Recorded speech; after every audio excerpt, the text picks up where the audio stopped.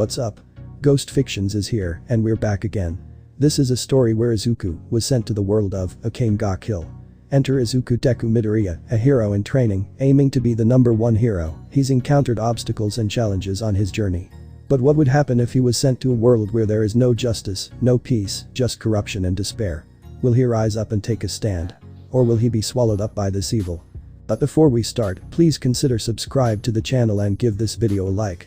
Don't forget to check the description for more informations and support the amazing author AceAkuma for writing this story. Now, let's get into part 1. Prologue. Izuku Midoriya. In a world full of supernatural human beings capable of many feats that an ordinary human being cannot do, as people started to call them quirks, where heroes and villains fight in order to gain one over the other. But of course, where there are heroes, there are also heroes in training. At UA, a hero school full of inspiring young heroes. But one student who's worked hard to gain his position where he is now. Enter Izuku Midoriya, Class 1A student and the successor of All Might, the #1 hero. Training to save everyone with the power he was given by his mentor. He strives to protect everyone with his classmates. But a sudden turn comes around in his journey as a hero. Will he succeed and light the darkest hours, or will he succumb to the dark? Izuku's room. In a dark void stood a boy no less than 16 years of age. He had green messy hair and freckles that formed diamonds on both sides of his cheek. With his bright emerald eyes. He scanned around the void, asking questions inside his head. This boy is Izuku Midoriya. Hello? Anyone there? The boy cried out. But no response was given back to him as he tried to wander around, but only to stop to hear a faint voice. Izuku then halted as he turned to find the voice. Then the voice became transparent but audible. Please. Don't. Die. The voice cried out. Izuku then looked towards the voice. He couldn't help but feel sad, despair, and regret coming from the voice. In his soul he knew that the voice was crying for help. Izuku then ran towards the voice that was calling for help. As Izuku kept running, he heard another, but this one was familiar. Ninth, your path is a hard one. Persevere, fight, and save, that is the power that has been passed on to you. The voice called out to him. Izuku then kept running as he saw a glimpse of light and a figure standing before the light. It seemed to be a feminine figure as he saw her hair wave as she was standing there. Izuku was closing in as he brought out his hand as he tried to reach her. The figure turned towards Izuku as it muttered. Izuku. The voice muttered. Izuku then reached for her hand, but then the floor collapsed as they both fell, entering the deep void. Izuku desperately tried to reach for her hand as he kept falling. Izuku. Izuku then abruptly opened his eyes as he started to breathe heavily. He stared into the ceiling as he was now in his room filled with All Might merchandise. He then slowed his breath down as started to calm down. What was that, and who was that? Izuku muttered. Izuku then lifted himself off the bed he was on as he looked at his alarm. 8:35 a.m. Izuku then widened his eyes as he was going to be late for class. He then got up and dressed into his uniform with the white shirt, red tie and the grey UA blazer. He then slugged his backpack over his shoulder and dashed out of his room. He rushed down the stairs as he saw Iida and Uraraka waiting for him. There you are, Midoriya, hurry or we'll be late. Iida warned. Izuku took a deep breath. Sorry I slept late. Are you alright, Deku? You look kinda pale. Uraraka pointed out. Izuku shook his head. I'm fine, let's hurry before Izawa-sensei scolds us. They both slipped on their shoes and headed towards the school building. During the League of Villains attacks, they were forced to live in dorms in order for the teachers to protect their students. They were only to exit campus if they needed essentials or were doing hero work studies. At classroom 1A, all 17 students were present except for the 3. But in the nick of time they both arrived just in time before the bell rang.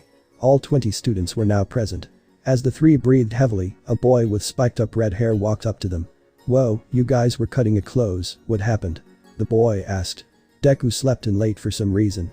Uraraka explained. The boy then looked surprised. You alright, man? That's highly unusual for you, dude. The boy showed his concern towards the greenette. Izuku smiled.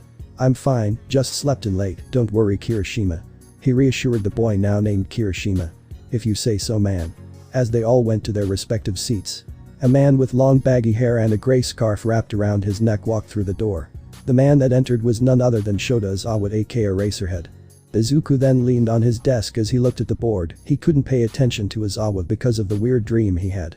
The woman in his dreams kept flashing in his mind as the first called out to him as well. Who was that, and why was she asking for help? Me. Why do I keep having these weird dreams? Mido. Why did the first show me that? Midori. Does it have to do with All for One? Midoriya. Was it someone that the first cared about? Midoriya. Izuku then jumped as he turned towards his teacher. Quit daydreaming over there. Aizawa called out. Izuku then blushed in embarrassment. Sorry sensei. As he kept his head low. Class then continued on from there. As Izuku had to put his mind into class as Aizawa was telling them important news. As lunch came around the corner, Izuku sat at the table with his friends, but he wasn't eating his meal. He kept staring at his bowl of katsudon, he just kept wondering about the dream he had. Midoriya, are you alright? The boy next to him asked. He then jumped and looked at the boy on his right. The boy had multicolored hair of white and red, his eyes were heterochromatic as one eye was gray, the other blue. This boy was named Shoto Todoroki. As Todoroki looked at his friend with concern. You haven't touched your bowl for a while now. Todoroki told him. He's right, is something bothering you Ribbit? As the girl in front of him joined in the conversation. The girl had long green hair and at the end of her hair was tied into a bow-like figure. This girl was named Asuitsu. Todoroki's question then gained the attention of the other two as well. Midoriya, if something is bothering you, you can depend on us. Iida called out. Izuku shook his head as he smiled. Sorry, just a bit tired lately, don't worry about it. As Izuku then started to chow down in his meal. But that didn't stop the others from looking at Izuku with concern. As all of them both finished eating their meals, Izuku then stood up first. I'll be right back guys. Izuku told them as he walked away from the group. As Izuku walked through the halls, passing by students were either carrying papers or just chatting with other students. Then Izuku stopped in front of a door. He then knocked on the door. Come in. As Izuku then opened the door to see a very skinny tall man sitting down on a couch with a cup of tea in his hands. The man had blood hair that split into his bangs that were hanging down. He had baggy eyes. Oh, young Midoriya, what can I do for you? The man said, surprised to see Izuku. Izuku then sighed. There's something I need to talk to you about, All Might. Izuku answered his question. As Izuku sat down on a chair, facing his mentor. Alright kid, what did you want to talk about? All Might questioned. Izuku then took a deep breath. I met the first again. All Might stopped what he was doing and looked at Izuku with a surprised look. Again. What was the reason? All Might looked concerned as he questioned Izuku. I don't know, but he wasn't alone. Izuku continued. All Might then raised an eyebrow. Was it one of the predecessors? Izuku shook his head. It was a girl, she was asking for help, but I don't know why. Izuku answered. All Might then placed his hand on his chin. A girl. Did you see what she looked like? Izuku shook his head. She was covered by light so I only saw her shadow. Izuku explained. Izuku then drooped his head. But it sounded like she was in pain.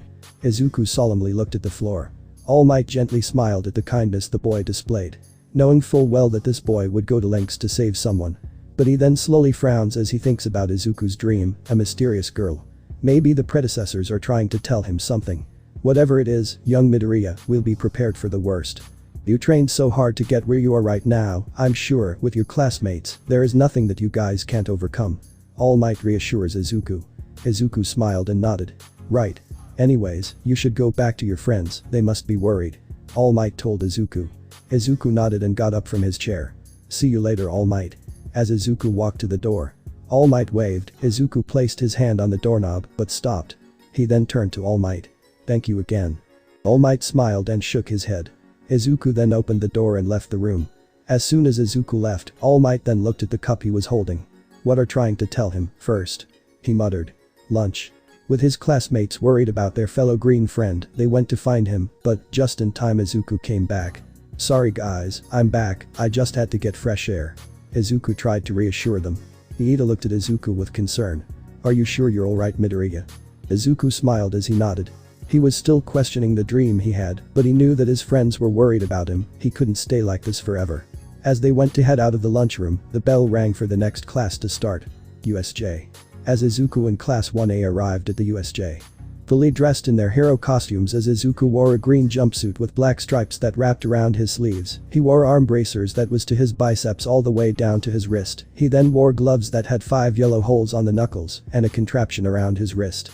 He also wore leg guards that reached down to his ankles and wore iron soles. As they entered the facility, they saw Aizawa standing in front of his class. Behind him was the collapse zone, buildings destroyed and hung over, almost ready to collapse on the ground.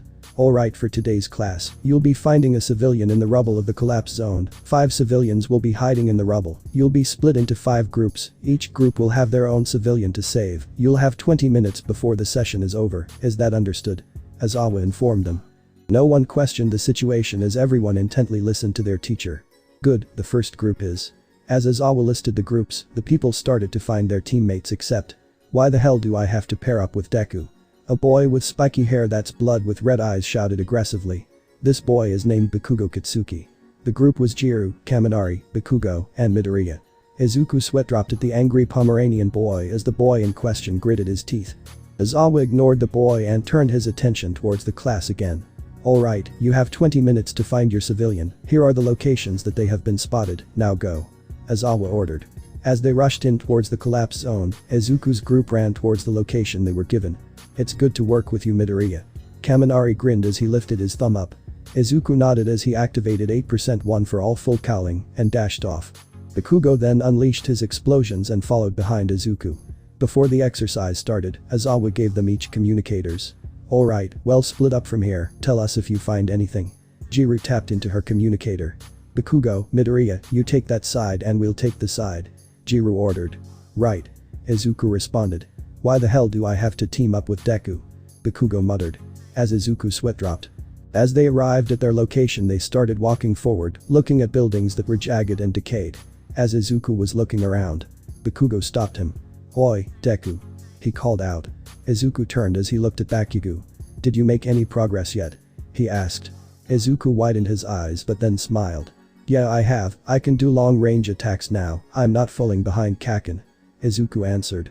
Bakugo then scoffed. Ha. Just because you learned that doesn't mean you'll surpass me, damn nerd. Bakugo then walked ahead of Izuku as Izuku looked at Bakugo and smiled. We'll see about that.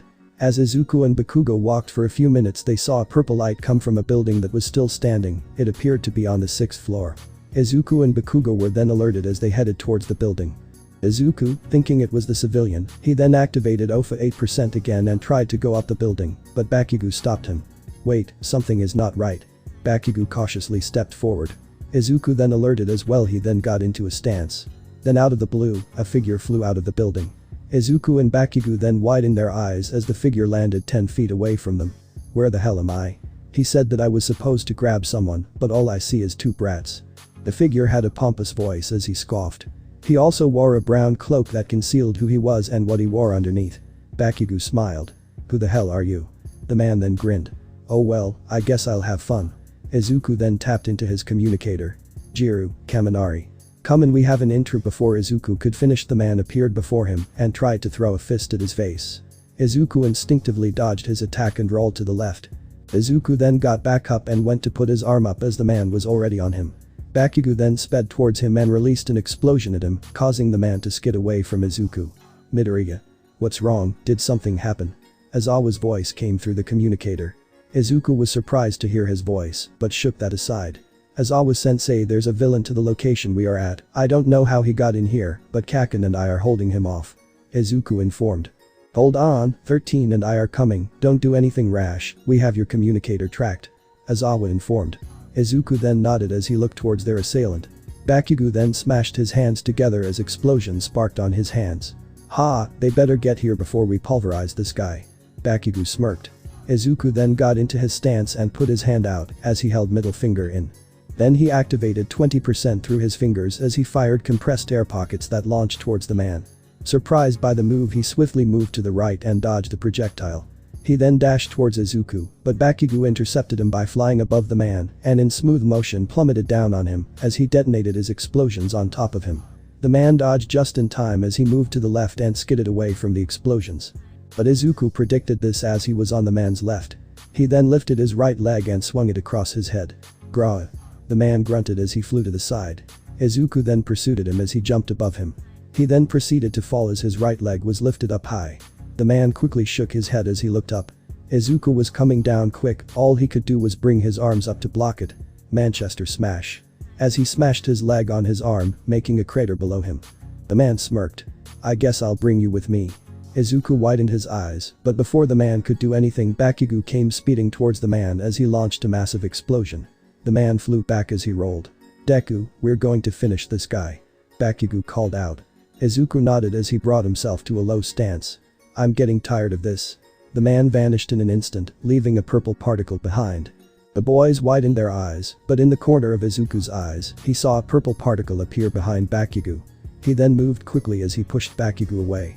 As he did that, the man appeared in front of Izuku as he latched his arms around Izuku. Bakugo looked horrified when he saw Izuku get grabbed by the man. As soon as the man had Izuku into a hold, a purple light flashed underneath them. As it started to form what looked like an 8 trigram. Deku. Bakugo shouted as the man and Izuku started to get swallowed up by the 8 trigram. Izuku tried to get out of his grip, but he had a tight hold on him. Aizawa came to the fray as he saw Izuku getting sucked in by a portal. Aizawa then flashed his eyes as it started to glow red as he was going to erase a quirk. But nothing happened as it kept engulfing the two. Midoriya. Aizawa shouted. Izuku looked at his teacher, then saw Bakugo rushing towards him. Deku. Then the portal completely engulfed them as Bakugo grabbed nothing but particles as they both vanished into thin air. Bakugo then stopped midair and fell onto the ground. He then turned to see that Izuku and the man were gone. The rest of their classmates arrived as they saw Bakugo on the ground. Bakugo then slammed his fist on the ground. Damn it. He shouted as his scream echoed throughout the facility. Chapter 1. A New World. Izuku slowly opened his eyes to see a black void filled with unknown stuff that floated around the space. The man then laughed as Izuku then realized that he was still in the grasp of the man's grip. Izuku then tried to wiggle his way out but couldn't.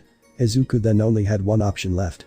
He then channeled one for all throughout his entire body as his body began to glow brightly and electricity danced around him violently. The man widened his eyes as Izuku then glared at him. 20%, full cowling. Izuku then used all his strength to break the hold around him as he slid his arms in between the man's arms and forcefully separated the hold around his body. Izuku then was free from the man as the man was pushed away. Shocked by the sudden increase of power, the man tried to grab him again, but with one swipe of Izuku's right leg, he created a massive wind pressure that caused the man to fly back. While Izuku did that, he caused debris to fly around, causing holes in the small dimension. Izuku then felt the gravity pull him down as a hole was created beneath him. He then fell straight down as if he was going through a wormhole.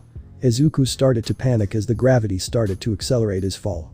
He didn't know how far the hole was or how long it was going to take. He began to see a light beneath him. He looked at the light, but only to be blinded by the brightness as he fell.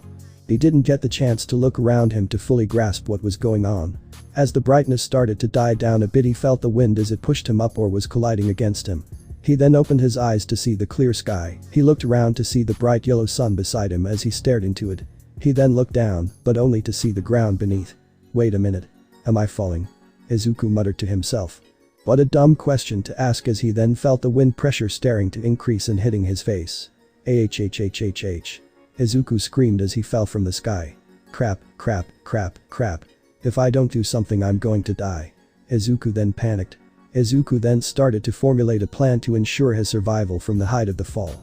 Okay, maybe if I activate 100% and channel it through my finger, it could possibly slow down my fall when I'm close to the ground, but that's too risky, my equipment could get damaged, and I don't know where I am right now. Izuku muttered. He then continued to try and formulate his plan, but as the adrenaline kicked in, he only thought of a plan that could ensure he didn't damage himself and his gear. He then tucked his arms in and put his legs back, as if he was skydiving. That accelerated his fall even more, drawing him closer to the ground.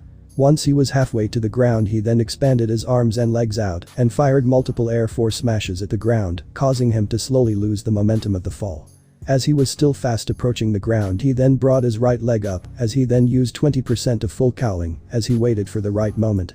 As he was 10 feet above the ground, he then swung his leg as hard as he could, which caused a massive pocket of air to come plummeting down on the ground as it created an explosion of dust, but caused Izuku to fly upwards as he then saw a nearby tree and grabbed onto it. But the branch was too weak to support his weight, so it snapped. Before he knew it, he came plummeting down on the ground as he then crashed on the ground. Still in one piece but sore all over. Ow. He groaned. Izuku then opened his eyes to look around. He was in a forest. He then stood up and brushed some dust off him as he then fully grasped what was around him. He couldn't tell if he was at UA or at an unknown location that's not even Japan. Staying here won't do me any good, I need to find some kind of civilization. He said to himself. Izuku then started to walk forwards as he wandered the forest.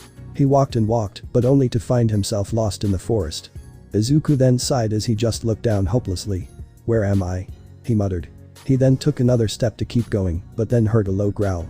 He then froze as he turned around to see a lion. No, it had horns, so it definitely wasn't a lion, but what is it? It had glaring red eyes as it slowly approached Izuku. Is this someone's quirk at work? Izuku thought. Before he could ask any questions, the beast then lunged forward as it swiped at Izuku. He then dodged and rolled to the right as the beast landed where he stood. The beast then swiftly turned to Izuku as it lunged again. Izuku then brought his hand out and activated One for All. He then launched Delaware smashes at the beast, causing the beast to flinch as it stopped midair. Izuku then jumped out of the way as the beast then skidded on the floor. Izuku then took a step back as he was about to dash away. But then the beast was relentless as it quickly recovered and lunged again. Izuku then moved to the side again as he then reeled his fist back as used 8% full cowling. He then collided his fist on the beast's right side of its face, causing the beast to squeal. Izuku didn't want to let up as he then jumped in the air and brought his left leg forward and then came full throttle at the beast. His feet smashed into the beast, causing the beast to fly back as it skidded across the floor. One of its horns broke off as it then laid on the floor, not moving at all. Izuku then let out a breath of relief as Izuku then turned around to find a way out of the forest, but he then heard a snap. He swiftly turned around, but only to be met by the beast's snout as it was about to bite down on Izuku. He then brought his right hand out and grabbed the neck of the beast as it caused Izuku to fall down on the ground. Izuku was now pinned on the ground as the beast snapped its jaws at Izuku, trying to bite off his face. Izuku struggled to get the beast off as he couldn't get the beast off of him. He then tried to channel One for All, but the beast wasn't giving him time. Then Izuku's left hand then touched a hardened stone, but then he looked to see the broken piece of horn. Izuku, instinct driven now, grabbed the horn as he then brought his left hand up and plunged the horn into the beast's neck, causing the beast to abruptly stop as it squeaked. Then blood started to spray. Izuku appeared to hit a vital spot on the neck, causing the beast to stumble back as it laid down. The beast squirming as it squealed in agony. Izuku looked horrified as the beast then stopped as it laid lifeless on the ground. Blood flooding the floor, Izuku then looked at his left hand as his glove was splattered with blood. Izuku then felt his vision starting to shake as his head started to pound. His vision was becoming blurring as he then started to hyperventilate. That was the first time Izuku had to kill something.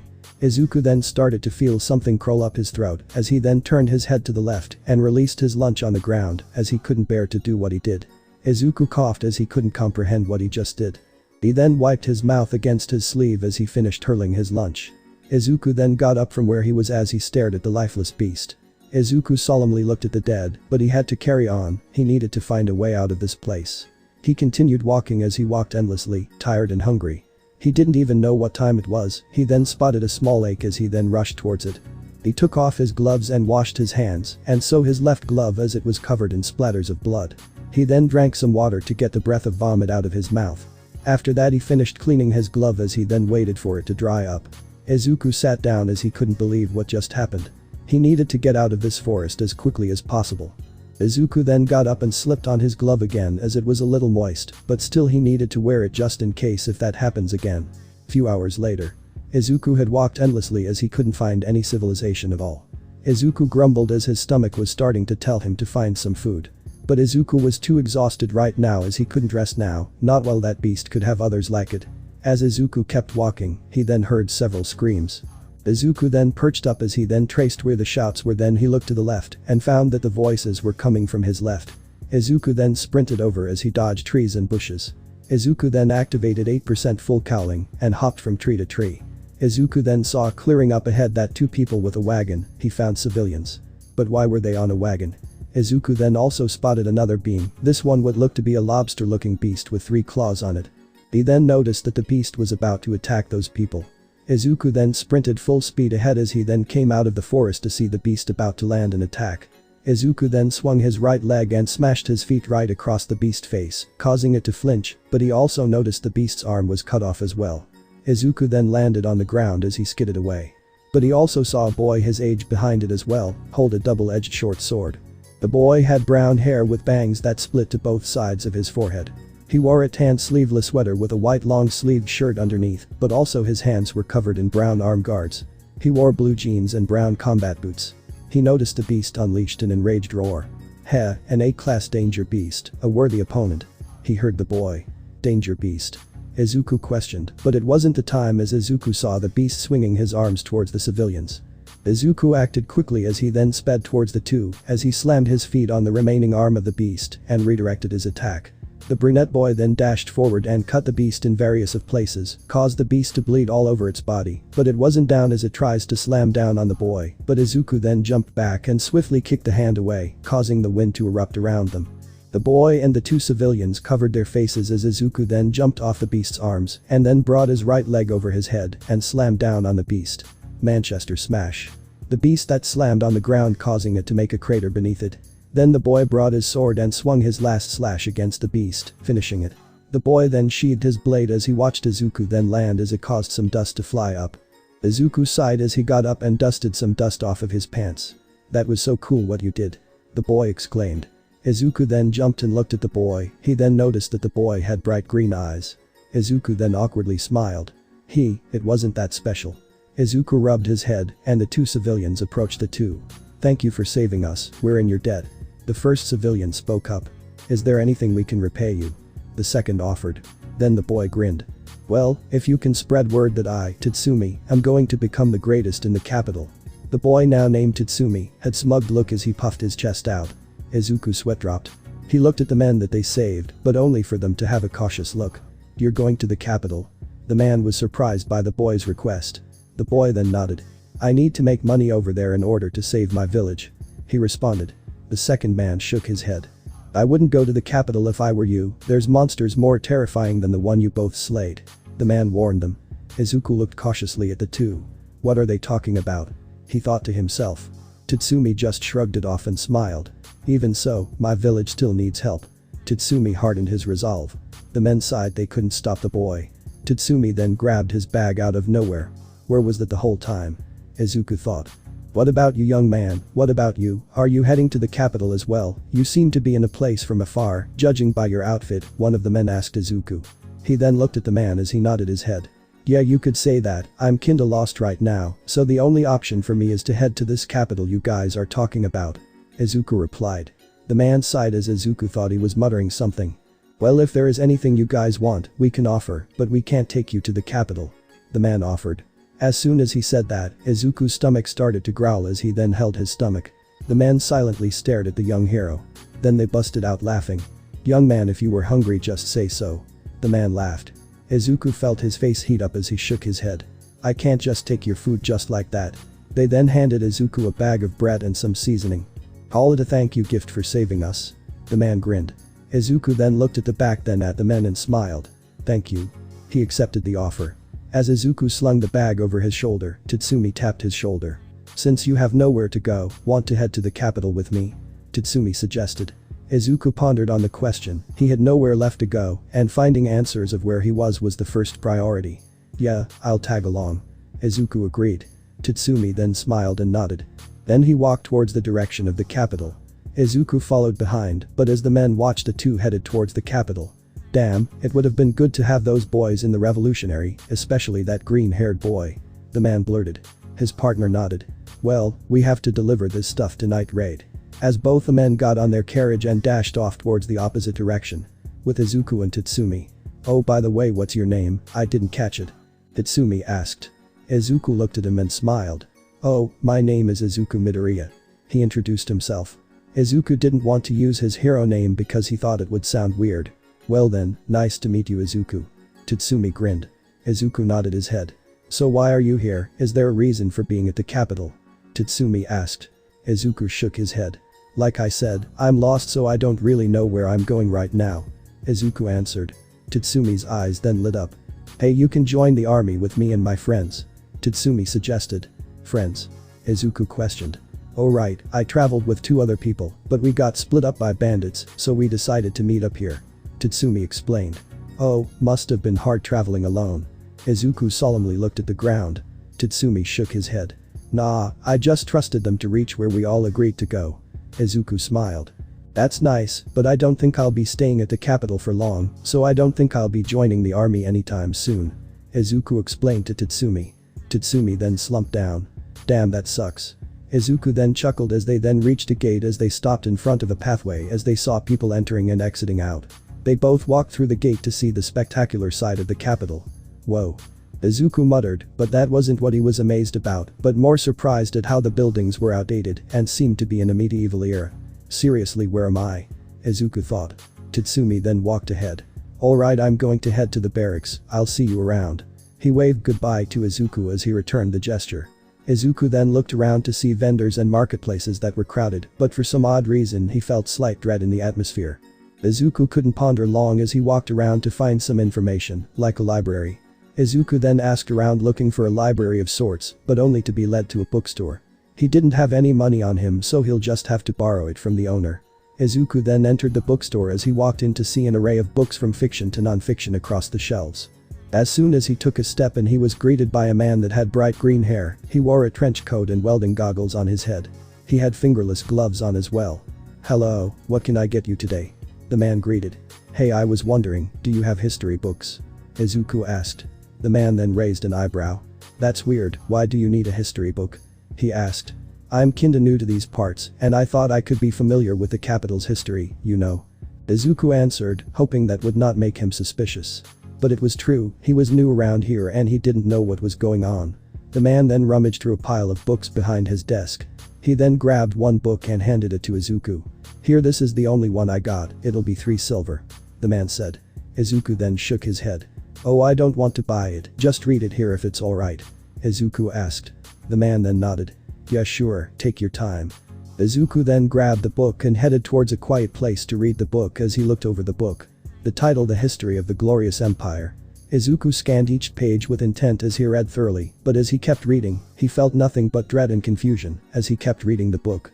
As soon as he was done with the book, he stood there staring at a bookshelf. "This can't be happening, I can believe that. I'm in another world," Izuku shouted in his head. Oh boy, what kind of adventures await him in this new world? Chapter 2. A New Threat. As Izuku stood in the bookstore as he reread the contents of the book. Trapped in a world where there is an empire that has been reigning over for thousands of years. And to make matters worse, the beasts he encountered were actually called Danger Beast, as Tatsumi called them. But as far as going through the whole book again, Izuku knew that he landed in a different world. Izuku sighed as he closed the book and walked over to the counter as the man looked at the boy. "Found everything you needed?" he asked. Izuku nodded as he returned the book. "Thanks again." The man grinned. "Come back when you have money on you, these books aren't going to buy themselves." Izuku shook his head as he smiled and nodded. "I'll keep that in mind." Izuku chuckled as he headed out of the store. He looked up at the sky as it was turning noon as he watched the sky gradient into a red hue. Izuku then looked at the ground, he still couldn't comprehend that he was in a different world. He needed to find a way home soon. His memories then brought him back to the man that brought him here. Izuku was determined to find the man and try to find answers to his kidnapping. As his stomach growled, he then realized he hadn't eaten it all today as he then grabbed the bag that was handed to him. He pulled out a loaf of bread. Izuku grimaced, but this was all he could eat for now until he could get home or a place to stay for the time being. As Izuku took a seat at a nearby table that wasn't occupied, he started to dig in his meal. After a few minutes of eating, he was stuffed as he smiled, his hunger fully satisfied as he stood up and proceeded to walk around the area as he needed to get familiarized with the land itself.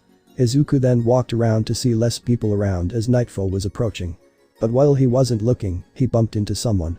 Caught off guard by this, he stepped back as he looked in front of him to apologize, but then realized that the person was a she, not that it was a problem though, but what she wore was revealing.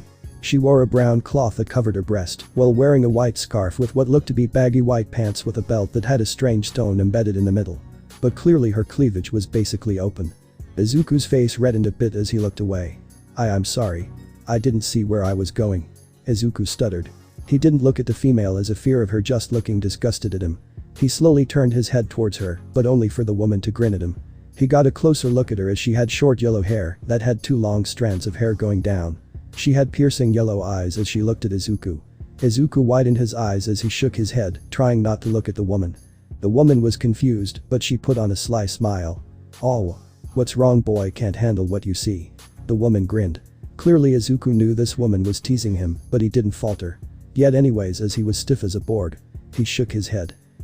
Sorry, but I'll be on my way now." Izuku quickened as he walked past the woman as she looked at the boy as he walked away from her. Her grin then faltered into a frown as she inspected the boy, wearing unusual clothing for her at least.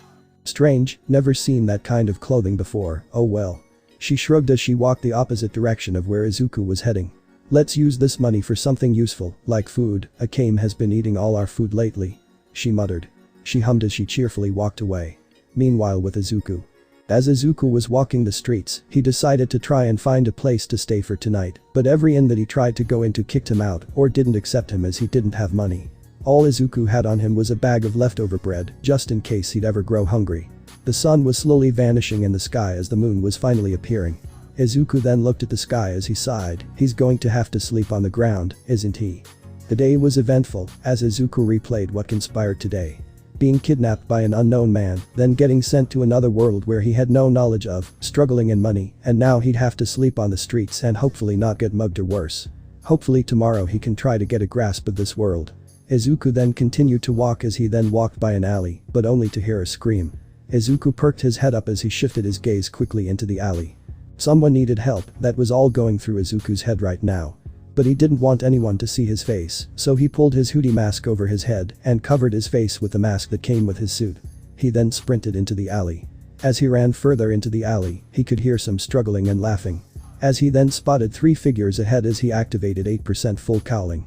As he got closer there was a woman being cornered by 2 men, the men were armed with knives.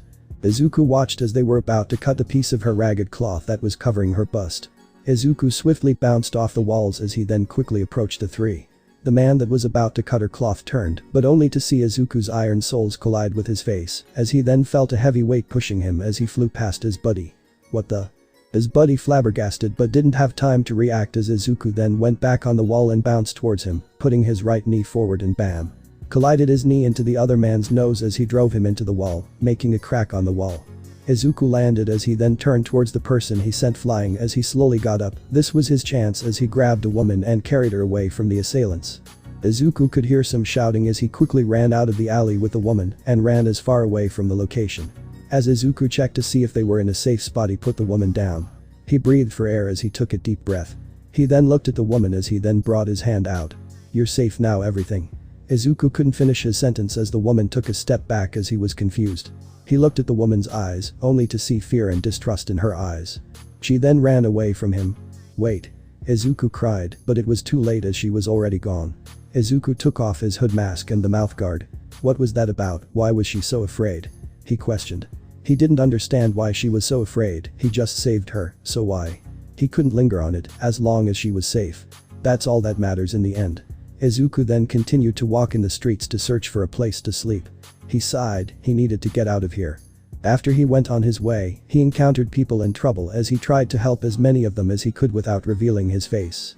Izuku rescued people from harm, but in the end they all ran away after he helped them as almost as if they didn't trust him at all, which he understood, but if they could at least smile when he helped, that would have made him glad, but no one smiled when he saved them. What is up with people being so afraid or distrustful? He muttered. He walked down the streets as he looked down. Saving people but in the end none of them smiled or were relieved. Izuku wondered what was going on in this capital. Why are people so afraid? Why don't these people smile? Izuku thought about it in his head, but in the end, he couldn't find an answer, as one main goal was constantly appearing in his head, getting back home. He shook his head as he continued down the street as nightfall was in motion. But little did he know, someone was watching him from afar. Few hours later. Izuku has been walking for a while and still no progress on finding shelter as he sighed. This couldn't get any worse, can it? Izuku then didn't know where he was going as he then tripped on something. Hey, watch where you're. Izuku shook his head as he turned towards the voice. Izuku. Izuku then turned as he saw a familiar brunette. Tatsumi. They both stared at each other as they wondered why they were there. What are you doing here? I thought you joined the army. Izuku questioned. Tatsumi then sweat dropped. Yeah, about that. Izuku then quirked his brow up as he looked at the brunette. I kinda maybe got cocky and told them to move me up to a higher rank, so they didn't accept my application. Tatsumi explained. Izuku didn't believe what he heard as he sighed. He sat down next to Tatsumi. You know cockiness can only get you so far, right? Izuku told the brunette. Tatsumi then scratched his head. Yeah, I'm starting to feel that now. Izuku chuckled. Tatsumi then looked at the brunette. So why are you here? He asked. Izuku looked at him. I have no money so inns won't let me stay. Tatsumi nodded. Well, at least I'm not the only one. He chuckled. Izuku just sighed. Man, how am I going to get home? Tatsumi looked at him. Oh right, you're lost. When we first met, did you find anything you needed? Izuku shook his head. No, let's just say I'm really far from home. Tatsumi nodded before he could say anything.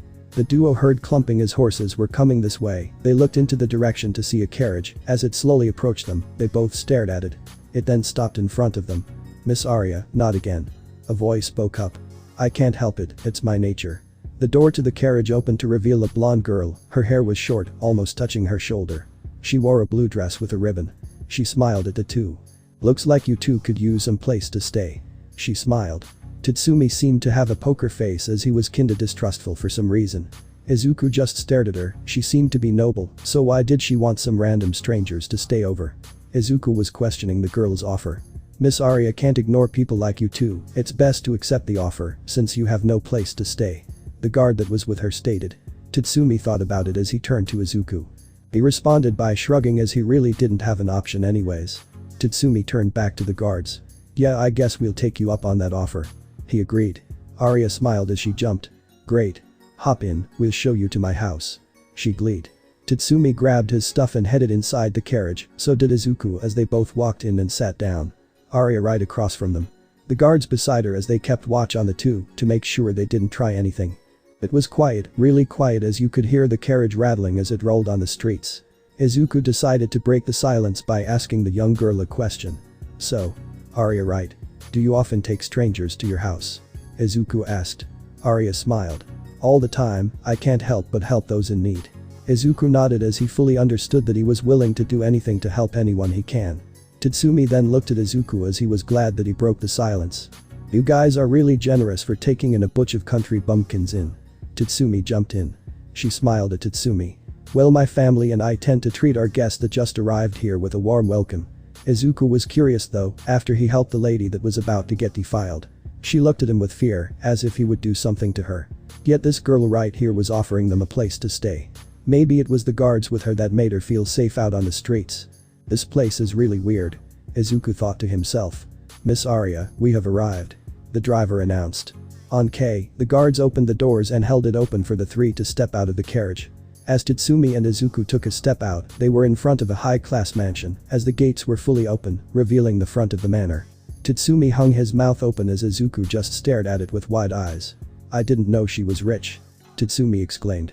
Izuku then realized that they were in a fancy carriage, so that could explain her wealth. Come in you two, I'll introduce you to my parents. Arya gestured. The two followed her inside of the mansion. As they stepped in, it was arrayed with lights and antiques aligned on the walls. Arya was leading them to a living room as they saw two people sitting on the couches. One was a blonde woman that wore a similar kind of dress as Arya, and another was a man that was plump and had gray hair with a mustache. The two adults looked at the three as they sighed. Again Arya. The man sighed. She laughed it off. Father, you know me, I can't help it. The man shook his head as the woman placed her hand on her cheek. As expected, but I didn't know you were bringing two fine young men here. The woman giggled. Arya seemed to blush. Mom. The woman laughed it off. The man then looked at the two. Sorry about my daughter, you two are welcome to stay as you like. Izuku was about to say something, but Tatsumi interjected. Sorry but I don't think we'll be staying for a while. He stated. The man raised a brow. Why is that, young man? Well, I need to enlist into the army to make money for my village, and also I came here with other friends that I need to look for, but thank you for your hospitality. Tatsumi explained. The man nodded. Ah, I see, a noble ideal. It's a shame that you won't be staying for a while, but I can contact a friend to get you into the service. The man offered. Tatsumi lit up. Really? Thank you. The man raised his hand. Not at all, think nothing of it. As he said that, he then turned to Izuku. What about you, what is your reason of arriving in the capital? Izuku looked at the man. Oh, well, I guess you could say I was looking for an answer. I arrived here without any knowledge of this place, so I wanted to get accustomed to where I'm at. Izuku explained his story.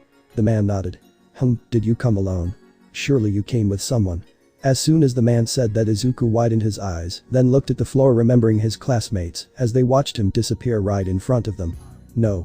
I came alone. He answered. The woman frowned. Oh, you poor child. Izuku shook his head. I'm sure I'll find a way home soon. The man smiled. That's some determination, young man. Well, it is getting late, guards, show them to their room. He ordered. The two that accompanied them took a step forward as they gestured the two to follow them. As the four walked in the halls, they arrived at a door as the guards opened it to reveal two beds on each side of the room. In the middle was a cabinet with a lamp on top. These will be your room for the time being, and also Miss Arya would like you two to accompany her tomorrow in the morning. The guard relayed. Tatsumi and Izuku nodded as the guards closed the door and left. Tatsumi then jumped on the bed and laid there as he let out a huge breath of relief. Finally, a nice bed to sleep on. He sighed. Izuku chuckled as he sat at the other bed. Man, a lot has happened, huh? You trying to find a way home, me getting kicked out of the enlisting office, and me getting scammed. Tatsumi groaned the last part. Izuku then perked up. You got scammed. Tatsumi then chuckled. Yeah, but that's what I get for trusting a stranger. Izuku then raised a brow. But we're trusting a stranger who happens to be a noble. Tatsumi then choked as he lifted himself and pointed at Izuku. Okay, I get it, smart ass. He shouted. Izuku laughed as Tatsumi joined in as well. Man, I wish Ieyasu and Seo could meet you, I bet they'll like you. Tatsumi pointed out. Izuku smiled. Yeah, I guess I won't be alone in this place. Tatsumi smiled. Well, that's if I get into the army, of course. Tatsumi then yawned as he stretched. Welp, I guess we should call it a night, we got to go with Arya to the capital. Izuku nodded as he reached for the lamp and turned it off. Good night, Tatsumi. Night, Izuku. The both of them then laid on the bed as Tatsumi was fast asleep, but Izuku however was still thinking about how he was going to get back home, to his classmates. Not only that, he needed to get home because of the impending threat of the League of Villains. He thought of many ways, one was finding the person who kidnapped him.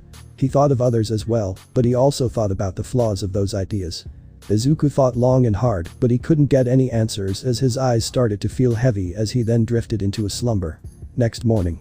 So, I know we agreed to go take a walk with Arya, but does she really need to buy all of this? Tatsumi questioned as he looked at the fully loaded wagon filled with clothing and presents as if it was almost a skyscraper, sort of. Izuku placed a box on the wagon as he remembered Yaoi Rozu handed Ashido her black card, and the pink girdle went off as Kirishima and Kaminari hand to drag a wagon of clothing and accessories. Izuku just shook his head as remembering the faces Kirishima and Kaminari had. Well, it's what most girls do. The guard stated. Izuku completely agreed as he remembered the pink alien girl. Really? I have one friend that just wears whatever she has. Tatsumi blurted out. Izuku then sweat dropped remembering Uraraka. That's probably because she has nothing else to wear. Izuku muttered. Tatsumi sighed as he then looked somewhere else. Izuku followed his gaze as they stopped at the top of the city, where it looked to be the palace of the capital Izuku assumed. So that's the palace, where the emperor makes the choices. Tatsumi awed. The guard then jumped a bit as he then walked towards Izuku and Tatsumi. Yeah, about that, the emperor doesn't really rule this empire. The guard informed. The two looked at him with confusion. What do you mean? Izuku asked. The guard then leaned in closer in whispering range. The emperor is only a child. Izuku and Tatsumi widened their eyes at the news. And it is completely overruled by the prime minister. The guard finished. Prime Min Tatsumi couldn't finish as the guard quickly slapped his hand over his mouth. SHH. Don't say it loud or they'll have our heads. The guard warned. Tatsumi nodded as he then looked down. So that's why my village has been hit with overpriced taxes. He clenched his fist as Izuku felt the tension in the air. And also we have to deal with these guys as well. The guard then pointed to a few wanted posters as Izuku and Tatsumi looked where he was pointing. The wanted posters read Night Raid. Izuku widened his eyes as those words were familiar as it was one of the voices that flooded his mind. Night Raid? Tatsumi asked. A bunch of assassins that hunt nobles or important figures at night per the name. The guard stated. Assassins. Izuku thought. As he then looked at one of the posters. Akame he looked at the image as if it was a girl that seemed to have black hair. We already have enough to deal with. The guard groaned. He then looked at the two again. Just make sure you two stay vigilant. Tatsumi smiled. Right. Then the guard looked up as he frowned. Also, you might want to deal with that. Izuku and Tatsumi then turned to see two guards struggling to carry a large present box that was completely towering over them. What do you want us to do with that? Tatsumi exclaimed. Izuku sweat dropped as he watched Arya just frolicking away happily. That night. After Izuku and Tatsumi helped the guards with the massive present box, well. Mostly Izuku as he just used one for all to carry the thing. The guards and Tatsumi were astonished by Izuku's strength. Once they returned, Tatsumi and Izuku decided to head to bed early as they decided to leave first thing in the morning. But later that evening while everyone was asleep, the mother was walking in the halls holding a book. I have so much writing in my diary, hee hee, what a fun little hobby. The woman giggled.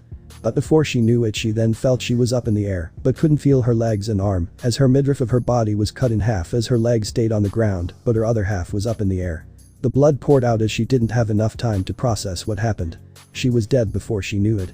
A girl with long purple hair that reached the midriff of her back. She wore a violet cheongsam, she also carried a giant scissor that was now stained with fresh blood. She then bowed. I'm sorry. Izuku and Tatsumi abruptly woke up as they felt a sudden cold as they both looked at each other. You felt that too? Tatsumi asked. Izuku nodded. They both got off of their respective beds and reached for their gears. Tatsumi slipped on his brown arm guards and black gloves, while Izuku attached his leg braces and iron sole. He then moved to his arm braces and Air Force gloves as he then locked them in. Tatsumi strapped his blade behind him. They then burst out of their room as they rushed down the halls, but in the corner of Izuku's eyes, he saw 5 shadows casted as he looked out of the window, as Tatsumi stopped and looked out as well.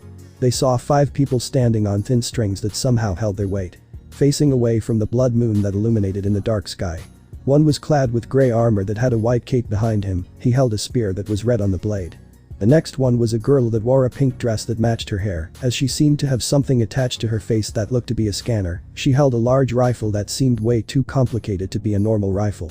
The other was, to Izuku's surprise, the same man that he saw at the bookstore, but this time he wore a brown trench coat, and his gloves seemed to have string attached at the ends of his fingers.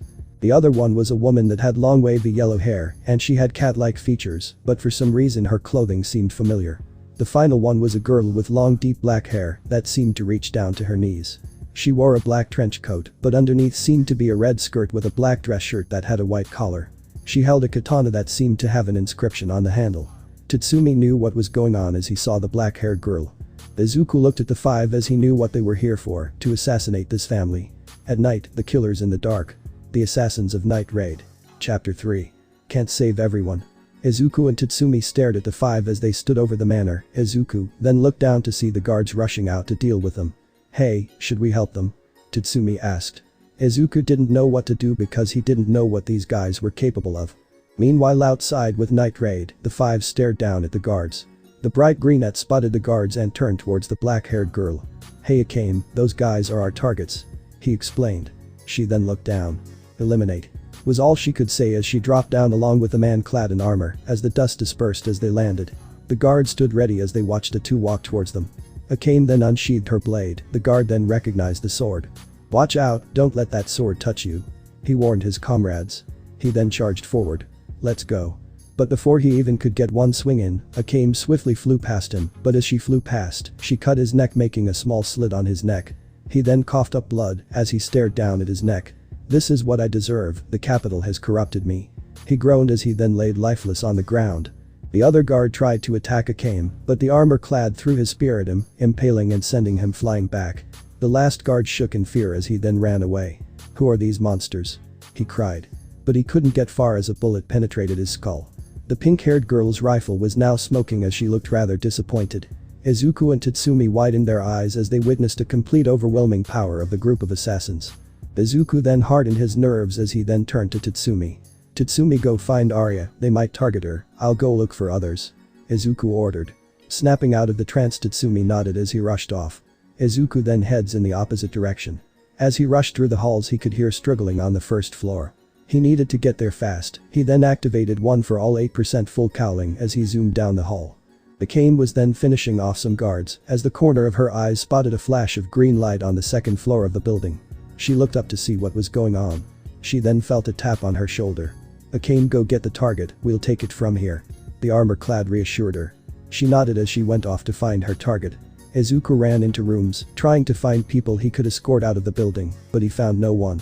He couldn't lose hope though as he rushed further down. He then spotted a figure on the ground as he then stopped abruptly. He knew 2 things. 1, that figure was dead already, and he was too late, or 2, they're knocked unconscious, and he still has a chance to save them. Izuku gulped as he slowly approached the figure as the light started to reveal the mother of the household, but into 2 pieces as she laid lifeless. Izuku widened his eyes as he then held his mouth at the sight. Izuku shut his eyes as he didn't want to look at it any further. He then lifted one eye open as he then saw a diary on the ground next to the woman's arms. Izuku then reached down to look at it. As he grabbed it, he then turned around as he then opened the diary. He skimmed through the diary, hoping to find some things that could help, like valuables that they kept. But reading the diary, all Izuku could find was a list of people's names. "What is this? They each have some sort of description beneath each name, why?" Izuku muttered. He then flipped through the pages until he found 2 names he was quite familiar with. He widened his eyes and then started to read the description. "Sayo, a girl with beautiful black hair, my daughter was very jealous of her, too bad. I wanted to play with her as well, but she killed her before I could get the chance. Oh well, doesn't matter, there are more playthings to enjoy. Ieyasu, the boy has shown quite the resilience, but at last, he could only hold for so long. He will probably die today, the poison I injected into him is probably on its last stage. My god, is it fun to inject Ebola virus into them." Izuku stared at the diary in horror as his whole body froze. "They did all that?" to his friends. He uttered as he couldn't fathom the horrific things they did. Izuku then realized that Tatsumi and him were probably next. He dropped the dairy on the floor and used 8% full cowl and dashed down the halls. I need to warn Tatsumi, if something bad happens he'll die, not just to Night Raid, but to the girl he's protecting. Izuku muttered. Meanwhile with Tatsumi. As Tatsumi stood there with his sword in his hand and Arya behind him, he stared down at the black-haired girl as she stood there. You're not a target, you don't have to die. She warned him. Tatsumi pointed his sword at her. Yeah. Well, I can't just let you kill an innocent little girl. He shouted. MMHM. She hummed. MMHM. Tatsumi repeated in question. She then brought her blade in front as the moon reflected the blade's shine. If you won't get out of the way, then you'll be eliminated. She stared down at him. Tatsumi shivered a bit at the killing intent as he knew he was no match for her. Tatsumi then looked back at Arya as she was frightened. He gritted his teeth and turned back. What am I doing? If you can't save a helpless little girl, then how can you possibly save an entire village? He then shoved a fear down and stared at his opponent with determination. Well, out of the action stood a yellow lioness, watching as the scene played out. God, does that boy have bad luck? She muttered as she recognized the boy. As the wind blew and tension rose in the air as the two swordsmen stared at each other, waiting for the other to make a move. Tatsumi then dashed at her as she also did the same to him. As they ran at each other, they both clashed their weapons against each other. A ring of swords colliding echoed. They held it there for a second, then Tatsumi pushed her blade away as he did a sideways slash, but she anticipated this and jumped up as she flipped and kicked him on the hip, causing Tatsumi to lose his balance and pushed back. Damn it. He shouted. He then tried to recover as he then faced her, but only to be stabbed in the chest by her blade. He widened his eyes with shock as he coughed. The assassin then pulled her blade out as she retreated back while Tatsumi fell down on the floor lifeless. Even though Tatsumi was down, the assassin did not even bat an eye as she stayed focused on him. Tatsumi then laughed as he then slowly got up. Damn, I thought I could get you off guard. Tatsumi smirked. It felt like I hit a sword of armor. She stated. Tatsumi then reached into his shirt and pulled out an idol as he showed it to the assassin. I guess the old man was right about me keeping it with me. The lioness watched in amazement as she was quite impressed with the luck that boy possesses. But that didn't stop Akame as she then brought her blade up. Eliminate. She firmly spoke as she dashed towards him. Tatsumi then panicked. Wait. There's no reason for you to kill this girl, right? You're just here for the money, right? There's no need to kill an innocent. Tatsumi's luck ran out as she wasn't listening to him at all. Crap. She isn't listening. He then watched as she was already upon him, about to decapitate him. The lioness was about to stop her, but then she heard a faint wind howl as she turned around, but only to see a flash of green lightning dash by her with incredible speed as the wind blew against her as she had to shield her eyes against the dust. The assassin then noticed a noise coming from behind as she stopped and turned, but only to be met with a boy with dark green hair that was flashing electricity around him. The lioness and the assassin were surprised about the sudden arrival of this random boy, but all the assassin could register was getting kicked on the side as she was sent back to a tree as she heard one word.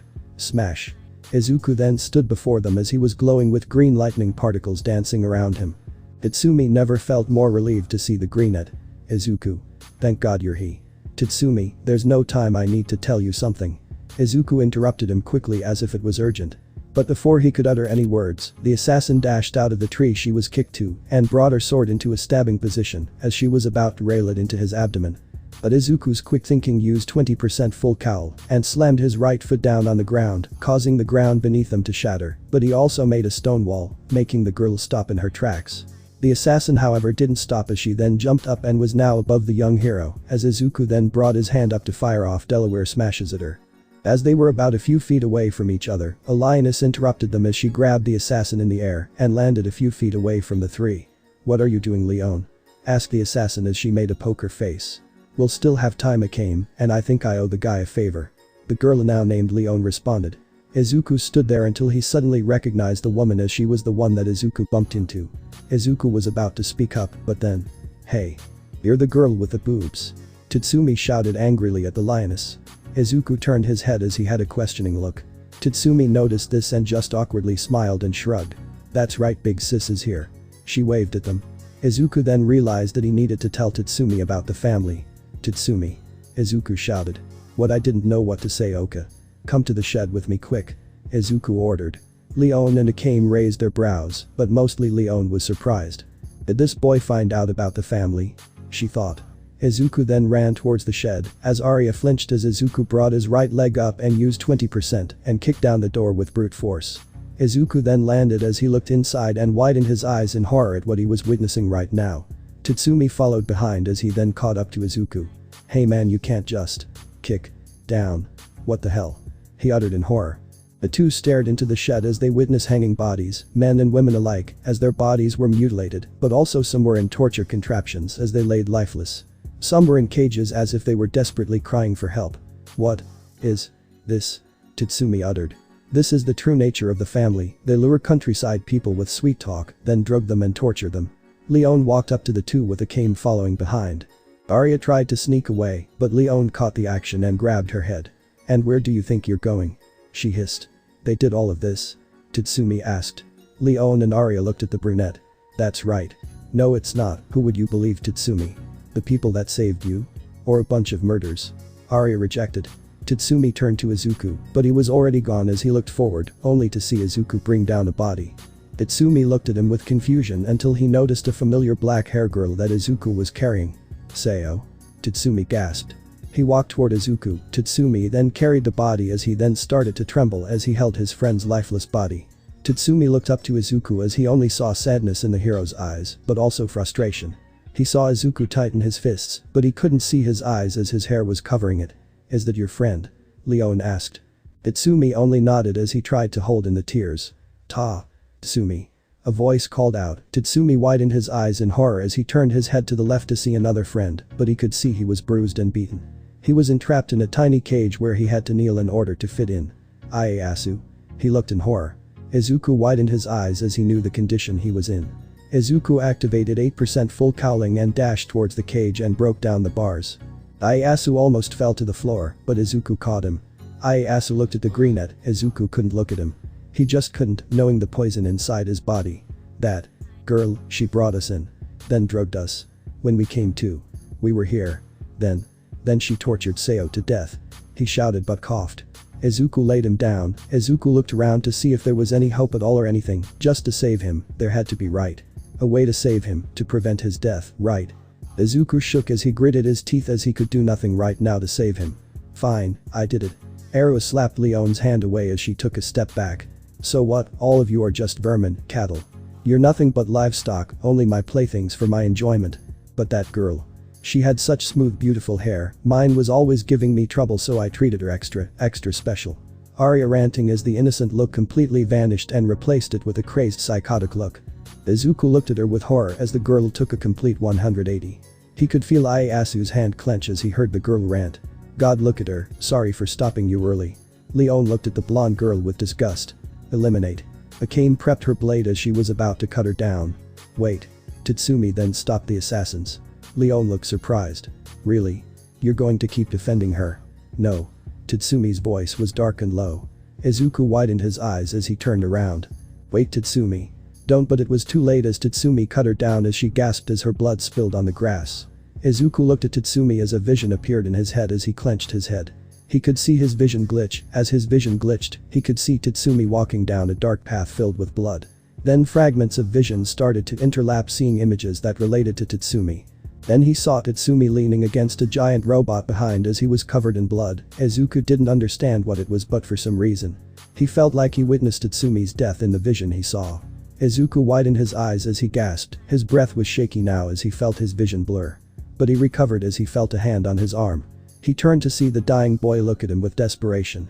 "Hey. Do me a favor. Please. Watch over Tatsumi. For us. Please," he uttered.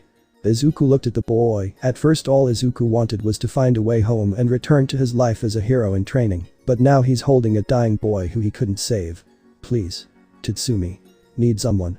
He needs a shoulder to lean on." Hack, he coughed up blood. Izuku gritted his teeth as he shut his eyes, and tears started to stream down. Izuku stared at his hands as it was shaking. He then clenched it as he stopped his tears from streaming down. "I will." Izuku responded firmly. Ieyasu smiled as he saw a glimmer of light as if a hero was in front of him. He couldn't be happier. "You know, Sayo never really gave in to that bitch. So just like her."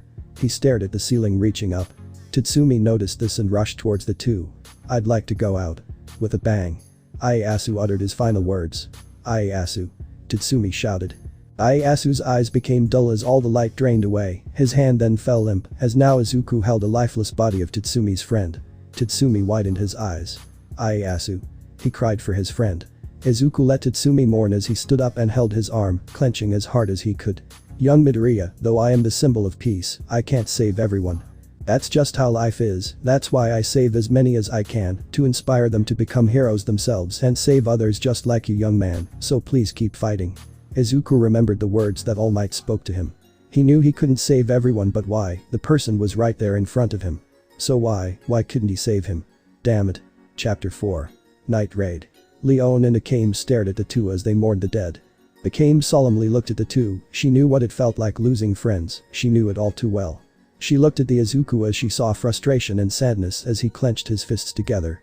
She then winced as there was a bruise on her right as she got it from his attack, sending her to a tree. She looked at the boys as she wondered what kind of Tigu he used to produce that kind of power. She noticed how the boy sent her flying into a tree and how quickly appeared in the fight. She then turned around as she was about to walk away. Come on Leon, we're done here. She stated. Wait. Leon stopped her. She turned her head slightly. Leon pointed her thumb towards the two. Why don't we bring these two with us? Leon suggested. Akame then turned around fully as she looked at her friend. Izuku relaxed his hands as it started to hurt from the pressure he was putting on his hands and the countless times he activated One for All.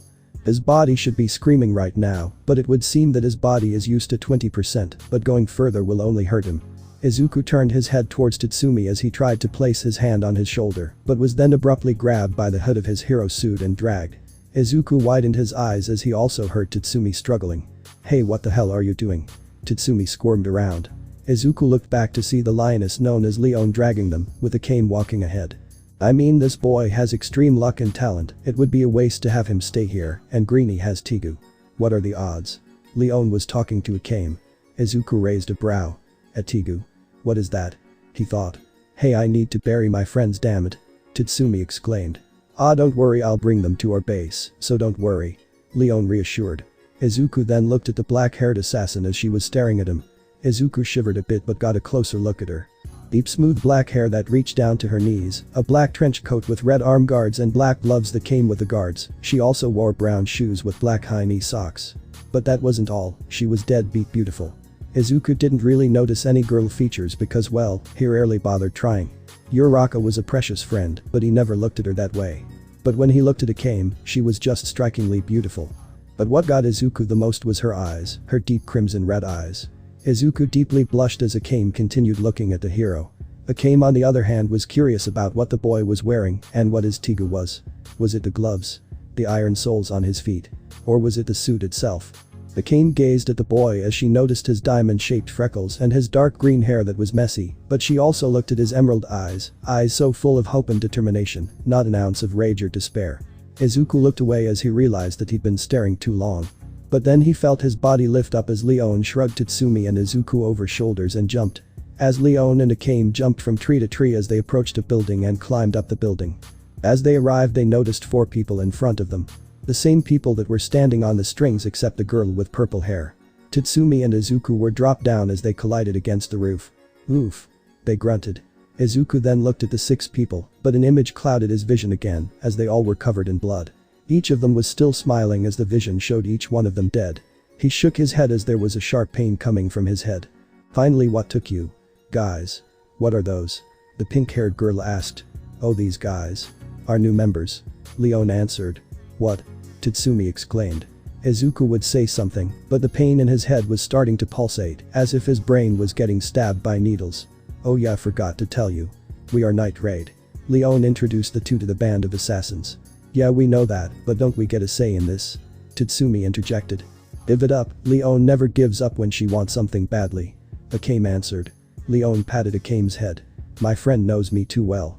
Akame then turned her gaze at Izuku, but only for him to be holding his head as he struggled to stand up. Izuku on the other hand was having the worst migraine on earth as he felt his head splitting. He then looked at the band of assassins, but everyone was blurry. Come on Izuku, say some. Izuku, you okay?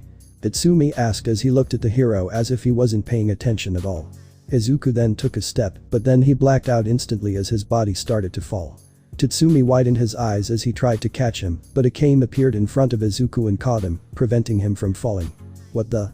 I swear the kid was fine just a minute ago. Leon stated. The bright green-haired boy looked at Izuku as he then pointed at him. Huh? That's the guy who came into my store. The man pointed out. Leon looked at the green head but ignored him. He's probably exhausted after using his Tigu. Leon guessed. Wait, he has a Tigu? The pink-haired girl looked at Leon. She nodded in response as she grinned. Yep, strength Tigu, but I don't know what it is though. Akame held the boy as she felt his body, more muscular than she thought. Bullet, carry him for me. Akame ordered. Got it. The man clad with armor lifted Izuku over his shoulders. While you're at Bullet Kai, carry him as well. Leon pointed at Tatsumi. Before Tatsumi could reject, it was too late as he was lifted off the ground and was carried like a bag. Let me go. Tatsumi struggled. Oh, a feisty one. Don't worry, it'll all be over soon. The cladded armor slurred. Tatsumi gulped. What? Mission complete, we're heading home. Akame informed as she jumped off the building. The rest followed after her as the cladded armor was now named Bullet was the last. What hell is happening right now? Tatsumi screamed as they faded into the dead of night. With Izuku. Izuku then woke up in the dark void again as he sat up as he looked around. His mouth and body were covered in haze as he could only see and hear. Ninth. A voice called to him as he then looked behind as he saw the first once again. Izuku tried to talk to him, but since his mouth was covered in haze, he couldn't. There were so many questions that he wanted to ask, but the first shook his head. I do not know why this is happening, ninth, but in your heart. You know the right path. Take that path, it is your choice. The first spoke to Izuku. Izuku however was confused and lost, he didn't know why he had these visions, and why he was sent here. No, he was kidnapped and forced here, but why? Izuku wanted to scream, shout, maybe even cry, but he just couldn't. The promise he made to Ieyasu as he died in his arms, he needed to help Tatsumi. Izuku stood there in the void as a light was then revealed in front of him. He looked towards the light as it was blinding him. Izuku's eyes then fluttered open as a ray of light was blinding him. His vision then caught sight of the ceiling. Izuku then turned his head as he saw a drawer and a closet next to him, but on the drawer was all of his gear. His arm bracers, gloves, leg braces, and his iron soles. Izuku was still in his hero suit as he slowly lifted himself up as he then looked at his right hand, his scarred hand that was due to overuse of One for All. Izuku then got off the bed as he walked towards the window to see the forest and the sun up in the sky. He looked from both sides and up. Where am I? Izuku muttered. Our base. A voice all too familiar called out behind him. Izuku turned around to see the yellow-haired woman, but this time her hair was not long and wavy, but short with two strands that were long. Leon, as he remembered her to be called that. Gotta say, I was wondering when you were going to wake, or I had to wake you up myself. She slurred, giving him a flirtatious smile. Izuku shivered slightly and blushed as he stood still. Leon noticed this and laughed. I'm just kidding, come on, I'll show you around the base with Tatsumi. She then exited the room. Izuku quickly put on his red shoes which were neatly placed next to the bed he slept on. He then followed behind Leon as they went to get Tatsumi. As they walked down the hall, Leon was glancing at the green net. What? Izuku noticed this. Leon turned her head. I was just wondering, where do you come from? She asked. Izuku flinched as he didn't really know how to answer the question since he's in another world. I'm from another country. Izuku answered. Yeah, I know, but what's the name of the country? Leon continued to question. Izuku was now trying to find a way to answer that question without him exposing his otherworldly identity. It's called Japan. He answered. Hopefully she takes it. Leon then raised a brow. Never heard of it. So why are you here of all places? I was kidnapped here so I don't know anything about the empire. Izuku answered. Well, it wasn't a complete lie as he did get kidnapped to an unknown land, world. Kidnapped? Damn, that's got to suck, huh? Leon stated. Izuku nodded as he was still trying to find a way home. Leon and Izuku then walked outside and then turned to the left to see Tatsumi sitting between what Izuku assumed to be gravestones. Izuku tried to call out to Tatsumi, but Leon placed her hand over his mouth and silently shushed him as she held a finger. She then walked towards Tatsumi as she then placed her breasts on top of his head. Which caused Tatsumi to snap out of it and backed away from Leon. What the hell are you doing? He exclaimed. Leon waved as she grinned. Ah, come on, did you think about the offer? Tatsumi was then about to answer her, but he saw Izuku. Izuku. You're awake, thank God. Tatsumi sighed in relief. Izuku smiled. Sorry for worrying you. As much as I love this reunion, I should introduce you guys to the team. Leon interrupted. Izuku and Tatsumi looked at her, she then wrapped her arms around them as she dragged them back to the night raid base. As they walked around the base, they stopped by what looked to be a common area where they saw a girl wearing a purple cheongsam. She had glasses on as she was reading a book. Izuku looked at the title of the book. 100 Ways to Cure Being an Airhead. Well, that's certainly unexpected. She then looked up from her book as she spotted the three. Oh, Leon and the two new members. She greeted. Hi Shield. Leon waved. We're not members. Tatsumi interjected. Shield then became confused as she looked at Leon. She sighed as she shrugged her shoulders. I tried to convince them but they wouldn't budge, can you help? Leon pleaded. Wait, I don't remember ever being asked to. Well, you know where our base is, then we'll have to kill you. She interrupted Izuku.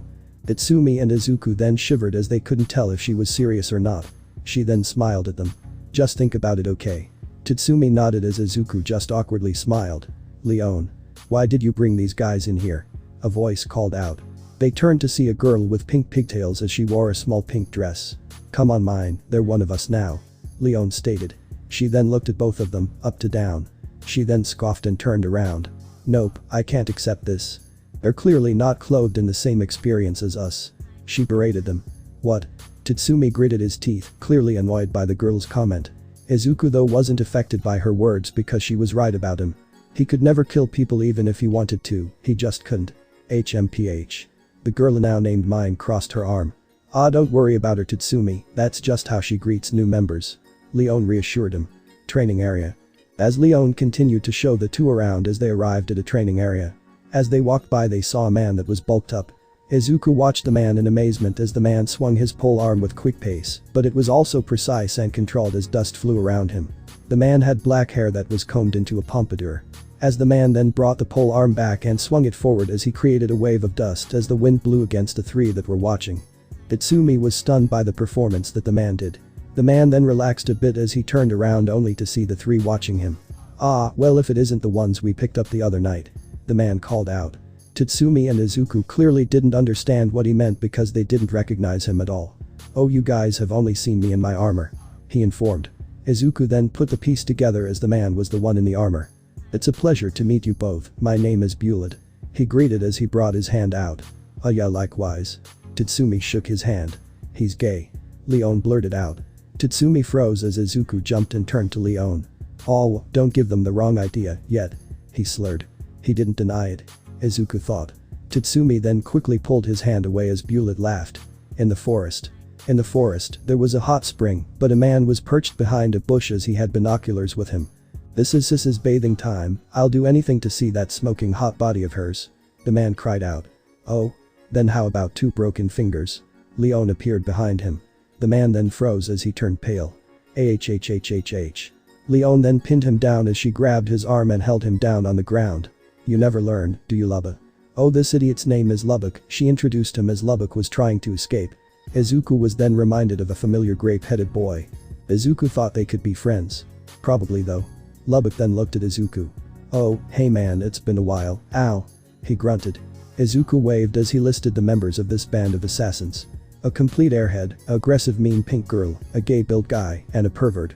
While including the lioness. Izuku questioned the group as it was quite odd to see this from a group of assassins. By the rive on the outskirts of the base. As they walked by a river as they walked along the side. Alrighty, one more member. Leon stated. I think I had enough today. Tatsumi groaned as he walked behind her as Izuku walked beside him. Izuku felt hungry as he hadn't eaten all day. Aw come on Tatsumi, don't worry this one is a cutie, so don't stare too much. She warned. As they approached a campfire where a giant bird was being roasted and a girl with long deep black hair sitting in front of it as she ate a chicken leg. Hi Akame. Leon greeted her. She hummed. In what way is that cute? Tatsumi exclaimed. Izuku sweat dropped as he watched the girl eat the chicken leg. Wait, she's eating an evil bird, she killed it by herself. Tatsumi asked. Izuku questioned the name of the giant bird as he sighed. Here Leon. Akame then tossed a chicken leg to her as Leon grabbed it. Thanks Akame. She thanked her. Akame then looked at the two as Tatsumi gulped at her gaze, while Izuku just froze. Are you two going to join? She asked them. Tatsumi snapped out of it. We haven't decided. Then I can't share my meat with you two. She stated. Tatsumi then scowled as Izuku just sweat dropped. Hey Akame, why is everyone acting so weird today? Leon asked. That's because the boss is back. She answered. Izuku perked up as he heard that they had a boss. Leon walked around the fire as Tatsumi followed her. Izuku was going to follow, but then a hand grabbed his right hand. Izuku widened his eyes as he turned towards Akame. She stared at him intently. Izuku froze on the direct contact. "How's your head?" she asked. Izuku then raised a brow at the sudden question. It's fine, why?" he asked. She looked at him for a few seconds, then let go as she shook her head. "It's nothing," she replied. "Gra." Izuku turned, only to see Leon being dragged on the ground. "I told you to control this behavior before, Leon," a voice called out behind the fire. Izuku walked up to Tatsumi to see a middle-aged woman with a mechanical arm as her aid arm, and she wore an eye patch on her right eye. She had gray hair with blue eyes as she puffed a cigarette. I got it, now can you stop with the noise?" Leon pleaded. She was then let go as the woman turned towards Tatsumi and Izuku. "Who are these guys?" she asked. Leon got up and placed her hands on Tatsumi's and Izuku's shoulder. "Oh, these are our new recruits," she answered. "We didn't accept it yet," Tatsumi interjected. The woman stared at the lioness intently. "Do they show promise?"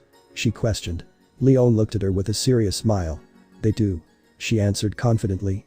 It went silent as they could only hear the crackling of the fire. Then Leon broke the silence. "Plus, Greenie right here has a Tegu himself." Now intrigued, the woman was surprised. "Oh? Is that so?" She then turned to Izuku as she stared him in the eye. Izuku flinched as he looked back at her. It felt like hours as Izuku and the woman continued to stare at each other. "Alright then." The woman got up. Akame gathered the others. She ordered. Akame stood up and nodded. "Come with me you two, I'd like to hear your stories. Oh. And if you need to know, my name is Najenda, a pleasure to meet you." Both the women smirked. She then walked ahead of them. Tatsumi looked at Izuku. Izuku then gulped as he nodded and followed behind the woman. This is going to be a long day, Izuku thought. Chapter 5. Training. Izuku and Tatsumi stood in the middle of the room as Najenda sat on a chair in front of them while the other members of Night Raid surrounded them. "Alright, I think I understand your situation, Tatsumi, Izuku, so how about it? Will you join us?" Najenda offered. No. Izuku firmly replied, cutting Tatsumi off. Najenda looked at Izuku intently, as everyone else was surprised by how fast Izuku replied. Najenda smiled. "And why is that, Izuku?" "Because I can't and will not kill people," he replied. His gaze remained firm as he looked straight at her. "Oh come on Greenie, you are seriously wasting your potential." Leon spoke up. Izuku looked at Leon as he gazed an apologetic look. "I'm sorry but I can't kill people," Izuku stated. "Izuku, the people that brought you in tried to deceive you and Tatsumi, those scum in the capital, there are more people that are just as bad as the ones you met," Bullet informed him. Izuku, still resilient, shook his head. "I can't, no matter how many times you ask me, even if they are bad people, I still can't kill them," Izuku rejected. "And what, report those scum to the authorities? They are as corrupt as the people who are doing it, the police are just as dirty as the scum in the empire," Mind blurted. Izuku stood there feeling the front of their reasoning, but still Izuku couldn't kill people, he just couldn't. All he wanted in life was to save people. Najenda looked at the boy as he felt conflicted. She then turned her gaze to Tatsumi. "What about you, Tatsumi, what are your thoughts about this?" Najenda asked the brunette. Tatsumi jumped a bit as he looked at Najenda. "So, you guys kill the bad guys?" he asked. Najenda nodded. "If you put it that way, then yes." Tatsumi then smiled and turned to Izuku. "Then I don't see the problem, Izuku, they're just helping people by being heroes. What's wrong with that?" Izuku looked at him as if he said something really dumb. The rest of Night Raid started to laugh except for Akame.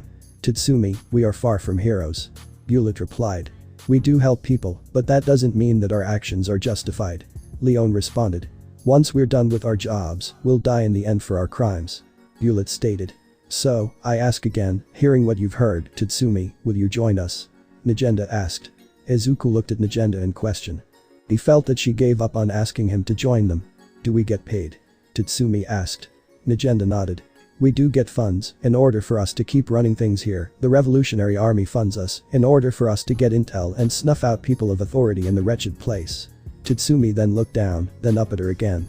"All I wanted is to save my village, but hearing what the Empire has been doing is cruel and unjust, losing my friends in the process." Tatsumi clenched his fists. Izuku solemnly looked at him, for some reason he knew Tatsumi's answer.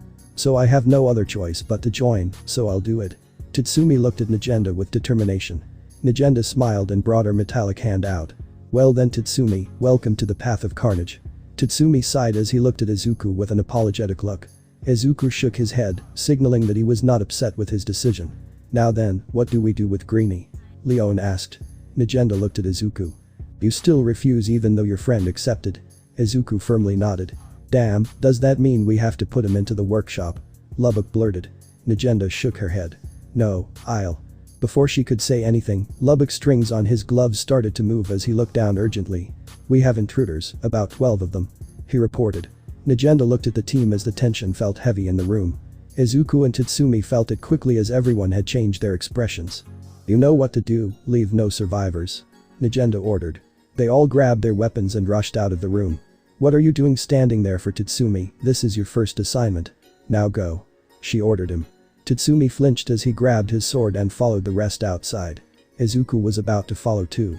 Not you, Izuku, you're not a part of the team. She stopped him. Izuku stopped in his tracks as he turned. He looked at her. Is it really necessary to kill them? He asked. Nagenda nodded.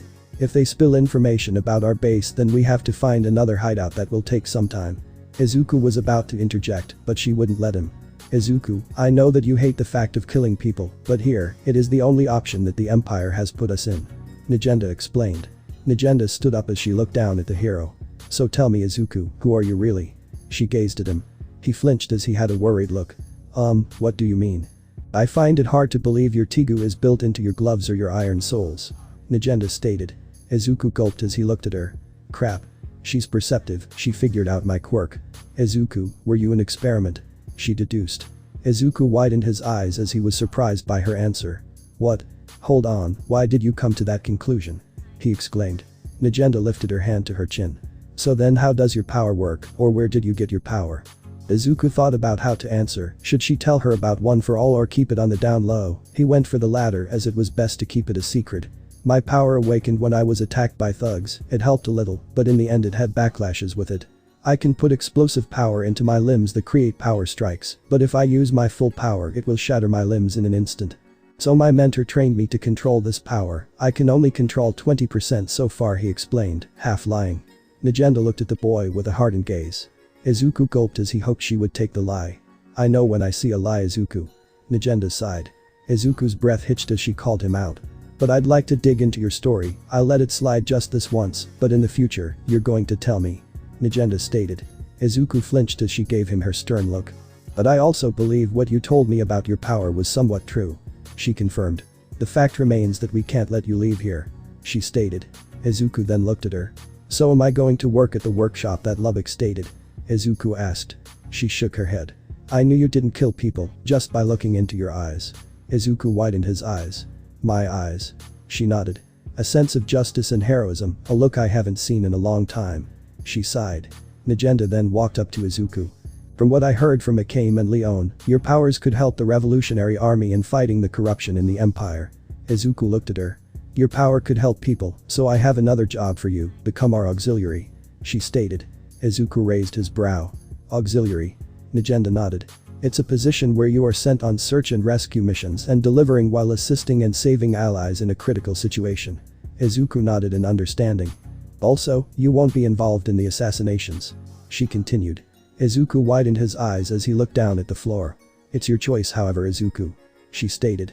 Izuku closed his eyes, remembering the visions that he had on his abrupt journey here, the corpses he saw in the shed, Tatsumi losing 2 of his friends. More people were suffering out there because of a corrupt empire. Izuku clenched his fist. He wanted to go home, that's all he wanted to do ever since he came here, but now hearing about the Empire, he just couldn't ignore the people that are desperate for help, people who needed saving. Izuku then looked up at Nagenda with determination. I'll do it, I'll be your auxiliary. He firmly replied. Nagenda smiled as she brought her hand out. Then welcome, to Night Raid, auxiliary. Izuku nodded. Not only will he help people, but he can help Tatsumi as well, as he promised to Ieyasu. He then took his scarred hand and shook her hand. As they let go, the rest of the team came back as Tatsumi was covered in scratches and dirt. Izuku widened his eyes at Tatsumi's state. Akame walked up to Nagenda as she reported Tatsumi's performance. Well, it would seem, Tatsumi, you need a lot of work, so you'll be training with the members. Nagenda stated. Tatsumi nodded. Leon then walked up as she then pointed to Izuku. What about Greenie, boss? What is he going to do? He will be training with Tatsumi as well. She explained. Leon smiled. Oh. So Green Bean here has finally cracked. Nagenda shook his head. Nope, he still refuses to kill, so he'll be our auxiliary from now on. She stated. Everyone looked at Izuku. Auxiliary huh, damn it's been a while since we had one. Lubbock blurted. Izuku flinched. Wait, what happened to the other one? Lubbock shook his head. Ah, it's best if you don't know. He grinned. Izuku shivered. What the hell did I bring myself into? He thought. Nagenda then looked at Akame. Akame, you'll be in charge of these two for the time being. Akame nodded as Tatsumi flinched and looked at her. If they become a nuisance, you have permission to kill them. She stated. Izuku and Tatsumi flinched as she said that. MMHM. Akame hummed. Great, just great. Tatsumi groaned. Nagenda then looked at the rest of the team. Alright, all of you are dismissed. Izuku followed the rest outside of the conference room. Izuku looked out the window to see it was already nightfall. Izuku then walked towards the direction of where he was presumably staying. But before he could do that he caught Akame's gaze at him. He flinched as he wasn't expecting her to stare at him like that. She then turned and walked away. Izuku wondered why she was staring at him, but decided it was a pretty long day. He walked into his room as he looked at the bedroom, remembering his room at UA he looked outside of the window. I'm going to be here for a while huh? He muttered. Izuku then walked to a closet as they apparently had spare change of clothes that fit his size. Izuku changed out of the hero suit and put on a dark grey t-shirt and a pair of black shorts. He then slipped out of his red shoes and fell onto the bed. He needed this as today was very eventful and he wondered what would come tomorrow. The next day. He could hear a knock at his door as he opened his eyes and rubbed it. He then lifted himself up as he got off the bed. He didn't know what time it was, but he looked out the window to see the sun was still rising, so it would look to be 6 or 5 in the morning. He walked to his door as he then opened the door. At his door was Akame, dressed the same, black collared shirt with a white collar and a red skirt with her black leggings. Izuku looked at her as she stood there. Akame? What's wrong? He asked. Breakfast, we need to make breakfast for the team. She stated. Izuku nodded as he grabbed his red shoes and slipped them on as he walked out. Luckily for him he was taught the basics from his mother about cooking and a little from Satu. As the two walked in the kitchen, they saw Tatsumi standing there as well, yawning. Okay, what will be cooking today? Tatsumi asked. Akame then grabbed ingredients out of the walk-in as she then placed them on the counter. Tatsumi peeled the potatoes and Izuku chopped the green onions. I'll tend to the meat. She ordered. Izuku could have sworn he saw a drool coming out of her mouth. A few hours later. I have to thank Ieyasu and Seo for helping me cook, but I didn't sign up for this. Tatsumi groaned. More please. Oh, can have seconds as well. Ooh, me too. Seconds. Oi, newbies, seconds. Tatsumi gritted his teeth in annoyance as the rest of the team enjoyed their breakfast. Izuku awkwardly smiled as he cleaned some dishes. Izuku and Tatsumi already ate since they prepared the meal quite fast, but Akame however was still eating as she ate out of the fruit basket at the counter. It can't be helped, I'm responsible for breakfast, lunch, and dinner. Akame stated. Are you sure you didn't just want to eat as much as you want? Tatsumi blurted. I don't know what you are talking about. She denied. You are a terrible liar. Tatsumi sighed as he looked at Izuku. Izuku was washing the dishes, but without a hint of annoyance. As Izuku finished, he started to rack the plate so they could dry. Akame walked by as she wanted to find ingredients for lunch. She then turned to Izuku and noticed a scarred hand on his right. She then trailed her gaze up as she noticed a massive scar that was from the bottom of his biceps to what appeared to be his shoulders. As Izuku was still minding his business, Akame then walked up to Izuku as she abruptly grabbed his right hand. Izuku jumped at the sudden action as he turned as he now noticed the red-eyed assassin examining his right arm. Izuku went into a blushing mess as Akame inspected the scars. So close. Izuku thought. She also traced her fingers along the scars. Izuku froze as he didn't even move an inch. Akame then rolled up the sleeve to check furthermore as the massive scar on his right arm was to his shoulder. These scars are an overuse of your Tigu isn't it? She deduced. Izuku widened his eyes as she figured out just by examining it with one glance. Yeah. Izuku answered. Akame looked at him as their eyes met. You shouldn't use a Tigu that harms your own body. She stated. For some reason Izuku felt a hint of worry come out of her voice. Izuku then froze again as he noticed how beautiful her eyes looked close up. Don't worry, I haven't used it reckless, I have better control now so yeah. Izuku stuttered as he looked away from her. Akame then let go of his hand as she looked at him, then turned around to go to the walk-in. Izuku sighed in relief as he then went to put the plates up. Well, someone is completely red. Lubbock blurted out. Izuku flinched as he looked at the light green head man as he was leaning on the counter where he could see Lubbock in front of him. Waithodonthicist. He muttered as Lubbock started to laugh. Man, you really have no experience with girls do you? He deduced. Izuku just awkwardly smiled and chuckled. Hey Lubbock, let's go. Mine called out. He then waved Izuku by as he followed the rest out. Where are they going? Izuku asked. Some assignment. He heard Tatsumi bellow. Izuku turned to see Tatsumi annoyed even further. While Izuku was being inspected by Akame and teased by Lubbock, Tatsumi was taking the brunt of Mine's berating. At this point he wanted to strangle the picked-haired girl. Tatsumi, Izuku, we are out of tuna, let's go hunt some targets. She stated. Izuku looked at her then sighed. So this is what I signed up for. Chapter 6. First mission. On a cliff where you could see the night raid base just a little, the base blended into the scenery, making it hard to see where the base was actually. A man then stepped out of the forest, dressed in a black cloak with a Witkitsu mask on. He approached the edge of the cliff as he stared at the base. Finally, the course of history will change now that you have arrived, Izuku Midoriya. The man muttered. As the wind blew, the man looked up at the sun as he turned around. I have high expectations, young hero. With that, the man opened a dark portal and stepped inside, completely vanishing from the premise. With Izuku. As Izuku and Tatsumi followed Akame, each carrying baskets. As they walked behind the girl, Izuku questioned why they just carried baskets. Where's the rod? Are we fishing? Izuku asked in his mind. Izuku then saw a clearing in front of them as they walked out of the forest. They were hit with a stunning view of a waterfall, as nature was surrounding them. Izuku completely awed by the view, he stared at the sight for a while until. What the hell are you doing? He heard Tatsumi shout behind him. Izuku turned around only to see Akame pulling up her shirt. Izuku froze as he quickly turned around, he stood still, stiff as a board. What are you two doing? She asked. Izuku shut his eyes as a million thoughts were running through his head. Oh, you're just in swimwear. Tatsumi sighed. Izuku opened his eyes and turned around to see Akame in a white swimsuit. Izuku turned completely red as he just stood there like an idiot. Akame walked past him as she stretched a bit. Izuku snapped out of it. Wait, how are we going to catch fish? We'll be catching koga tuna with our bare hands. She responded to Izuku's question. Izuku widened his eyes at the way she caught fish. Wait, the koga tuna, aren't they very vigilant? Tatsumi questioned. Akame ignored him as she dived into the lake. Izuku looked down as she was deep in the water. After a few seconds, a bunch of tuna started to fly out of the water as it started to land in Akame's basket. Izuku was awed by the feat as Akame popped out of the water. Make sure you conceal your presence and catch them by surprise. Akame instructed. Tatsumi smirked as he then started to strip. Alright then, bring it on. He dove into the water as Izuku stood there, blinking for a second. I guess I'll join as well. He muttered as he started to take off his clothes as well. He then dove into the water as a splash could be heard throughout the forest. Few hours later. Ha ha ha.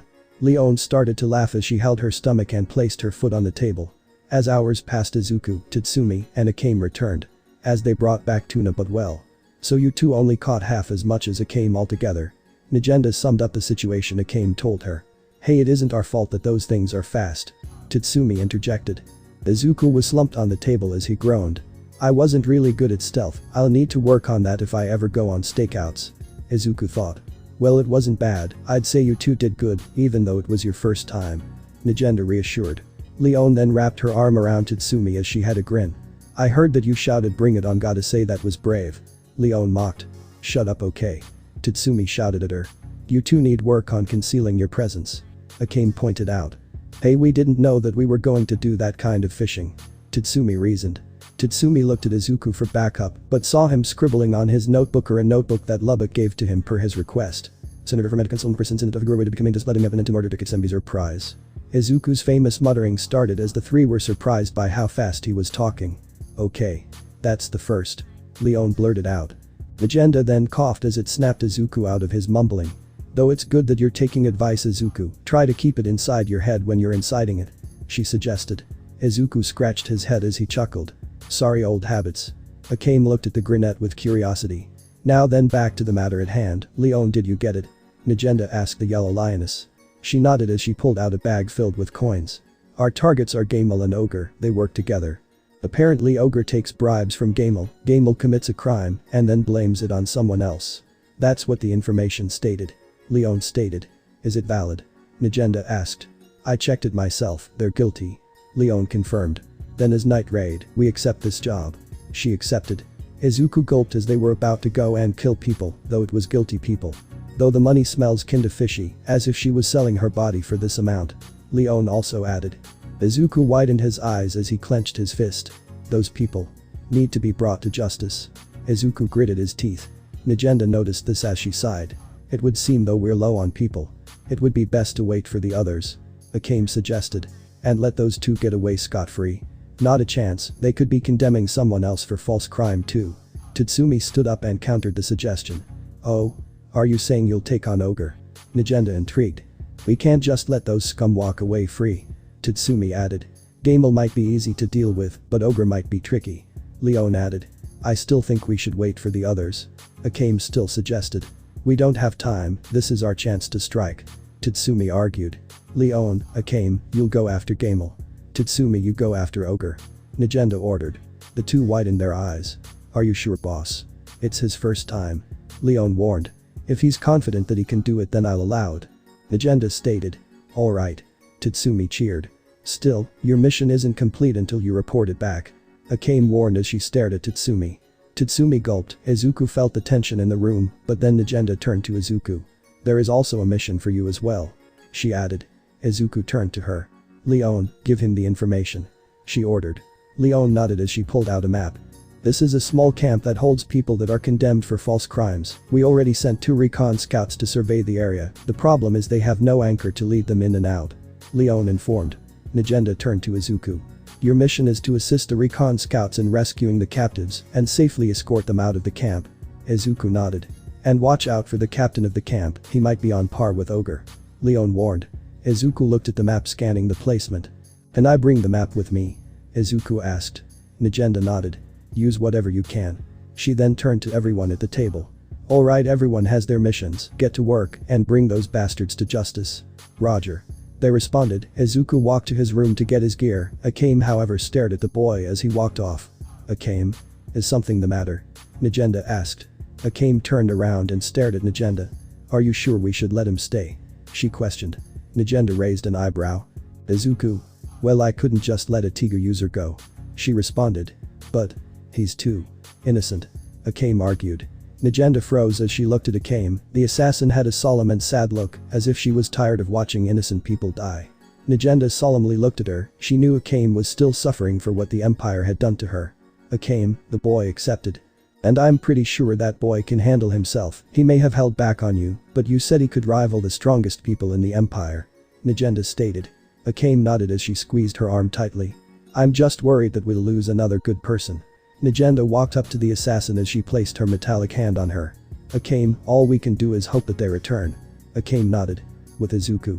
As Izuku dressed in his hero suit, he walked back to get the map from Nagenda. He walked into the kitchen, but only to see Akame at the table cleaning. She was dressed in the same clothing the night the two met. Same black trench coat, sleeveless black shirt with a white collar. Izuku then saw the map on the table. Hey Akame. He greeted.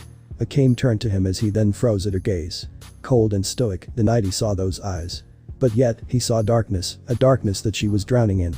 Is there something you need? She asked. Izuku flinched as her voice snapped him out of it. I need the map over there, I'm just going to grab it and head out. Izuku answered. Akame looked at the table as she spotted the map, she grabbed it, then walked over to him. Izuku flinched as she was now in front of him. She then handed the map to him, he gently grabbed it. She then walked past him, Izuku let out a breath. Izuku. Akame called out. Izuku jumped as he turned around, but only to see a hint of worry in her eyes. Make sure you finish the mission. She stated. Izuku gulped and nodded. I won't fail. He firmly answered. A few hours. In the capital, in a man that was overweight cleaned his hands as he walked down the hall. Ah, that was a good wash. Now I'll get back to the real fun. He grinned. How about you have some fun with us? Before the man could do anything, he was then trapped into a chokehold as he tried to struggle until a blade was pierced into his chest. Filling him in one swift motion, Akame and Leon walked out of the shadow as Akame wiped the blood off her blade. Well, that was easy. I wonder how Tatsumi is doing and Greenie. Leon wondered. Akame only nodded. With Izuku. As Izuku hopped from tree to tree, going to the rendezvous point that the scouts had planned. Izuku checked the map as he then looked around. It should be around here. Izuku muttered. He kept looking around until he saw a dim light, signaling him. Izuku then dashed toward the light as he saw 2 people in front wearing a brown head cap with a brown jacket with a red armband. Izuku landed in front of them as the two looked at each other. You're the new auxiliary for Night Raid? The man asked. Izuku nodded, the two then sighed as they brought out equipment. Good, my name is Kensei, this is Mura. The scout introduced himself and his partner. The camp is just further ahead, but we're having trouble sneaking past the guards. Tensei reported. Izuku nodded as they headed towards the direction. As they looked out of the tree line, they spotted a small camp that was barricaded into a wooden wall that protruded spikes. Izuku scanned the front as he saw 2 people in front, while squads of 3 were circling around the camp. They were right, the security is tight. I need to find an opening in order for them to sneak in and out with the captives. Izuku thought.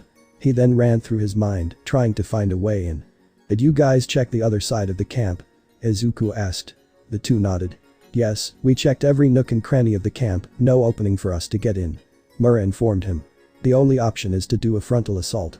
Kensei suggested. Izuku shook his head. If we do that, who knows what they will do to the captives? He argued.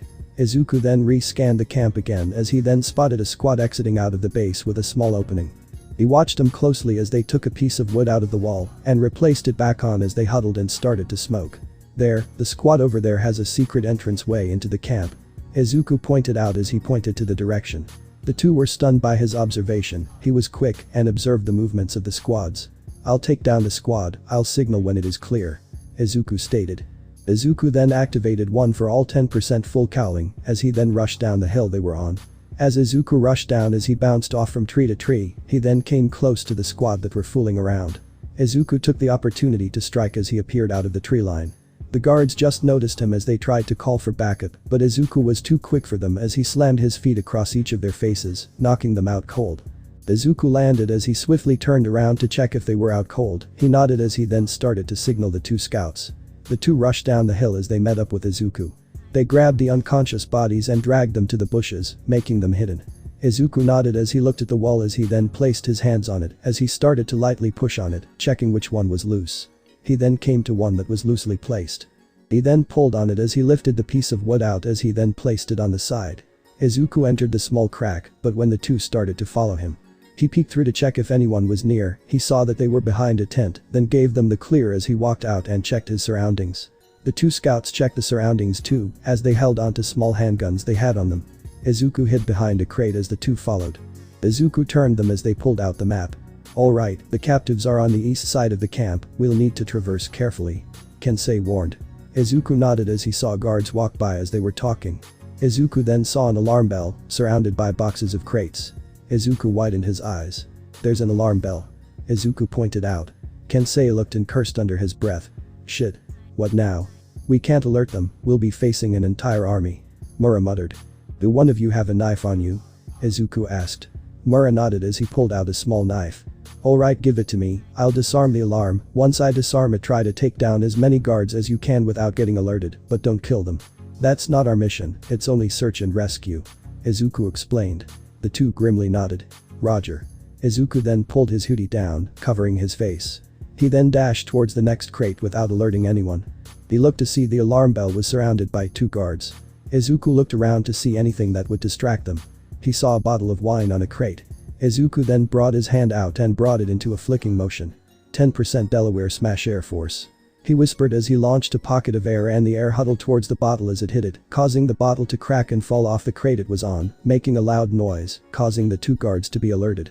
The hell was that? One of the guards spoke up. Must be rats or something, let's go check it out. The other suggested. The 2 walked away from the alarm bell as they went to check out the noise. Izuku swiftly dashed towards the bell. He then pulled out the knife and cut the string inside the bell. Now the bell was disarmed. Izuku grabbed the bell ringer off the ground and placed it inside his pocket. He checked if the guards were coming back, but noticed the 2 guards were knocked out. He noticed Kensei and Mura wave at him. He nodded as he swiftly snuck towards them. Izuku was now regrouped with them as they nodded and headed to the east side of the camp. As they arrived, they noticed 10 cages aligned together. The scouts then began to work as they checked everyone, each cage holding 3 people each. The scouts swiftly unlocked every cage. They rallied the captives and counted them. There's 30 in total. Mura informed. Alright, let's get. Hey. What the hell is going on? They froze as they turned to see a guard spot them. You aren't going. Izuku slammed the guard on the ground as the guard was now out cold, but that made too much noise. Hey, what was that? Let's go check it out. Hey. Some of our men are knocked out, intruders. The camp then became alerted and headed towards Izuku and the others. Shit. Now what? Kensei cursed. Izuku looked at the scouts then at the captives. He noticed in their eyes that they were scared, terrified even. He gritted his teeth. Hey, they're letting the captives out. Don't let them escape.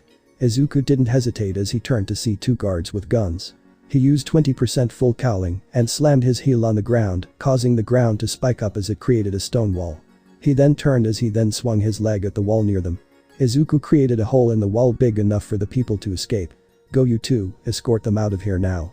The two scouts worked quickly as they quickly led the people out. Izuku then heard a sizzle as he swiftly turned to the wall he made as it exploded in front of him. Captain, there. One of the guards called out. Izuku looked as he saw a bulked-up man with tied blonde hair with purple eyes. He had a scar run across his cheek. He wore an armor plate that was completely gray. He had a broadsword behind his back. So, another revolutionary's come huh? He scoffed. Izuku stood ready, he was surrounded. He looked at each of them as they were ready to pounce on him. The captain grinned. Seems you forgot one. Izuku widened his eyes as he turned to see a child no less than 5, standing there shaken. Izuku gritted his teeth. You were going to condemn a child. The captain laughed. So what, the weak deserve this, if they had strength then maybe they could have lived on. Izuku widened his eyes as he glared at the captain. The guards next to the captain pulled out their rifles. Izuku then slammed his heel again, causing the ground to spike again. Izuku turned swiftly as 4 guards with swords tried to attack the child, but Izuku was faster than them as sent them flying back. The kid opened one eye as he saw Izuku. The hero turned towards the child. You need to go, don't worry I'll be right behind. He reassured. The child shakingly nodded his head as he hurried out of the hole and into the forest. Izuku watched as the child ran off. Then a bullet grazed his cheek as he turned quickly to see the captain with his riflemen.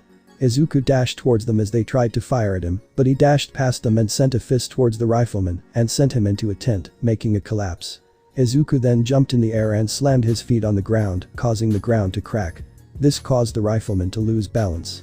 Izuku then swung his leg, landing a roundhouse kick, knocking the soldier in the air and sent him landing next to the captain. The captain groaned as he watched his men get sent flying. Do I have to do everything myself?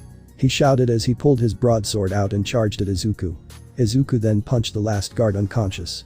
He then saw in the corner of his eyes the captain as he turned only to see the captain above him with his broadsword out. Izuku then dodged to the right side as the sword slammed on the ground. Izuku stood a few feet away from him. The captain pulled his sword out and got into a stance.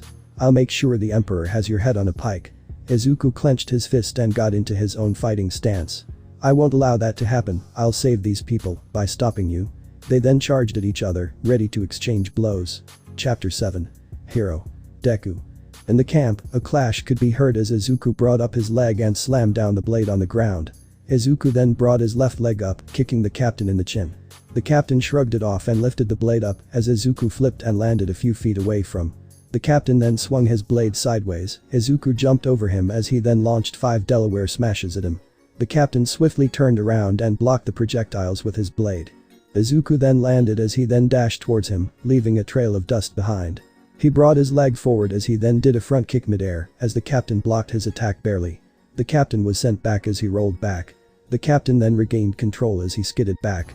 I must say, you got skill for a kid who's using a Tegu. The captain huffed.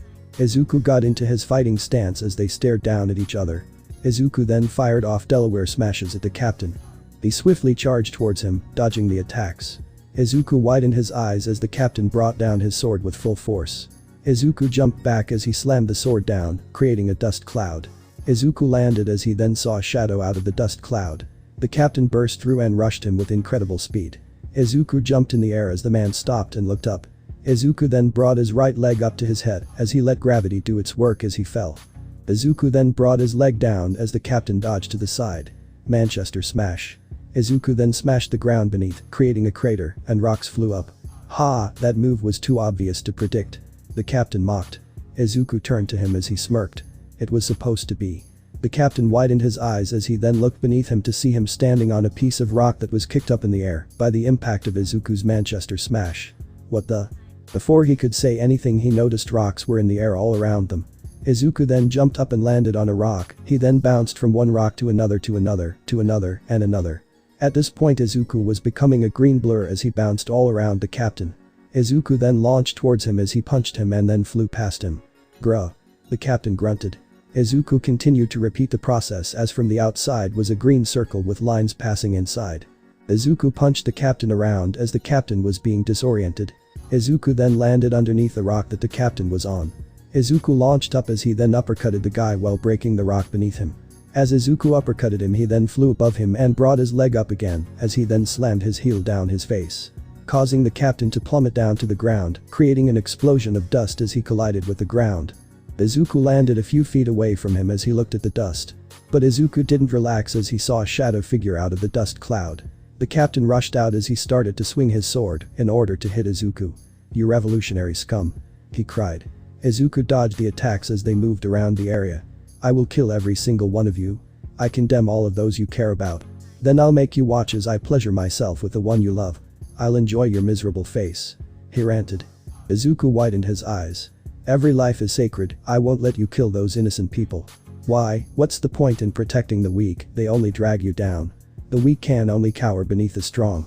Only the strong can decide for the weak, those who protect the weak are just weaklings," he shouted. Izuku gritted his teeth as he brought his leg up, smashing the blade into pieces. The captain gasped as he witnessed the strength of the boy. All was a flash as Izuku collided his fist into his face. "Everywhere I go in this country, people like you harm innocent people without the care in the world, thinking you have the right, you're wrong. The strong can't dictate everything. The strong have to protect the weak in order for the weak to become strong," Izuku shouted. Izuku sent the man flying back, but Izuku wasn't down as he followed him, catching up to the guy. Izuku kicked him in the air as he continued to follow. Izuku brought his fist up as they were floating up in the air. "This empire is shrouded in darkness," he muttered as for some reason Akame was brought to his mind. When he saw the hint of worry in her eyes, he couldn't get it out of his mind. He gritted his teeth and then glared at the man. "I'll smash that darkness." Izuku slammed his fist down onto the man as he then plummeted to the ground again, creating a crater beneath the beaten man. Izuku landed in front of him as the man couldn't get up anymore. "You and your people won't hurt people as long as I'm here," Izuku declared. Izuku walked away as he headed for the hole, but then he heard a sound behind him. Izuku swiftly turned, but only to see what looked to be a man with a kitsune mask that wore a black cloak, disclosing anything that he had skin. Izuku widened his eyes at the sudden appearance, he then looked down at the captain, only to see the man's throat cut. Izuku widened his eyes. Izuku launched at him as he swung his leg, creating a massive wind force towards him. The man disappeared in the darkness as he reappeared on top of a watchtower. "Oh, Izuku Midoriya, I'm not your enemy," the man spoke up. Izuku widened his eyes. "How do you know me?" "That time will come soon, until we meet again." The man waved as he then vanished into a dark portal behind him. Izuku stared at the watchtower wondering who that man was. Izuku didn't have time as he needed to check on the scouts and the captives. He turned and rushed towards the hole as he exited the camp. As he then saw footprints leading into the forest. Izuku followed the path as he walked further into the forest he could hear whispering. "Kensei. Mura," he called out. "Izuku. Is that you?" Kensei's voice could be heard. "Yeah, it's me, it's safe now." The two then walked out as the captives followed them out of a bush. Izuku then noticed the kid was back with his family. Izuku sighed as he then relaxed a bit. "We should head further into the forest so they don't catch up to us," Izuku suggested. "That's a good idea." A few minutes later. As they made sure they were far away from the camp, Izuku made sure he stayed behind the group to make sure no one followed. Izuku walked as the captives in front of him stared at him. Izuku tilted his head to the side. They then turned swiftly ahead as if they were scared of him. Izuku frowned as he didn't mean to be scary to them. "We're here, there's the carriage," Kensei called out. Izuku could see two carriage carts parked near the edge of the path. "Alright everyone, get in, we'll escort you back to the revolutionary camp where you'll get treatment over there." They seemed hesitant as they were just in the camp earlier. Izuku frowned as he walked in front of them. "Don't worry, all of you are safe now, they won't harm you," Izuku tried to reassure them. "And how do you know that? I doubt they'll treat us any differently." One of the captives spoke up as he seemed frightened. Izuku frowned, but then firmly looked at them and placed his hand on his chest. "Because I am here." Everyone was surprised by his answer. "They won't hurt you because they didn't hurt me either, they only wanted to save you from being condemned with false accusations, they won't hurt you, I promise." Izuku spoke with his heart. The captives were stunned by his words as they started to converse. They then nodded as they felt safe with Izuku's words. Izuku sighed as he turned towards the scouts. "There shouldn't be any problems, right?" he asked. The two shook their heads. "Yep, plus I'd rather keep my head instead of taking a kick from you," Kensei grimaced. Izuku chuckled, he then felt a tug on his leg as he turned to see the same 5-year-old boy. Sir, what's your name?" the child asked. "Izuku Midoriya," he answered. "Izu. The child struggled. Izuku smiled. "If that's too hard then just call me Deku." The boy then widened his eyes as it started to sparkle. Okay. Thank you. Izuku smiled as he got up, but then. Thank you Deku, you saved us. Izuku looked forward, only to see the people in front of him start to thank him as they entered the carriages. They wore faint smiles, but it was still there, they were gaining their hopes again. Izuku smiled and waved. Izuku turned towards the two. I should get going now. Kensei and Mura nodded. Say hide an agenda for us. Izuku nodded as he activated 8% full cowling and dashed off. An hour later. Izuku dashed from tree to tree as he headed towards where the base was located, he thought, but he felt he was completely lost. Crap, did I take a wrong turn? Izuku questioned. Then Izuku heard rustling as he then turned towards the noise. Izuku stood ready as the rustling continued. Then the figure dropped down from the tree. Izuku was ready to pounce, but then noticed the familiar deep black hair. Akame? Izuku questioned. Akame then looked up with her crimson red eyes as she stood up.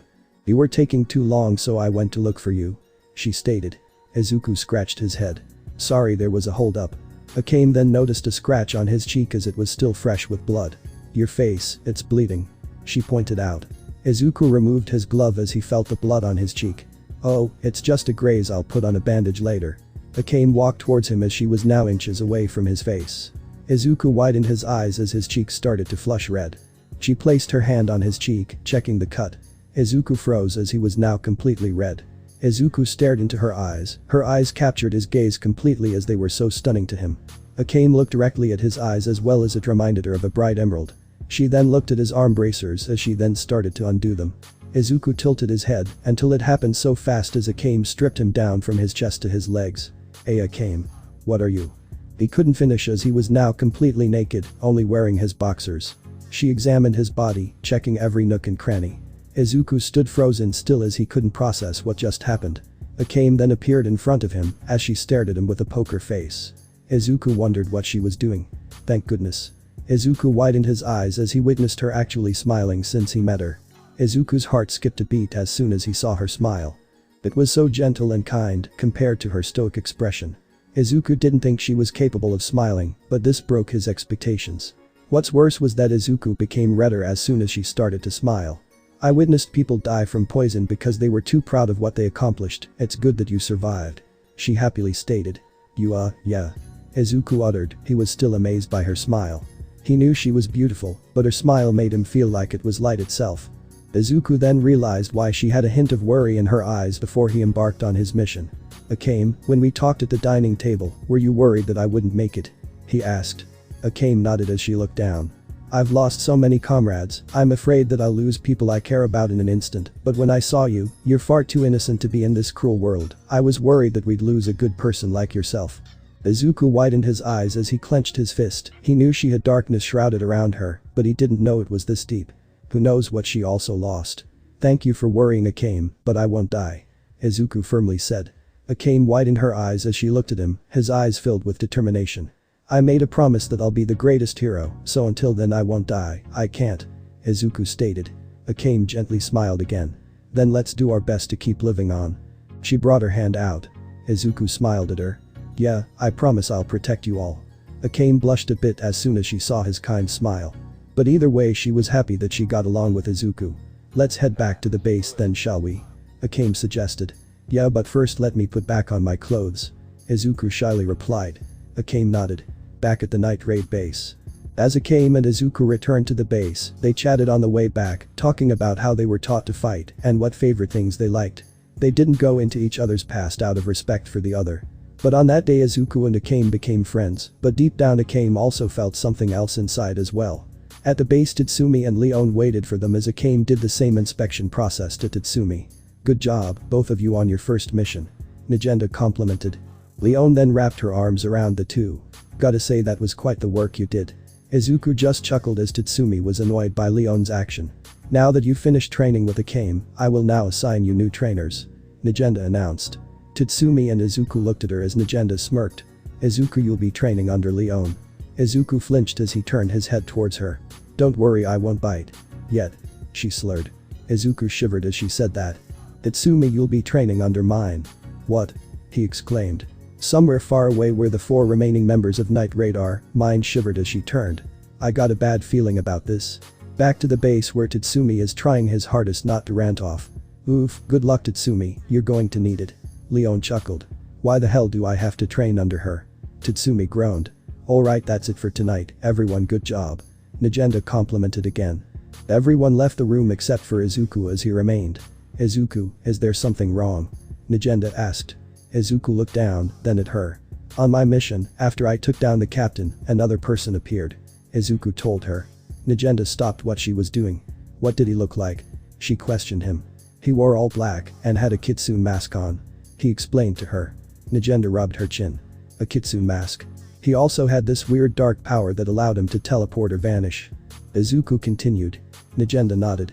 Can't say I heard of a Tigu with that kind of ability. Nagenda looked at Izuku. Anything else? Izuku nodded. He also appeared to know me somehow. He answered. Nagenda widened her eyes. Was he the one who kidnapped you?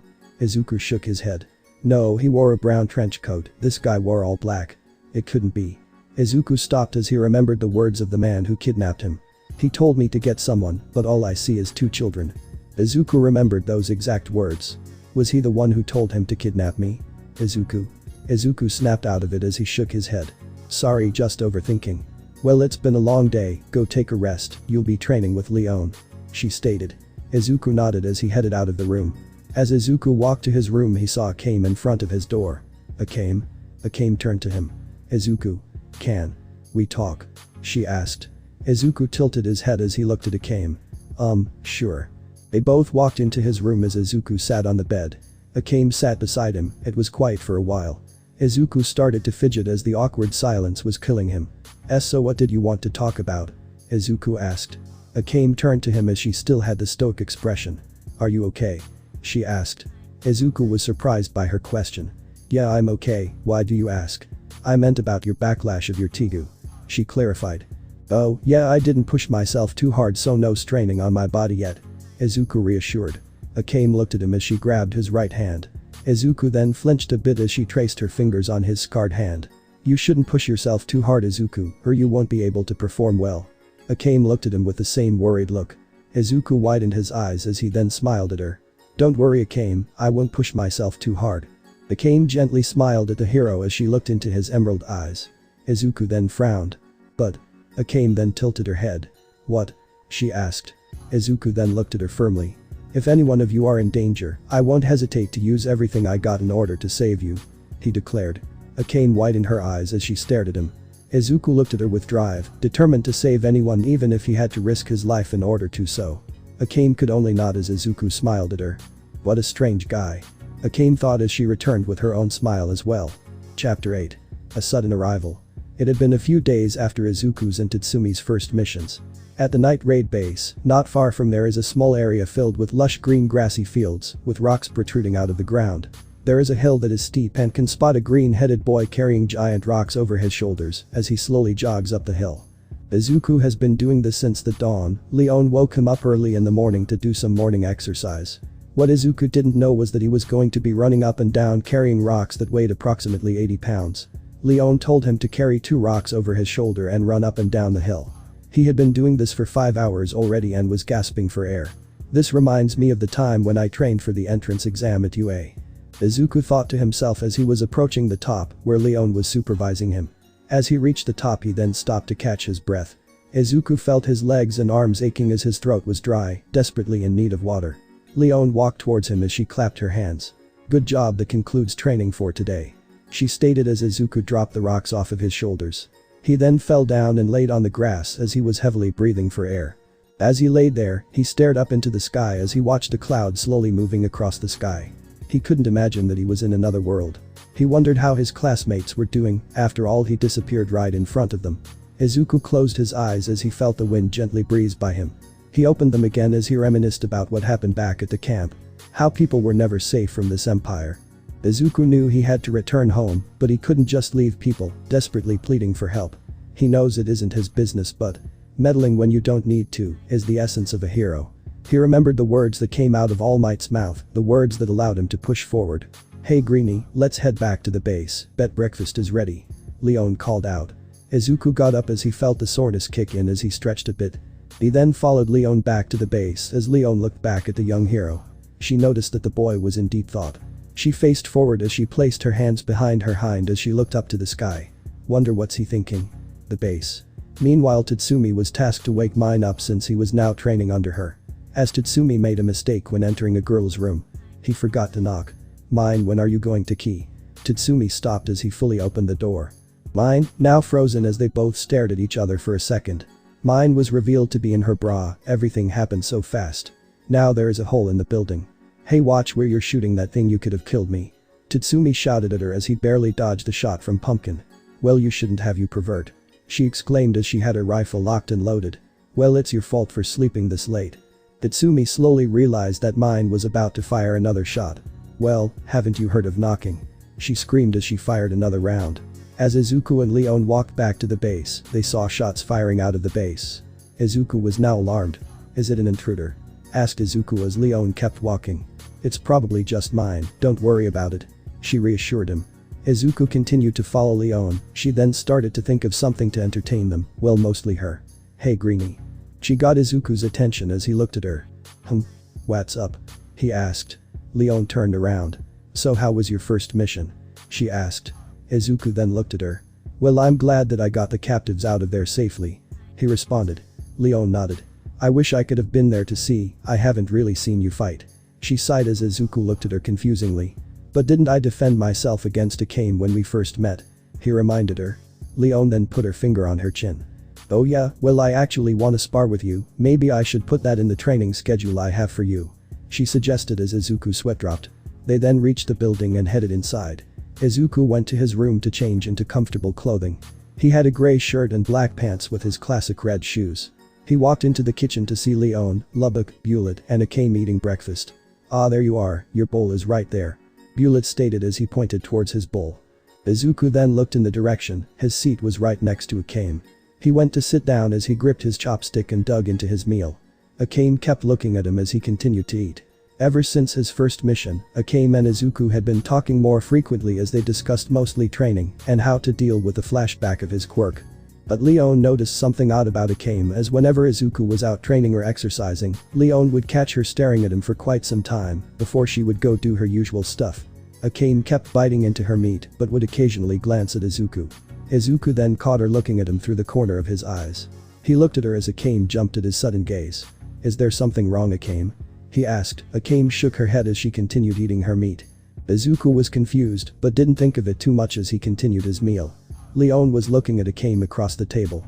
Is she? No, I think it's something else. But it could be. Leon thought as Mine and Tatsumi walked into the kitchen. Oh hell. What happened to you? Lubbock asked as Tatsumi had a few burned marks on his face. Don't ask. As he walked towards Izuku as he sat down next to him. Izuku looked at Tatsumi, worried for his friend. You alright, Tatsumi? Izuku asked as Tatsumi turned towards him. I'll live. I hope. He muttered the last part. He was about to go get something to eat but then. Come on newbie, let's go. Mine exclaimed as he stopped and groaned. He slouched over and begrudgingly walked towards Mine. I hope nothing bad happens to him. Izuku thought to himself. Izuku then proceeded to finish his bowl. He got up and placed his finished bowl in the sink. Nagenda walked in as she looked at the team. Where's Shiel? She asked. She's still asleep. Akame responded. Nagenda sighed as she looked at Izuku. I got an assignment for you, come with me, I'll debrief you the details. She informed him as Izuku nodded and followed right behind her. They headed out of the kitchen as the team watched them. Once they were out of the kitchen, Lubbock started to speak. Wonder what Nagenda-san needs him for? He asked as Leon looked at him. What, worried he might steal her? She grinned as Lubbock widened his eyes. Impossible, it can't be. He spoke with disbelief. Leon started to laugh. I'm just joking, Lubbock. As he looked at her angrily. Come on Nii-san, you can't just tease me like that. Lubbock cried out as Leon laughed at him. She stopped when she saw Akame just looking at her meat. Not taking a single bite out of it. Akame, you alright? Leon asked as Akame looked up at her. She nodded to reassure Leon. But Leon was not convinced as she watched Akame finish her plate and proceed to clean the dishes as everyone finished up. Meanwhile, Nagenda and Izuku were in Nagenda's office. So what's the assignment? Izuku asked as Nagenda took a whiff of her cigar. I want you to investigate something for me. She informed him as he raised an eyebrow. One of my scouts have reported that there was a purple light outside of the capital. They say it's a danger beast, but we can't be sure. She continued explaining. Izuku then pieced together why she wanted Jim to investigate this matter. You want me to make sure it's not a secret weapon that the Empire is making? He pieced together as she nodded. Also to see if they didn't discover a lost Tegu. Tegu, I still don't know what those are Izuku thought to himself. What are Tegu anyways? He asked as Negenda looked at him. Tegus are weapons that were built 1,000 years ago, they have the power to match an entire army. She explained. Izuku widened his eyes. So does everyone have Tegus here? Izuku asked. Negenda nodded. Each one with different abilities. Negenda stated as she looked at him. She found Izuku pull out a notebook out of nowhere. Satharabishal weapons with each different to Niquibalites.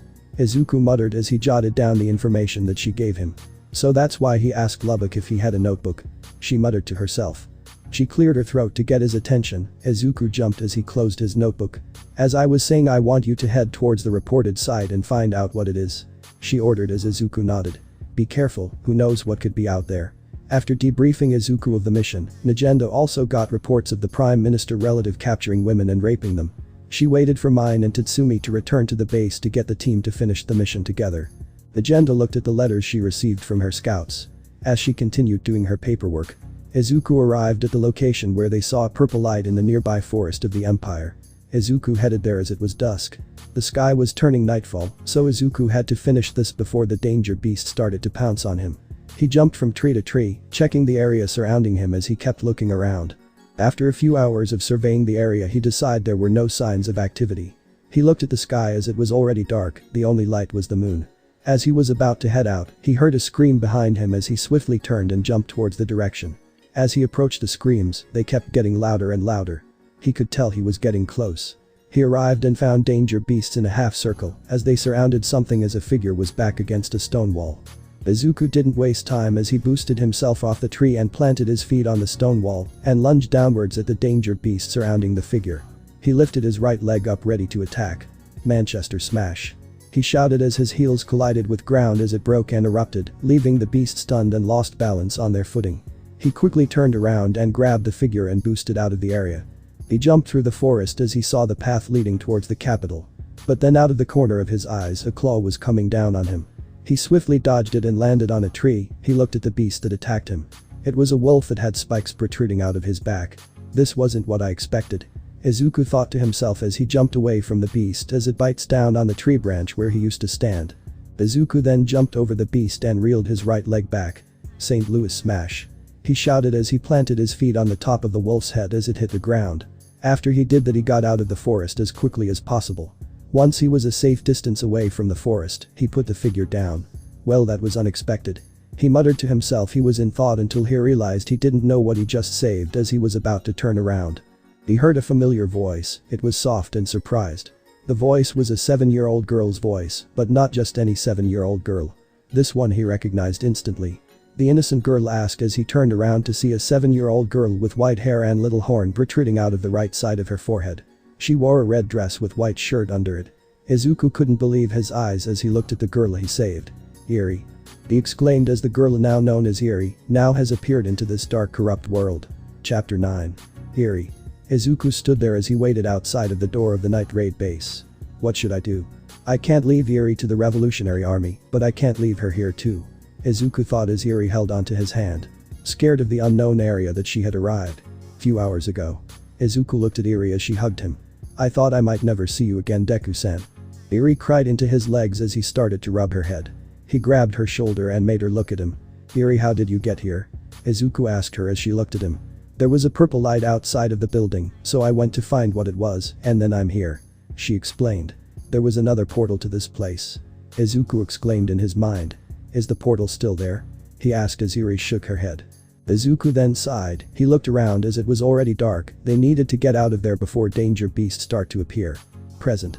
Izuku was now stuck as he debated whether to introduce Eerie to the team, but then he'll have to explain the situation. He took a deep breath and walked in. But it appears luck was on his side as nobody seemed home until Negenda walked out of the kitchen. Oh, you're back, did you find something? She slowly looked at the white-haired girl behind Izuku as he smiled. I did find something, but it's not a weapon or a Tegu. He explained as Negenda looked at him. I can tell, come with me to the conference room. As she gestured to the two to follow her. When they entered, they got comfortable and Negenda was now sitting at her chair. Alright, now explain why you have a little girl with you. She stated as she gazed at him.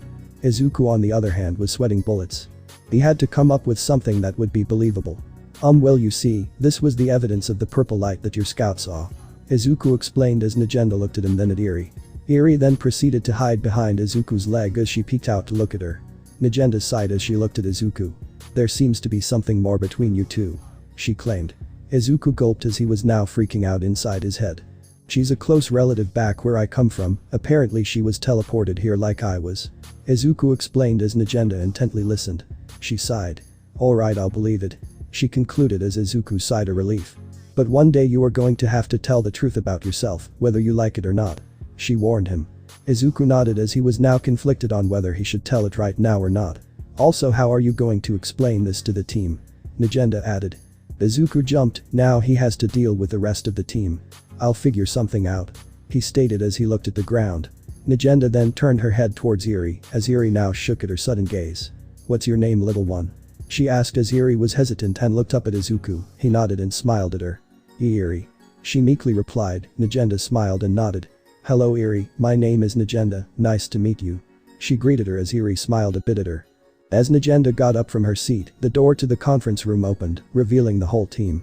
Oh hey greenies. Back. Leon slowly spoke as she spotted Eri. What's up Leon?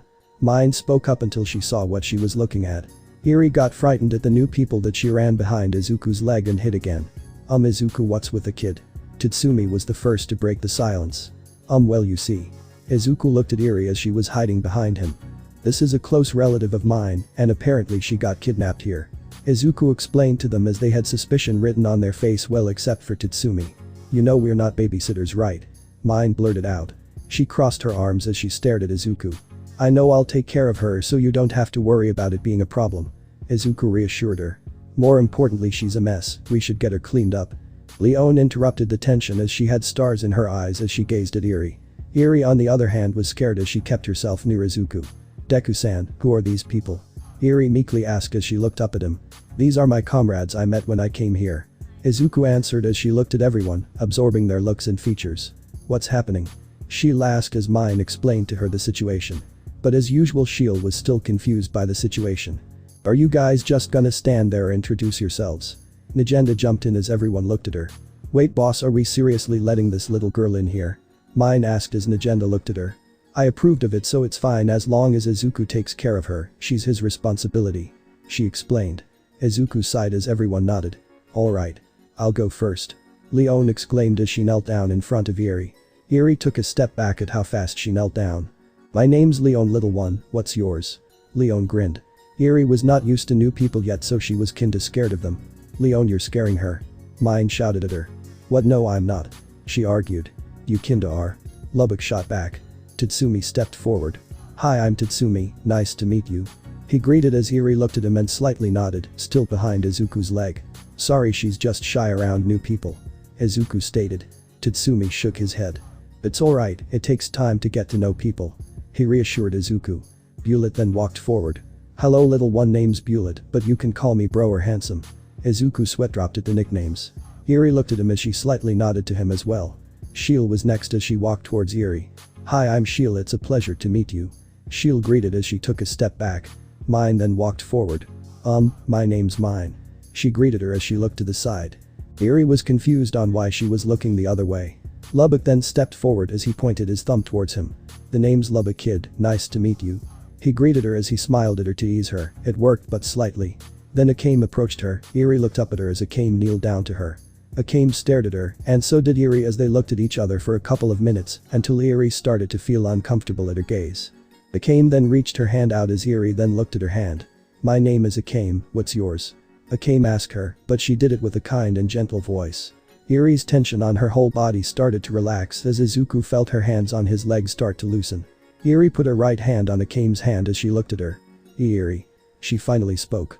Akame then smiled at her. It's nice to meet you, Eri. Akame greeted her. Eri then slightly smiled at her. Now that introductions are out of the way, how about let's get her cleaned up? Najenda stated. Izuku nodded as he was about to take Eri to the bathing area until he realized something. Wait, what are we going to do about the clothing? Izuku thought. Wait, hold on, you guys don't have children's-size clothing, do you? Izuku asked as everyone froze. Now we have a problem, Lubbock blurted as Leon chopped his head. We can just wash her clothes while she's in the baths. Mine suggested. That could work. Tatsumi agreed. Alright then, it's settled. Girls, you'll help Eri with washing her clothes and bathing her. Boys, prepare a meal for her. Nagenda ordered. Roger. Everyone complied. Akame then held her hand out to Eri. Come on, I'll show you where the bathing area is. She stated as Eri looked at Izuku. He nodded at her as she nodded back and held Akame's hand and walked with her. Tatsumi then approached Izuku. So what does she usually like? He asked as Izuku put his hand over his mouth, thinking about what she usually eats. Well, she likes to eat apples or something sweet. Izuku informed Tatsumi. He nodded. Well, there's a start. Tatsumi stated as both Izuku and Tatsumi walked towards the kitchen while Lubbock and Bullet followed behind. Meanwhile, with the girls, Akame was leading Eri to the bathing area as the three others were following behind. You know what I just realized? Leon blurted out as all of them looked at her. Eri has similar eye color as Akame. She stated as Mine looked at Eri then Akame. You're right, they do. Mine agreed. Eri looked up at Akame as they kept walking. They soon arrived at the bathing area. Akame and Leon helped Eri get cleaned up as Mine and Shield went to get her clothes washed. You think Mine is gonna be alright? Leon asked as Akame was scrubbing Eri's hair. Why do you ask? Akame looked at her confusingly. I mean, last time Shield tried to do laundry she almost drowned Mine. Leon explained. Well, it depends if Mine is going to do it alone or if she asks for help from her. Akame explained as Leon nodded. Eri then tapped Akame as she turned towards her. I'm done. Eri said as she was now rinsed. Akame then helped her apply soap to her hair. Leon sat there watching the two as Akame applied soap to Eri's hair. You know, Akame, you look like a mother bathing her child. Leon blurted out as Akame stopped and looked at her. So did Eri. What do you mean? Akame asked. Eri also looked at her confusingly but stayed quiet. Leon grinned. Oh, nothing, just ignore what I said. Leon brushed her off as Akame kept her eyes on her best friend before going back to help Eri. Kitchen. Izuku and Tatsumi were preparing a meal for Eri. So we can add apples to her dessert. Tatsumi said as Izuku nodded. Yeah, that'll be good for now, all that's left is to make her dinner. Izuku said. All of this was going while Lubbock was sitting at the table with Bullet watching them. Hey Izuku. Lubbock called out. Izuku looked at him as he was prepping the ingredients. Why does Eri have a horn on the right side of her forehead? Lubbock asked. Izuku then realized he forgot to explain that to them as well. I don't know, she was born with it. Izuku answered him. Is that all? Lubbock questioned more. Izuku nodded. Lubbock looked at him for a second. Hey Lubba, it's fine, she's just a child, I'm pretty sure wherever she got that from, she'll explain it to us later. Bullet reassured him. Izuku then continued to prepare the ingredients. After they finished Eri's plate, Nagenda walked and told them to make dinner for the team. Tatsumi groaned as they got more ingredients out and started to cook for the team. After about an hour, the girls returned with Eri as her clothes were now clean. The table was set with food and plates as Bullet and Lubbock helped set the table. Alright, let's dig in. Leon exclaimed as everyone now started to devour their dinner. Izuku was seated next to Eri as she ate her meal. Izuku looked at Eri as she stopped eating. Eri? What's wrong? He asked as Eri seemed to look at the seated person next to her. He followed her gaze as he spotted Akame eating a huge plate of meat. Izuku then sweat dropped. Oh, now I see what's wrong. It's alright Eri, you get used to it. Leon reassured her as Akame finished her plate in seconds. Izuku looked at the table as he sees Tatsumi, Lubbock, Shield, and Mine talking to each other as occasionally Bullet and Nagenda would jump in. This atmosphere is friendly and joyful, not what you expect from a group of assassins. Occasionally you would see Mine start mocking Tatsumi as Tatsumi would usually retaliate. The rest of the group would start to laugh at the pair's antics. Usually you wouldn't expect a group of assassins to act like this, but to Izuku, this brings nostalgia. Izuku's POV. I looked at the group of assassins as they reminded me of my classmates, weird but comfortable to be around with. As much as I wanted to go back to my world, I can't just leave these people, they're kind and caring like Class 1A. The people here are cruel and greedy, but some of them, like these guys, are the people that make this world different. I looked at the group of assassins, each and every one of them have their own story to tell. They must have gone through so much to be where they are now, and yet here they are smiling and laughing. Times like these moments are calming and relaxing. Seeing these people spend their time while they still have it makes me want to protect the smiles and memories they forged together. I may be from another world, but what kind of hero abandons the people's happiness and cherished memories? It's a hero's job to become a beacon of hope. So, whatever it takes, I'll reforge the light that has been dismantled from this world. Whatever it takes. Meanwhile, third POV. As the night filled the streets, a man in a dark alley stared at a wanted poster, his face then shifted into a crazed smile. Splendid, splendid. This city is full of dangerous people. The man exclaimed. Hey. What are you doing here? A guard shouted as he had another with him. Don't move. The other guard ordered. The man slightly turned his head, revealing his crazed eyes. The guards couldn't do anything as their heads flew off their bodies as the crazed man walked past them. This is going to be fun. The man happily exclaimed. Chapter 10. The executioner has arrived. At the dead of night there laid a body without a head in the middle of the dark streets as a man is seen holding a woman by the neck. Please let me go. The woman exclaimed. No can do, miss, haven't your parents told you not to play during the night? The man said. The woman gasped in fear. Please, I'll do anything. She pleaded as the man considered her offer. Is that so? Well, I'm a bit of a talker, so how about we chat for a bit? The man stated. Yes, I'll talk. The woman cried as she thought she was about to be free. Then how does it feel being a head without a body? The man exclaimed. Huh? The woman couldn't think about what just happened as her body plopped to the floor, but her head remained up as the man held her head. Splendid. Splendid. I can't get enough of this. He exclaimed as his face was converted to a wicked grin. The man shouted into the sky as his face was filled with glee. I must say you are one crazy maniac. A voice called out as the man turned around to see a man with a mask that looked like a fox mask, and he was wearing a black suit and tie. Oh, another victim, splendid. The man happily exclaimed as he pulled his hidden blades out of both hands. The masked man held his hand up. Oh, don't worry, even if you tried to kill me, you'll be dead before you could lay a finger. The masked man taunted. The crazed man dashed forward and tried to cut him, but the masked man vanished into the shadows. Well, it's not like you'll live anyway. The masked man muttered as he vanished in the shadows. Night Raid Base. Izuku and Tatsumi were sparring against Bullet.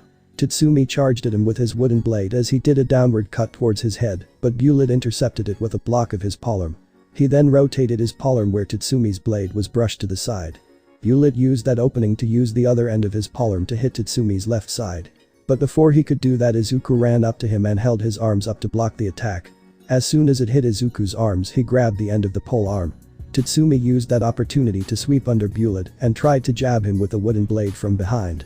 Bullet then used his strength to throw Izuku off of the palm's end as Izuku was flung across the training field as Bullet parried Tatsumi's attack. Izuku got back up and charged at Bullet. Izuku was now closing in on Bullet and Tatsumi tried to keep Bullet's attention on him, but he swung his weapon to the side so fast that Tatsumi was launched. Bullet turned towards Izuku as he was now ready for him. Izuku kept charging at him as Bullet changed the position of his palm to his side. Izuku widened his eyes as Bullet did a side slash. On instinct, Izuku ducked under the attack and slid under Bullet's legs as Izuku repositioned himself for a kick to his ribs. As his kick landed, but it looked as if Bullet didn't feel anything. That was a good strategy, but what if your opponent was able to withstand that, what then? Bullet asked as he spun his palm and swung at Izuku. Izuku brought his arms up to block it. As soon as it hit his arms, Izuku was sent flying like Tatsumi. Tatsumi and Izuku were now on the ground laying there, breathing heavily. That was a good workout, you guys. Bullet complimented them. Tatsumi lifted himself up. Geez, Aniki, you sent both of us flying. Tatsumi stated as Bullet laughed out loud. Hahaha. Oh, come on, you have to be prepared for heavy hitters like me. He explained. Izuku and Tatsumi both got up as they sat on the ground catching their breaths. Izuku. Bullet called out. Izuku looked up at him. You're a quick thinker, it's good for battles that come unexpected, but what you lack is raw strength and a quick way to knock out an enemy. Bullet lectured.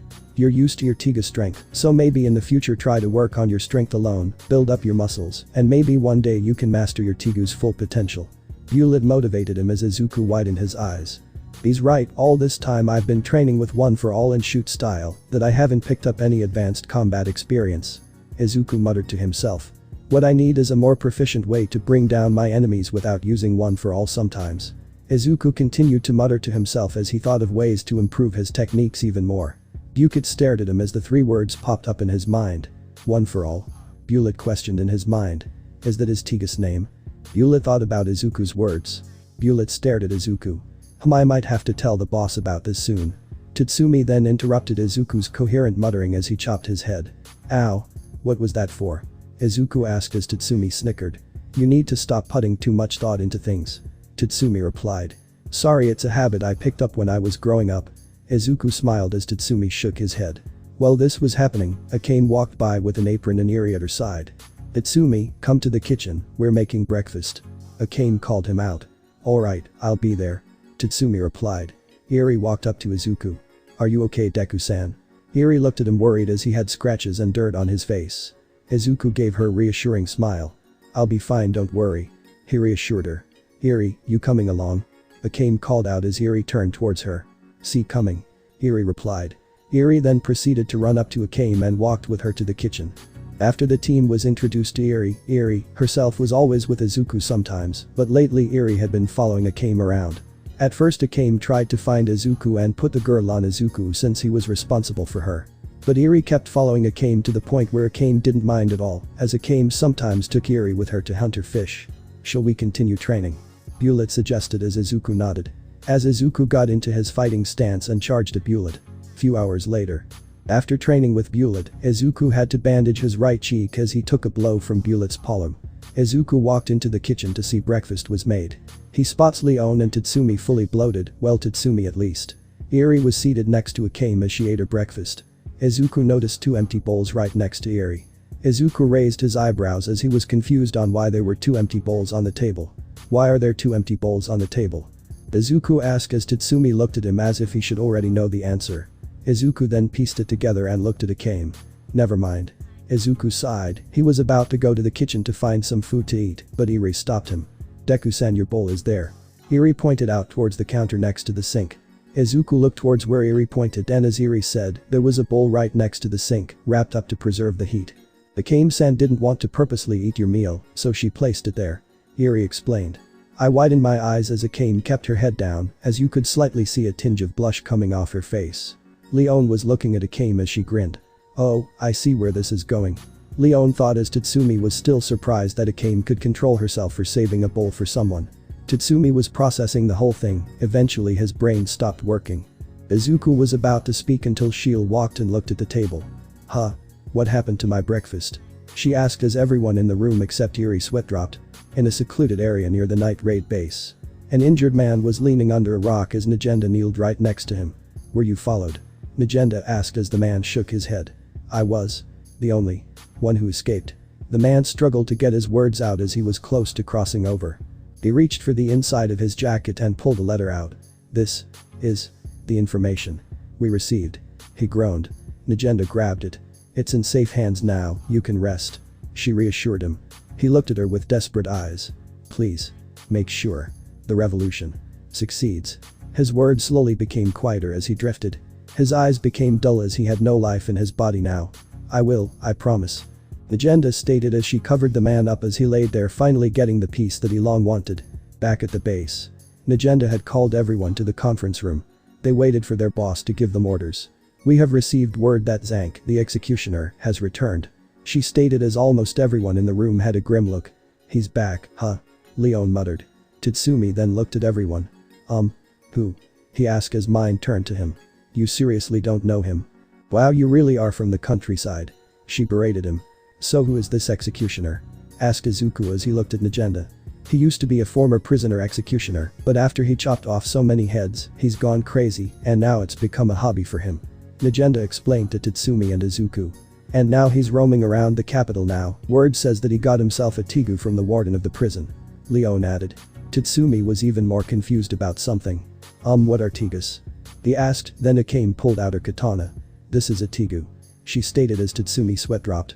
"Not really helpful," he informed her. Nagenda suddenly got hit with realization. "Oh, that's right, I never really explained to you what they are, did I?" Tatsumi nodded. Nagenda then explained to Tatsumi what tigus are and what they're capable of.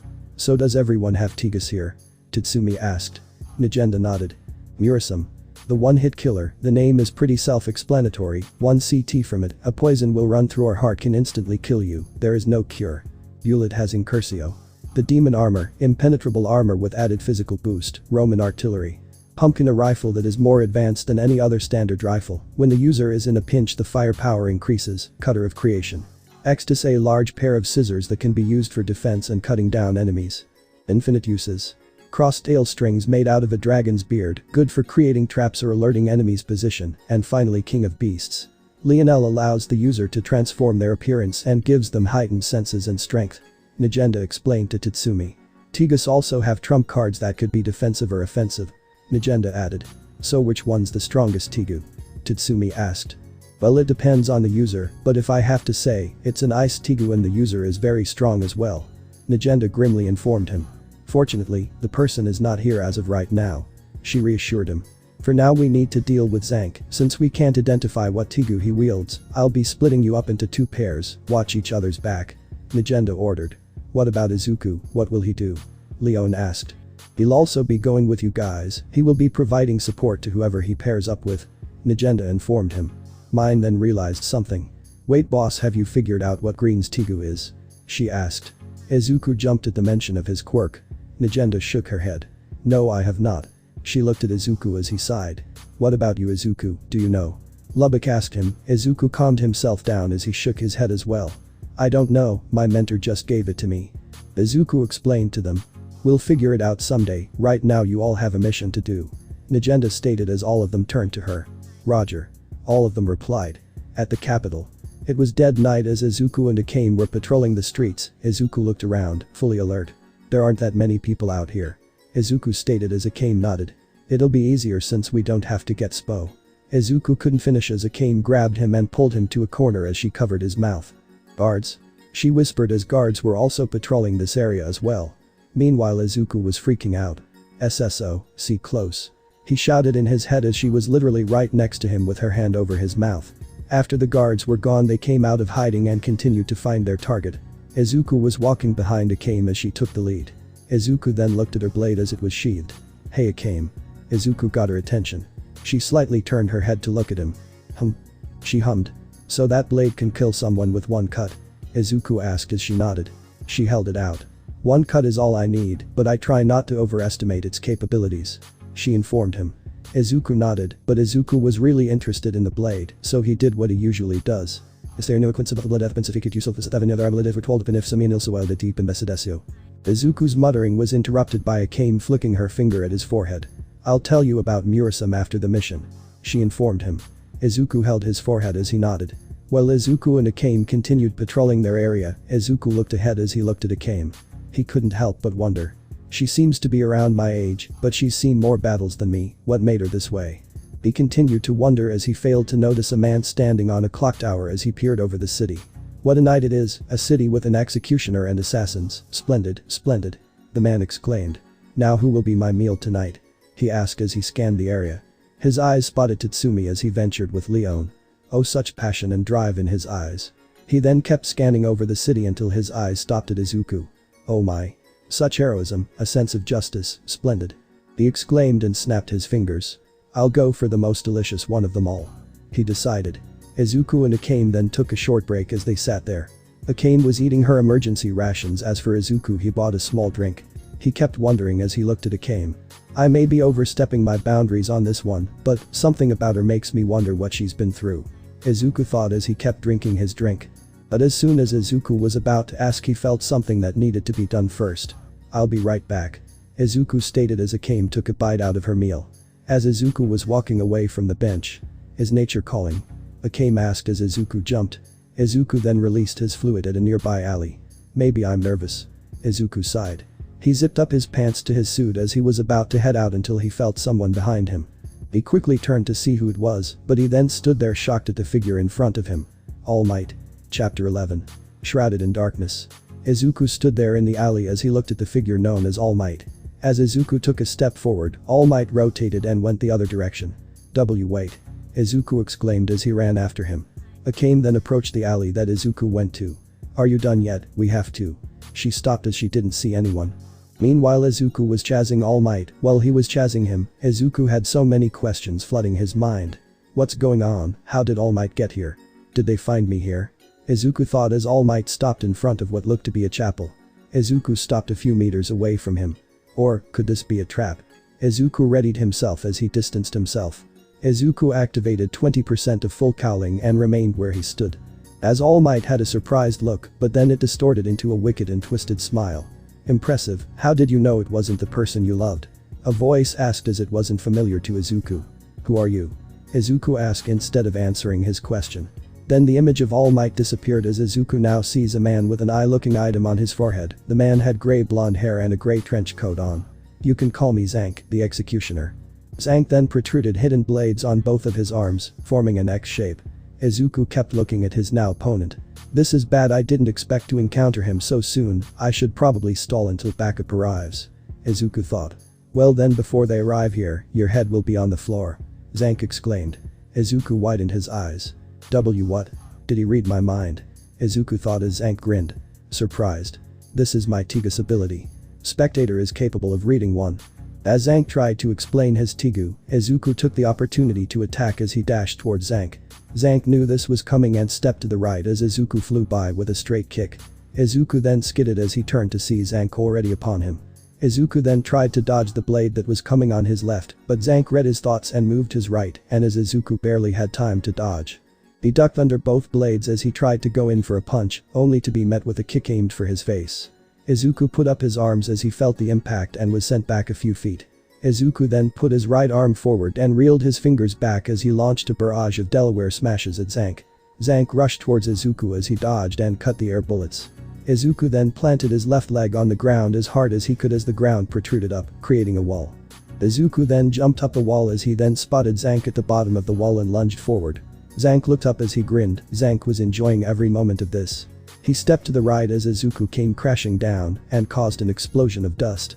Zank then covered his eyes as the dust was filling the area. Zank then looked around him. Izuku then came up behind him as he reeled his fist back. Zank didn't have enough time to turn around fast enough as Izuku collided his fist into his right cheek, sending Zank back a few meters. Zank stopped himself from going any further. He then started to laugh. Splendid, splendid. Using the wall so I couldn't read your thoughts and movements while crashing down to cover the area with dust to conceal my sight on you, splendid, splendid. Zank exclaimed. Izuku got ready for his opponent to move. Why? Izuku muttered. Huh? Zank hummed. Why are you doing this? What are you gaining from all this murder? Izuku asked as Zank stared at him. He then smiled. Because I enjoy this, seeing the expressions on severed heads, nothing is more entertaining than that. That's why I do this. Zank shouted in glee. Izuku had a horrified look, but then resolved himself. I can't save you. So I'll. Izuku thought. Save me? From what? The only person who needs saving is you. Zank retorted. Izuku hardened his eyes as he readied himself again. I'll stop you from hurting other people, right here right now. Izuku exclaimed with determination. Is that so? I wonder what face you'll have once I have your head. Zank exclaimed. Akame was walking through the streets as she stopped to feel an eeriness in the air as she looked up. Izuku. She muttered. Izuku swept his right leg as if to kick something. As he did that, an air current powerful enough to send someone flying back. The air current was racing towards Zank as he jumped out of the way and dashed towards Izuku. Izuku then charged at him also as he launched Delaware smashes at him. Zank kept dodging all of the air bullets as they closed in on each other. Zank then aimed for Izuku's head, but Izuku slid under him as he was now behind him. Zank turned around as he tried to attack him, but Izuku was nowhere to be seen. Zank then looked up as he spotted Izuku above him. Detroit smash. Izuku shouted, but Zank knew this was coming, so he sidestepped to the left of Izuku. Izuku smashed his fist on the ground, but not before receiving a cut on his left shoulder. Izuku jumped back a few meters away from Zank. Zank smiled. I must say, you're a quick thinker. But all of that is pointless when I can read your every move. Zank puffed. Izuku was breathing heavily. He's reading my thoughts to counter my moves, but what I can tell is that he can't keep up with my speed that much. The only way to stop him and knock him out is to exceed what I'm used to. Izuku thought. Zank smiled. By all means struggle to beat me, the end result will be the same. Zank declared. If you truly want to save me, boy, then end me so I don't have to listen to the torments of my victims. Zank exclaimed. Izuku clenched his fist. Whose fault is that, taking away people's life for your entertainment? I'll stop you, whatever it takes. Izuku exclaimed. Izuku got ready as he charged up one for all as he felt the power rushing through his body. My body can handle 20%, but in order to beat him I need speed to where he can't react fast enough to my attacks. Izuku thought as the electricity around him danced furiously around him, making him glow ever so brightly. Full cowling 30%. Izuku shouted in his mind. Zank readied himself. You think 10% more of your power will help? Why? Zank couldn't finish his sentence as Izuku was already upon him. Izuku's foot smashed into Zank's face as he was sent flying back. Grah. Zank groaned. Izuku skidded as he landed. He felt his bones start to creak. My body hurts, but I can still move. I can probably last for 3 to 4 minutes at most. Izuku estimated. He then looked at his opponent as Zank started to get up. That's plenty of time. Such speed and power, this won't be easy. Zank thought as he then looked at Izuku as his face distorted into annoyance. Zank then proceeded to dash towards Izuku. Zank was faster than before, but Izuku was ready for his approach as he smashed the ground again and created a wall again. Making Zank stop as he jumped above the wall expecting Izuku to jump too, but only to be met with Izuku still on the ground, but Izuku launched a barrage of air bullets at him. Zank made contact with the air bullets as Zank received them. It stopped Zank in the air, making Izuku use that chance to jump in the air and lifted his leg above Zank. Izuku then brought it down on Zank's head. He then came crashing down at the makeshift wall as an explosion of dust and rumble was created. Zank struggled to get up as Izuku landed a few meters away from him. Zank smiled. Splendid, splendid. To inflict this much damage, looks like I'll have to take this seriously. Zank exclaimed. His Tigu then started to shift as the eyelids widened. Zank stood there as he waited for Izuku to approach him. Izuku dashed forward already upon Zank as he reeled his fist back and slammed it into Zank, but Zank had fully blocked the attack as he grinned. Zank then pushed away Izuku's fist as he sent a flurry of slashes at Izuku. Izuku widened his eyes as the only thing he could do was to take the flurry of slashes. Izuku lifted his leg as he slammed it into Zank's blade as he pushed him back, making him stop the flurry of slashes. Izuku was heavily breathing now as his body was riddled with cuts and gashes. Izuku tried to ignore the pain as he took a step forward, but then his body stopped working as he fell to the ground. Crap. I hit the time limit. Izuku panicked as he struggled to get up. Zank then proceeded to walk towards Izuku. Now, time for your head. Zank slowly approached him. Get up, get up. Izuku screamed in his mind. Zank then dashed towards him. It's over. Zank shouted. But then a katana fell from the sky landing in between Zank and Izuku as the owner of the blade landed near the blade and grabbed it as she did an upward slash at Zank as he quickly reacted and blocked it with his blades. He skidded back as now in front of him was Akame. Izuku looked at her surprised. Akame. Izuku was relieved to see her. Akame looked back at Izuku. I'm glad you're still alive. Once this is finished, I'll treat those wounds. Akame reassured Izuku. Zank smiled with glee.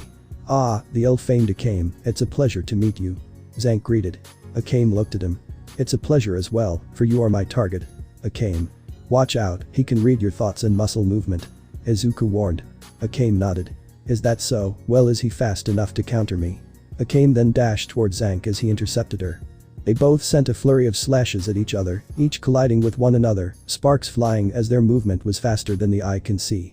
Akame parried one of his attacks as she sent a kick towards him that sent Zank back a few meters. Not only she's fast but she has power that matches up with her speed. I can barely keep up from the damages I took from the boy. Zank thought as Akame readied her blade. She closed her eyes as she controlled her breathing. Zank widened his eyes. Oh, one without thought, but that's useless. Zank thought as his Tigu started to shift.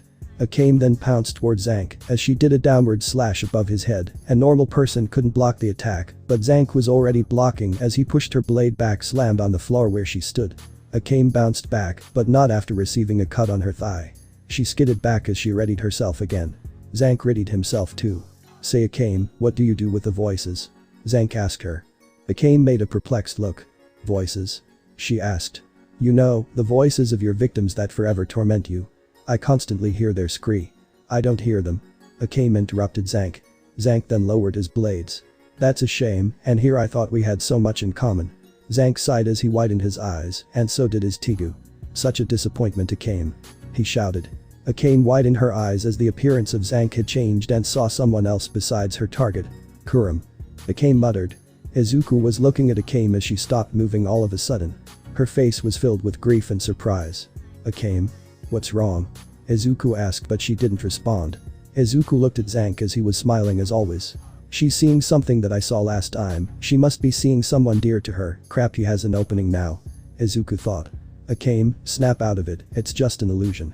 Izuku tried to snap Akame out of her trance, but it seems she was paralyzed. It's pointless, right now she sees someone dear to her, of course she can't attack me now. Zank explained. He then charged forward, ready to end the battle. Die while you gaze upon the one you love, Akame. Zank shouted. As he jumped in the air, Izuku took the chance to use every energy in his body and directed it to his right hand. He reeled his finger back. I won't let you. Izuku snapped back at him. Zank was surprised by the sudden movement from the boy. Delaware Smash Air Force. Izuku shot an air bullet at him, it raced towards his face as it collided with its cheek. Gurg. Zank groaned. But that didn't stop him as he continued racing towards Akame. Izuku struggled to get up as he tried using every will in his body to stand. I have to stop him. Izuku struggled to get his words out. Izuku wanted to knock him out and retrieve the Tegu, but his body wasn't functioning properly, as he was riddled with cuts and gashes. His body was under stress for going over his limit. Izuku then witnessed Zank already upon Akame as he was about to bring down his blade to her. No. Izuku had an horrified look, but that was quickly changed when he felt a cold airiness around Akame. He looked at her face as she had a deadly gaze of a killer that reminded him of Stain. She quickly did a sideways slash, aiming for Zank's neck. Zank barely reacted in time to block it as he was pushed back. Zank had a look of disbelief. "Why? You were supposed to gaze on the person you love," Zank exclaimed. Akame's hair was covering her eyes, but she slightly lifted her head as she gave him a death stare at him. "It's because I love her that I want to kill her as fast as possible." Zank had a shiver in his spine, and so did Izuku. What? Zank was left in disbelief as the fear in his body rose. "It looks like it's over." Akame justified. As soon as she said that, Zank's blade started to crack.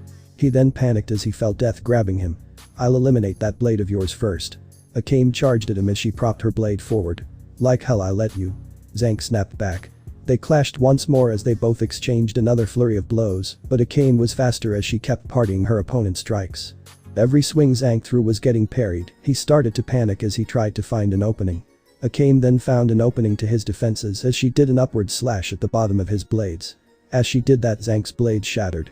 Akame then shifted her blade to the left as she was ready to cut her opponent down. She had one word for her opponent: eliminate.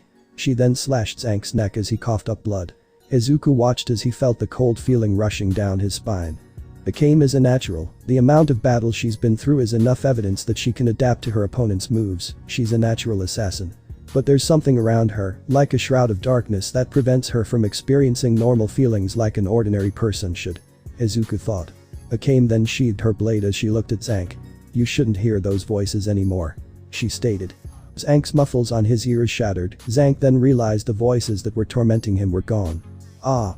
They're gone. Splendid. I thank you, Akame." Zank muttered his final words as his life drifted away. Izuku stared at the body as he felt guilty. "I may have not done the final blow, but I didn't want to kill him. There could have been a chance to save him other than ending him." Izuku solemnly looked at the former executioner. Izuku was then snapped back as he still had the pain coursing through his body. "Grrgh." Izuku groaned. Akame rushed to his side as she put her hand in his chest. "Don't move too much, I'll treat those wounds." Akame reassured him as Izuku nodded. While she carried him to a secluded alley where no one could spot them, she started to place ointments on his wounds and bandages. While she was doing that, Izuku was conflicted. "Akame." Izuku called out. Akame hummed. "Was it really necessary to kill him?" Izuku asked. Akame stopped as she looked at him. She could tell Izuku was bothered by this. After all, she didn't forget how he didn't want to kill anyone. "It was my mission, Izuku, it had to be done." Akame justified as Izuku looked at his hands. "There could have been another way," Izuku meekly said. "Izuku, why do you not wish to kill people?" Akame asked as Izuku looked at her. Akame still had her stoic expression, but something in her eyes told him that there was darkness shrouding her happiness. "Where I was from, my mentor saved people with a smile on his face. No matter what situation he was in, he always smiled. So I wanted to be like him, someone who saves everyone with a smile, but after coming here, I'm starting to doubt myself. Can I save someone who's being tormented?" Izuku asked as he was desperate to find an answer. Akame stared at him as she felt sadness coming off of him. Akame then wrapped her arms around Izuku and pulled him to a gentle and warm hug. Izuku then snapped out of his thoughts as he was now a blushing mess. Akame?" Izuku stuttered.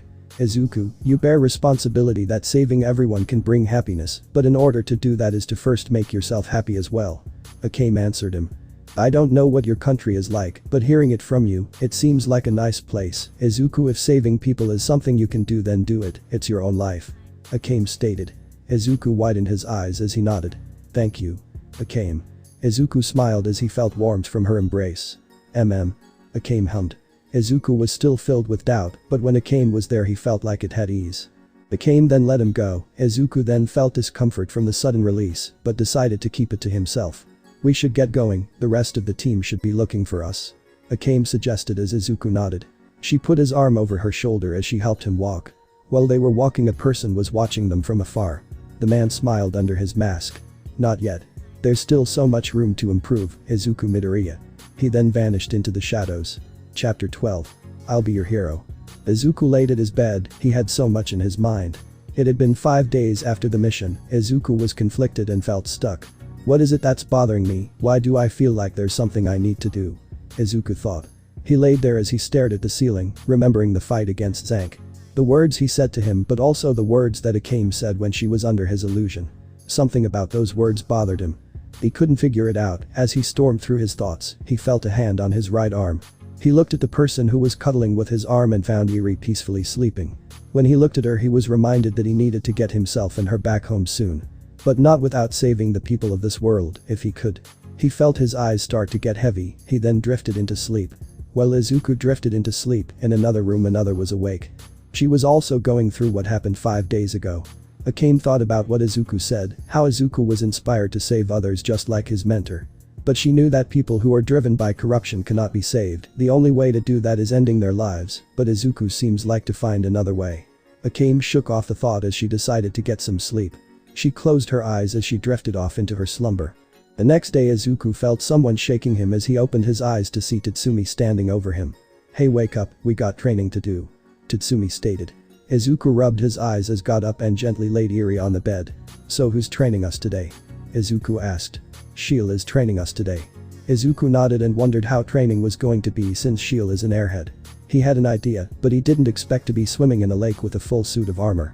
Tatsumi and Izuku struggled to fully use the motions, as the suit of armor was weighing them down. "This must be to increase our endurance, I can feel my whole body screaming at me," Izuku thought. They both swam out of the water as they were heavily breathing and drenched. "Good job, you're able to swim with a suit of armor, congratulations to you both," Shield complimented. Yeah, thanks," Tatsumi replied. "Sorry, I'm usually in charge of training the recruits since I'm not useful around the base." Shield apologized. Izuku then waved his hands. "Hey, it's fine, nothing to worry about," Izuku reassured her. Shield then bowed her head towards them, but her glasses dropped. "Oh, my glasses," Shield frantically stated as she tried to find her glasses. "She's really clumsy," Tatsumi and Izuku both thought. "So why don't you do chores around the base?" Tatsumi asked as Shield finally found her glasses as put them on.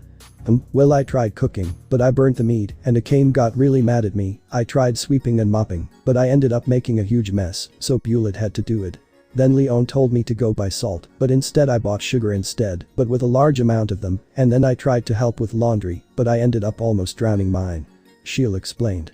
Tatsumi and Izuku imagined all the scenarios that Shield told them.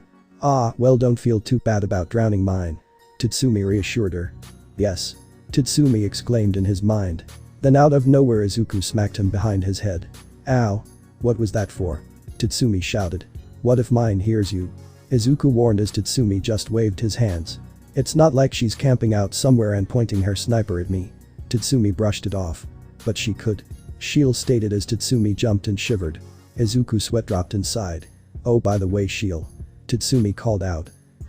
Shield hummed. "Out of everyone you seem to be normal for the most part," Tatsumi stated. "Well, I'm not really normal," Shield interjected. "You see, when I wasn't recruited into the Revolutionary Army I was a part-timer, but I ended up getting fired because of my clumsiness. But one day I met this girl, she was really nice to me, but one day her ex-boyfriend stormed into her house when we were chatting. He grabbed her neck and threatened to kill her. I was in shock and horrified.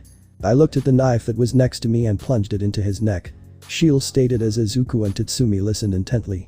"When I killed him, my friend was horrified that she didn't talk to me ever again. The next day his friends came to avenge their fallen comrade, but in the end I killed them all, and that's when I figured out killing scum in this country is what I'm good at. If I can erase the scum from the society, then everything will be fine.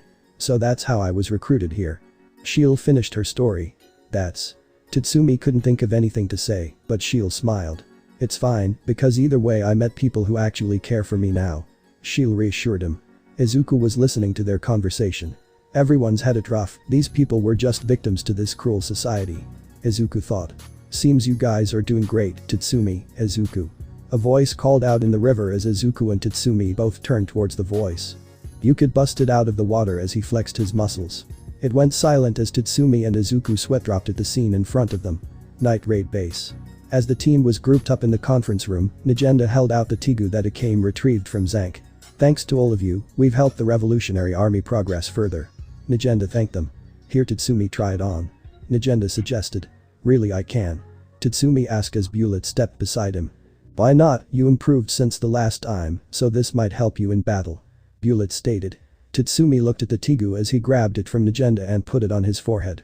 Zank used it to read his opponent's mind, try using it on me.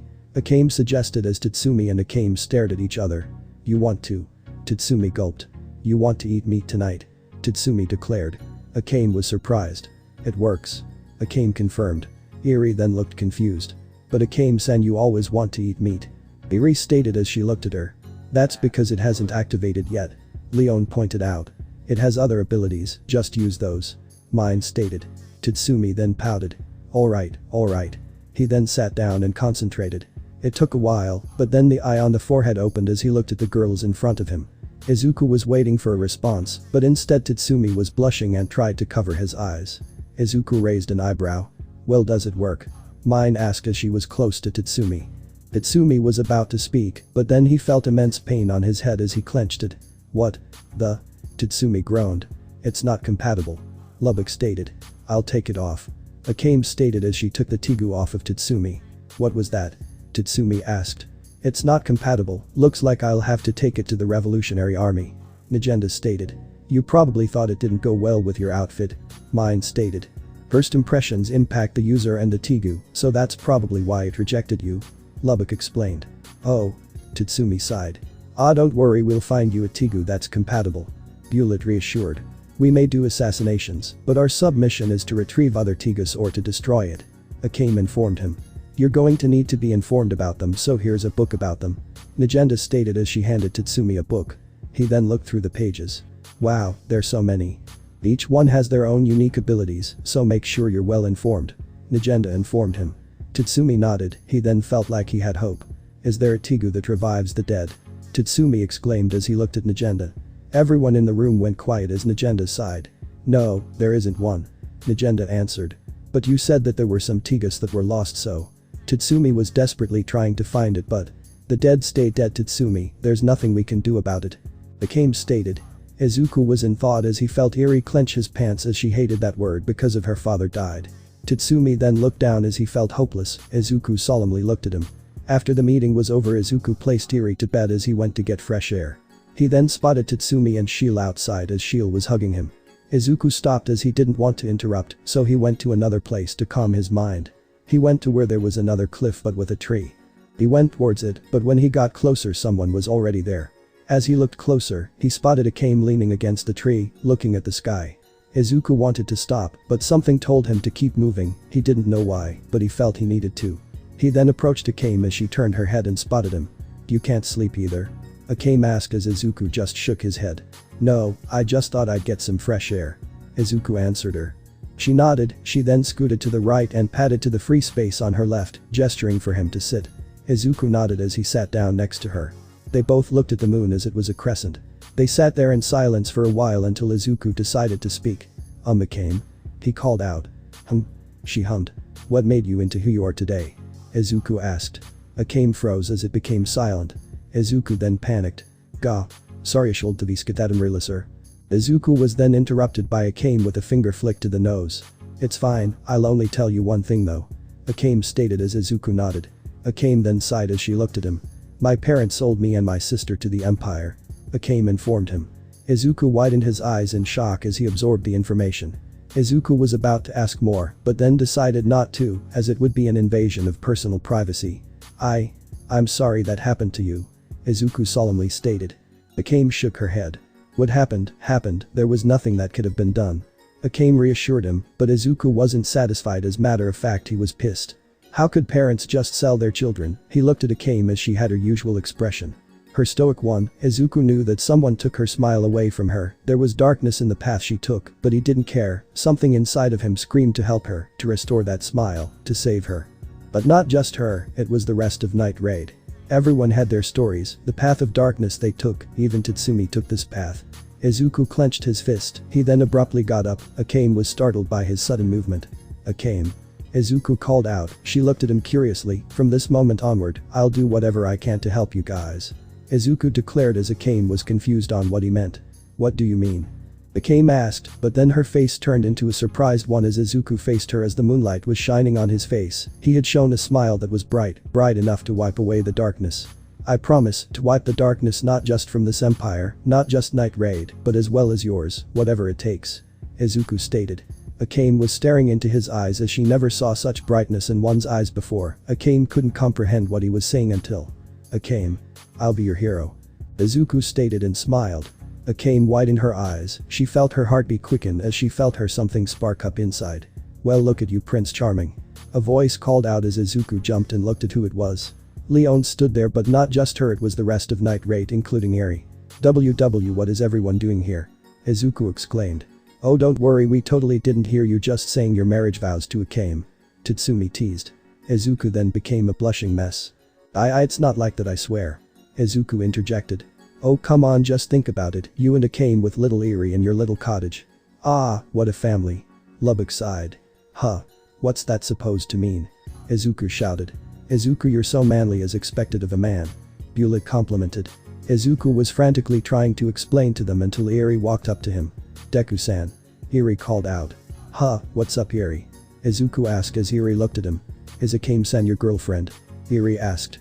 Izuku then choked on his spit as he heard that as everyone started to laugh. Eri. When did you learn that? Izuku asked.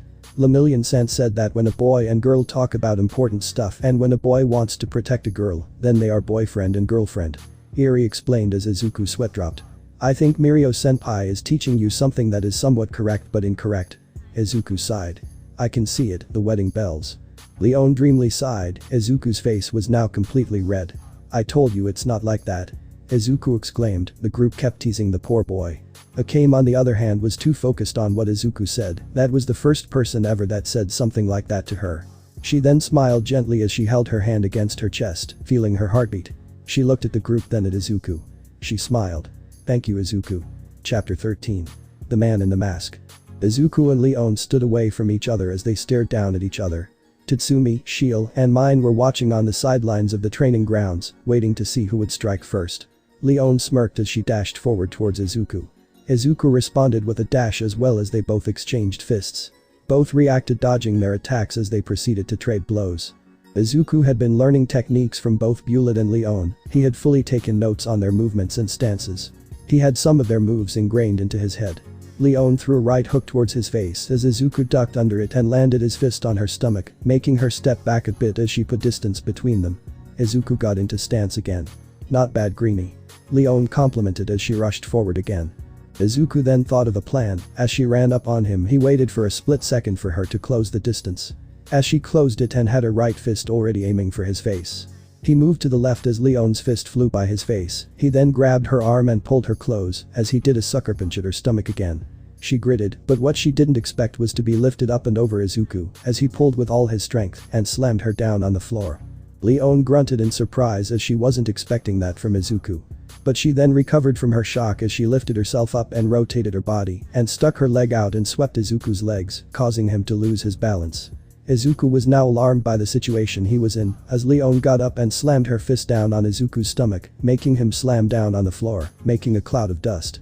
Izuku then coughed as he felt a massive shock pain on his stomach as Leon was now on top of him holding her fist above his face.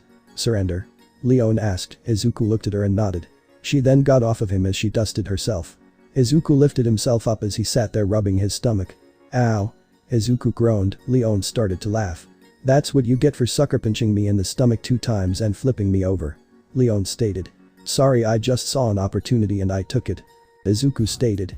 Izuku stood up as he dusted himself. Leon then stuck her hand out. That was a good spar though, hope to keep doing this again. Leon stated. Izuku nodded and shook her hand, but what he didn't expect was to be pulled into a hug as he was now suffocating in Leon's breasts. Come on, give one-san a hug. Leon exclaimed. Tatsumi and Mine started to sweat drop at the scene as Izuku struggled to get out of her grip. His face was completely red. Shiel then heard footsteps approaching them as she turned. Oh hi, Akame and Eri. Shiel greeted. Eri waved at her as Akame nodded. Then Akame looked at the two at the training grounds as she saw Izuku being smuggled by Leon. The two were unaware of Akame. Eri looked at the scene as she was confused. Tatsumi and Mine were just witnessing the scene in front of them until they felt a chilling aura near them as they shivered in the atmosphere. They turned towards the source as they saw Akame surrounded in a dark aura. Eri and Shiel were oblivious as they chatted with each other. Akame's hair covered her eyes, but you could tell that she was mad. Tatsumi started to sweat bullets as he didn't know why Akame was mad, but Mine on the other hand wanted Leon to let go of Izuku because who knows what could happen. Leon was still smuggling Izuku as Izuku tried to get away from her. "Leon. Let go please." Izuku pleaded. Leon grinned. "Aw, what's the matter, just give one-san a hug already." Leon grinned. "Leon, I can't breathe," Izuku stated. As Leon kept burying Izuku in her breast, Akame casually walked up to them. Leon now saw her, but now had a horrified look as she saw Akame's eyes gleam with anger.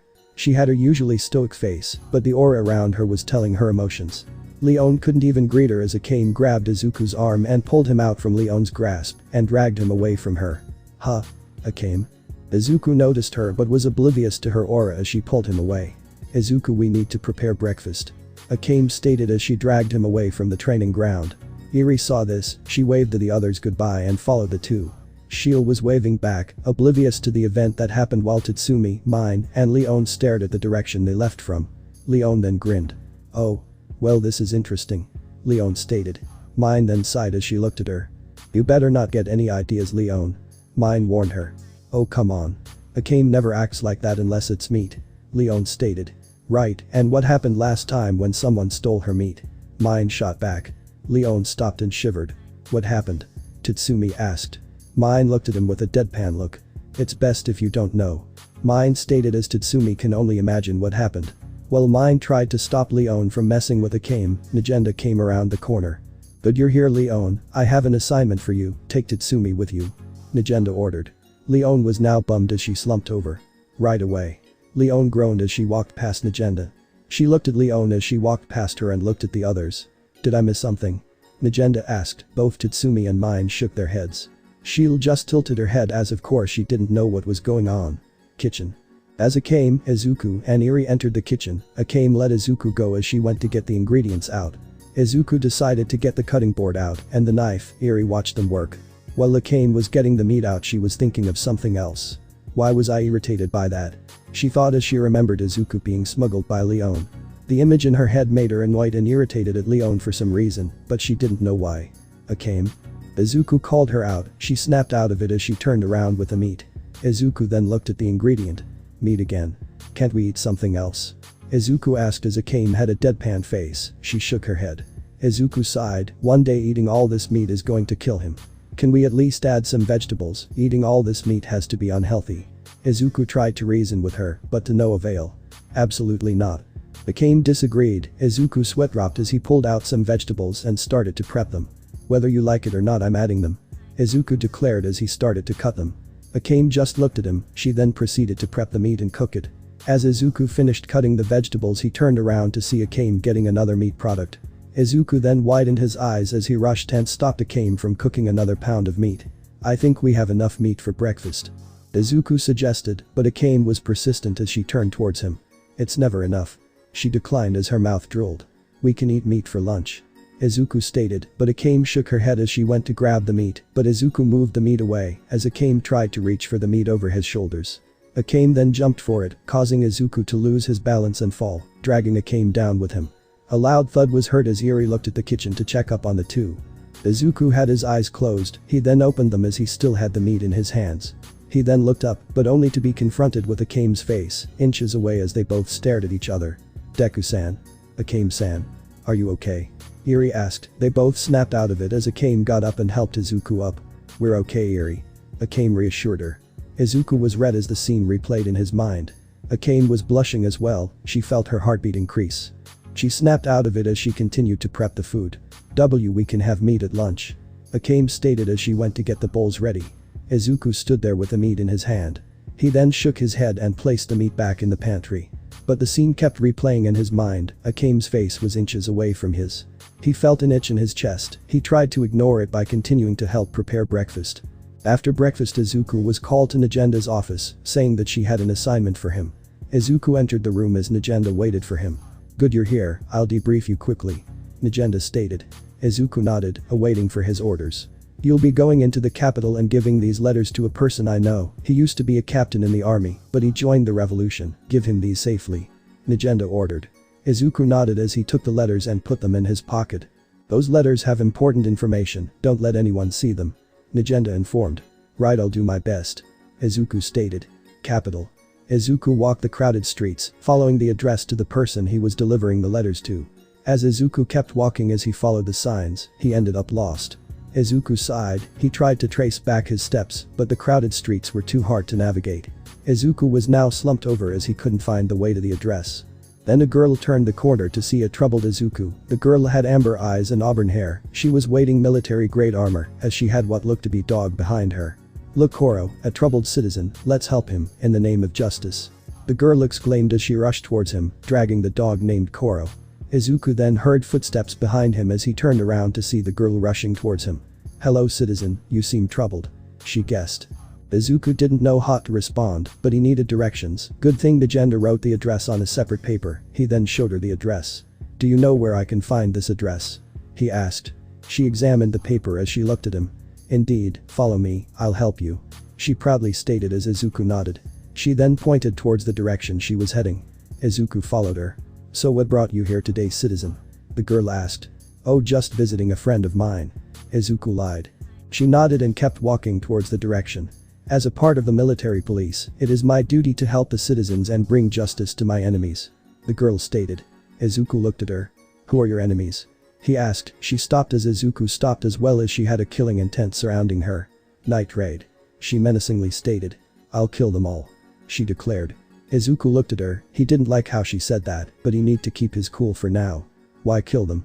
Izuku asked. The girl shook her head and smiled at him. "It's none of your concern, sir, sorry about my behavior," she apologized. She then continued onward as Izuku followed. After a couple of minutes they arrived at the location. "We are here, please be safe around here," the girl stated as Izuku nodded. "Will do, miss. Seiryu, ubiquitous Seiryu, at your service," she introduced herself. Izuku nodded. "Thank you, Seiryu." She smiled and dashed off. Izuku then headed inside the building accomplishing his assignment. After he delivered the letter, he ventured into the city as he went to absorb his surroundings. After it turned dark he decided to call it a day and head back to the base. He headed towards the alley for a shortcut. But he felt a hand on his shoulder. Izuku stopped as he tried to turn around. "We meet again, Midoriya Izuku," the person behind him stated. Izuku widened his eyes as the voice was familiar. He jumped back and turned towards a man with a fox mask. This was the man that he met on his first mission. "Who are you and why are you here, and how do you?" Izuku asked. "I can answer your questions later, but how about we talk privately, don't want people to hear our conversation." The man then snapped his fingers as the darkness surrounded them. Izuku was alarmed as he was fully surrounded by a dome of darkness. "Now no one can interrupt us or hear us," the man stated. "I'm sure you have a lot of questions, but like I said I'll answer them later," the masked man stated. Izuku was ready to blast one for all at him, but he didn't want to risk getting caught. "How do you know me?" Izuku questioned as the man scoffed. "Who wouldn't, you a class 1 student, Midoriya Izuku, also known as Deku," the man stated. Izuku widened his eyes. "I'm the one who sent you here, well to be exact I sent the man who brought you here to this world," the masked man explained. Izuku widened his eyes. "What?" Izuku was shocked to hear the new information he just heard. "I gave the man who sent you here a bargain to enter your world." Izuku was now trying to comprehend what he's hearing. "But how can you send someone to my world, and why me?" Izuku asked, but the man raised his finger. "There is so much that darkness can do and the reason I sent you here is to become this world's savior," the man explained. Izuku was now caught off guard. "Wait, what?" Izuku asked. The man smiled under his mask. "Call me Kitsune and you, Izuku Midoriya, are a needed hero in this world." Chapter 14. The Will to Save. Izuku couldn't believe what this man was saying. He made a bargain with the one who brought him here, and now he is someone that needs to save this world. "But why me? They're better heroes than me, so why me?" Izuku questioned. Kitsune looked at him. It was silent for a moment until he started to laugh. "That isn't even a hard question. Tell me Izuku, who was the one who jumped into danger after seeing a boy trapped in a sludge monster?" Kitsune stated. "It was you who showed that you have the will to save anyone, so why not you?" Kitsune answered. Izuku was still not convinced. He still doubted the man. "But still, I'm just a hero in training, why go so far to save this world?" Izuku asked. Kitsune sighed.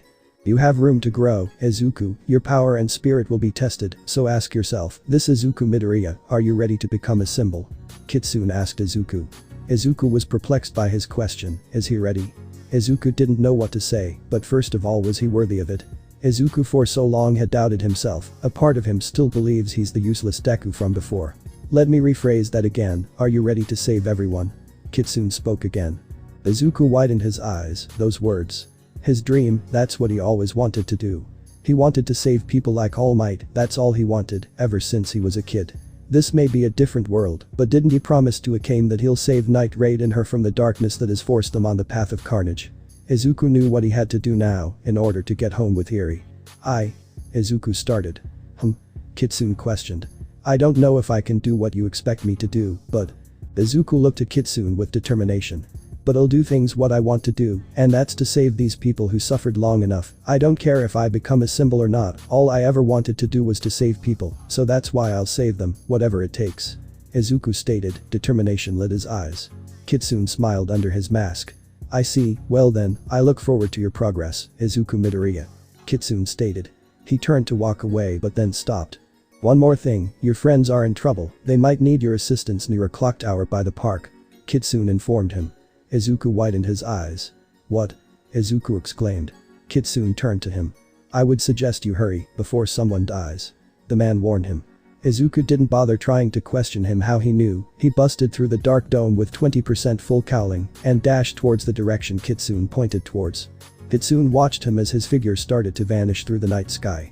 He looked up and smiled. I can't wait to see what you become out of this, Izuku. The man whispered. Izuku was rushing through the city as he tried to avoid the public eye. Izuku put on his mask as he dashed through the night, he then spotted a clock tower not far from the city. He then heard gunshots being fired. I have to hurry. Izuku jumped from building to building. Meanwhile Mine and Shield were fighting a girl with auburn hair, Seryu had attacked them while they were retreating back to the base. Shield was holding off Seryu, while Mine dealt with her Tigu, Koro. Shield clashed her giant scissor with Seryu's what looked to be tonfas. Shield easily dealt with her by cutting both her arms off, but guns replaced her arms as they protruded out of her cut arms. But Shield was ready for anything, Shield blocked all of her attacks and cut the gun arms off. Seryu laid there as she looked like she didn't have any fight left in her. Shield then looked where Mine was, only to see that she was close to getting eaten by the Tigu. Mine was awaiting her death but never came, she looked up to see Shield cut Koro's mouth as he flew past them. Are you alright Mine? Shield asked. Shield. Mine sighed in relief, but then a bullet flew through Shield's left shoulder. Mine widened her eyes in horror as Shield was paralyzed. Behind her, from a distance, Seryu had a gun in her mouth as she fired at Shield. Mine then saw the shadow of Koro approaching Shield. Everything froze for Mine as she was going to see her friend die right in front of her. Shield couldn't move properly as she couldn't lift her Tigu right. This was it for Shield, she was going to die. Shield wasn't ready though, she didn't spend enough time with everyone, especially with the new recruits, Tatsumi and Izuku, she had so much she wanted to do. She was paralyzed in horror, awaiting for the jaws of death to claim their prey. But Shield realized that the jaws never came, was she dead? No, she had little strength to move her head as she saw Koro's head slam to the ground as the rubble flew up and a crater was made. On top of the beast's head was a boy with a green and black costume, wearing a hooded mask, wide arm braces with traces of blue, and a pair of white gloves. Electricity was dancing around him as his feet smashed into Koro's head. Mine was awestruck too, all they heard was these two words. Manchester smash. A blast of wind hit them, and an explosion of dust surrounded the area. Shield used her right arm to cover her eyes, Mine was covering her eyes too, as dust and rubble were flying everywhere. Seryu didn't know what was going on, but she saw a green comet plummet down on Koro. The dust cleared, the three that were present saw a boy standing in front of the Tigu, ready to engage it. To Seryu she couldn't see the face since a mask was covering them. But to Mine and Shield, it was their auxiliary, the one that came to save them. Shield tried to call him out, but Izuku responded first. Shield, get Mine out of here now, I'll hold him off. Izuku ordered. Shield widened her eyes, she refused. You can't, it has regeneration ability, I'll. Shield was cut off when she saw the look that Izuku gave her, it was filled with determination. Izuku was ready to do this, he couldn't back down now. I'll be right behind you guys, don't worry. He gave them a reassuring smile. Shield looked at him for a second before she nodded and sheathed Extus and helped Mine up. Mine was still trying to process what was going on. Wait, you can't be serious about taking that on. Mine exclaimed. Izuku just kept smiling. Just go, I'll be fine, I promise. Izuku reassured them. Shield had no choice but to comply as she helped Mine walk. Mine stared back at Izuku before she closed her eyes and started to run with Shield to safety. Izuku then looked back at the dog beast, he knew 20% wasn't enough, so what could he do? The Manchester smash only stopped him for a brief second. The beast growled at him. Seryu smiled. Koro, devour. Koro then charged at Izuku. He opened his mouth, ready to bite down on him. Izuku dashed away from the beast's jaws. He skidded back as Koro slammed his mouth down where Izuku stood. Izuku looked at the beast as the beast proceeded to launch flurries of bites. Izuku then only had one option, to use 100%. It was risky, but he had to give it a shot. But while Izuku was thinking, Koro hurled his fist at him. Izuku didn't have the time to dodge, so he braced himself. The fist collided with him and sent Izuku flying. Izuku then caught himself as he gasped for air. He coughed up blood as the blow was more powerful than he expected. His whole body collided with the ground as an explosion of dust was made. Izuku got up and flipped backwards as he dodged another fist from Koro. Crap, I don't have time to think, I have to do this right now, it's all or nothing. Izuku thought. He then grabbed his right glove and removed it. He didn't want to damage his Air Force glove, so he removed it and stuffed it into his pocket. The beast then charged forward again, ready to slam his fist again. Izuku jumped above the fist as he dashed towards the beast face. Izuku clenched his teeth, ready for the drawback. He was already upon the snout of Koro. He reeled his fist back as the energy stored up in his right arm started to glow brightly with red lights highlighting his veins. It's all or nothing, go beyond plus ultra. Izuku shouted in his mind. His fist then raced towards the snout. His fist collided. 100%, Detroit smash. Izuku shouted as the beast face was now inward as he felt the power of the fist. The beast was then sent flying back towards the clock tower, smashing into it, creating a massive explosion of dust. Saryu was shocked that she couldn't move from her spot. Her opponent showed the power difference between her and him. Izuku then looked at Saryu. She flinched as Izuku had a stare that could shaken someone to their core. Izuku then lifted his left arm and made a flicking motion as he released a Delaware smash at her, colliding with her face. She was now sent back a bit. Izuku used this to escape as the beast couldn't move either. He dashed towards where Mine and Shield headed. Until he felt a bullet pierce through his left shoulder. He looked back to see Saryu was still willing to fight. She shot a couple of bullets as one grazed his cheek and one hit his right thigh. Izuku gritted his teeth, trying to ignore the pain. Izuku cursed under his breath. He turned and was ready to launch another attack at her, but then someone appeared out of the shadows behind her as he knocked her out. It was Kitsune. He then looked at Izuku as he motioned him to go. Izuku took the opportunity and ran for it. Kitsune then retreated back into the shadows. Izuku was running as far as he could, away from the city, so they couldn't capture him. He was losing consciousness by the impact of Koro's punch, also the bullet wound on his left shoulder and the other bullet wound on his right thigh were leaking blood, the scorched and bruised right arm he had. His vision started to get blurry as he tried to shake it off, but the blood was leaking out. He couldn't keep this up, but he wants to be back at the base before he collapses. Night Raid Base. Akame was in the kitchen as always, but with everyone else in there. Outside, it started to pour as everyone was forced to stay inside. It's really coming down. Lubbock mentioned. Nagenda was taking a puff out of her cigar. They're late. She called out. Leon stared out the window. Maybe there was a screw-up, you think she'll slipped? Leon questioned. Knowing her, it's a possibility. Tatsumi answered. Let's just wait patiently, alright. Bullet calmed the rest down. Eri was sitting at the table wondering what was taking Izuku so long to return. Akame stared out the window. She felt something bad happen, but she didn't know what. Lubbock was casually drinking water until he felt his strings move. He became alarmed until he identified it was just two people. I got two people heading here. Lubbock informed. It could be Mine and Shield. Leon suggested. Nagenda nodded. But still be on guard. The rest of the team headed out to see who had returned. They stood there in the rain, waiting for someone to come out of the trees. They anxiously waited, then saw two figures approaching the base. Akame became relieved to see two familiar people. Nagenda sighed, but then saw the two were injured. Bullet, get the med kit. Bullet then looked at the two and nodded. He rushed inside to get first aid. Leon, Lubbock and Tatsumi approached Mine and Shield with worry. What happened? Leon asked. We were ambushed unexpectedly. Shield answered. Nagenda looked at the two. Who did this? She asked. Mine looked at her. It was someone with the military police. She had a Tegu, the inorganic one. Mine informed Nagenda. She nodded. Well, at least you guys are still alive. Tatsumi reassured them. Lubbock and Leon nodded. Akame smiled, but Mine and Shield had a solemn look. By any chance did you guys spot Izuku? Nagenda asked. Both of them widened their eyes. We did. Mine answered. Akame and Nagenda noticed a difference in her voice. Mine and Shield looked at them with solemn expressions, especially towards Akame. Izuku helped us get them off of us. Mine informed them. He sacrificed himself in order for us to escape. Shield finished. Bullet came out with the first aid. He then noticed the atmosphere wasn't pleasant. What happened? He asked. Nagenda looked at him. Izuku is either missing or dead. She answered. Bullet widened his eyes, then looked at the ground and clenched his fist. Lubbock started to form tears. Leon had a solemn expression like mine and Shiel. Tatsumi, on the other hand, had a horrified look. He couldn't believe it. He didn't want to believe. Hey, that can't be true, right? He couldn't have died that easily, right? Hey, answer me. Tatsumi exclaimed. He was furious. He didn't want to lose someone important to him again. He may have just met him, but they grew close to that of partners, no close friends. I'm sorry, Tatsumi. She answered. Tatsumi clenched his teeth in his fist. Calm down, Tatsumi. Bullet tried to calm him down, but that only infuriated him more. He turned his head quickly. Calm down. How can I when I hear a close friend of mine is dead? Tatsumi shouted. There is no way in hell I can calm. Tatsumi shouted, but only to be met with Bullet's fist. Tatsumi fell on the wet ground. Now is not the time to release your anger. Bullet shouted back. This is the life we chose. We will lose comrades along the way. All we can do is move forward, Tatsumi. Bullet exclaimed. Tatsumi wiped the tears away from his face. Plus, you're not the only one devastated by his death. Nagenda stated. Tatsumi looked at Nagenda as she pointed towards the direction. He looked towards the direction and widened his eyes. He sees Akame with a sad expression. Eri was hugging her and crying her tears out.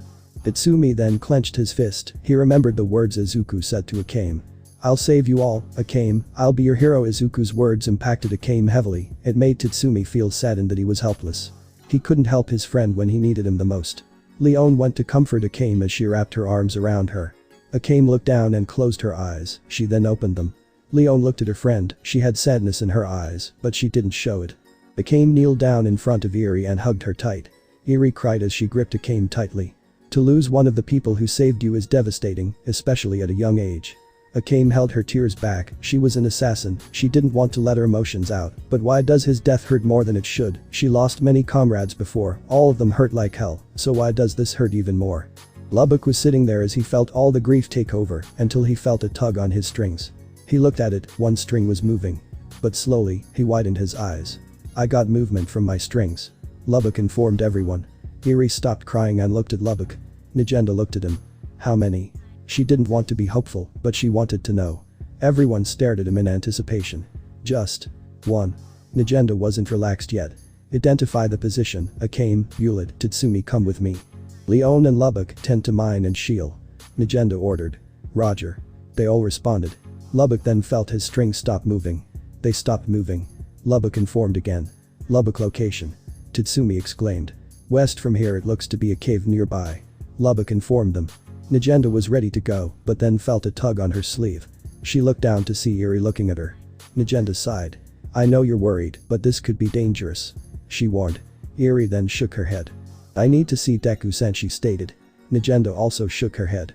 I understand, but I can't have the risk of you being injured. If it is Izuku, we'll bring him back, I promise. Nagenda reassured Eri.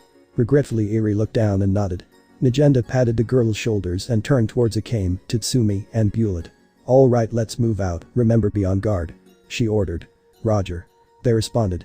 Nearby cave. Izuku's breathing was staggering as he was starting to lose consciousness. The bullet wound was getting worse as the bleeding kept leaking out. He did his best not to leave a blood trail. He was tired and exhausted. Not only that, but fatigue of running here had him exhausted, and also taking a punch from the beast was taking a toll on him. He felt his vision start to fade out. He couldn't afford to sleep. Izuku needs to head back to the base to make sure that they can rest easy. He leaned against the wall as he tried to calm his breathing, but blood kept leaking out from his right thigh and shoulder. And not only that, but he was hungry, but still Izuku couldn't pass out now. He needed to make sure Shiel and Mine got back safely. Izuku tried to get up, but all his strength was gone. All he could do was try to keep his breathing under control. Then darkness was slowly surrounding his vision. Izuku couldn't keep his eyes open as he slowly started to drift. But before he could pass out, he felt a warm embrace envelope him. Izuku felt someone hug him, but he didn't know who. He started to lose consciousness, but not after hearing a voice. He slightly turned to a blurry figure in front of him. He remembered this feeling before, a gentle and warm embrace. For some reason the pain was getting to him. As he started to lose consciousness, he heard was a gentle and warm voice that whispered two words in his ear. Welcome back. Chapter 15. Promise. Akame, Tatsumi, Nagenda, and Bullet arrived at the location that Lubbock had pinpointed. They arrived at the cave where Lubbock reported. They entered as they pulled out their weapons. Bullet stood at the rear to make sure no one was behind then, Tatsumi was on the right side while Akame was on the left, and of course Najenda was at the front. They then heard panting as they moved deeper into the cave. As they got close they saw blood on the walls, Najenda then saw a figure leaning on the wall. Luckily she brought a lantern, she lit it and moved towards the figure. As she came near the figure, she sighed. She then turned to Bullet. "Bullet, I need bandages," she ordered. Bullet shook his head. "I left them with Leon and Lubbock," Bullet responded. Akame then walked forwards to see Izuku nearly losing consciousness. She saw 2 bullet wounds, one on his left shoulder and one on his right thigh. He also had a scorched and bruised arm, his breathing was staggering as he tried to stay awake. Akame knew that he hadn't given up, all the adrenaline was rushing through Izuku's body. Akame then walked towards Izuku, as she was close enough she sat near him and wrapped her arms around him. "Welcome back," she whispered into his ears. Izuku then fell into a slumber, Akame then let go of him, as Bullet came up towards him and carried him on his back. "Let's hurry back to the base before he loses more blood," Bullet suggested. They all nodded. They rushed back to the base. As they were heading there, Tatsumi was worried that Izuku wouldn't be able to carry out his missions, his arm looked to be broken. But nevertheless, Tatsumi was relieved to see his friend still alive. They then arrived at the base. Bullet busted through the door. Leon was startled with the sudden appearance, but saw Izuku on his back. "Take him to his room," Leon calmly said. Bullet nodded. Najenda followed right behind as Akame and Tatsumi stood there watching Bullet take Izuku to his room. Tatsumi sighed. He turned to Akame. "Glad he's still alive," Tatsumi stated. Akame turned to him and nodded. She hummed. Leon then smiled. "Hey, cheer up, he's going to be fine." Leon tried to cheer them up, but Akame saw the state of his arm. "I don't think he will ever enter any mission with that kind of injury," she stated. Tatsumi nodded as Leon's smile turned into a grim expression. Eri had heard the conversation, she saw Izuku when they entered. But the state he was in terrified her, but at the same time, she wanted to help him. She was saved by him, both Mirio and Izuku gave her freedom and hope. She didn't want that hope to die, she resolved herself and ran towards the direction of Izuku's room. While Bullet laid Izuku on his bed, Najenda was getting bandages to cover the bullet wounds. Bullet helped Najenda with them. Eri peeked into the room. She was scared that if she revealed her quirk, they would be scared of her. Eri shook her head. "No. You've been improving yourself, Mr. Eraserhead has been helping you to help people, Deku-san has saved me, it's my turn to return that kindness." Eri then steeled herself and entered the room. Najenda then turned towards her. "Eri, you can't be in here, Izuku will be fine." She tried to reassure the little girl, but to no avail. Eri shook her head. She stopped for a second, rethinking her decision, but she reminded herself that Izuku needed her. "I can help, let me help, I can save Deku-san." Eri exclaimed. She was scared, but right now she wanted to do this. Najenda admired the girl's will and devotion to help him.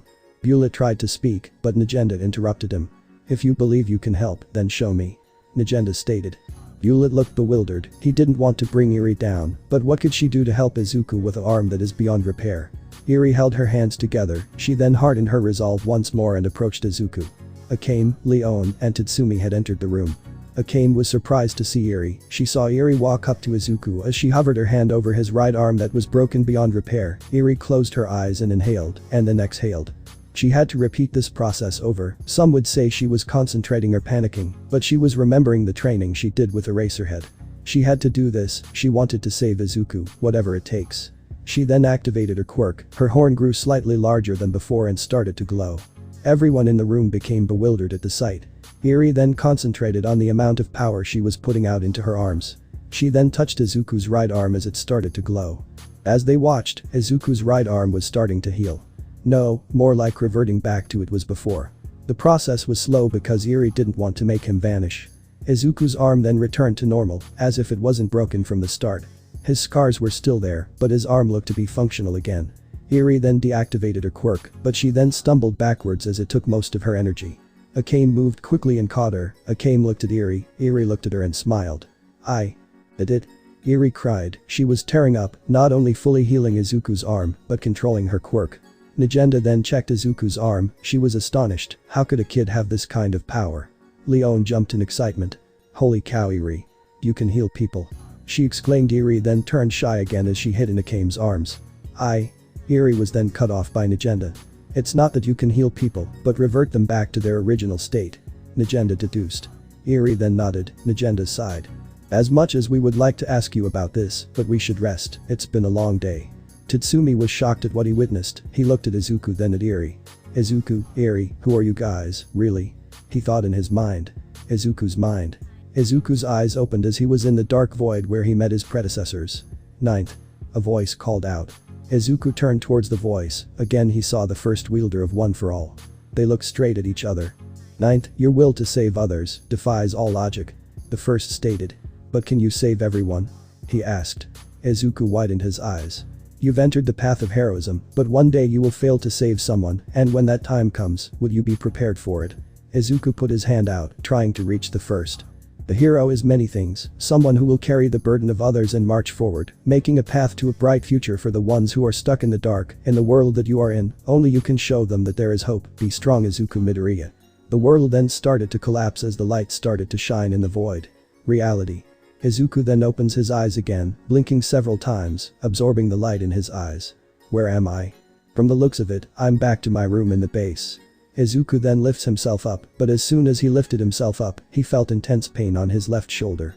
He moved his right arm towards his left shoulder. But he then realized that his right arm was completely healed. He inspected it. He then saw no extra scars, which means that Eri used her quirk on him. He had to thank Eri later, but also explain to the rest of the team what she did. A moan was heard. Izuku then turned to his right as he saw Akame peacefully sleeping on the edge of the bed.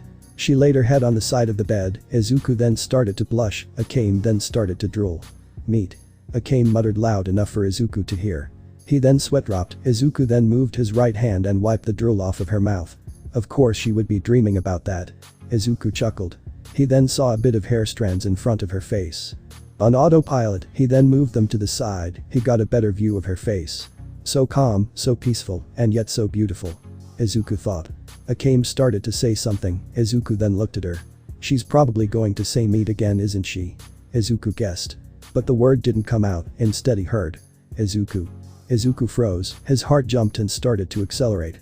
He was now a blushing mess. The way she said his name made his whole body freeze, but inside, his heart was moving a mile per second. Why did she say his name? Was she worried about him? Yeah, that's probably that. There is no way anyone would like me. Izuku slowly then realized all his life he wanted to be a hero. He never worried about the opposite gender's opinion. But now, it's like it bothers him, gouging his heart and tearing it apart. Izuku solemnly looked down until he heard Akame started to stir awake. She then fluttered her eyes open. She sat upright and rubbed her eyes. Izuku smiled at her. Good morning, Akame. Izuku greeted her. Akame stared at him, then gently smiled at him. Good morning to you too, Izuku. She replied back. Akame then checked his wounds to see if they healed. Izuku let it happen because it was Akame. She worried about her friends. You'll have to be bedridden for 2 more days until the wounds heal. Akame informed. Izuku nodded. Yeah. Izuku muttered. Akame looked at him. If you're worried about Eri, she's fine. She wanted to help you. Akame reassured him. Izuku looked at her. But I'm guessing you want an explanation. Izuku stated. Akame shook her head. If you're not ready to give us an explanation, I understand. But know that we are here for you, Izuku. We're comrades, remember. She smiled gently at him. Izuku widened his eyes. He felt blessed to not only be given a chance to achieve his dreams, but to have friends that had his back. Izuku nodded. Thank you, Akame. He thanked her. She held his hand. Izuku felt warm. It was like all his worries were gone as soon as she held his hand. Akame may be an assassin, but she's more than that. Izuku can see that. Izuku. Akame called out. Izuku looked at her. When you said that you were going to save us, when you said that you were going to be my hero, it made me happy. Akame happily stated. That was the first time someone has ever said those words to me, so I hope you be by our side until this is over. Akame said. Izuku was stunned. From that moment on, Izuku's resolve to save them just increased even more. There was something that made him want to save Night Raid. It was their smiles and memories, especially Akame's. He didn't know her full backstory, but it didn't matter. He wanted to protect the smile that she made, whatever it takes. But for that to happen, try not to die, okay? A voice came from the door. Both Izuku and Akame looked at the door to see Tatsumi standing there. Tatsumi. Izuku muttered. Tatsumi walked towards the bed. I can't have you leave us yet. There are so many things I want to talk about, so let's make it out of this alive, promise. Tatsumi stated as he put his fist out. Izuku looked at his fist and smiled. Promise. He answered and fist bumped him. Akame watched the interaction and smiled at the two. Their bond has strengthened even more. Such a manly promise. A booming voice popped up. Hewlett was now at the door shedding tears. You two are fine grown men. Izuku and Tatsumi sweat dropped at his reaction. As Tatsumi continued to talk to Bullet, Akame and Izuku looked at the two's interaction. They both looked at each other and smiled. All might, Mom, thank you, I'm truly blessed for having people like you to be there for me, and thank you for allowing me to meet people that I cherish. Izuku thought. Imperial Palace. Meanwhile in the capital in the throne room of the Emperor. As expected of your return was fairly quick, General Esdeath. A kid wearing a king's outfit said. At the bottom of the throne was a woman with long light blue hair, with military attire. I shall reward you for your accomplishments. The child Emperor complimented. You're too kind, Your Highness, please give those to the troops that worked hard. The woman now named Esdeath suggested. A noble act, truly.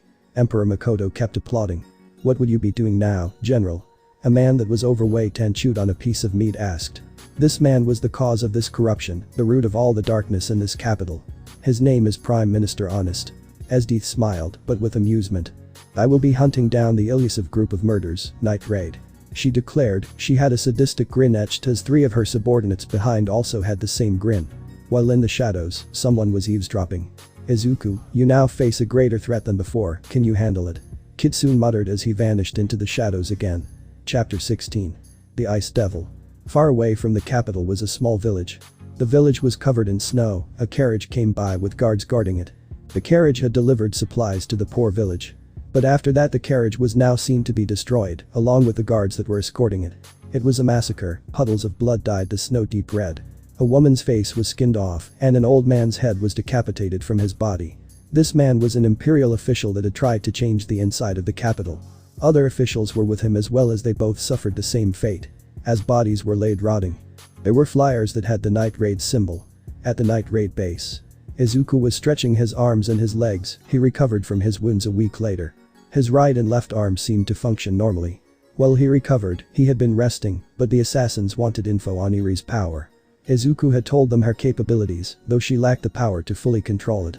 Izuku finished stretching and turned around towards his training partner. Izuku then took his stance, his sparring partner, Akame, held her bakken and readied herself. Akame and Izuku had a short moment of silence before Izuku lunged at her. Akame waited for his first strike as Izuku reeled his fist back. Izuku then came close to Akame as she swung her bakken, aiming for his head. Izuku then ducked under it and brought his right arm forward. Akame was already ready for the attack, as she already had her left arm in a blocking position.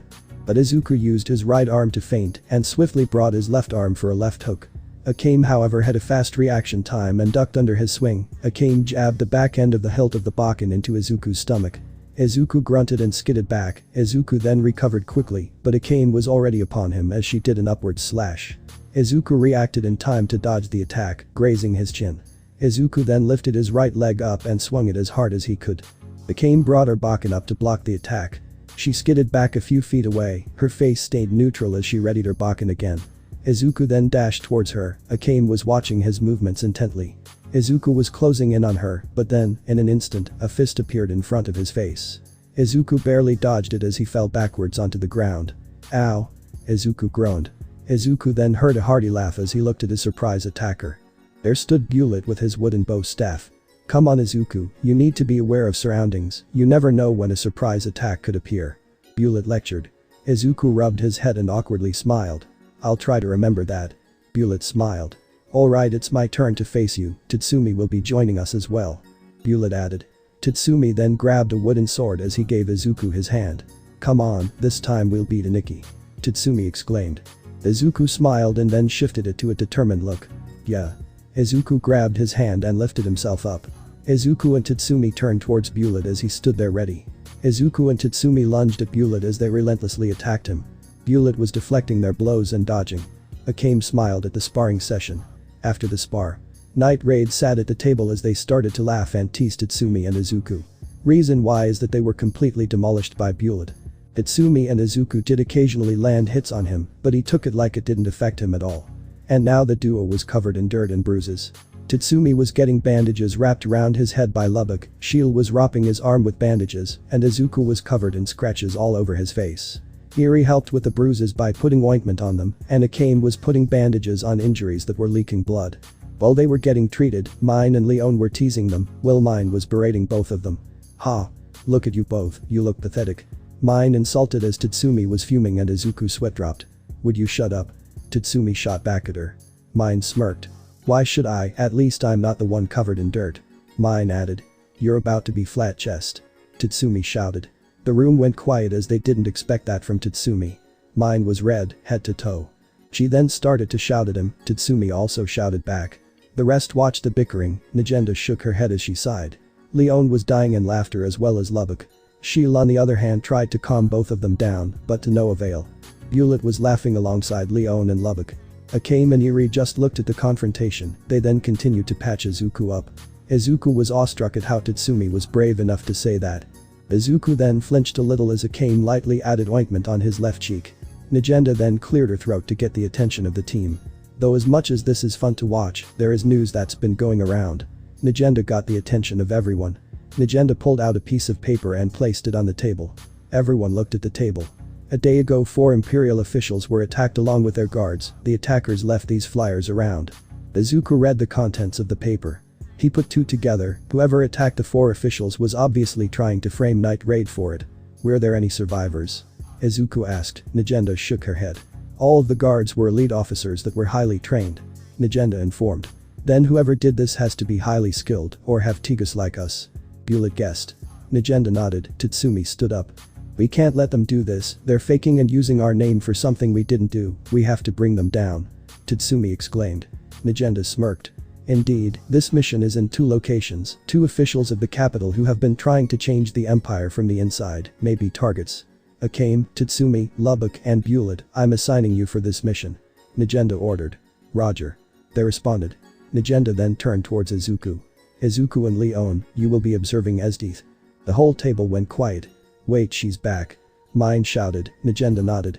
Who's back? Sheila asked. Esdeath, the capital's strongest. Bullet answered. He shifted his attention towards Nagenda. Why observe her, no offense, but she's too dangerous to even be around. Bullet warned. Nagenda nodded and turned to Izuku and Leon. That's why I forbid you 2 to engage her in a battle, the last thing we want is you 2 to die. Nagenda stated. Izuku nodded, Leon just smirked. Don't worry boss, this green bean and I won't fight her. Leon reassured her. Izuku had doubts as he knew she was interested in seeing this Esdeath herself. Nagenda sighed. Alright, all of you are dismissed. She dismissed them all. Izuku grabbed his plate and Eri's, but before he could do that Eri grabbed his hand. Deku-san, please be safe. Eri pleaded. Izuku smiled at her. Don't worry Eri, I'll come back promise. Akame looked at Izuku before heading to her room to get ready for her mission. Near the capital city. Leon and Izuku were roaming around the city checking to see if they could spot their target. Man, I'm bored. Leon whined, Izuku sweat dropped. Izuku wondered if it was a good idea to add Leon into this mission. Then it hit him, he doesn't even know what Esdeath looks like, he only heard of her abilities and feats. Izuku turned to Leon to ask about her, but she was gone. Wait, Leon? Izuku looked around only to see she wasn't near. Izuku stood in the middle of the street, lost once again. Izuku face paled. How does this keep happening to me? Izuku muttered. Izuku then walked around for a bit to absorb his surroundings. There weren't many people around. Izuku kept walking around until he heard a scream. Izuku went full alert and ran towards the scream. He then turned towards an alley to see a man holding a knife to a young woman's throat. Give me your money now and no one gets hurt lady. The mugger said. The mugger was scanning the young woman's body, he licked his lips. I'll let you go if you can satisfy me. The woman's eyes started to well up tears. Before the man could do anything, Izuku straight kicked him in the face. Izuku had his mask on and had activated 5% of One for All. Leave her alone. Izuku ordered. The mugger wiped some blood from his nose. Ha. You think you're a hero kid, big mista. The mugger couldn't finish as Izuku amped up his percentage to 8% and swung his right leg to the right side of the mugger's face. His head collided against the wall so hard that it left him stunned. He was wobbling from left to right. Izuku took this chance to run towards the woman and grab her. He ran as far away as possible from the man. After Izuku took the woman to a safe place, he let go of her. Are you alright ma'am? She nodded but hesitantly. Izuku brought his hands forward to show her that he meant no harm, but only for her to run away. Izuku stood there, he sighed. The capital is broken to the point where no one trusts each other. Izuku thought. Izuku kept walking around the streets. Whenever he saw someone in trouble he would go assist them, but after he did that they ran away from him. Izuku didn't mind it though as it didn't matter since he was wearing a mask to conceal his identity. Izuku then took his mask off as he was craving for a snack. Good thing Leon left him with some money. Izuku then saw an ice cream bar and headed towards it. A man looked at him. Hello, how can I help you? Izuku looked at his menu and just wanted to satisfy his hunger only for a bit. "I'll just have a vanilla ice cream please." Izuku answered while handing some coins, enough to buy the ice cream. The man took it and smiled. "Coming right up," the man exclaimed and went to work. Izuku sat down on a bench that was nearby. While Izuku was waiting, he was also worried about the others. After he took his ice cream break he would go check up on them. Or so he thought.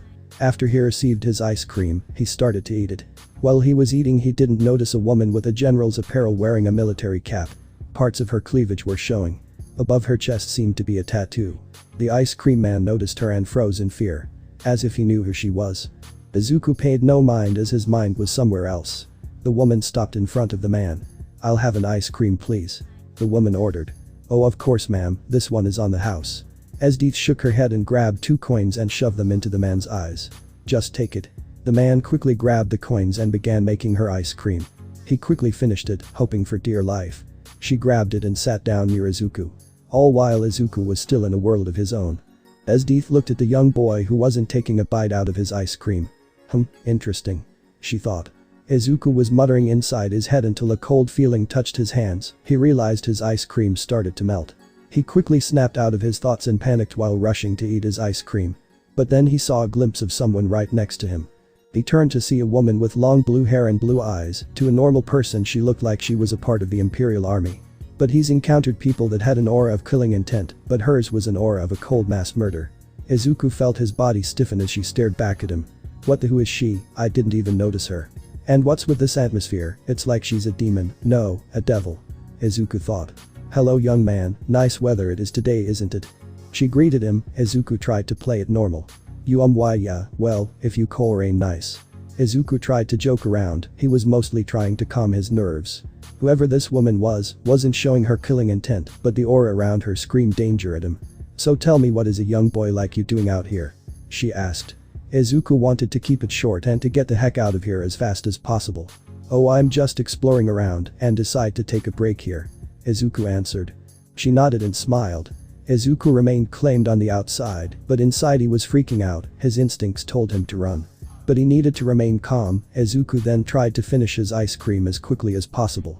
He couldn't stay here any longer. As soon as Izuku finished his ice cream and his cone he calmly got up. "It was nice chatting with you, but I have to get going now." Izuku smiled at her. Esdeath widened her eyes a bit, a bright smile, that was on her list. Before she could ask him to wait, he was already gone. Interesting boy," she thought. Izuku dashed away, running into the alleys. He got out of there as far as possible. Who the hell was that? Izuku thought. He was panting, it was like the air around her was sucking the air out of him. He then heard someone land near him. He quickly turned only to see Leon. "Leon, geez where did you run off to?" Izuku sighed in relief. Yeah about that." Leon scratched her head. Izuku tilted his head. Leon then told Izuku that she was spying on him and Esdeath the whole time. "You what?" Izuku exclaimed. "Hey not so loud." Leon shushed him. Izuku sighed. "Well at least you didn't attack her," Izuku stated. Leon laughed. "Come on Green Bean, I can be cautious," Leon reassured. "I highly doubt that." Izuku's sweat dropped. "Anyways let's go back to the base shall we?" Leon suggested. Izuku shook his head.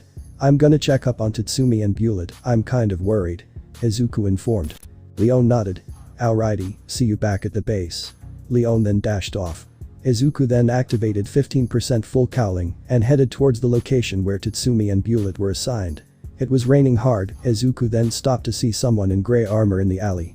Izuku dropped down. The person in armor jumped and turned but relaxed as soon as he saw Izuku. "Bullet, is that you?" Izuku asked. The armored person stopped and the armor started to disappear, to reveal Tatsumi. Izuku was stunned at this. "Tatsumi? What happened? Did you complete the mission?" Izuku asked. He looked around. "Where's Bullet?"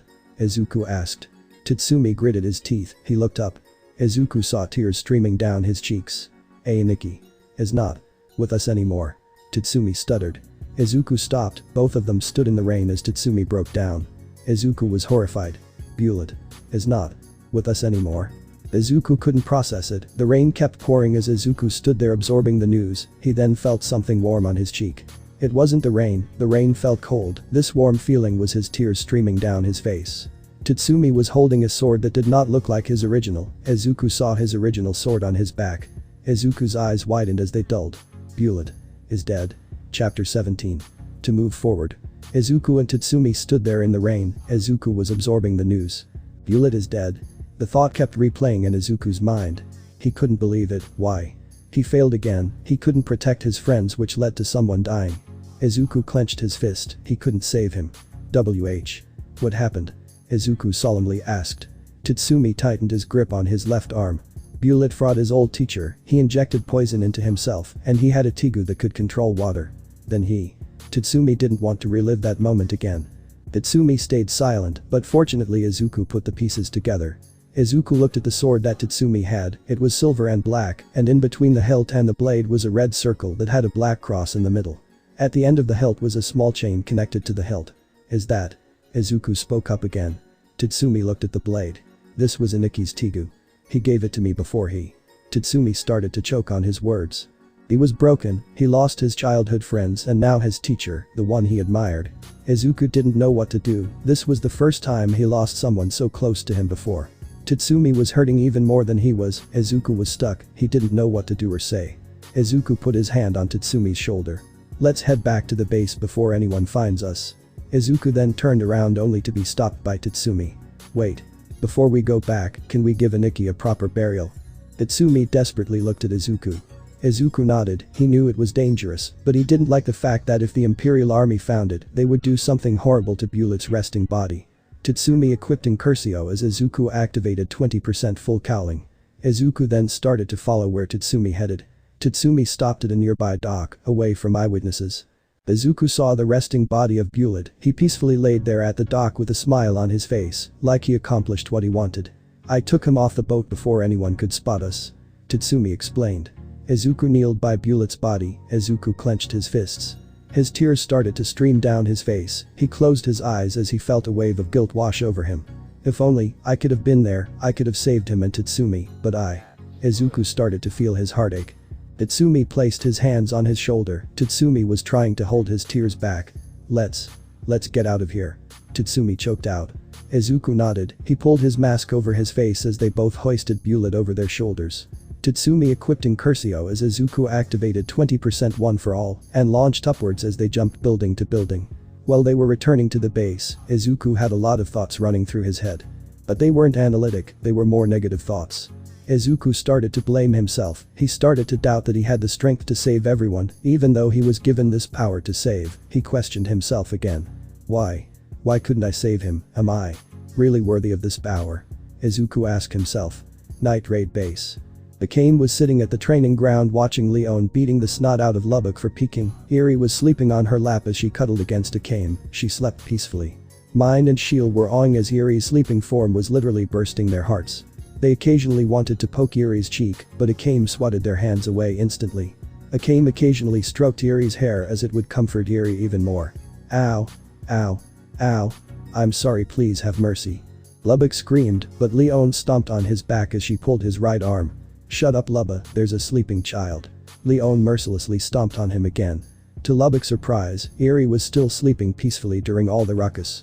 Najenda was in her office as she sorted some papers and letters out, reading them each carefully. She stretched a bit as she walked out of her office and went outside to smoke for a bit. As she walked outside, she pulled a cigarette out with her lighter. She stuck the cigarette in her mouth as she was about to light it until she saw two silhouettes coming out of the forest. Najenda then grabbed the cigar out of her mouth. Took you guys long enough, she said as Izuku and Tatsumi walked out of the forest, but then her eyes widened. She spots the two of them carrying Bullet. She looked at the two facial expressions as they had solemn looks and looks of grief and regret. She knew from the glance of their faces, Bullet had passed on. Izuku and Tatsumi laid Bullet's body gently on the ground. Najenda placed an arm around their shoulders and pulled them into a hug. You both did good, rest up. She tried to comfort them but to no avail. They nodded as they headed inside. Najenda kneeled down as she looked at Bullet. You completed the mission until the very end, rest, we'll finish what we started. Najenda placed her hands on Bullet's head as he laid there peacefully. She remembered his words before he embarked in the mission. Tatsumi is strong, there is so much potential in him, I'm sure he can surpass me. Izuku, he's dangerously smart, he can study one's moves and tries to apply it to his techniques. If he masters his Tigu, no doubt, he'll become a force to reckon with. But what's even more impressive is that both of them have each other's back. It's like they're brothers, they'll go through lengths to support each other. That's what makes both of them so strong. Those were Bulet's final moments. Bulet saw something great in the two boys. Nagenda wanted to nourish their growth. Izuku slowly walked towards his room as he felt the energy in him drained, so did Tatsumi. Izuku knew Tatsumi was hurting more than he did. He wanted to comfort Tatsumi, but he too was feeling down. Izuku walked into his room as he fell on his bed. Izuku then started to slowly drift asleep as he didn't bother trying to resist the tiredness. Tatsumi sat on his bed as he held Bulet's Tigu, or however his Tigu now. To him this was a gift from Bulet. Tatsumi gritted his teeth as he started to cry once more. Why? If only I was strong enough. I could have helped him. But I'm so damn weak, damn it. Tatsumi berated himself as he let the tears fall down onto the floor. Ha. Look at you, you look broken. How are you going to do missions from now on? A voice came from the door. Tatsumi turned to see Mine standing there. Mine. Tatsumi looked at her for a brief moment. I'm not in the mood. Tatsumi stated as Mine stood there. I heard about Bulet. Mine spoke up as she walked towards him. Tatsumi clenched the blade as he felt hopeless. I could have done something, I could have. Or what, jump in front of him and die? Mine interrupted. Tatsumi turned his head towards her as she sat next to him. He was stronger than me, you guys don't need me, he was way better than me, he could have survived. Tatsumi was then interrupted by a slap that echoed in the room. Tatsumi widened his eyes, he looked at Mine as she was on the brink of breaking down. Don't you dare finish that sentence. She threatened. She grabbed the scuffs of his shirt as she pulled him close. Why do you think Bulet wanted you to survive, huh? Because he saw something in you that we all see, and that's the will to fight on. Bulet wouldn't want you to weep about the past. You need to move forward, Tatsumi. Bulet wanted you to grow into something more, so don't you ever say that ever again. Mine shouted at him. Tatsumi widened his eyes. He was surprised to see Mine this emotional. He rarely saw it, as she would always pick a fight against him. Tatsumi gritted his teeth. He then lifted his hand and formed a fist. He then brought his fist to his face as he punched himself and fell to the floor. Mine, baffled by the event. What the hell, why did you do that, you idiot, are you okay? She asked. Tatsumi rubbed his face. Yeah, I'm okay, I just needed to give myself a wake-up call. He stood up. I'm done being weak, from now on I'm going to become stronger, to protect the friends I have right now, I'll protect you all, whatever it takes. Tatsumi exclaimed. Mine stared at him as a blush grew on her face. Tatsumi's face then distorted into a confused look. Hey, what's wrong, are you sick? Tatsumi asked. Mine snapped out of it as she turned away from. Yeah, I'm fine, as long as you get it, everyone in Night Raid is family, so we'll have your back as well. Mine then walked out of his room. Tatsumi smiled as he looked at Incursio. Aniki, I'll make you proud, I promise. Izuku's room. Izuku woke up in the middle of the night. He looked at himself as he was still wearing his hero suit. He then got up and changed into a more comfortable attire. Izuku then walked out of his room and went to the kitchen to get water. Little did he know two people were still awake. As Izuku walked into the kitchen, he spotted Eri and Akame in the kitchen. He stopped as both of them looked at him. Izuku didn't want to worry them, so he put a fake smile on. Oh hey, I'm guessing you guys are getting midnight snacks? Izuku asked. Akame nodded. Eri looked at Izuku. She heard the news about Bulet and was devastated at the new info. Izuku walked towards them as he grabbed a cup and filled it with water. Izuku took a sip as he sat down at the table. He sat there wanting to be alone, but Akame and Eri had other plans. Akame grabbed a plate of chicken and sat next to Izuku. Eri sat at the other side of him. Izuku. Akame spoke up. Izuku turned towards her. Why, yeah, what's up? Izuku asked. Akame pointed at him. You're crying. She pointed out. Izuku then moved his right hand to feel his face. He then felt something wet. As Akame stated, he was crying. He didn't even know. Izuku clenched his fist so hard that his nails dug into his palm. Akame saw this as she gently placed her hands on his right hand and held it. Izuku then stopped and released some pressure on his hand. Izuku bit his lips. I could have been there, if only I wasn't so distracted, if only I was fast enough. Akame looked at him as he started to grieve even more. How can I even save people if I can't even save one person? Izuku asked himself. Can I? Izuku was then pulled into a hug as Akame wrapped her arms around Izuku's head and gently pulled him close. Izuku then blushed as his face was in between Akame's breasts, but he also felt warmth in the embrace. It made him calm. Akame placed her chin on his head. Izuku, you can't blame yourself for everything, Bulet wouldn't want that. Akame whispered loud enough for him to hear. Izuku drooped his arms down. But. No buts, Izuku, you have to move forward. Bulet sacrificed himself in order for us to carry on. You may not be an assassin, but you are an important comrade to the team, to Eri, and to me as well. It hurts to see you like this, so please. Akame interrupted and let go of Izuku's head and placed her hand on his right cheek. "Smile for me." Akame gently smiled at him. Izuku was awestruck as he didn't know what to do. After all she had done for him, he was blessed with so many people who supported him. Izuku's tears started to form again as he wiped them away. He then meekly smiled. "I'll try," Izuku stated. He then felt a hug on his stomach as he looked down to see Eri hugging him. "Deku-san, you saved me, so now it's my turn to save you," Eri exclaimed. Izuku smiled as he looked up to Akame. She was smiling as well. Izuku then felt his heartbeat once more. He didn't know what this was, but he had an idea of it. Every time Akame smiled at him, it was like the worries that were drowning him were washed away. Izuku blushed again as he finally found the answer to the reason why he felt like this when Akame was ever near him or always smiling at him. He was in love with her. It was clear to him now he fell in love with her after Akame dealt with Zank. But right now wasn't a really good time as Eri was in front of them. Izuku scratched his cheek. Akame." Izuku spoke up. Akame tilted her head. You think we can? Hug each other again." Izuku stuttered. Eri and Akame smiled.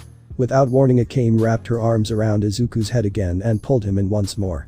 This time Izuku wrapped his arms around Akame's waist as Eri was in between them, enjoying both of their warmth. Izuku then started to fall into a slumber. Akame then laid her head on his again as she lightly stroked his hair. Akame's heart was beating as she continued embracing the green-headed hero. Eri also slept in between the two as she felt warm. The three then fell asleep into a deep sleep, enjoy each other's embrace. While all of this happened, Leon stood outside of the kitchen as she smiled. Not bad at all, Akame," Leon whispered as she headed back into her room. Chapter 18. Advancements. Izuku was once again in a dark void. He looked around as he remembered this place from his previous dreams. "I'll stop you, brother, what you're doing is wrong," a voice cried out. Izuku turns towards it as he sees the first predecessor of One for All. But that wasn't the only person he sees. A man with a suit with the exact same hair color as the first was standing before him. "Whatever do you mean, my dear little brother? I'm giving these people salvation." A voice way too familiar for Izuku. The voice was the super villain, All for One. "My pitiful little brother, you who was born quirkless, I'll help you," All for One stated. All for One placed his hand on the first's face as the first struggled to get out of his grip, but to no avail. Izuku tried to reach the first, but he had no legs or mouth. All could do was watch, but then the first reached his hands out towards Izuku. "Ninth, it is all right. There is great evil that will appear in your path, but it's fine, because we'll be by your side. We have passed the point of singularity. You're only at 20%, but it'll be fine. Believe in yourself." As they both touched, Izuku's body started to glow. Reality. Izuku then widened his eyes as he realized it was just a dream. But was it really? Izuku tried to move, but he felt two presences on him. He looked and spotted Akame sleeping on him and Eri in between. Izuku looked around as they were in the kitchen. Izuku then put the pieces back together as they slept in the kitchen, both of them. Izuku realized that they were on the floor near the table, chairs spread out. Izuku sweat dropped. He then went to wake up Akame. He started to shake her. "Akame, wake up, it's morning," Izuku whispered. Akame then started to stir awake. Akame's eyes started to flutter open. She then looked straight into Izuku's eyes as they both stared at each other for quite a while. Akame then unwrapped her arms around his neck as she got up from him and stood up. As soon as Akame got up, Eri started to wake up. Eri rubbed her eyes as she yawned. Akame smiled. "Good morning, Eri, Izuku." Eri smiled at her. Eri responded. Izuku smiled. "Morning." Akame then stretched for a bit as she turned to exit the kitchen. "Eri, let's go brush our teeth," Akame stated. Eri then let go of Izuku's stomach and rushed to grab her hand. "We'll be back for breakfast," Akame informed Izuku. He nodded and got up himself. "I should go back to my room as well." Izuku then headed back to his room to get his toothbrush. Izuku then traced his thoughts back to the dream he had. "We have passed the point of singularity." What did he mean by that? Training ground. Akame had made breakfast for everyone as they headed towards the training ground to train. Itsumi wanted to increase his strength since he could only use Incursio's trump card for a short amount of time. By training he had Shield sit on his back and did push-ups. Lubbock also wanted to do this, so he asked Leon to help him. So now both of them are doing push-ups with the girls sitting on their backs. Izuku watched as Eri sat on his lap. Akame sat next to Izuku as they watched the boys training. Mine then rushed out. "Hey, who's willing to train with me?"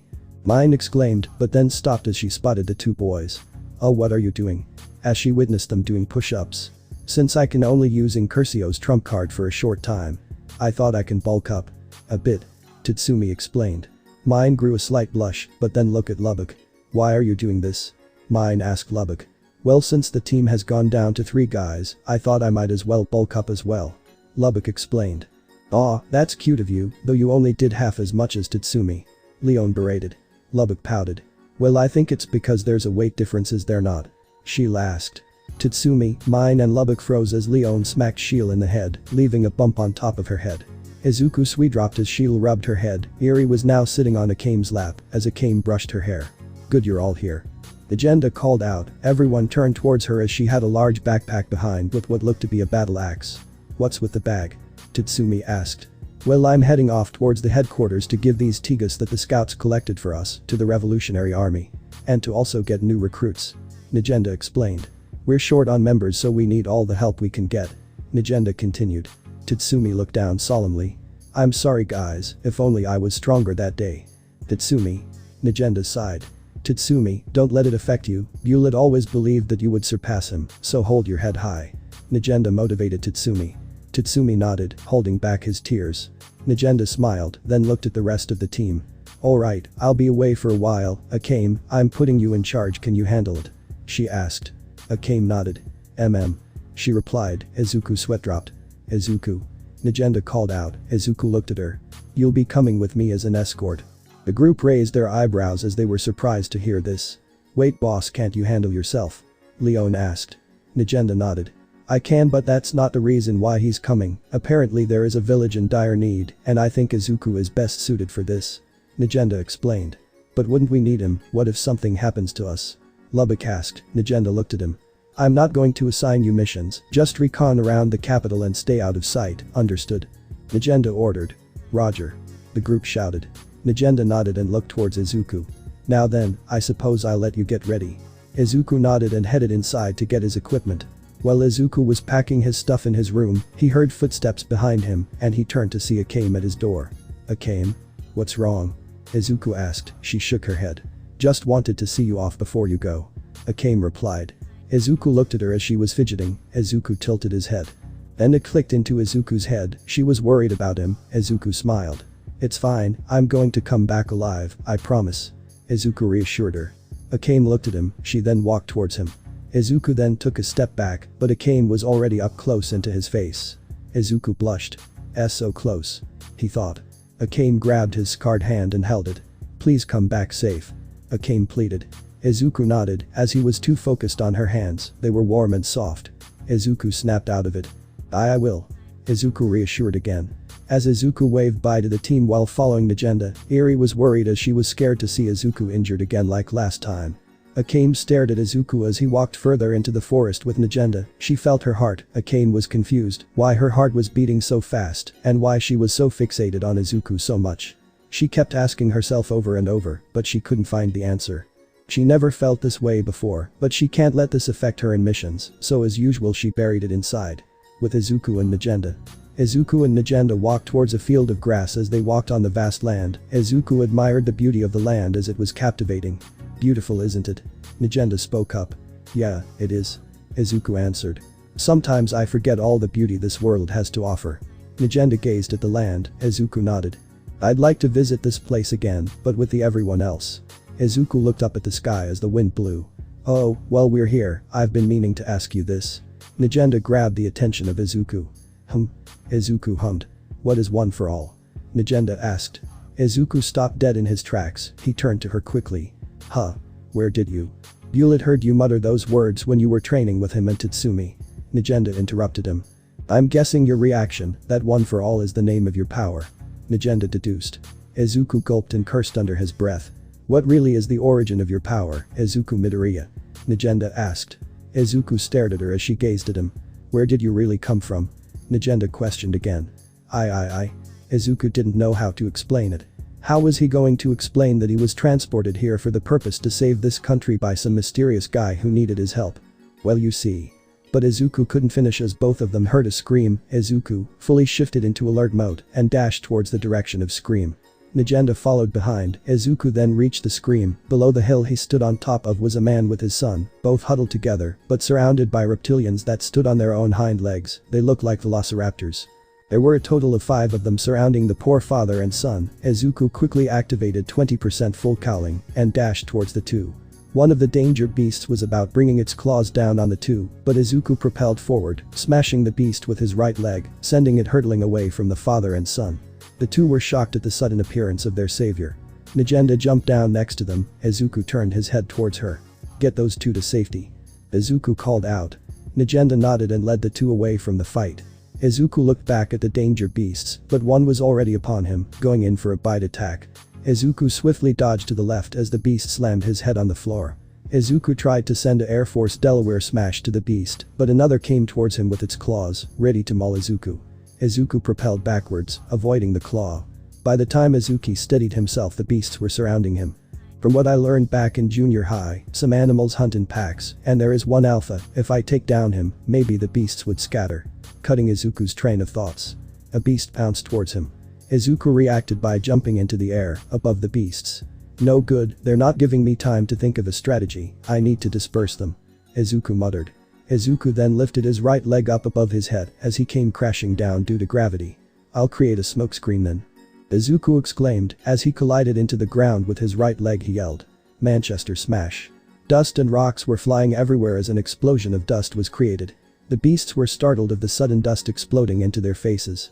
They could not see their prey, but they could smell him. Izuku then approached one from behind as he latched onto its back. The beast was then trying to shake him off, but Izuku drove him into a boulder that was made by him. He smashed the beast into the boulder as it fell to the floor. Izuku acted quickly because he didn't have enough time to wait, the dust was going to clear up soon. One by one, faster than the beasts could react fast enough to predict his moves, he knocked them all down in an instant. The last one was about to cut down on him, he barely dodged the claw as it grazed his arm, cutting a piece of his arm bracers off. Izuku then uppercutted the beast as hard as he can. He broke the beast's front tooth as it was then flipped backwards. As the dust cleared, Izuku stood there in the middle as the beasts were all knocked out. As he turned towards where Nagenda stood, he was about to walk towards her and the father and son, but, "On your left," Nagenda shouted. As Izuku turned to his left to see a tail coming towards him. Instinctively, Izuku brought his arms to block it, but it sent him propelling towards the boulder he made. Izuku coughed after receiving the blow. He looked towards his aggressor. It was a similar beast as the one he fought a few seconds ago, but this one was larger and more fiercer looking. Izuku stood up as he stood ready. "I'm guessing this is the alpha," Izuku deducted. "Izuku, watch out for its abilities. The raptors you fought are called Spectre Raptors, they're excellent hunters and can move like the shadows," Nagenda warned. Izuku gulped. "Like the shadow?" Izuku thought he didn't understand what that meant, but then the alpha of the pack launched towards her, more like sinked into the ground. Izuku widened his eyes as he felt a presence behind him as he swiftly turned and saw the raptor ready to strike him down. Izuku reacted quickly and brought his hand under his left arm and launched a Delaware Smash Air Force at the beast. The beast flinched and tried to bring down his claw, but Izuku rolled out of the way and threw a right hook towards its face. But the beast sinked into the floor again. This beast is like Mirio Senpai, it's able to sink into the floor. Izuku stood ready, looking in every direction. Izuku then looked at the bottom of him as his shadow warped. He widened his eyes as he propelled himself upwards into the air as he dodged the jaws of the raptor. Izuku then swiftly swung his left leg down on its face as it collided and brought it down to the ground. As both of them landed, Izuku stood ready, but the beast was nowhere to be seen until it appeared behind Izuku again. Izuku turned, but his hands were in the jaws of the beast. He swiftly dodged it, but his right glove got caught in its teeth as Izuku was forced to abandon his right glove. The beast crunched and teared the glove into pieces. Izuku widened his eyes. "It's aiming for my gloves," Izuku guessed as the beast swiftly dashed towards him as Izuku instinctively brought his left arm forward as he was about to fire a Delaware Smash, but he remembered that it was supposedly aiming for his gloves. Izuku withdrew his arm as he jumped back at the snapping raptor. Izuku slammed his right leg on the floor, creating a stone wall in front of his aggressor. Izuku jumped on the wall and propelled himself in the air. Izuku then looked where the raptor stood, but nowhere to be seen. He looked under himself and saw a shadow-like figure approaching him. He shifted his body and prepared his right leg. The raptor jumped towards him again, but this time it was aiming for the left side of his hip. Izuku instinctively brought his left arm in front and smashed his fist on its left side of the face. But the beast was stubborn as it bit into his left hand. "Graw." Izuku grunted as he rotated his body and brought his right leg forward. "St. Louis Smash."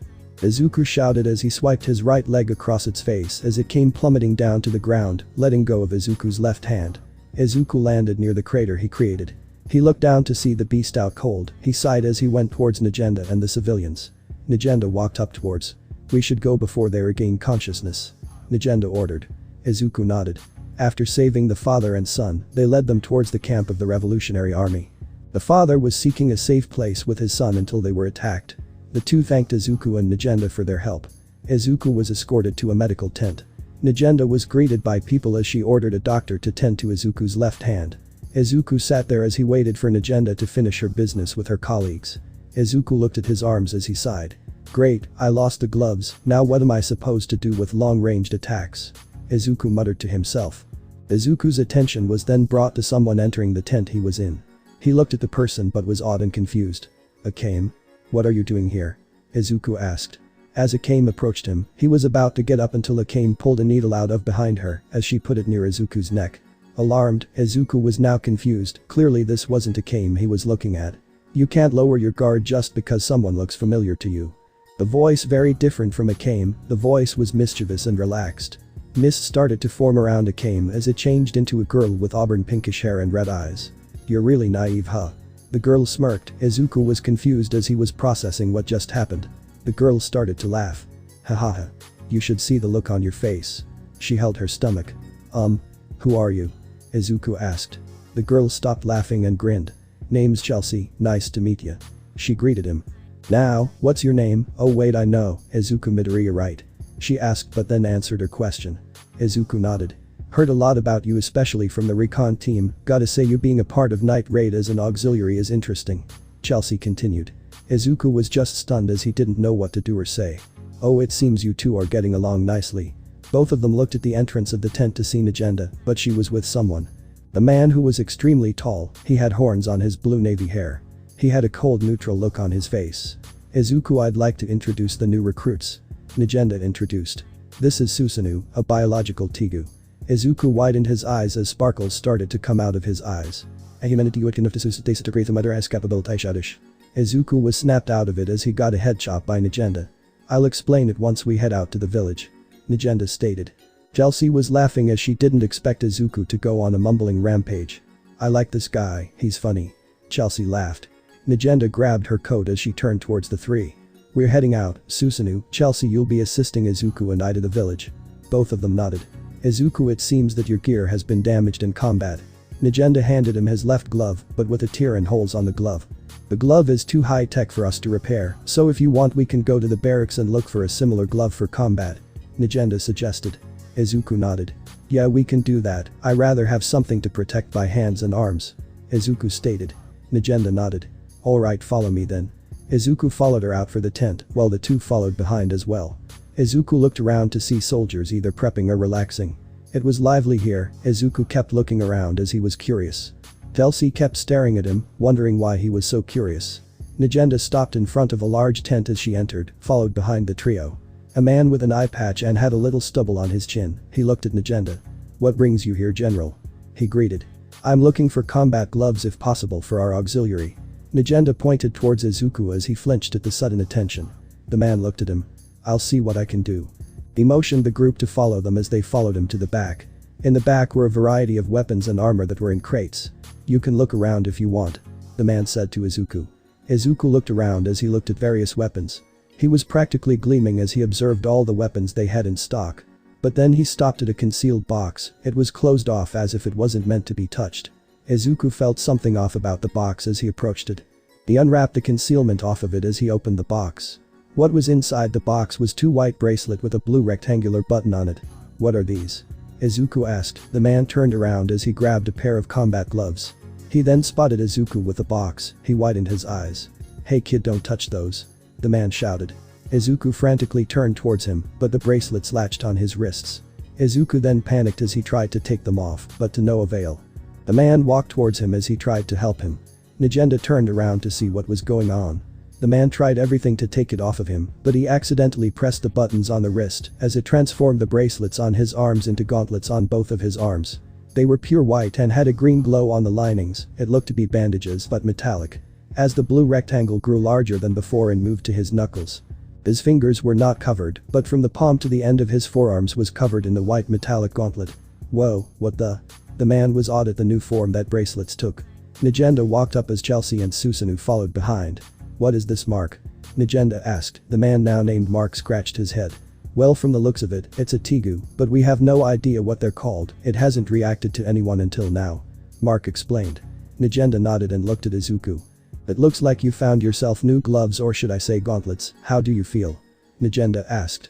Izuku stared at the pure white gauntlets as it glowed green. It was wrapped like a bandage, but he felt like he wore these types of gauntlets before. Then it clicked. During his visit at Island, Melissa gave him a gauntlet similar to these. If I remember correctly, they should withstand 2x the strength of All Might's power, right? No, these seem they can only handle approximately 85% or less. Izuku deducted in his head. Izuku looked at Mark. "Do these gauntlets have a name?" he asked. Mark shook his head. "As of now they were dubbed Unknown Lost Tegu, but if you have a name in mind, then I'm all ears," Mark stated. Izuku looked at his new gauntlets. He looked at Nagenda. "Is it okay if I give it a test drive?" he asked her. She nodded. They headed out of the tent as they walked onto a training ground where there was a dummy there to practice. The soldiers looked at Izuku as he stood in front of the dummy. Izuku breathed in and out, then he activated 20% full cowling, but then shifted the output on his arms to 45%. He looked at his arms as they were still fine. He wasn't feeling any drawback at all. He looked at the dummy as he reeled his right arm back. 45%, Detroit Smash. He shouted in his mind. His fist was so fast that his arms were blurry to the soldiers. As soon as Izuku strikes the dummy right in the head, it created a massive shockwave of wind as it hurtled towards the forest, as it created a clearing in the forest. The amount of wind that generated caused the trees to lean, creating a straight path in the forest.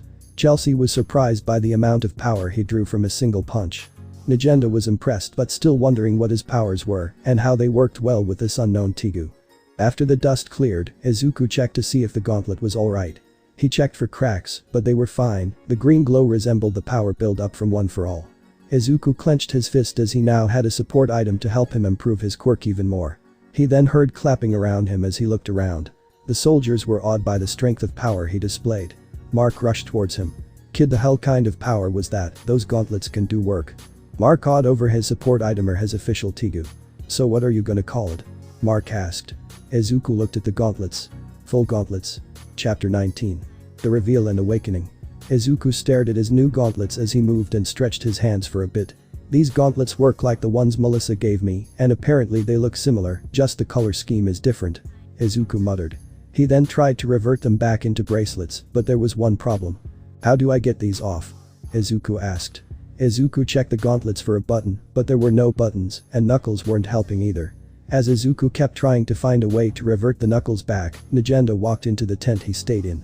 "Having trouble with your gauntlets?" Nagenda asked. Izuku jumped a little as he looked at Nagenda. "Haha. Yeah." Izuku groaned as he put his head down. Nagenda sighed. "Just think about unequipping it or deactivating it," Nagenda stated as if she knew what he was trying to do. Izuku looked at her, then at the gauntlets. He then closed his eyes. "Deactivate, deactivate, deactivate." Izuku kept repeating the words in his head as he thought of the image of deactivating it. He opened his eyes to see if anything changed. But sadly the gauntlets were still there. He sighed. "How am I supposed to unequip this?" Izuku sighed, but as soon as he said that, the gauntlets glowed green and began shrinking into the form of a bracelet. Izuku widened his eyes as he stared at his arms. They were now visible and not covered in a metallic white bandage. "Looks like there's a voice activation and deactivation for it," Nagenda explained.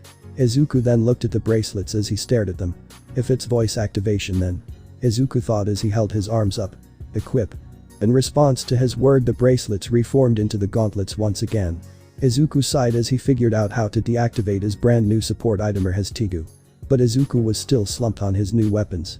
How did the first emperor create something like this? They couldn't have the same concept, and also did someone else wield these 1000 years ago? Izuku asked himself. And why isn't it recorded into the data books on Tegus? Izuku kept asking questions in his mind. Nagenda cleared her throat as it snapped Izuku out of his thoughts.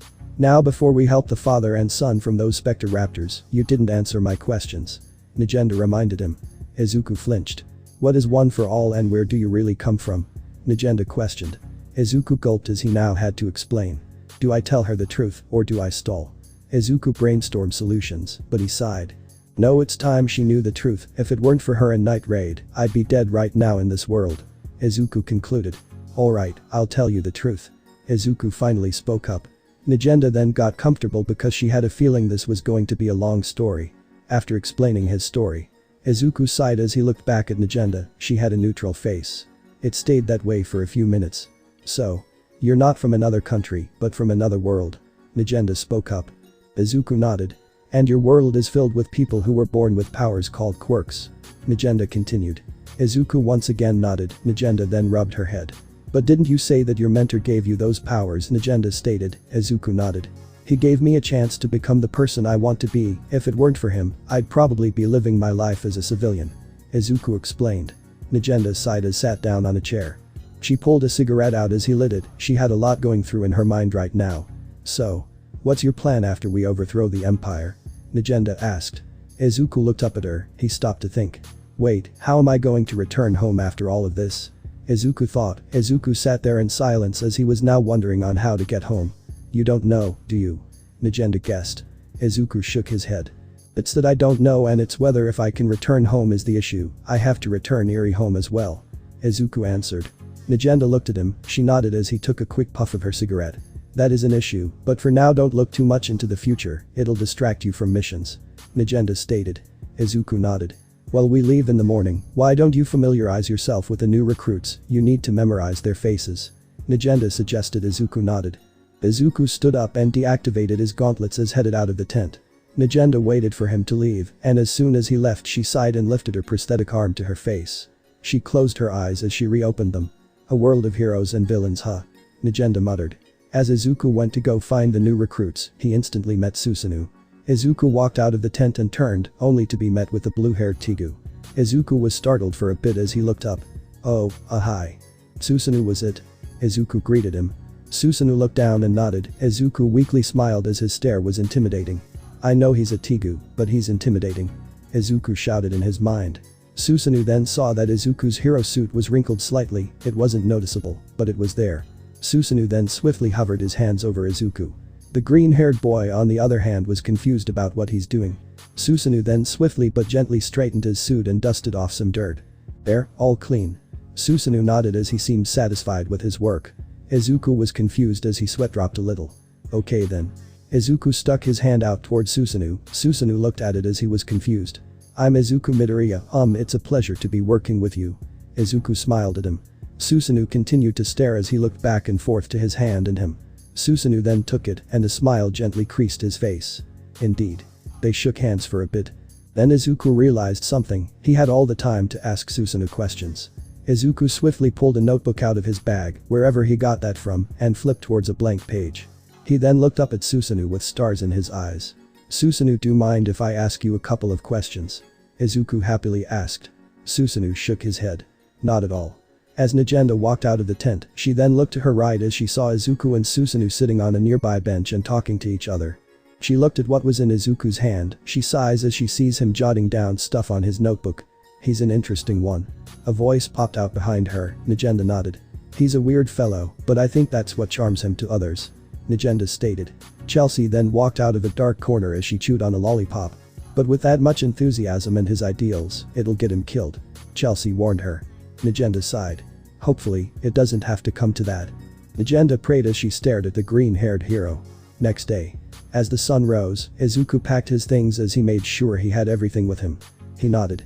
Alright, I have everything. Izuku stated. He swung his backpack over his back and headed out of the tent. Outside waiting was Nagenda with the two new recruits. Alright, now that everyone is here, I'll debrief you of the mission. Nagenda stated as the three nodded. We'll be going to a remote village. The Revolutionary Army needs the village to side with the revolution. Nagenda pulled out a map of the continent as pointed to various spots on the map.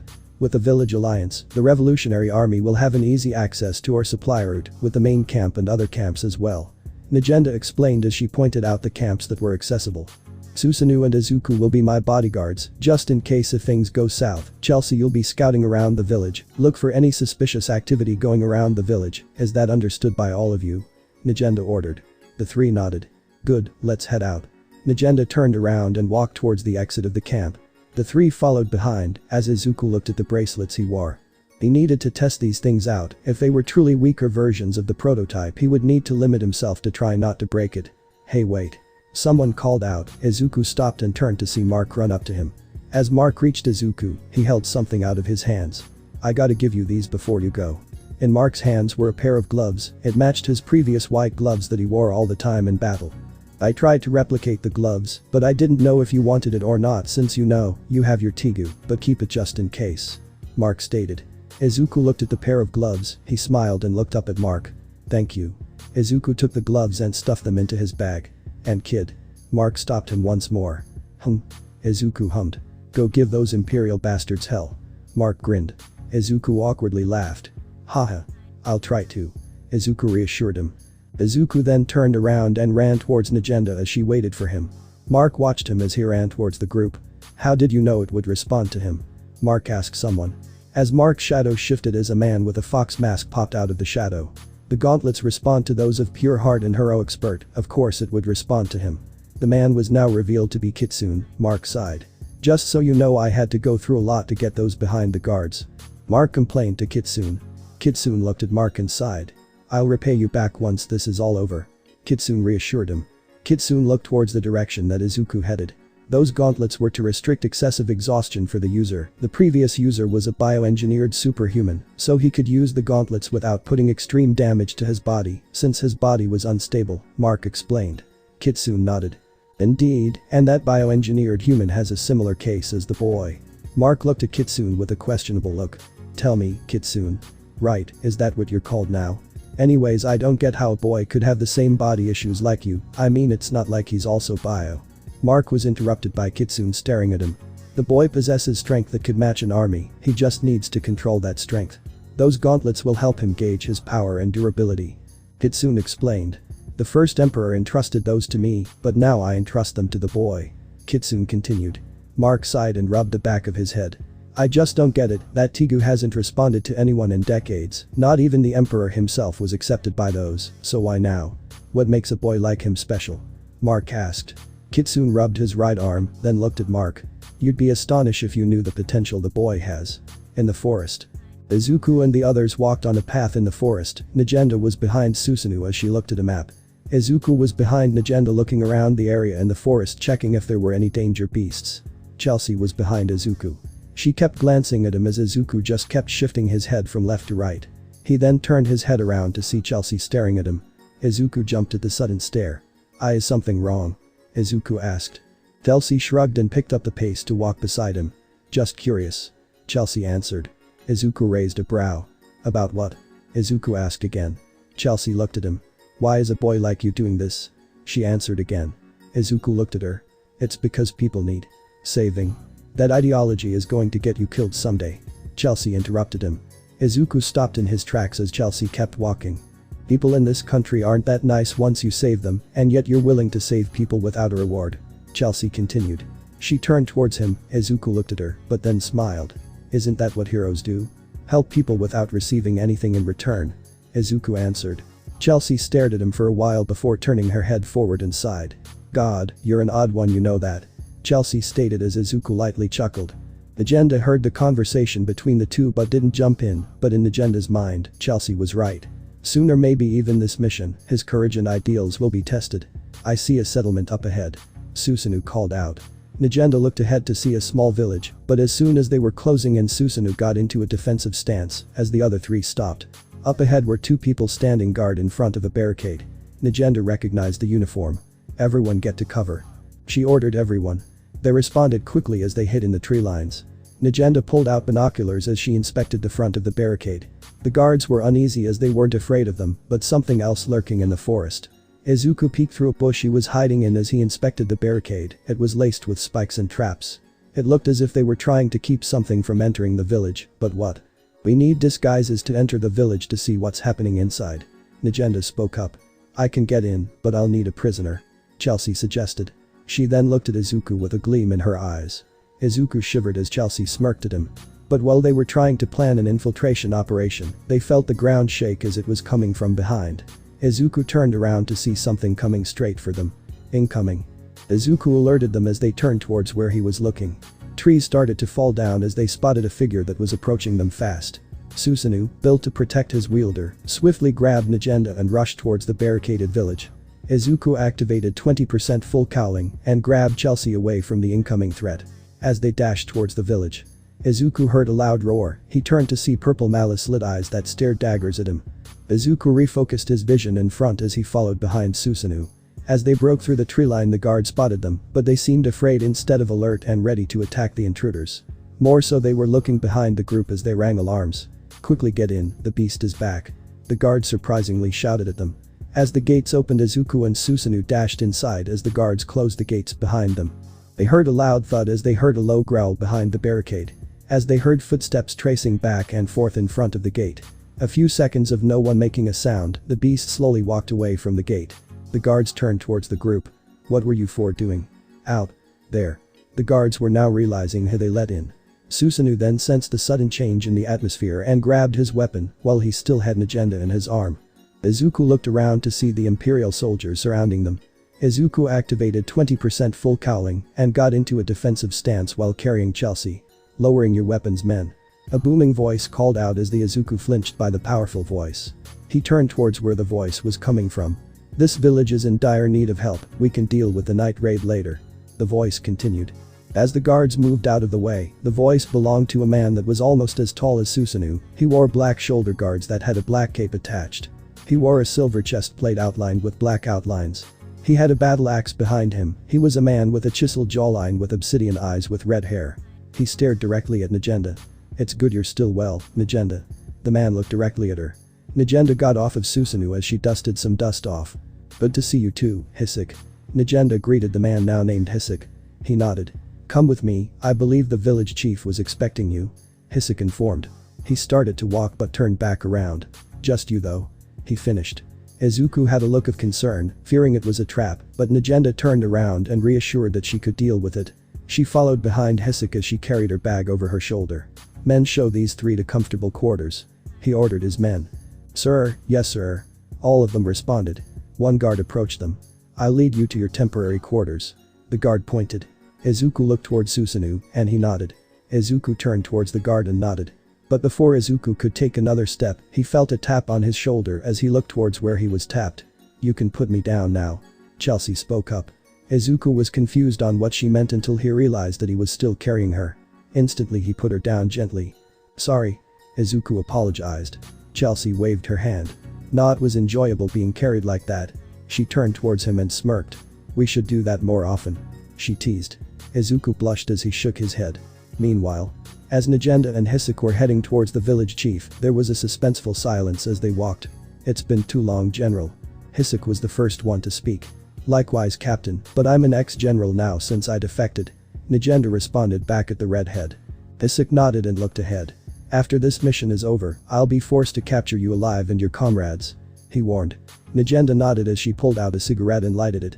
"Yeah, I know, but it won't be that easy," she warned him. Hisik chuckled. "Wasn't expecting it to be easy." He then turned towards her and smiled. "For now what we need to do is get rid of that beast," Hisik reminded her. "That beast has been a thorn on my side since I got here." Hisik nodded. Najenda nodded, then looked up at the sky. "I hope the others are alright," she thought. "We're here." Hisik brought her out of her mind. They approached a small hut that was covered in danger beast bones and fur. As two people were standing in front of the entrance. They were the guards of the village. They recognized Hisik as they opened the door for them.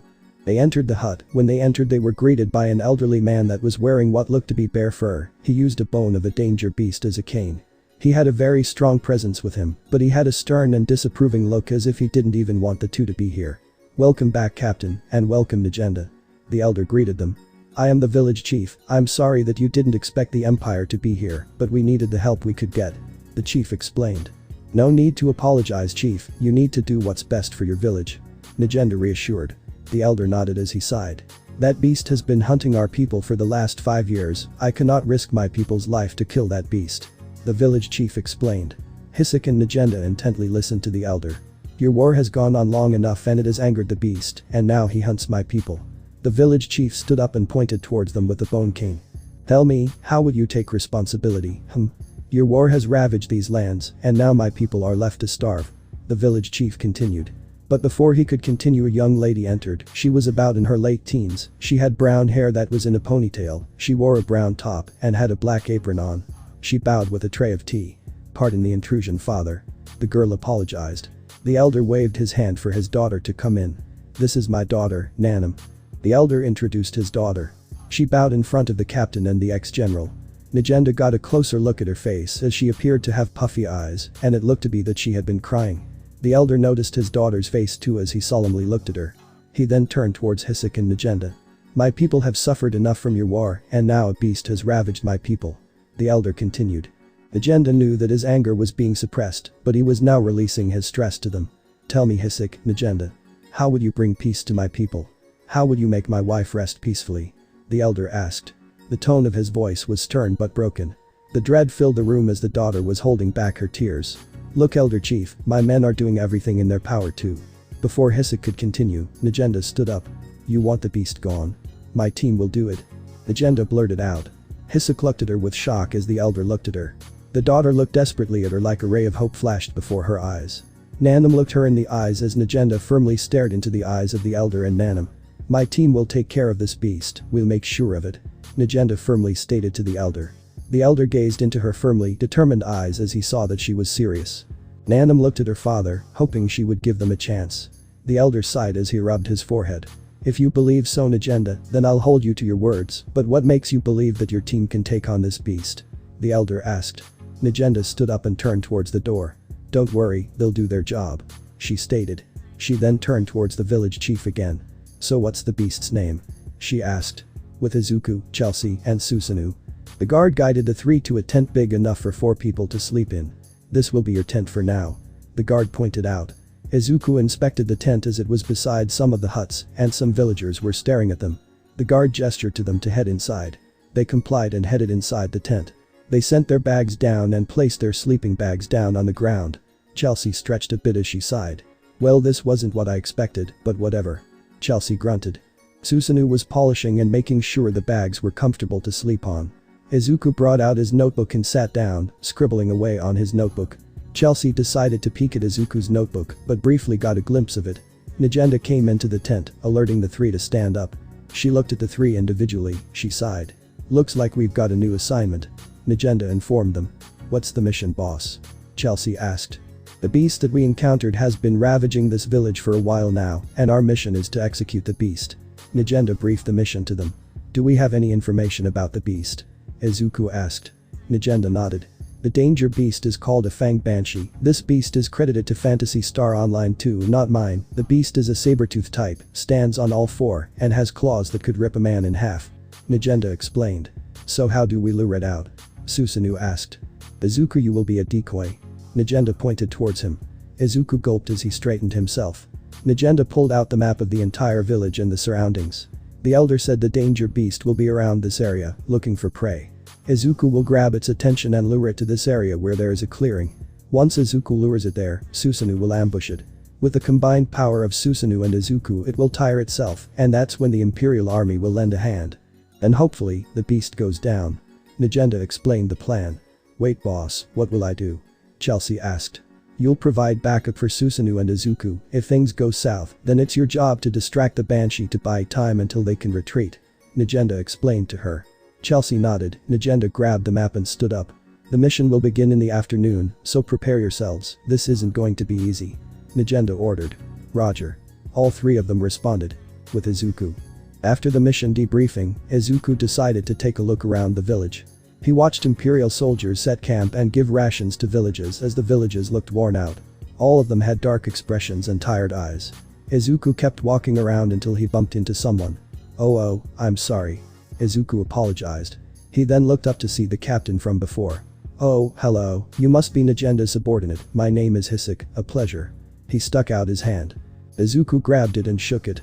Izuku Midoriya, but you can just call me Deku. Izuku greeted. Hisoka raised an eyebrow. Deku. You want to call yourself useless? He questioned. Oh wait, no, it's not like that. Well, you see, I think it sounds like you can do it, you know. Izuku explained to him. Hisoka chuckled. Whatever you want to word it, I guess. Izuku cursed himself as he instantly regretted telling the Imperial captain his hero name. But the way you're thinking is admirable, you don't get many people like you around here. Hisoka complimented. Izuku perked up as he looked straight in his obsidian eyes. You have a heart of a protector, someone who's willing to sacrifice themselves for others. I like people like you. Hisoka continued. Izuku smiled. Thanks, that means a lot. But Hisoka's expression shifted. But in this world the strong survive and the weak die, that's just how it is.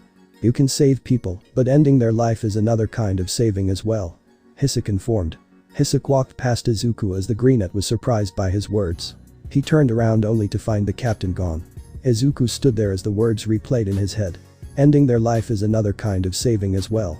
Izuku shook his head. No, that can't be the only answer in this world. I'll do whatever it takes to save people even if they're suffering inside. Izuku clenched his fist as he continued walking around the village. Few hours later. Izuku stretched his arms and legs as he was ready to head out. Remember, Izuku, lure the beast to the clearing, we'll be waiting to ambush it. Nagenda reminded him. Izuku nodded as he activated 20% full cowling and dashed into the forest. Nagenda watched the young hero sprint into the forest. She sighed as she turned around toward Susanoo and Chelsea. You two get into position, wait on my signal. Nagenda ordered. They both nodded and headed towards their positions. Izuku was dashing through the forest, hopping from branch to branch. Izuku kept looking around him as he tried to spot the beast. Then Izuku heard a faint sound of a branch snap. He swiftly turned towards the direction of the noise. He pressed the buttons on his gauntlets as the metallic white bandage wrapped around his forearms. He stood ready in a stance. He checked his surroundings as the forest was quiet, too quiet. No birds were chirping, and the trees stood still as if the wind stopped blowing. Then he heard something above him. He then widened his eyes as he dashed out of his position. He dodged in time as something crashed into the spot he once stood. It created a large explosion of dust as the dust covered Izuku's field of vision, but he then spotted a silhouette move in the cloud of dust. As the cloud of dust broke into a massive chloride above Izuku as it was coming down fast. Izuku back-stepped away from the incoming attack as the banshee lunged forward towards Izuku. The hero jumped above the beast as tried to jab Izuku with its claws. Izuku then full-throttled over to the clearing. Izuku kept going, but the banshee was catching up as it was about to close in on Izuku. He conjured an idea as he turned midair, as he reeled back his right arm as it was closing in. 50%, Detroit smash. Izuku shouted. Izuku's fist landed on the beast's snout as it pushed him back a few feet, but also propelled Izuku farther away from the beast. Izuku unequipped the gauntlets as he pushed himself forward towards the rendezvous point. He checked behind as the beast was still closing in. He needed to go faster as it landed on a branch and channeled more energy into him. 30%, full cowling. Izuku boosted through the trees as he was going faster than before. But what Izuku didn't notice was that his body wasn't hurting. It seems my body can handle 30% fairly well now. Izuku thought as he saw the clearing up ahead. He checked to see the beast was still there. The beast was farther behind from him, but not too far for him to lose his sight on it. But then the beast stopped abruptly as Izuku jumped from branch to branch. Did it figure out I was luring it? Izuku panicked, but then the beast then crouched low as if it was ready to pounce. Izuku then widened his eyes as he dashed further away. The beast pounced forward, making a crater behind it as the beast was swiftly catching up to Izuku. Each of them racing towards their goal. Izuku then was near the clearing as he put more pressure on his jumps to accelerate his speed. The beast was right behind Izuku, ready to bite down on him. As Izuku broke through the forest to the rendezvous point, Nagenda and Susanoo saw that the beast was right on his tail. The Imperial forces were hiding behind the trees. Now, Nagenda shouted. On case Susanoo zoomed above the beast head and slammed his weapon, which was a mace-like weapon, onto the beast head. The beast then crashed down to the ground, Susanoo's weapon protruding blades as he tried to go for the finishing blow. But the beast quickly reacted by letting out an ear-crushing roar that sent sound waves in the area.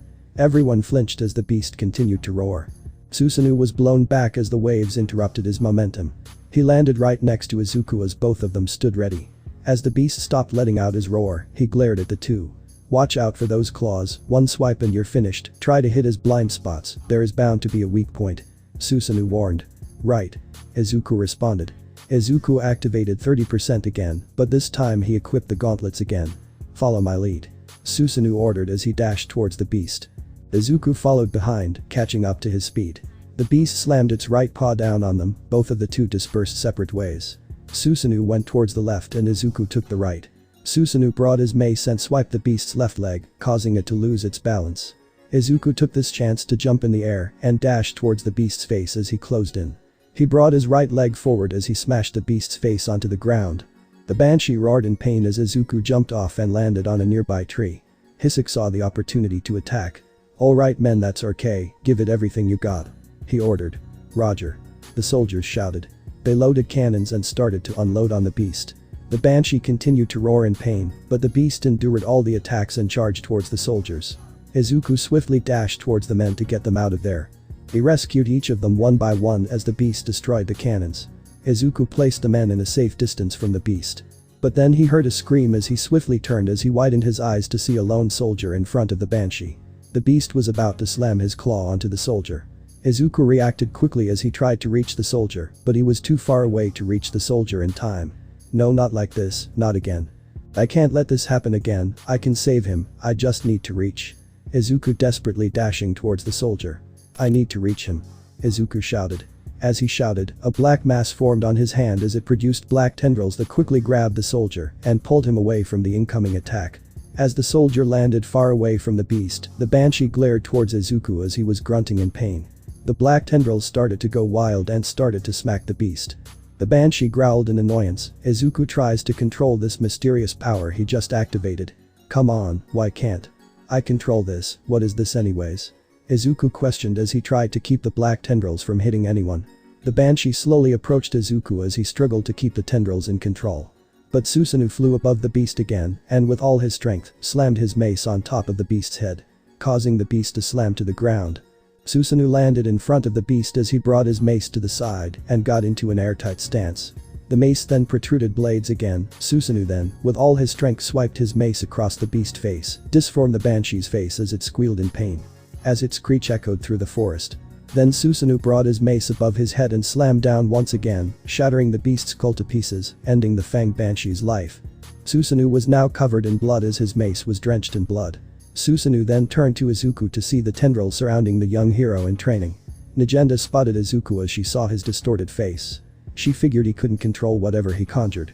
She looked at Susanoo, he stared back at her and nodded. Susanoo swiftly approached Izuku, but the tendrils started to lash out and tried to keep Susanoo away from Izuku. But as Susanoo closed in on Izuku, he knocked out the boy. Izuku's vision slowly started to fade as everything turned black. Izuku's mind. As Izuku slowly woke up, he then noticed he was in the same dreamscape as before.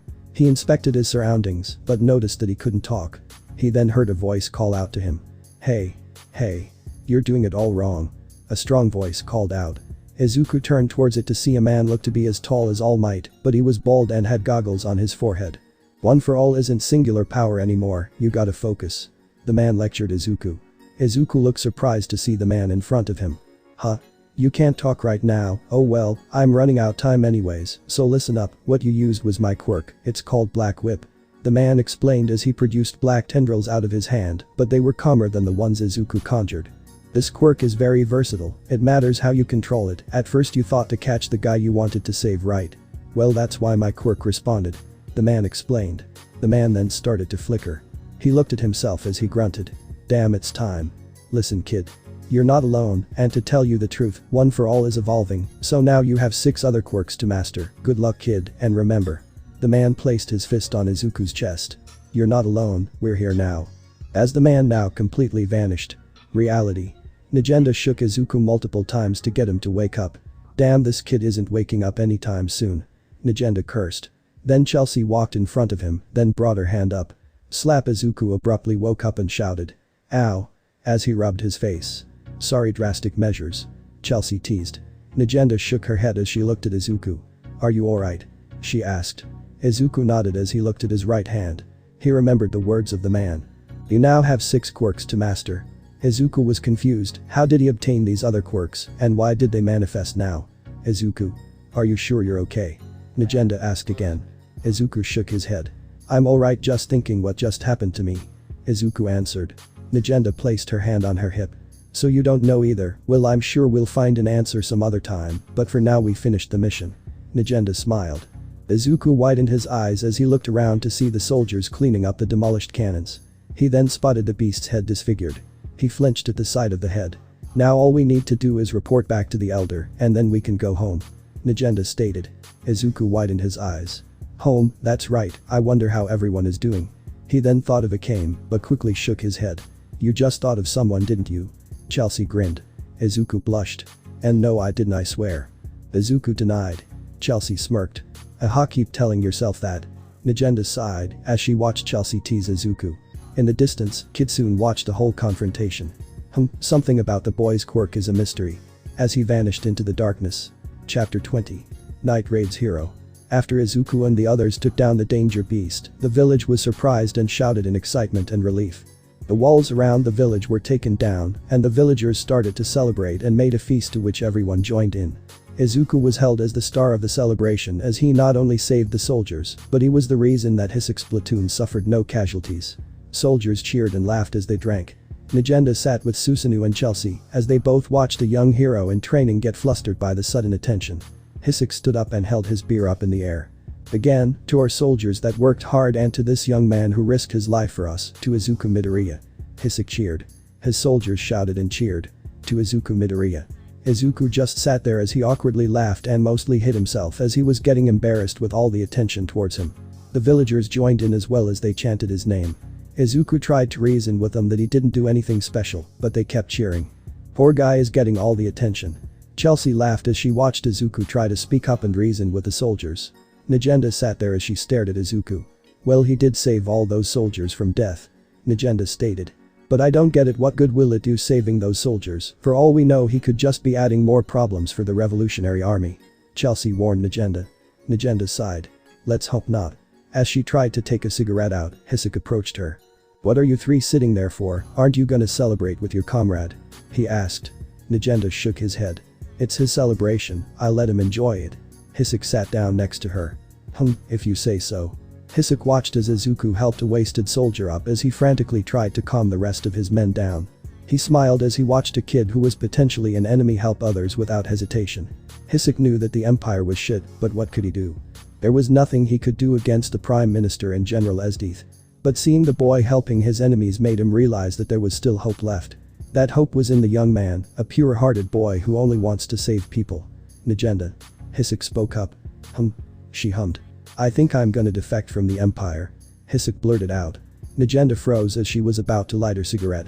She looked at Hisoka with a serious look only to find the man looking at Izuku, as if he was looking at a shining light in the dark. Are you sure, Hisoka? What about your men? She asked. I let them decide, they still have family at home. Hisoka looked at her. Maybe there is still hope in this world after all. Hisoka smiled. Negenda looked at him then at Izuku as he was treated to a mug of beer, but politely declined. Yeah, a hope from another world. She smirked. With Izuku. Come on kid, just take a sip. A wasted soldier slurred as he tried to hand Izuku a mug of beer. Izuku sweat dropped and pushed the mug back to him. Thanks, but I'm good really. Izuku looked around as he was surrounded by people laughing and smiling now. When he and the others arrived, these people were depressed and desperate, but now it's filled with joy and happiness. Izuku watched as soldiers and villagers were celebrating, drunk and happy. He watched as people were laughing and crying together. He looked around but stopped at a couple, they sat together as they embraced each other. Izuku smiled but then thought about the one assassin that cared for him and others. The assassin that was suffering in the dark. Akame held a special place in his heart, he didn't want to lose anyone, especially her. He then looked at the couple again, only to see them kiss.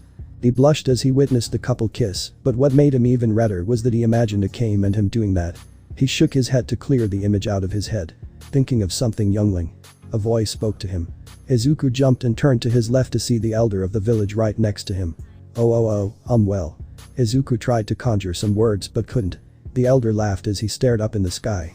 It seems you have someone waiting for you, don't you? The old man deduced. Izuku nodded as he stared into the crowd of celebrating people. He watched as people happily danced and laughed. Thanks to you, my people can laugh and dance because of you. The elder thanked him. It wasn't just me, so many people helped. I can't deserve all the credit. Izuku stated. The elder nodded but then stared back at Izuku. My wife and I used to sit here and stare up at the sky. The elder continued. Izuku looked at the old man, he saw the man smile up in the sky. She would always talk about the sky and tell me that the gods are watching over us. The elder sighed. Izuku listened to the man intently as he never let his gaze wander anywhere else. My wife wanted our daughter to explore the world, but with this going on, I can't risk losing another family member. The elder clenched his fist. Izuku nodded as it is to be expected. Losing someone you love hurts, so you try to protect the one thing that holds you together no matter what. But after I heard that you saved those soldiers that were supposed to be your enemy, it made me realize that there is still hope in this world. The elder stated. Izuku widened his eyes as he looked at the elder, but only to see the man holding two necklaces, one holding an encased ruby with a unique string that held it together, and the other was an emerald encased necklace, both radiating and glimmering. My wife made these, she said that it was to keep two people connected, wherever they go or no matter how far apart they are. The old man quoted. Izuku awed at the beauty of the necklaces. The ruby one reminded him of a particular assassin's eyes the moment he first met her. "Young man." The elder called out. Izuku jumped and straightened himself. "Yes?" Izuku asked. "I want you to have these necklaces, I have a feeling you'll need them." The elder smiled. Izuku frantically shook his head. "I can't have these, they're your wife's, so you should keep them." Izuku tried to decline. The elder on the other hand shook his head. "My wife would like you to have this, thanks to you she can rest peacefully now, think of it as a gift." Izuku stared at the necklaces, then the elder. He sighed and gently took the necklaces in his hands. "Thank you, elder, I'll treasure these." Izuku thanked him. The elder nodded. "Keep striving, young man, whatever path you cross, keep pushing forward." Izuku nodded firmly. "Right. Izuku." Nagenda called out. Izuku turned towards the direction of her voice as she stood behind him. "We need to return to base," Nagenda stated. Izuku nodded as he stood up, getting ready to go pack his things. "Nagenda." The elder called out. She looked at him. "Yes, elder, your army is free to pass by my village anytime and take refuge here if they want, but they will not live in my people's houses," the elder informed her. Nagenda nodded and bowed. "Thank you, elder, your kindness is much appreciated. And you, boy." The elder looked towards Izuku. "Yes?" Izuku asked. "I hope things work out with you and the person you were thinking of." The elder smiled. Izuku raised his eyebrows for a moment until he realized what he meant. Izuku's face turned completely red. "Wait, hold on, it's not." Izuku tried to reason. "Sure it is, boy." The elder chuckled. Izuku covered his face with his arms as he practically ran towards the tent that he and the other two were stationed in. Nagenda chuckled. "Still the same kid." As she walked towards where Izuku ran off. Few minutes later. Izuku and the others finished packing and were now in front of the entrance of the village. "I sent the message to my superiors that we now have access to the village and told them the condition that you wanted," Nagenda informed the elder. He nodded as he bowed. "Be safe on your journey home." Nagenda bowed, she then turned towards Hisuk and his men. "So what would you do now that our temporary alliance is over?" Nagenda asked him. "My men and I will return to the Empire and report back to His Highness of the situation and my men's retirement," Hisuk stated. Nagenda nodded as she stuck her hand out. "Until we meet again, old friend." Hisuk smiled. "Until we meet again." Hisuk shook her hand and went his separate way. Nagenda turned towards the village. "The Revolutionary Army will protect you from here on out, I guarantee it," Nagenda informed the elder. He nodded as the villagers started to wave the group goodbye. Izuku waved back at them as they departed back to the main camp of the Revolutionary Army. On their journey back, Izuku stared back at the necklaces he was given and remembered the words the elder said to him. "My wife said that these necklaces keep two people connected no matter where they are or how far apart from each other." Izuku held onto the necklace that had the ruby in it and stored the one that had the emerald in his bag. "No matter how far apart, huh?" Izuku quoted in his head. Revolutionary Army camp. Izuku and the others have returned from the village as soldiers gathered around, having heard of the news from the letter that Nagenda had sent them. They were congratulated and complimented on the success of the mission. As expected of ex-General Nagenda. One soldier cried out. Another stepped forward to peace. Another cried out. As the soldiers started to cheer, the commander of the camp walked towards Nagenda. "Alright, that's enough. Get back to work, all of you," he ordered them. The soldiers quieted down and went back to their stations. The commander sighed and turned to Nagenda. "Great job on the mission night raid, rest a bit before you head back to your base," the commander recommended. Nagenda nodded. "Understood, we'll rest up a bit before heading back." Nagenda turned towards the team. "You're all free to do as you please until we head back." Izuku and the rest nodded as Chelsea headed somewhere else. As for Susanoo, he stayed by Nagenda's side. Izuku headed towards a certain armory tent to see a certain someone. As he headed towards the tent, he was greeted by many soldiers as they complimented him on his achievements. After a few minutes of strolling through the camp, he found the armory tent. He entered to see a familiar man with an eye patch and the same little stubble he had on his chin. The man looked up to see Izuku. He smiled. "Hey kid, glad you're back in one piece." Izuku nodded. "Thanks to the gauntlets, I made it back in one piece." Mark nodded as he walked towards Izuku. "Just be careful with those, alright, who knows what could happen," he warned him. Izuku nodded in response. "Speaking of which, I heard you saved a bunch of Imperial soldiers," Mark stated. Izuku nodded. Yeah, I did what I had to do." Mark shook his head. "They're the enemy, you shouldn't concern yourself with them," Mark implied. Izuku widened his eyes and shook his head. "Even if we are enemies, that doesn't mean they aren't human beings like us, they're just people following orders out of fear." Izuku dejected. "I won't allow people to suffer anymore, I'll save them, even if they are my enemy." Izuku continued with determination in his voice and eyes. Mark widened his eyes as he was surprised by his answer. He then smirked, then laughed. "You're full of surprises, kid, I gotta say you're one of a kind," Mark exclaimed. Izuku just rubbed his head as he blushed slightly. "Anyways kid, you need any repairs that you need?" Mark asked. Izuku shook his head. "No. Just came to say hi, I'll be leaving soon." Before Izuku could finish his sentence, Nagenda busted through the tent flaps. "Izuku. We need to head back to the base immediately," Nagenda exclaimed. Izuku looked at her surprised. "The base has been attacked," Nagenda explained. Izuku's eyes widened as the people that were back in the base ran through his head, especially Eri, who's just a little girl. Izuku nodded firmly and followed Nagenda out of the tent. Mark stood there as he watched the greenet rush out. He sighed and looked at the box that the gauntlets were in. "I guess you were right Kitsune, he really does have potential," Mark muttered. With Izuku and Nagenda. It was night already as Nagenda had gathered Susanoo, Chelsea, and Izuku to return to the base and repel the attackers on the base. "Alright everyone, we leave now, we can't delay any longer," Nagenda ordered. "Roger," they responded. But before they could go, a beast landed in front of them. It looked to be a flying manta ray, but a person was on it. It was the commander of the camp. "Here, take this, it'll be faster this way," the commander suggested. Nagenda nodded. "Thank you commander, everyone get on quick, time is of the essence," Nagenda ordered. Everyone quickly hopped on the danger beast. The commander got off the beast and saluted to them as the beast lifted off. As they soared through the air, Izuku was trying to stay on the beast. "Nagenda, how did they find the base?" he asked. "It appears that Tatsumi was kidnapped by the Imperial Army to be a new recruit, but as he escaped one of the enemies tracked him down," Nagenda explained. Izuku widened his eyes. Tatsumi was kidnapped, he thought. "Anyways, we have to be there before something bad happens," Nagenda stated. Izuku nodded as he looked forward to the direction where the base was. Eri, Tatsumi, Shiel, Mine, Lubbock, Leon, Akame. "Wait for us, we're coming," Izuku muttered. Night raid base. As the base was now under siege, Tatsumi and Mine were defending the base from outside as Shiel, Lubbock and Akame were executing the intruders. Shiel was protecting Eri as Lubbock and Akame dealt with the intruders. Meanwhile, at the east side of the base was a cliff where a man that looked to be a doctor with a look of a mad scientist aesthetic. This person was Dr. Stylish, one of the Yagers, specifically the group that hunts down Night Raid. He has 3 people with him, one that has improved eyesight, one with improved hearing, and the other has a good sense of smell.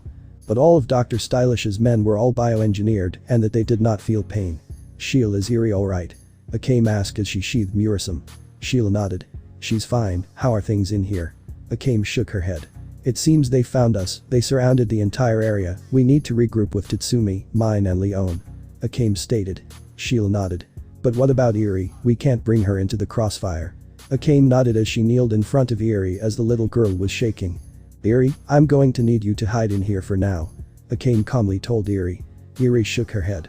"What about all of you, I don't want to be left alone," she stuttered. Akame smiled gently to her. "Eri, I promise I'll be back, but for your safety, you need to hide," Akame reasoned with her. Eri slightly nodded as she was on the verge of tears. "Guys, we don't have time, more are coming this way," Lubbock warned. Akame nodded as she calmly looked at Eri. "Eri, I need you to trust me, can you do that?" she asked. Eri hesitated but then nodded. She ran down the hall and went to hide in Izuku's room. Akame sighed as she looked at the 2 who were with her. "Let's regroup with others, right away." "Roger," they responded. Outside, Tatsumi, Mine and Leon were together as they were chatting about what's going on. "I guess they followed Tatsumi's scent here, damn, and thought we hid it well," Leon cursed. Tatsumi clenched his fist. "Damn it, sorry guys, I screwed up," Tatsumi cursed himself. Leon shook her head.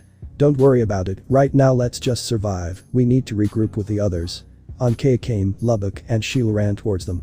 "Is everyone alright?" Akame asked. "Akame, you guys, you're alright."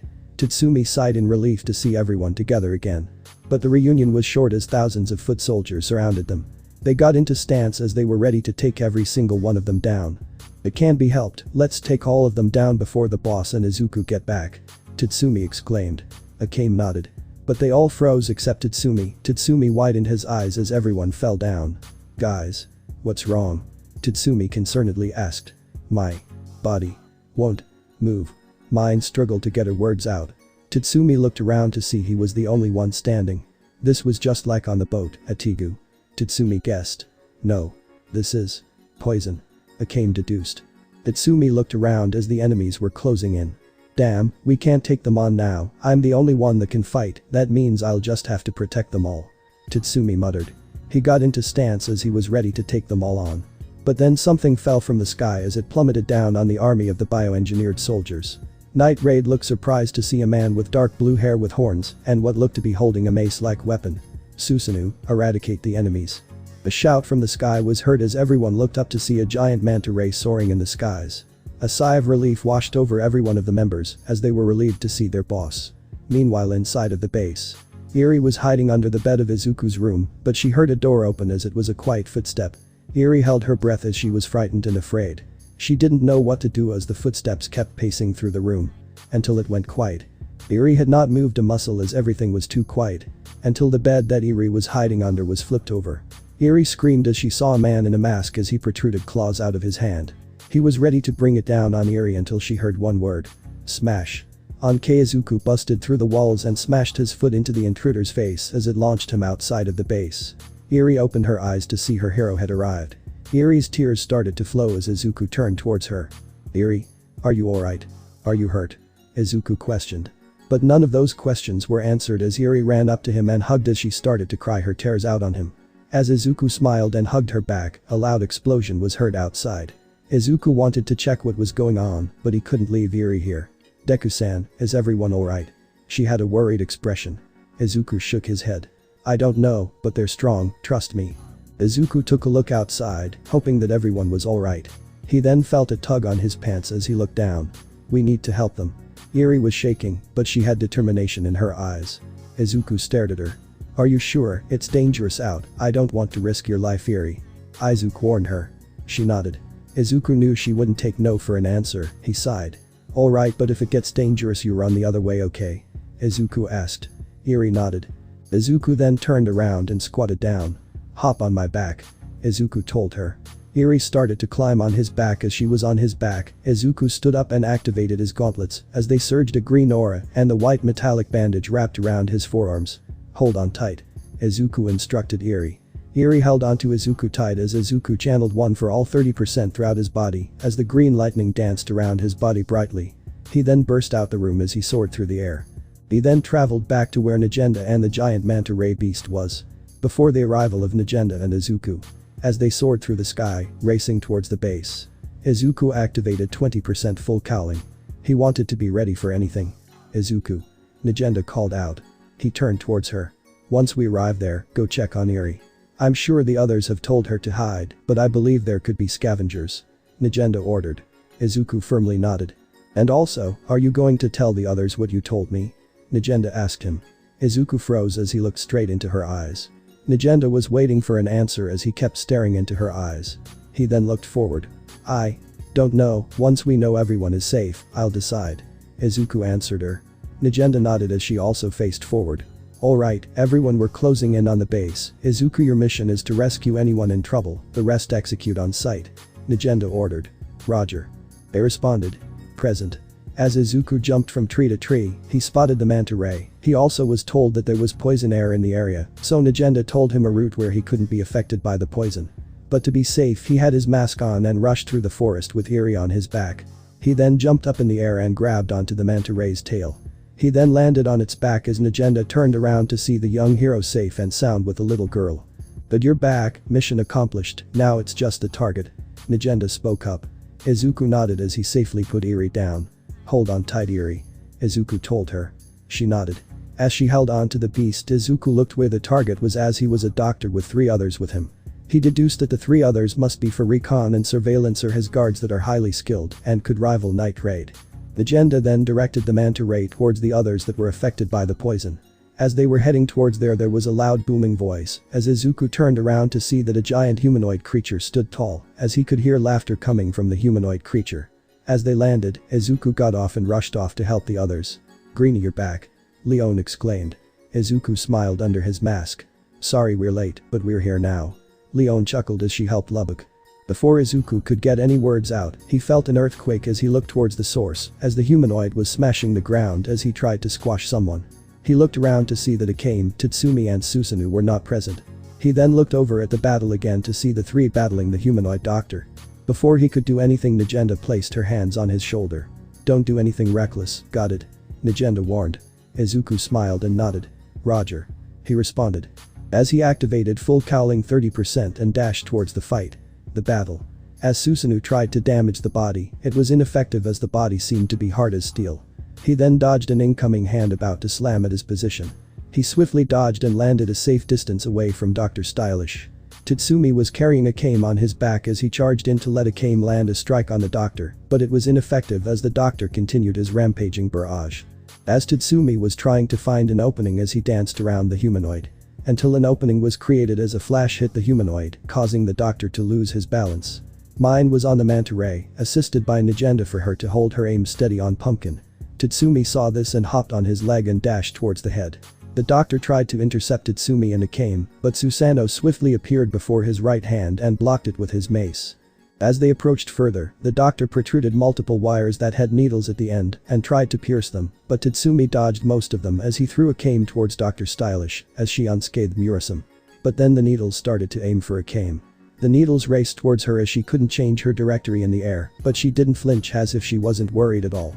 As the needles came close, a bright green lightning flash appeared in between her and the needles, and her as Izuku used full gauntlets to create a powerful air blast with his fist to change the course of the needle's trajectory. But two needles were heading towards him and Akame. But then instinctively, he activated his newfound abilities, Black Whip. The black tendrils formed on his hands as they started to wrap around the needles, and he used his strength to drag them down. As Akame flew past him aiming for the doctor. But the doctor had one more needle aiming for her as Izuku tried to move towards her, but he then felt intense pain coursing through his body as he stopped in his tracks. "Damn it. Not again," Izuku cursed. Akame then had to block the attack as she was sent flying back. Izuku widened his eyes as he activated 30% full cowling quickly and raced to catch her. He then grabbed her arm and pulled her close to him as he landed safely on the ground. The humanoid was about to recover from the blast of Pumpkin. Izuku looked at the struggling titan. Izuku had to think quickly as he instinctively dashed towards the giant. His arms still covered with the Tigu, he channeled one for all into his arms as he paced forward. 75%, one for all full gauntlet. Izuku then had to push his limits more as he channeled the rest of the energy throughout his body. 45%, full cowling. As Izuku was now a blur, creating dust behind him as he climbed back on the humanoid giant and raced towards Dr. Stylish. The doctor intercepted with his left hand in order to smash Izuku into a million pieces. But he couldn't keep up with Izuku's speed as he slipped past his hand as it came down. The doctor then raised his right hand and proceeded to try and do the same thing, but his giant form was too slow to keep up with Izuku. All he could see was a bright green lightning racing towards him.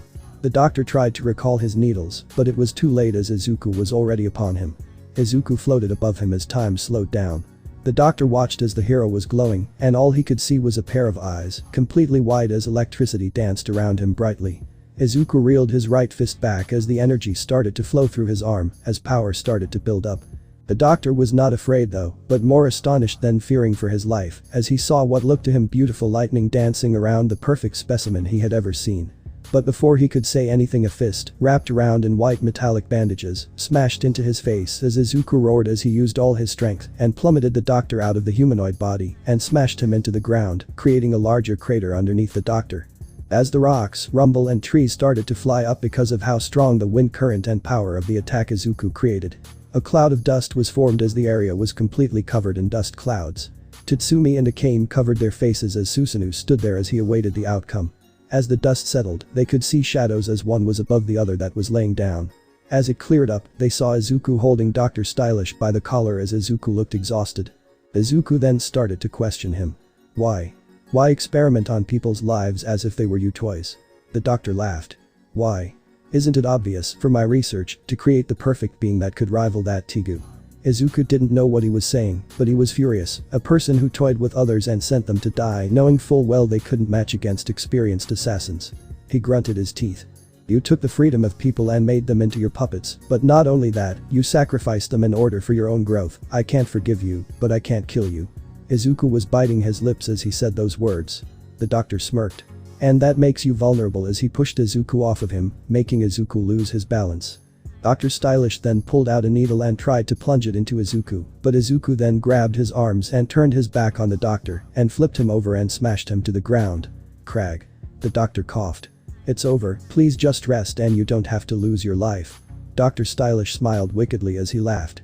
I'm a part of the Jaegers, I won't listen to someone who won't contribute to my experiment as he tried to plunge the syringe into Izuku, but a sword pierced his body as it appeared in his lower abdomen.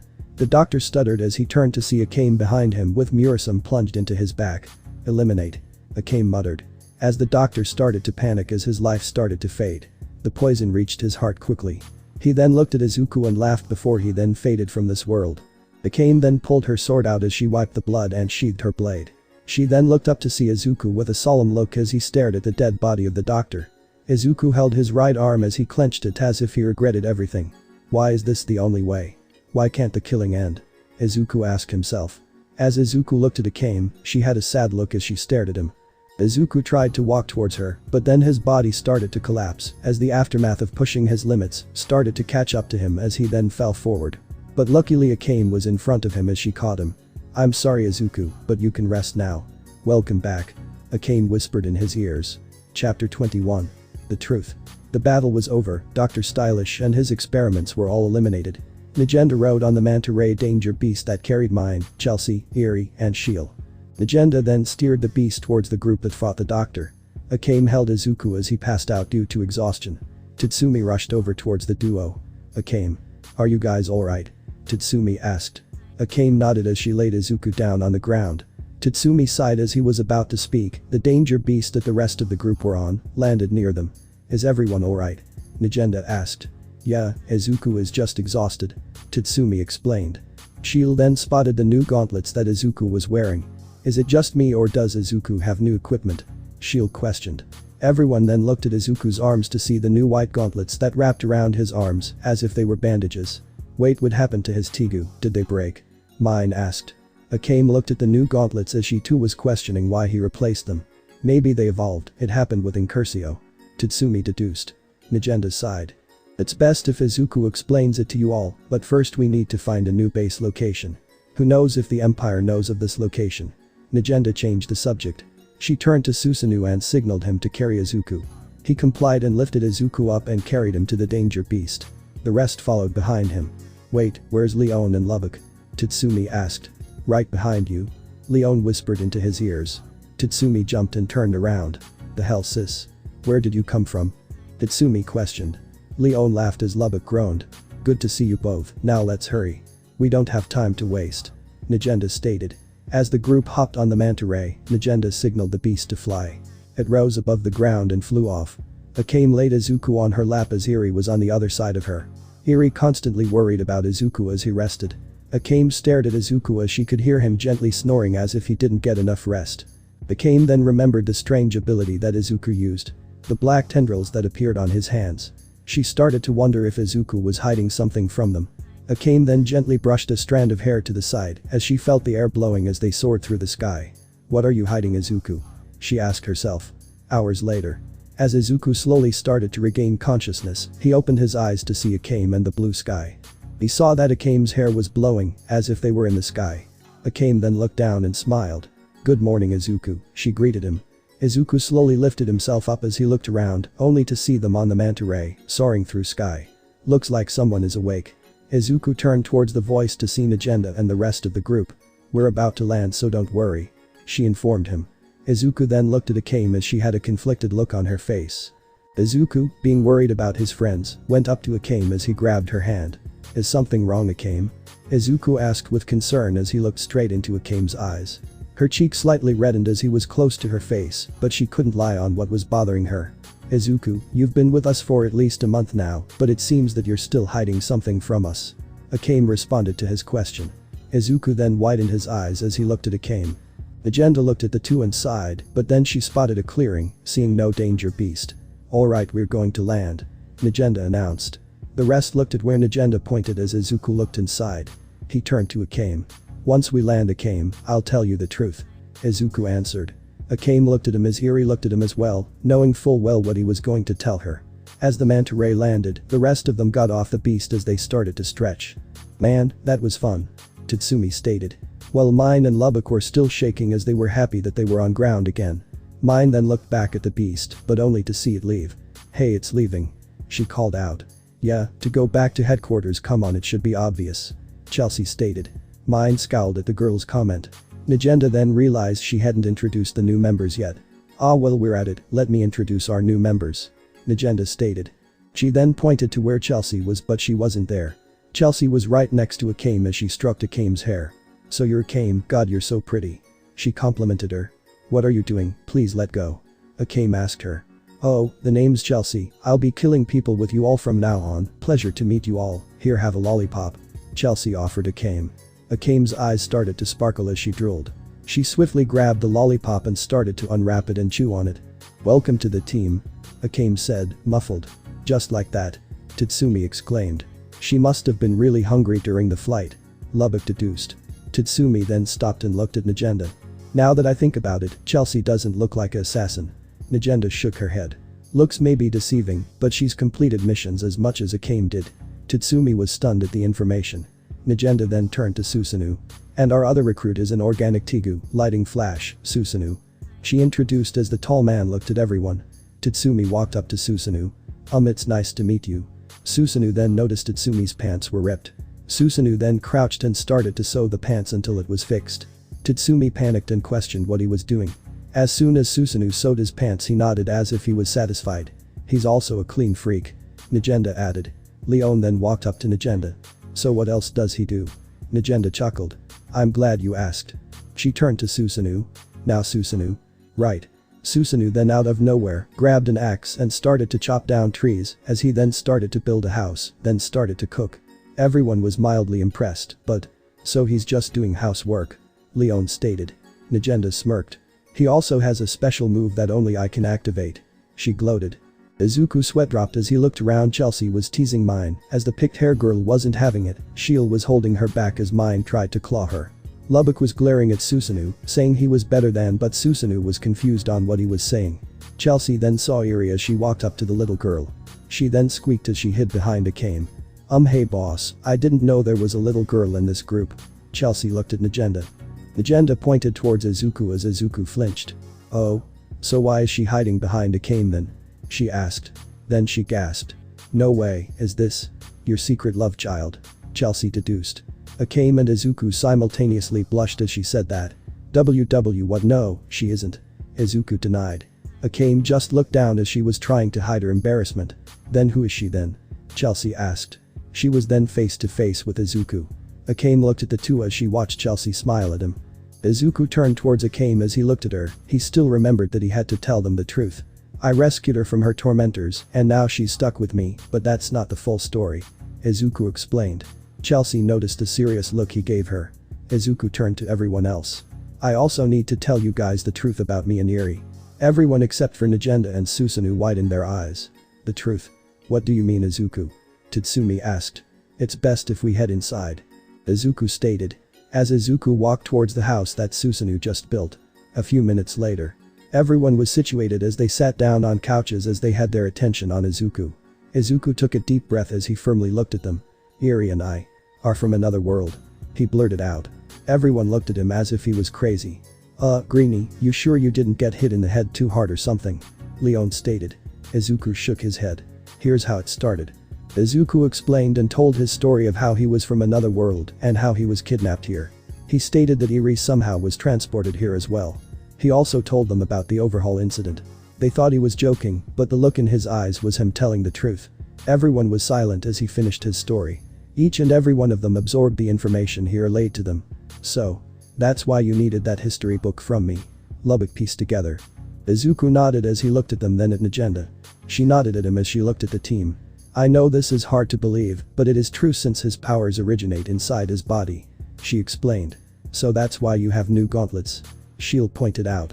Izuku then activated the full gauntlets as it wrapped around his forearms and glowed in a green hue. These are the Tegu I obtained when I went with Nagenda. I dubbed them full gauntlets. Izuku explained. What do they do? Mine asked. They allow me to use my power inside of me without any backlashes, but I can only use up to 85% of my power when I'm wearing this. Izuku explained further. Those aren't recorded in the book, so it must have been a lost Tegu they found. Leon deduced. Izuku nodded as he then deactivated the gauntlets. Akame then looked at Izuku. Then, what about the black tendrils that popped out of your arm? She asked. Izuku looked down at his hands. I don't know about that myself, they just appeared. Izuku answered. Tatsumi looked at the hero as he just realized that this boy he thought he knew was still full of mysteries. I'm sure all of you have questions for Izuku, but right now, you should relax. Nagenda suggested. All of you haven't rested, you can ask him questions once you've rested. Everyone nodded as they stood up to head to bed. Izuku sat on the couch, now that they knew where he was from now, what would happen onwards, would they still accept him? He couldn't contemplate any longer as Nagenda placed a hand on his shoulder. Give them time, Izuku. She solemnly looked at him. He nodded as he stood up, Eri grabbed his hand as he then smiled. He then walked Eri to their room for now. With Akame. She laid down on her bed as she thought about Izuku. He was from another world, a completely different world from theirs. No wonder Izuku didn't kill, because they had different lives. He was cultivated into a hero while she was trained to become a ruthless assassin. But even so, even if she knew that she cared about him so much, she couldn't ignore the difference between them, burned into light and cultivated it while she was cultivated in the dark. She watched as her comrades died one by one, joining Night Raid. She expected the same, but Izuku showed up. He tried his best to prevent them from dying. Bullet was the first loss they suffered, and that tore Izuku apart. Akame shifted as she stared at the window. I'll be your hero. Those words still rang in her mind constantly. Akame was blessed to meet someone like him. At first she was curious about him, but as they fought side by side together, Akame started to develop new feelings that she usually didn't feel. She wanted Izuku to stay with her, stay by her side until the end, but she knew that he had to return home soon, with Eri. Why was life so unfair to her? Was she destined to be alone? She felt scared of losing her comrades, but most importantly, scared of losing her one chance to finally experience this new feeling with Izuku. The thought never left as she drifted into slumber. The next morning, everyone was gathered at the dining table as they ate Susanu's cooking. It was delicious as they put it, but they were still thinking about what Izuku said to them. Him being from another world. Izuku looked at each one of them as they silently ate their food. Eri sat next to Izuku as she thought it was best to leave Akame with her thoughts. As they ate, Izuku was the one to finish first as he then walked into his room with Eri as they wanted to leave the rest to their thoughts. As soon as he left, Chelsea was tired of the silence. Okay, I think we need to talk about this. She stated. The rest looked at her. What, the fact that we've been fighting alongside an alien all this time? Mine stated. It's just a lot to take in. Lubbock blurted. I mean the fact that Greenie has been keeping this a secret all this time. Leon muttered loud enough for them to hear. Akame looked down as she stared at her plate. She remembered Izuku's kind nature and heroic spirit. To think Izuku and I first met when we encountered a danger beast. Tatsumi reminisced. It's all weird to think about though. Lubbock stated. What are we talking about again? Sheil asked. About how Izuku is an otherworlder. Mine answered. Sheil widened her eyes. Wait, he is? Sheil, he told us yesterday. Tatsumi reminded her. Sheil then brought her finger to her chin. Oh. Akame, what do you think about this? Leon asked. Akame looked up as everyone stared at her. She then looked at her plate as she reminisced about the time with the young hero. His smile, his kind, gently nature, even though he was from another world, he sacrificed his time and risked his own life for people he only knew for a short amount of time. Akame then looked at everyone. Even though he's from another world, he is still the same person we met. She answered. Tatsumi widened his eyes as he looked down, the time he trained with him. Testing each other limits, pushing each other. He fought for us, he stands by our side even though we go against his ideals. He tries to find another way, but most importantly he promised all of us that he'll save us. Akame reminded them. They thought back as Izuku impacted their lives, saving Sheil and mine from death. Constantly saving people that he didn't even know. And most of all, fought alongside them. Izuku stood as a beacon for them to keep pushing forward. To be honest, even if he is from another world, nothing is going to change him, since he's still the same guy. Chelsea blurted. You guys shouldn't contemplate on the topic, since he's just a boy who's willing to help you guys. She continued. Akame nodded as she smiled. He fought with us, and now it's time we fought by his side now. She stated. Leon, Sheil, Lubbock, mine, and Tatsumi nodded as they smiled. Yeah, you're right, he's still the same, the nervous but yet heroic boy. Leon smirked. Akame smiled, but deep down, she was afraid of losing Izuku and Eri. Once they overthrow the Empire, what's going to happen? That thought remained in her mind. Nagenda frowned as she noticed Akame's fear in her eyes. Akame. Chapter 22. I'll always be here. As Izuku sat in his room, running through the memories of his time with Night Raid. A group of assassins and him, a hero. It was ironic how the two ideals clashed, but yet they became friends. Izuku then felt his shirt being tugged as he looked towards Eri. Eri was worried, she was worried that things would be different. Eri wanted everything to stay the same, even though they were strangers, she felt that they were special to her and Izuku. But at last, the truth had to come out soon. Izuku solemnly looked at her as he then looked at his hand. He knew that their time with a group of assassins was limited, but he knew that he couldn't leave them to die. Izuku was then brought back to the time when the fifth user of One for All talked to him. The 5th seconds quirk, Black Whip. Whatever it was, it could help him, he needed to train with the power in order to master it with One for All. Izuku got up from his bed. Eri, I'll be outside for a bit. He told her. Eri nodded as she watched Izuku walk out of the room. Eri sat there as she thought about what would happen if they would return home. She wouldn't get to see them again. Everyone was kind and caring, she would miss them, especially Akame. Eri didn't know why, but Akame was like a mother to her. Every time they would be with each other she hovered over her like a mother bear. Through her stoic look, Eri saw only a gentle and kind nature in the assassin. Eri laid down as she wanted to push back the thoughts, but it just kept replaying in her mind. With Izuku. Izuku stood outside as he equipped his gauntlets as he was standing there, his right arm out as he closed his eyes. He imagined the black tendrils, the way they extended and wrapped around the people he saved. That's right, I need to reach in order to save them. Izuku thought. As he concentrated, he then produced a small black tendril that extended out, but only a few inches.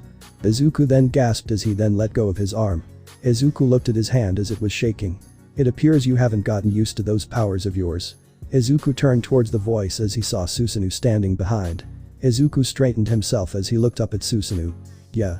I don't know how to use it or how to fully use it to its full potential. Izuku looked at his hands as he then clenched them. Susanoo looked at him. Maybe start with deepening your knowledge of the power instead of trying to use it now. He suggested. Izuku looked up at Susanoo. Once you grasp the knowledge of the power then you can imagine how it's used and how to use it effectively. He continued to explain. Izuku nodded as it was a good point, but the problem was how to gain that knowledge. Asked the 5th user. He didn't know how though. Just think about it Izuku, I'm sure you can figure it out. Susanoo then walked away as Izuku stood there as he clenched his hands. Izuku wanted to get used to Black Whip, but right now he needed to start slow. He can't expect to learn it in an instant. Izuku then thought he could confide with the team since he just dropped the truth on them. Izuku then headed back towards the house. As he walked in front of the house he saw Chelsea leaning on the tree. She looked up as she spotted the greenet. She waved at him as Izuku returned the gesture. Hello Green, what are you doing out here? She asked. Oh, just trying to figure out how to use the power I gained. He answered. Chelsea then put her finger on her chin. Ah, if I remember correctly, it's those black tendrils that came out of your hand. Izuku nodded. Yep, but anyways, how are you doing? Chelsea looked at him as she then smirked. I only know you for 3 days, and here you are worried about me. Izuku raised a brow. Why wouldn't I, you're my friend now, of course I'm going to worry since I told you where I'm actually from. Chelsea then laughed. You know, you really are weird. Izuku's sweat dropped. But I guess that's why people are attracted to you. Chelsea stated. Izuku looked at her in disbelief. Huh, what do you mean? Chelsea just scoffed. Are you serious? You literally saved a bunch of your enemies and now they decided to have a change of heart because all you did was save them from death, but not only that, you've inspired that captain back at the village. Izuku just scratched his head. I just didn't want to see people die. Chelsea just closed her eyes as she turned around and walked towards the door. And that's why people are attracted to you, especially a certain assassin. Izuku tilted his head. Chelsea then frowned. But that's also one way to get yourself killed fast. She muttered. She then walked inside as Izuku stood there as he looked at the building that Susanoo built. Izuku then walked inside as he then turned towards the living room where he spotted Shiel reading her book. Shiel looked up from her book. Oh, hi Izuku. She waved at him. Izuku waved back as he entered the living room. He sat down at one of the sofas as Shiel smiled at him. So what brings you here? Shiel asked. Izuku looked at her with confusion. Are you okay? Shiel just tilted her head. Is something wrong with me? Izuku just sweat dropped as she responded to his question. Shiel, I told you about where I come from. Izuku explained. Shiel then faced a surprised expression. You did? Izuku just sighed. As expected she forgot. Is it bad where you come from? She asked. Izuku shook his head. No, it's just I told you that I was from another world. Shiel then suddenly widened her eyes. Oh, I do remember that. Izuku was honestly surprised at the fact that she remembered that. Shiel then looked at him as she frowned. Is that why you have a worried expression? She pointed out. Izuku looked at her then looked down as he clenched his fist. I guess you could say that. Shiel then smiled as she placed her book down. Izuku. Izuku looked up to see Shield smiling at him as she had a gentle expression on her face. Just because you're from another world doesn't mean you aren't a different person, she stated. I owe my life to you, Izuku. You made it possible that I could live to see another day, she continued. Izuku widened his eyes as Shield looked at him with gratitude. Without you, I'd be dead right now. So wherever you come from doesn't define who you are, it's what inside that defines you. Shield smiled at him. And that's why you are an important friend to all of us, she finished. Izuku looked down as he was on the verge of tears, those words hit home as he remembered the days of his childhood. Struggling to achieve a hopeless dream and yet here he is, trying to save the world from corruption. Izuku looked up at her and smiled. Thank you, Shield. She returned the smile. I should be thanking you. Izuku chuckled as he stood up. Well, I should check on the others. Shield nodded. I'm sure they all have a lot to talk about to you. Izuku nodded as he exited the room. He contemplated on what Shield said, deep down he knew that. Izuku walked outside again as he then heard gunshots nearby. Izuku looked towards the direction as he walked over to the noise. As he arrived, he saw Mine shooting makeshift targets as she shot them all, directly in the bullseye. Izuku looked at the target as they were smoking. Something you need. Mine called out. Izuku just shook his head. Just wanted to see how you were doing. Mine looked at him as she smirked. Well, if you're worried that I still think that you're an alien, then you're right. Izuku felt an imaginary jab in his back.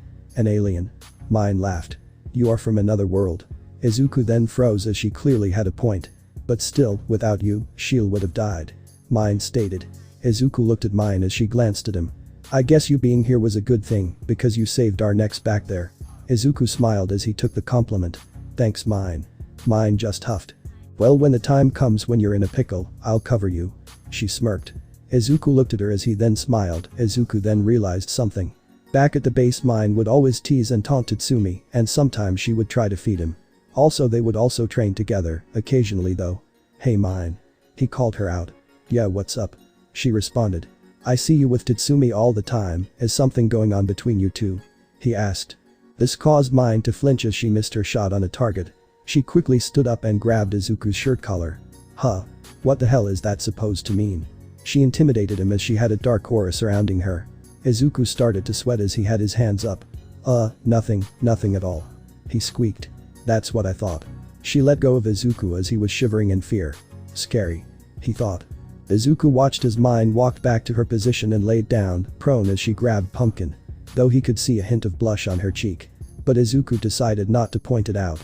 Anyways, sorry to bother you, I'll be leaving now. Izuku told her as he started to walk away. Hey. She called him out. Izuku turned as he saw her pointing at him. If you die, I'll shoot you 100 over, you got that, don't ever make her sad. Mine shouted. Izuku widened his eyes as she determinedly glared at him. Izuku returned the glance as pounded his fist on his chest, firmly clenching his hand. I won't, I promise. Izuku firmly replied. Mine smirked as she nodded. By the way, who's her, he asked. Mine just stared at him like he was an idiot as she smacked her forehead. Izuku looked at her confusingly. In the house. Izuku walked down the halls as he then saw Lubbock leaving his room. Lubbock looked up as he saw the hero. Oh hey Izuku. Izuku smiled and waved. Hey. Lubbock walked up to him as he grinned. So another world, huh? Izuku looked at him. Lubbock had a gleam in his eyes as he then grabbed his shoulder. You're like a main character from a manga. Lubbock pointed out. Izuku just deadpanned as he looked at Lubbock. I think you've been reading too much manga. Lubbock laughed. Okay, ignore that comment, but it must be weird, huh, in another world. Izuku stopped as he looked down and nodded as he remembered the people he left before he entered this world. Lubbock noticed this and decided he needed to change the subject fast. Sue. Oh. I heard about your new ability that could grab people, kinda like my Tigu in a way. He quickly changed the subject. Izuku perked up as he then realized that. Yeah, you're right, they are kinda alike. Right, so I could give you some tips and tricks to help you handle that power. Lubbock offered. Izuku nodded as he smiled. Yeah, that'll help a lot. Lubbock then smirked. I could also give you tips on how to seduce girls. He lightly elbowed Izuku. Izuku's face flushed red as he froze. I don't think I'll need that. Come on, that way you can get more. Gourg. Lubbock then saw an agenda head chop him on the head. Izuku widened his eyes as he watched Lubbock fall to the ground. Let's stop there, shall we? She stated. Izuku just sweat dropped as she grabbed him by the collar and dragged him away. I'll take this guy out of your way. Izuku watched the unconscious Lubbock slowly getting dragged on the floor by their fearless boss. Gotta say, Lubba never learns, does he? Izuku turned around as he saw Leon leaning on the wall. "Leon, you were listening." Leon smirked. "Oh, does that mean that you're planning to seduce other girls?" Izuku rapidly shook his head. Leon stared at him as she couldn't believe that this boy was from another world. Leon then closed her eyes as she walked up to him as she wrapped her arms around him and pulled him into a hug. Izuku widened his eyes as he looked up at Leon. "Everyone in Night Raid cares for you, Izuku. You became an irreplaceable comrade now, so even if you go, you'll always be a part of us, even though you deny our way of doing things." She smiled at him as she let go of him. Izuku looked at her as she held out her fist. "So let's end this damned empire before you return home." Izuku smiled as he brought his fist to hers. "Yeah. That was the intended plan." Leon smiled as she ruffled his hair. "Golly Leon. Stop." Izuku chuckled. "Damn, can't believe that you're from another world though," she stated. Izuku looked at her and remembered the words that Shield said to him. "I may be from another world, but that doesn't mean I'm not the same person you guys met." Leon widened her eyes as she then smiled at him. "Yeah, I guess you're right." Leon looked at Izuku as she remembered the words he said to Akame that night. "Oh, by the way, Greenie, don't screw this up." Izuku tilted his head. "What do you mean?" She shook her head. "Nothing, you should head to Tatsumi, he's fighting danger beasts alone in the mountains." Izuku widened his eyes as he equipped his gauntlets and rushed out of the house. Leon watched him as he left. Yep, still the same. Somewhere by the mountains. Tatsumi punched two danger beasts that looked to be velociraptors, but had gray scales and fin ears. Tatsumi then saw as two more danger beasts bounced towards him. Tatsumi then weaved under them as he then held out his hand, and a light appeared, revealing a spear with a red blade and a red jewel in the middle of the blade, as it was almost like an arrowhead. Tatsumi then cut the danger beasts down as he then saw he was surrounded. "Crap, their blows are heavy, I'm trying not to get hit by those claws, I gotta find the pack leader," he thought as he watched the beasts carefully. One tried to charge at him, but then a green flash appeared as it slammed down on the beast, causing an explosion of dust. Tatsumi looked at the dust, then smiled to see Izuku on top of the beast. "You alright?" Izuku asked. "Yep, peak shape." Tatsumi replied. Izuku watched as the danger beast circled around them. "I'll clear a path," Izuku stated. Tatsumi nodded as Izuku reeled his fist back as he channeled 50% one for all into his right arm. He then brought it forwards as he created a massive wind pressure that huddled through the pack as it created a dent all the way towards the wall, revealing the pack leader. Izuku and Tatsumi quickly acted as they charged at the pack, dodging the remaining pack members. Tatsumi cut them down as Izuku was swatting them away as he fired off some Delaware smashes at them. Tatsumi jumped in front of Izuku, but just as they were in sync, Izuku brought his fist on the heel of Tatsumi's heel as he then launched him forward. Tatsumi then brought the spear to his right as he huddled at the pack leader at incredible speed. Then Tatsumi cut off the head of the beast as the body fell down limp. The pack members were frightened as they then started to scatter. Izuku sighed as he watched Tatsumi wipe the blood from his spear. Izuku then unequipped his gauntlets as they reverted back in bracelet form. Tatsumi's armor then disappeared as well as the spear did. "Thanks Izuku, needed that." Tatsumi thanked him. Izuku shook his head. "My job as an auxiliary." Tatsumi chuckled as he looked at Izuku. "Hey Izuku." Izuku looked at him. "What's up?" "Your power, what is it really?" he asked. Izuku widened his eyes and then looked at his hand. "It's..." Tatsumi looked at him as he saw Izuku struggling, but then Izuku firmly looked at him. "It's called One for All, and this power has been passed down from generation to generation in my world," Izuku explained. Tatsumi widened his eyes as he looked at Izuku. "Wow. That means you have a lot of responsibility to be holding that power." Izuku looked at his scarred hand. "You have no idea." Izuku remembered the disfigured face that All Might fought back at Kamino Ward. The destruction that he caused. One day he'll have to fight that same threat one day. "Hey man, whatever it is, I'm here to help you all the way."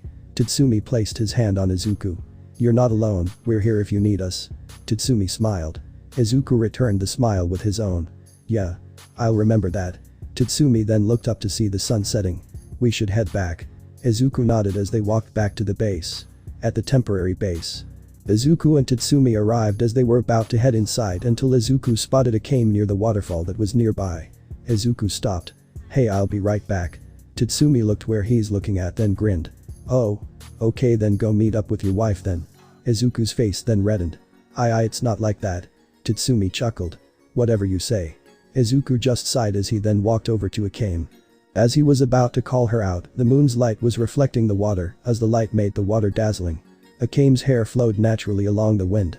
Izuku stood there as she was just awe-gazing. Akame affected Izuku in a way he didn't think he would be affected. Akame then looked back as she spotted Izuku. Izuku jumped as he flushed red. I'm sorry. He squeaked softly as he felt her gaze on him. Akame smiled as she patted a spot on the rock she was sitting on. Izuku looked at her as he then compiled. He walked over and sat on the rock that she was sitting on. They both stared at the water as the water reflected the moon. It was quiet, but it was peaceful. Akame brought her knees to her chest as she hugged her knees. Izuku. Are you okay? Akame asked. Izuku looked at her, then smiled. Yeah. I'm fine, don't worry. Akame just shrunk head as she looked at the water. Night Raid means a lot to me, especially you and Yuri. Izuku widened his eyes as he turned his head towards her. Akame. With you in Night Raid, it's all been special to me. Akame softly spoke. Izuku looked at the moon, floating in the sky, he sighed. He knew Akame was remembering the past events that lead up to now. I'm afraid Izuku, I'm afraid I'll lose everyone, I'm afraid I'll lose Yuri, I'm afraid that I'll lose you. Akame whimpered. I'm scared. Akame said as she was on the verge of tears. Izuku looked at her as she was burying her face in her knees. Izuku frowned as he then grabbed her arm. Akame widened her eyes as she looked up, then her head was on his shoulder as Izuku embraced her. Akame. You won't lose anyone, I won't let that happen, because I will always be here. Izuku whispered into her ear. Akame blushed as she heard him say that. Yuri won't go either, even if we are apart, we will always be together. What Akame didn't realize though was that Izuku wrapped a necklace around her neck. The same emerald-encased necklace that the chief of the village they saved gave to him. Akame then looked down as she saw the necklace wrapped around her. Akame widened her eyes as the emerald represented Izuku's eyes. She then heard Izuku pull something out as well. He held up a ruby-encased necklace as he wrapped it around his neck as well. I got these necklaces from the village we saved, the elder gave it to me. Izuku explained. Akame held the emerald on her palm as she looked at it. The elder said that it represents two people that are connected no matter where they are. Izuku explained to her. Akame looked at Izuku as she saw the smile that he always made, the smile that had changed her life. So no matter what Akame, Yuri and I will always be here no matter what. Izuku gently smiled. Akame's face started to reveal a tinge of red as she stared at Izuku, his smile, her light. Hey Akame, ever fell in love before? Leon asked. Akame tilted her head as she shook her head. I'm an assassin so I can't or it will hinder my mission. Ah come on, you never felt bubbly inside like your heart is about to explode or when you wish to be with someone forever? Leon questioned. Akame shook her head. The person I wish to be with is my sister. Leon just sighed as she then brought her finger up to Akame.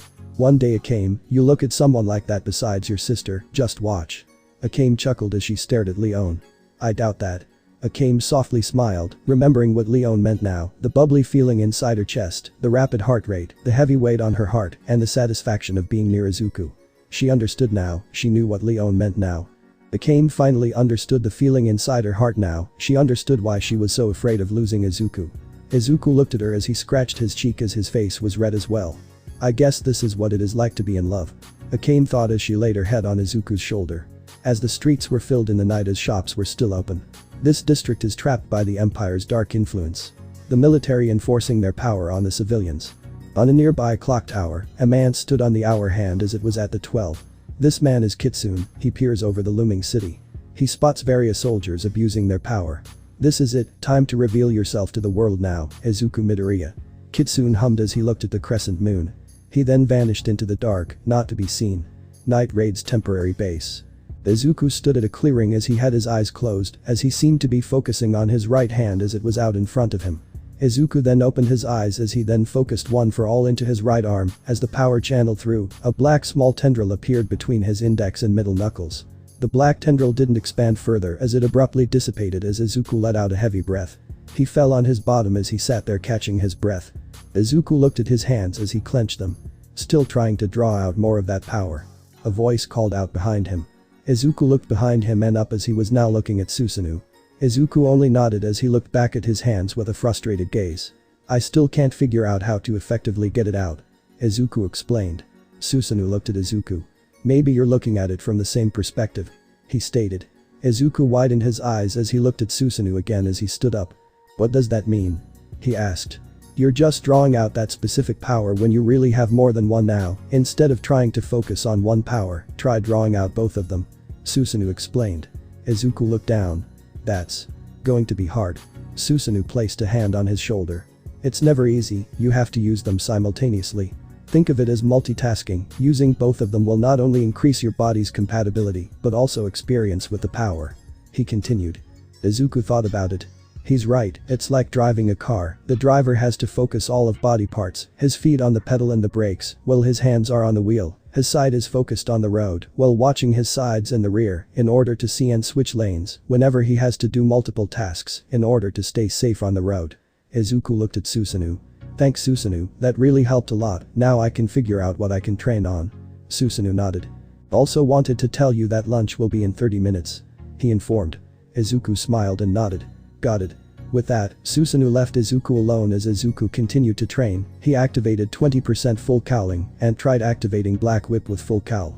Izuku slowed his breathing as he concentrated on a singular point in his body, his heart. He could hear his beat, feel his beat. Remember the words that Susanoo said, but also the 5th second's words as well. We're past the point of singularity. Izuku took that to heart as he controlled every motion in his body. Thanks to the training with Leon, Bullet and Akame, he had more control of his body. That's right kid, you'll have control as long as your heart is controlled. Izuku opened his eyes as he then launched a single black tendril out in between his knuckles, shooting towards a tree and latching around it. Izuku's eyes widened as a huge grin spread across his cheeks, but then a sudden pain struck his arm as the tendril dissipated. He clenched his right arm as he winced in pain. Still a no-go, but we're making progress. He grimaced. Deku-san. Izuku looked at the direction of the voice to see Eri standing there right next to Akame. Izuku stood up straight as the two approached the hero. Are you alright? Akame asked. Izuku nodded. I'm fine, just finally made a breakthrough. Akame looked at his right arm as it was still shaking from the pain. Akame grabbed his arm as she dragged Izuku to a nearby log. Izuku was surprised by the action as they sat down, while Eri sat down next to Akame. Akame started to gently massage Izuku's right arm. Izuku suddenly felt relaxed as he started to ignore the pain. Eri watched as she was amazed how Akame knew where to hit. She made sure she was gentle with her grip but also firm with her pressure. Akame then made sure that it wasn't shaking anymore. Do you still feel pain? Akame asked as she released his arm and looked at Izuku. Izuku flexed his right arm as he moved it around a bit. No, not a single sting, thanks Aka. Both of their eyes met as they both froze. They both snapped out of it as they both looked away from each other. Thanks Akame. Izuku stuttered. No problem. Akame squeaked. Akame still remembered 2 nights ago, the day she realized that she was in love. She remembered that all too clearly. Hey guys, it's time to eat. Lubba called out. Izuku looked at the direction as he stood up and offered Akame his hand. We should get going. Izuku stated. Akame nodded as she placed her hand on his as Izuku gently pulled her up, but maybe a bit too much force as Akame was now inches away from his face. Izuku's face started to steam as his face became red. Akame blushed as they both took a step back. Sorry. Izuku apologized. Akame shook her head. And no, you're fine. They stood there for a bit as they both rubbed their left arms. Anyways, let's go get some food. Izuku practically shouted. He dashed off as he headed towards the house. Akame looked at the direction he dashed off to. While all that happened, Eri watched the whole scene. She was deeply confused as she never saw Izuku like that at all.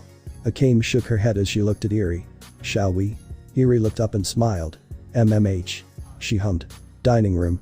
Bwahaha, this is great boss, Susanoo is actually handy. Leon sighed as she chugged a bottle of booze. Itsumi swung a bakken in the same stance as Najenda, Leon, Izuku, Eri and Akame were sitting at the table. Susanoo was collecting the plates as everyone finished their meals. It is really helpful that Susanoo can help around the place. Akame stated. Tatsumi walked up to Susanoo. Hey Susan, let's train some more when you're done. Susanoo nodded as Najenda looked at the group admiring Susanoo. She smirked. Now you see how amazing he is. Tatsumi turned to Najenda. It is surprising how the Revolutionary Army gave you such an amazing Tigu. Well, Susanoo was dormant until I arrived in his presence. Najenda explained. As expected of the boss. Akame praised. Najenda suddenly just sparkled. It must have been my charisma. She said elegantly. Izuku sweat dropped as he picked up his plate. Miss Najenda reminds me of my old master. Susanoo added.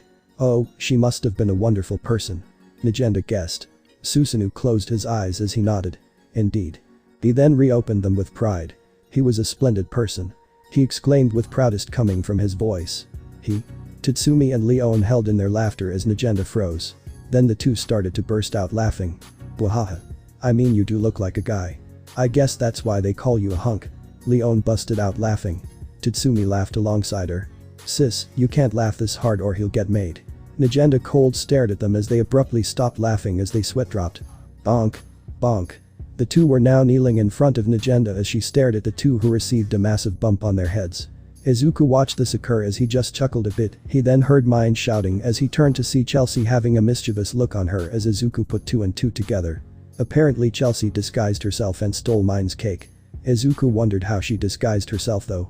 "Izuku, can you help me with the dishes?" Susanoo asked. Izuku nodded. "Yeah, I'll be right there." He walked towards the sink as Susanoo was already shaping some dishes. Izuku rolled up his sleeves as he then rinses the dishes. He then heard some giggling as he slightly turned his head to see Eri being tickled by Akame as Shield was helping Akame tickle the white-haired child. Izuku smiled as Eri was having a great time. His gaze shifted to Akame as he saw a smile on her face. Izuku continued to smile as he witnessed Akame's gentle smile once again. "Is something going on between you two?" Izuku jumped as he shifted towards the voice next to him. Susanoo was staring at him with curiosity.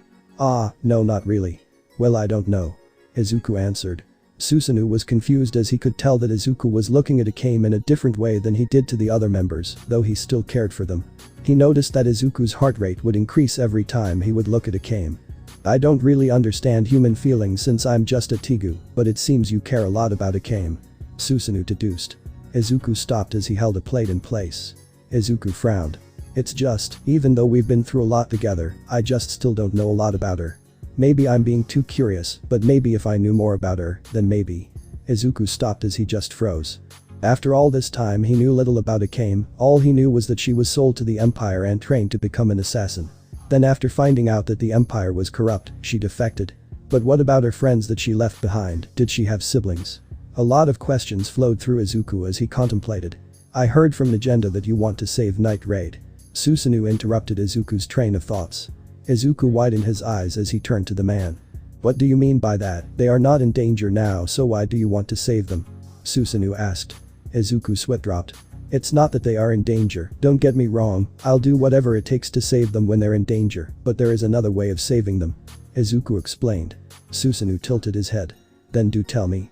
All of them have a past that changed them who they are today, but have they ever had any peace?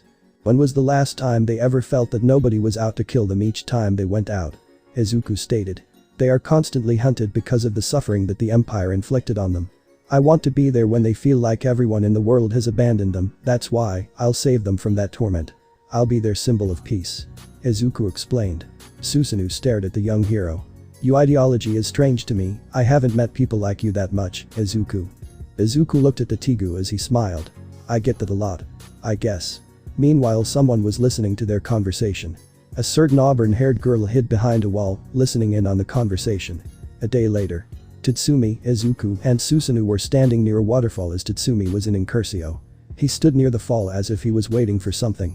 Then a boulder was on top of the waterfall and was about to drop on Tatsumi. Tatsumi looked up as he reeled his fist back. As the boulder was about to fall, he launched his fist towards it, shattering the giant rock into pieces. Susanoo tilted his head as he dodged debris that hurtles his way.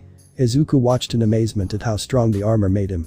Tatsumi explained to Izuku how Incursio worked on the body. "You're using too much excessive force," Susanoo pointed out. Tatsumi and Izuku turned to the Tigu as he got up from his spot. He then stood where Tatsumi was as a larger boulder was about to fall on Susanoo. Tatsumi was shocked by the size. As the boulder was hurtling down towards Susanoo, he casually looked at the rock. He then focused his sight as he then brought his mace up in the air as he jabbed a specific point on the boulder which shattered it completely effortlessly. Izuku and Tatsumi were shocked at the feat as the shattered pieces started to fall into the water. "No matter how big the opponent, there is always a weak spot. Once you find this weak point, you can exploit it in battle," he stated. Izuku watched in amazement how battle-ready he was. Tatsumi dequipped his armor as he stood there in amazement. "Will we really find something like that?" Tatsumi asked. Susanoo placed his mace over his shoulder as he turned towards the two. "You'll spot it when the timing is right." Tatsumi looked at Susanoo with a questioning gaze. Susanoo spotted this as he looked at Tatsumi. "Is something wrong?" "It's nothing, it's just, you have a really developed face. I bet girls will swoon over you," Tatsumi pointed out. Izuku looked at Tatsumi with a questioning gaze. "Impossible, I'm just a Tigu," Susanoo denied. Tatsumi just brought his fist out. "Nah, we don't care that you're a Tigu, once you joined us, you're a part of us now. Right, Izuku?" Izuku nodded as he smiled. Tatsumi looked back at Susanoo. "So when we go out, help Lubba and us to get some girls." Susanoo stared at his fist, then looked at him in the eyes. I don't know what you are saying, but I'll do what I can to help. Susanoo returned the fist bump with his own as he softly smiled. Izuku watched the two interact, but then all of a sudden a question popped up in his head as he tried to ask it, but Akame appeared. Tatsumi, Susan, Izuku, there is new information we got, we're moving to the newly built base. Izuku looked up as to where she stood, he'll have to ask that question later. Izuku nodded as he jumped towards Akame as she nodded. Tatsumi and Susanoo followed behind. After relocating to the new base, the group stared at their newly built base as it was. The same. Nothing new, it felt like Izuku was looking at the original base he was first introduced to. It looks the same. Tatsumi pointed out. When you put it like that, yeah, but this is all we can get now. Akame stated. Hopefully there is a hot spring like the original one. Leon stretched. Ooh, I'd like to see that. Chelsea cued in. I haven't really relaxed in a long time, a bath would be nice. Shield jumped in as well. I hope it's not too different. Mine hoped. Nagenda looked at the base as she turned towards the group. For now this is our new base. Nagenda, I finished setting up the traps and wires. Lubbock announced proudly. Good job. I've also added some extra traps just to be safe. Susanoo walked out of the woods, carrying a shovel. Oh. That was quick. Nagenda praised. Lubbock then stopped as he then ran up to Susanoo. I haven't lost to you yet. What do you mean? Susanoo asked. Tatsumi smacked his forehead as Izuku just awkwardly chuckled. Inside the base. All of them gathered in the base, in the new meeting room. Nagenda sat on a chair as she addressed everyone. I received word that the capital is dealing with a new type of danger beast. Nagenda informed. Is it that dangerous? Tatsumi asked. Nagenda nodded. Apparently its appearance is almost human-like. So why are you telling us this? Chelsea asked. Because we're going to help the capital get rid of these beasts. She announced. Everyone in the room became quiet. Tatsumi then broke the silence. Alright then, we'll do it. He agreed. Akame nodded as she stood by him. Chelsea sighed. Why, what's the point? For all it's worth, just let the capital handle it, it's their problem. I see this as an opportunity to attack. Izuku shook his head as he turned to Chelsea. If we do leave them, then who will protect the people in the capital? Chelsea looked at the greenhead. They have an army, I'm sure they can protect them. Izuku shook his head. Think about it, if we help the civilians, then that'll give a glimmer of hope that they aren't lost. We can lift their spirits that their suffer is ending, and plus if we leave them, then wouldn't we be the same as the Empire? Chelsea was surprised by his answer as she just closed her eyes and shook her head. Alright, do whatever you want. Izuku smiled. Akame looked at the hero as she smiled at his kindness and devotion to save people. Yeah, if we left them now, that all of our effort of taking down the Empire would be for naught if we don't have the people on our side. Tatsumi added in. Susanoo nodded as he looked at Tatsumi, but then he froze as he was shocked at what he saw. Tatsumi. There is something I need to tell you. Tatsumi looked at him, confused on his sudden seriousness. What is it? He asked. Your fly is down, it's bothering me. Tatsumi looked down in shock and disbelief as a part of his underwear was showing. He closed his legs as he then quickly zipped it. Zip. The room was quiet and then busted out laughing as they pointed at Tatsumi. Hahaha, saying all that cool stuff and you embarrass yourself by having your fly down. Leon mocked. Shut up, damn it. HMPH so lame. Mine muttered. What's happening again? Sheila asked. Tatsumi just gritted his teeth in embarrassment. Tatsumi. He turned to Akame as she looked the other way. I noticed it early, but I thought it was a new fashion statement. Don't take me for an exhibitionist. Akame crouched down. From now on I'll keep a closer look. Tatsumi covered his part. No, please don't. Hey man, it could be effective in distracting the enemy. Lubbock added. Shut the fuck up. Izuku just shook his head at the chaos. Izuku, help me out, man. Izuku looked up at Tatsumi as he was pleading. Izuku was silent for a bit but then turned his head. Sorry Tatsumi, not even I can save you from this. Tatsumi was then teased throughout the night, but in the back Chelsea approached Nagenda. So how is it, our team? Nagenda asked. It's lively. But this carefreeness will be the death of them all, especially Izuku. She stated. Izuku was laughing as everyone was mocking Tatsumi as the latter was shouting angrily. True, but so far, he's come out alive throughout all the missions he's been through, plus he's very tenacious. Nagenda added. Chelsea looked at Izuku as her eyes darkened. One day, his ideal will turn on him. The people he risks his life for and saves will turn on him. Cast him out, that's just how people are. Nagenda lit her cigar as she listened and stared at the boy. She then spoke quietly but loud enough for Chelsea to hear. Chelsea closed her eyes as she sighed. If you believe that. Nagenda smiled. I do. Nagenda stared at the group as they shared their moments. She stood up from her chair, everyone stopped and looked at her. Alright, since we'll be helping the capital with these danger beasts, I'll split you all into pairs, have you in recon. Najenda explained. Remember, help the civilians and anyone else. She ordered. Everyone nodded as they shifted to a determined and stern gaze. Talio District.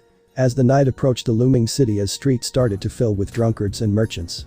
In the Talio District, business thrives in the night as soldiers get their fill of wine and prostitutes. Susanoo and Izuku sat on top of a building, watching the streets filled with people in the night. It's pretty busy tonight. Izuku gazed at the filled streets. That is to be expected since this city thrives in the night. Susanoo explained.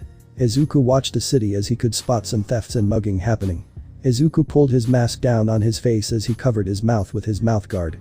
Let's split up, we can cover more ground that way. Izuku suggested. Susanoo nodded as he pointed to the west side of the district. I'll cover the west side, I'll trust you with this side of the district. Izuku nodded as he left off the building, hopping from building to building. A few hours later. Izuku sat on a clock tower as he was catching his breath after he split up with Susanoo. He stopped a lot of theft and mugging and helped a lost kid to his parents. Izuku looked at the full moon as he heard the voices of people down below him. He looked at the sky as he remembered what Najenda said about this world. I sometimes forget how beautiful this world is. Izuku couldn't agree more as he sat peacefully gazing up in the sky. He then felt the necklace wrapped around his neck as he remembered that he placed the emerald necklace around Akame. A beautiful night, isn't it? Izuku widened his eyes as he recognized the voice that he hadn't heard in so long. He stood abruptly and quickly turned towards the source. Right before him stood Kitsune. It's been a while, Izuku Midoriya. He greeted. Kitsune, what are you doing here? Izuku asked. Kitsune sat down on the edge as he chuckled. Who knows, but you'll find your stay in Talio interesting. Izuku equipped full gauntlets as he stood ready for anything to happen. Kitsune laughed. You still don't trust me, do you? How can I when you sent someone to kidnap me from my world? Izuku barked back. Well, that's mean, not after I gave you those essential tools on your arm. Kitsune pointed towards the gauntlets. You didn't give them to. Mark was in it with me since I convinced him to give you those gauntlets, my gauntlets. Kitsune interrupted. Izuku widened his eyes as he heard those words. Izuku, I have lived for thousands of years, trying to find someone to wipe the darkness out. Initially Tatsumi was the one I wanted to entrust the fate of the world. Izuku, surprised by the sudden information. Tatsumi? If he was your candidate, then why go through the trouble of bringing me here? Kitsune looked dead into Izuku's eyes as there was a slight tension in the air. Because he would have died along with his comrades. Izuku widened his eyes as he was shocked to hear that. What? Tatsumi would beat the Empire along with Night Raid, but at the cost of his friends' lives, as such the life of an assassin. Izuku shook his head. But how would you know that? I saw it in a vision. The vision was clear, he dies as he joins his friends, but leaves one person by themselves. He states. Izuku felt a chill in his spine as Kitsune's eyes were dark. Akame was destined to be left alone, forever struggling to live her life as normally as possible. Kitsune revealed. In one fell swoop, all you heard was a whoosh in the air as Izuku grabbed Kitsune and pinned him against the roof of the clock tower. What do you mean by that? He shouted. Kitsune smiled under his mask. Ah, a sort of feeling towards the girl I see. Why is she destined to be alone? Why is Night Raid destined to die? Izuku shouted. Kitsune looked at him, not even flinching. Because that is how the world works, people die, no matter what the action is. Night Raid chose to walk the path of carnage, there is bound to be death in their lives. Each of them killed, like Bullet. Izuku widened his eyes as Kitsune uttered his name. The hero gritted his teeth as he tightened his grip. It is inevitable that they will. Shut up. Who cares what their destiny is? Izuku argued. If push comes to shove, then I'll. Izuku looked at the mysterious man dead in the eye. I'll smash that destiny. Kitsune widened his eyes as he grinned under his mask. He then starts to laugh out loud with joy. Izuku lets go, surprised by the sudden outburst. I knew you were the right person to choose, willingly saving people you've only just met for 4 months, that is why you are the right person to become this world symbol. He exclaimed. Izuku frowned as he stood ready. Cut the crap, why are you here? Kitsune looked directly in his green eyes, he spread his arms out wide open as the wind blew. I told you Izuku, you are going to become a symbol. He answered. When he finished, an explosion could be seen behind him. Izuku widened his eyes at the sight of the sudden explosion. Izuku ignored Kitsune and activated 30% OFA full cowling, dashing towards the screams of panic. Kitsune watched the boy as he rushed into danger. No one can do what you do, Izuku Midoriya. With Izuku. Izuku pulled his mask over his face as he placed his mouthguard over his mouth. Izuku was jumping from building to building as he got closer to the smoke of the explosion. Izuku then stopped on top of a nearby building. He looked as he spotted a 3-story building was on fire as everyone was panicking. Izuku watched as the civilians were running and screaming. He looked around to see if there were any guards trying to calm the crowd, but the soldiers were just as panicked as the people. Izuku widened his eyes as he then looked at the fire. He needed to control the fire before it spreaded. He needed to find a water source that he could find. Someone help, my father and sister are trapped in there. Izuku stopped and turned and looked down as he saw a little boy pleading for help as everyone else just ran away, not batting an eye towards the boy. Not even the soldiers paid no mind. Without hesitation, Izuku dashed towards the blazing building as he entered through a window. Izuku landed on a stable floor as the place was ablaze. He looked around to see if he could spot anyone, as he then heard a faint cough in a nearby room that was blocked off by rumble. Izuku ran towards the door. Hello, is anyone there? Can you hear me? Izuku called out. In. Here cough cough, a weak masculine voice could be heard. Izuku sighed as he then looked at the door. The only way he could get through is to blast through. He could find an alternative, but he didn't have time. The fire was spreading, and the building was collapsing. Time is of the essence. Okay, I'm going to smash through the door. I'm going to need you to take a step back. Okay. Cough, the man was running out of oxygen. Izuku knew the man didn't have enough time. 20%, full cowling. Izuku then got into a stance as he then swung his right leg forward as he then blasted through the door. Smoke clouded the room as he ran through the room. Izuku widened his eyes as he saw multiple people in the room, as if they were held captive in the room. Izuku didn't have time to ask questions, he needed to get them out. Boy. Get them. Cough, cough. To safety. A man was leaning against a wall as he pleaded. Izuku looked at the people, about 12 of them in total in the room. Izuku needed to save all of them, he couldn't let them all die. He felt the floor shake as the building was about to crumble. Izuku only had one option left. Use Black Whip, he didn't have enough practice with it. Honestly, he didn't even know he could carry them all at once, but he couldn't think about it now, he needed to do it here now, whatever it takes. Izuku then started to feel dizzy as the oxygen was starting to drain out of him as well. Izuku focused Uo as he then looked at them. Anyone who can move, start clustering everyone, I'm going to carry you all out. The man leaning against the wall. How, it's impossible, just save the younglings. Most of the adults argued with him as well, but Izuku didn't have time to deal with them. Trust me, I'm going to save you all. Izuku spoke with determination. The adults stopped as they looked at each other as they nodded, they grabbed their children and huddled close to each other. 2 people were supporting the man that was exhausted. Izuku brought both of his hands out and concentrated. He focused his heart as he felt a surge of power flow through his vein. That's a kid, just like that. Control it. Izuku opened his eyes as black tendrils appeared out of his hands as it wrapped around the people, circling around them as it tightened a bit to keep them closed so they wouldn't fall. Izuku started to feel the pain in his arms, but he shrugged it off as he then started to merge his tendrils into one arm as the black tendrils started to become thicker. Izuku was panting as he felt exhausted doing that, and to add the fire sucking his oxygen out. Izuku shook his head.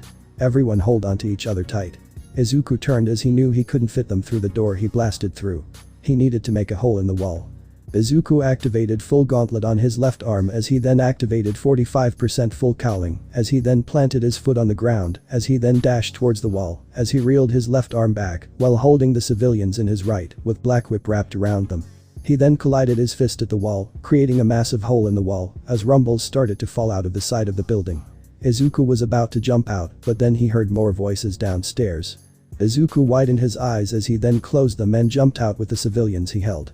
He planted his feet on the building next to the blazing one as he then dashed towards the front of the burning building. He then landed in front of a crowd as they were surprised by his sudden arrival. Izuku was panting as he then unwrapped the civilians he had in Black Whip. Father. Chloe. The boy from before rushed towards 2 people Izuku saved. Hunter, you're safe. The man was out of breath.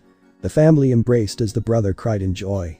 Izuku softly smiled, but he wasn't finished. He heard more cries of help before he left the building. He's going back in. Izuku walked towards the building again. The father that was embarking his daughter and son looked towards the hero. He widened his eyes as he witnessed Izuku dashed back in again. All was a flash. Izuku's adrenaline was pumping throughout his body, sweat drenched his clothes, and burn marks could be seen on his suit. Izuku was on auto drive as he saved everyone, one of them in an instant. The crowd outside grew bigger and bigger as they witnessed a young boy dressed as a hero, saving people left and right. They witnessed history changing in front of them. For the first time in their lives, there stood someone who was illuminating hope. Izuku landed in front of them with the last 2 pairs. A mother and a baby, Izuku, panting as the fire was still blazing, but the building was no more. Izuku took a step towards the burned down building until he was stopped by a soldier. Stop, the building is no more. I can't, I have to. Save them. Izuku barely got that out as he was tired and exhausted. It's alright, you saved them. All of them. Izuku widened his eyes as he turned towards the civilians he saved. Accounting of an estimate of 60 people that he saved. Izuku looked at the crowd as they were cheering. He couldn't hear them, but it seemed like the cheering was directed towards him. Thank you for your service, may I ask your name, masked boy? The soldier asked. Izuku looked straight at him, tired and exhausted. He said one word that would be engraved in their minds. Deku. In one fell swoop a white blur dashed and picked up Izuku, taking him away from the crowd. The civilians stunned by his sudden vanish as they looked around to see him gone. But none of them would ever forget who saved them. The masked hero. Deku. Chapter 24. Operation. Izuku felt a gentle breeze brush his face as he slowly opened his eyes to see the soft dark blue night had gone, and what replaced it was a bright blue sky. Izuku slowly sat up as he laid on a cloth that supported his back. Ah, you're awake. Izuku turned towards the voice as he saw Susanoo packing some things in a bag. Izuku looked at Susanoo as he then started to remember what occurred last night. Izuku couldn't properly speak, his throat felt dry and sore. He held his throat as he coughed a bit. Don't strain yourself, you inhaled a lot of the smoke that the fire produced, so you'll have a hard time speaking. Susanoo rummaged through his bag as he pulled out a bottle as he handed it to Izuku. Drink some water, it'll help you clear your throat. Izuku nodded as he took the bottle and drank the bottle as his life depended on it. Izuku then gasped for air as his throat was slightly better than before. How long was I out for? Izuku asked. You were out for the rest of the night, I could have carried you back to the base, but I figure you would like to rest before heading back. Susanoo answered. Izuku nodded as he started to reminisce about what happened last night. He wondered what caused that explosion in the first place. Was it Kitsune? He clearly has a plan with me, but what is it? And why go through all of this? What's the reason behind all of this? Izuku thought long and hard but couldn't find an answer. I'll go see if we can get any food along the way. Susanoo stood up as he carried his bag. Izuku shook his head as he slowly got up as he shook off the tiredness. Susanoo looked at him as he was unsure. Can you walk? He asked. Izuku moved his legs a bit as he tapped his foot on the ground. Yeah, I guess I just needed a little rest. I was lucky to have found you there and you were surrounded by a bunch of people. Susanoo explained. Izuku smiled at Susanoo. Thanks again for getting me out of there. Susanoo shook his head. It was no problem at all. Izuku stretched his arms a bit as he also stretched his back as well. We should head back to the base or the others would get worried. Susanoo nodded. It's not far from here, we just need to keep heading forward and we'll see the base. He pointed out. Izuku nodded as he activated 8% full cowling as he faced towards where Susanoo was pointing. He then jumped and dashed towards the direction from where the humanoid Tegu pointed towards. Susanoo followed after as they both headed back. Meanwhile, the capital palace. Guards ran through halls as they rushed through getting papers to their desired destination. A young man with dark blue hair and deep blue eyes walked by them as he wondered what was the commotion. Wave, there you are. The voice called out. The young man, now named Wave, turned towards the direction. Bulls. What's going on, why is everyone in a hurry? Wave asked. A tall muscle man that wasn't wearing a shirt and was wearing a mask that concealed his whole face. He had a scar on his chest as he wore braces around his forearms. You haven't heard the news. Surprised Bulls was as he looked at Wave. Wave tilted his head in confusion. What news? There was an attack in Talios, one of its taverns was ablaze, and a lot of civilians were caught in the fire. Bulls explained. Wave widened his eyes as he now was alarmed. What? Is everyone alright? When are we mobilizing? As a soldier, it is his duty to protect the people at all cost, that is his job as a soldier. It's fine Wave, the situation happened last night. He calmed the young man down. Wave then tilted his head again. How then why did you tell this if it's resolved? Well, the Emperor wants us to find the one who saved the people from the burning building. Bulls answered. What do you mean find? It wasn't one of the military police stationed over there. Wave asked. Bulls shook his head as he pulled out a new wanted paper, but instead of it saying dead or alive, it just said alive. Wave looked at the poster as it was a drawn masked man that looked to have bunny ears. The name that was plastered on the poster was the name Deku. Deku? Who is that? Wave asked. Bulls shook his head. No one knows, the civilians described him and also got his name. Wave nodded as he looked at the poster again. But why put a wanted poster for a person who saved the civilians? Bulls shrugged his shoulders. I guess the Emperor wants to reward him. Wave nodded as he would understand, since this mysterious person showed up and saved a lot of civilians. Not only that, another group of civilians saw the person stopping petty crimes all around Talios. Bowles added. Wave looked up at him in surprise. So they're a vigilante. It appears so. Bowles agreed with Wave's deduction. Wave wondered why a vigilante appeared out of nowhere all of a sudden. Wave thought about all the events since he joined the Jaegers. His new teammates, but not too long ago, they already lost a comrade. Oh, by the way, Wave, did you catch General Esdeath? Bowles asked. Wave shook his head as he didn't see the crazed ice devil. Where is she now? Wave asked. I assume she's being debriefed by the Emperor of the situation at hand. Bowles answered. Wave nodded as he took one glance at the new wanted paper. Deku. Huh. Throne room. As Esdeath kneeled in front of Emperor Makoto and the Prime Minister, honest. General Esdeath, I know you are busy with Night Raid, but I have a request for you. The Emperor kindly asked the general. And what would that be, Your Highness? She replied with her question. Safely capture and escort the vigilante. Deku to His Highness. The Prime Minister answered. Esdeath looked up at the two as she had a questionable look on her face. Does that vigilante have taken your interest, Your Highness? The Emperor nodded. His deeds need to be rewarded handsomely. Many of the civilians were requesting him to come back to the district.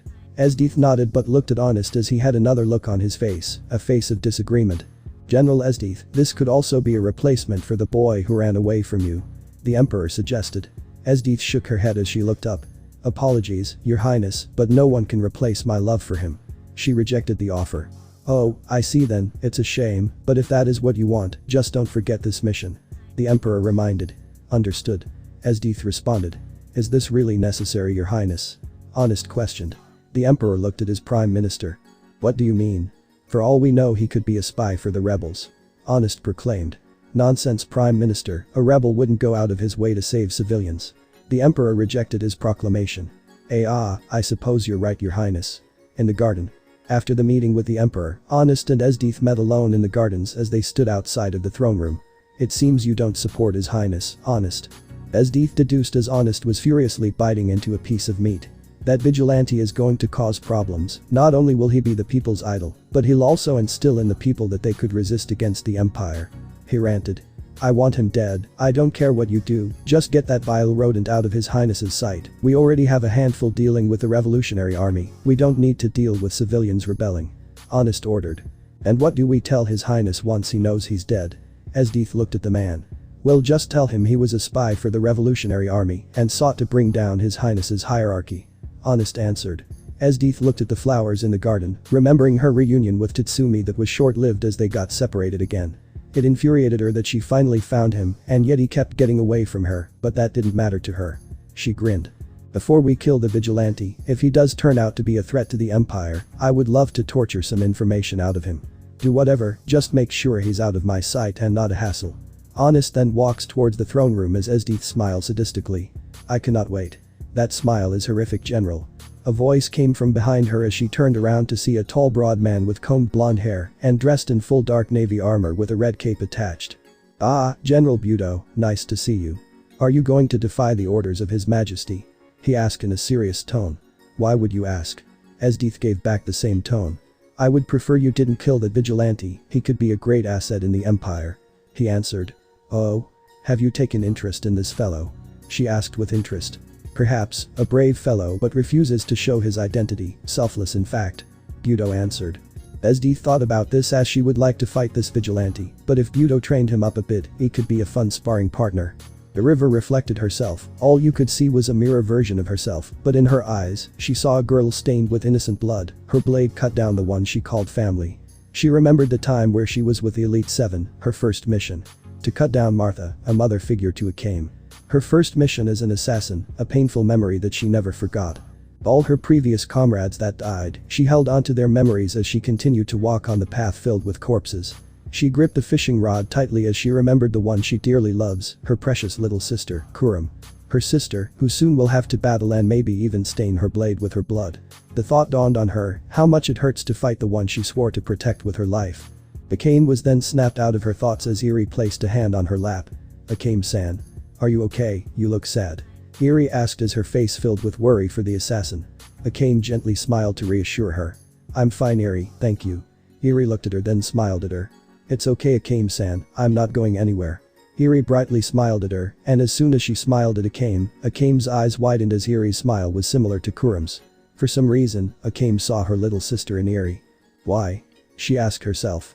Why am I seeing Kurum in her? Akame was confused with herself, she couldn't understand her feelings at the moment. Akame-san. You're crying. Eri panicked. Akame lifted her hands to her eyes as she felt wet drops near her eyes. She looked back at the river to see her reflection. Streams of tears were flowing as she closed her eyes. Akame-san. Wani-chan. Akame opened her eyes once again as she looked down at Eri again. She smiled as she wiped her tears away. She wrapped her arms around Eri as she held Eri gently but tightly at the same time. Eri was confused and worried. Why was she crying? Eri thought if she did something wrong, but no, that wouldn't be the case. Eri didn't ask, all she could do was return the favor as her little arms wrapped around Akame's waist as they both embraced. Inside, Akame was hurting because one day, she'll have to drive her blade into her little sister. Inside the base. Magenta sat at her desk as she looked at the new wanted poster that was issued by the Empire this morning. She sighed as she set the paper down. Well, this isn't what I expected. Magenta sighed as she rubbed her forehead. On her desk was the new wanted paper of Izuku, or known as Deku, the vigilante of Talios. When she meant to help the Empire, she didn't mean by this, but it isn't bad news about his sudden appearance. Well, this isn't necessarily bad news, he started to spur something into the civilians. She muttered. Boss. A voice could be heard in front of her. Magenta looked up to see Shield in front of her as she had a curious look. What are you looking at? The airhead asked. Magenta just set the paper down for Shield to see clearly. Shield walked up to her desk as she looked down to see the paper. Why is Izuku on a wanted poster now? She asked. Well, he did save 60 people from a burning building. Magenta blurted out. Shield looked up from the paper as she looked bewildered. He did that? Shield said, surprised by the news.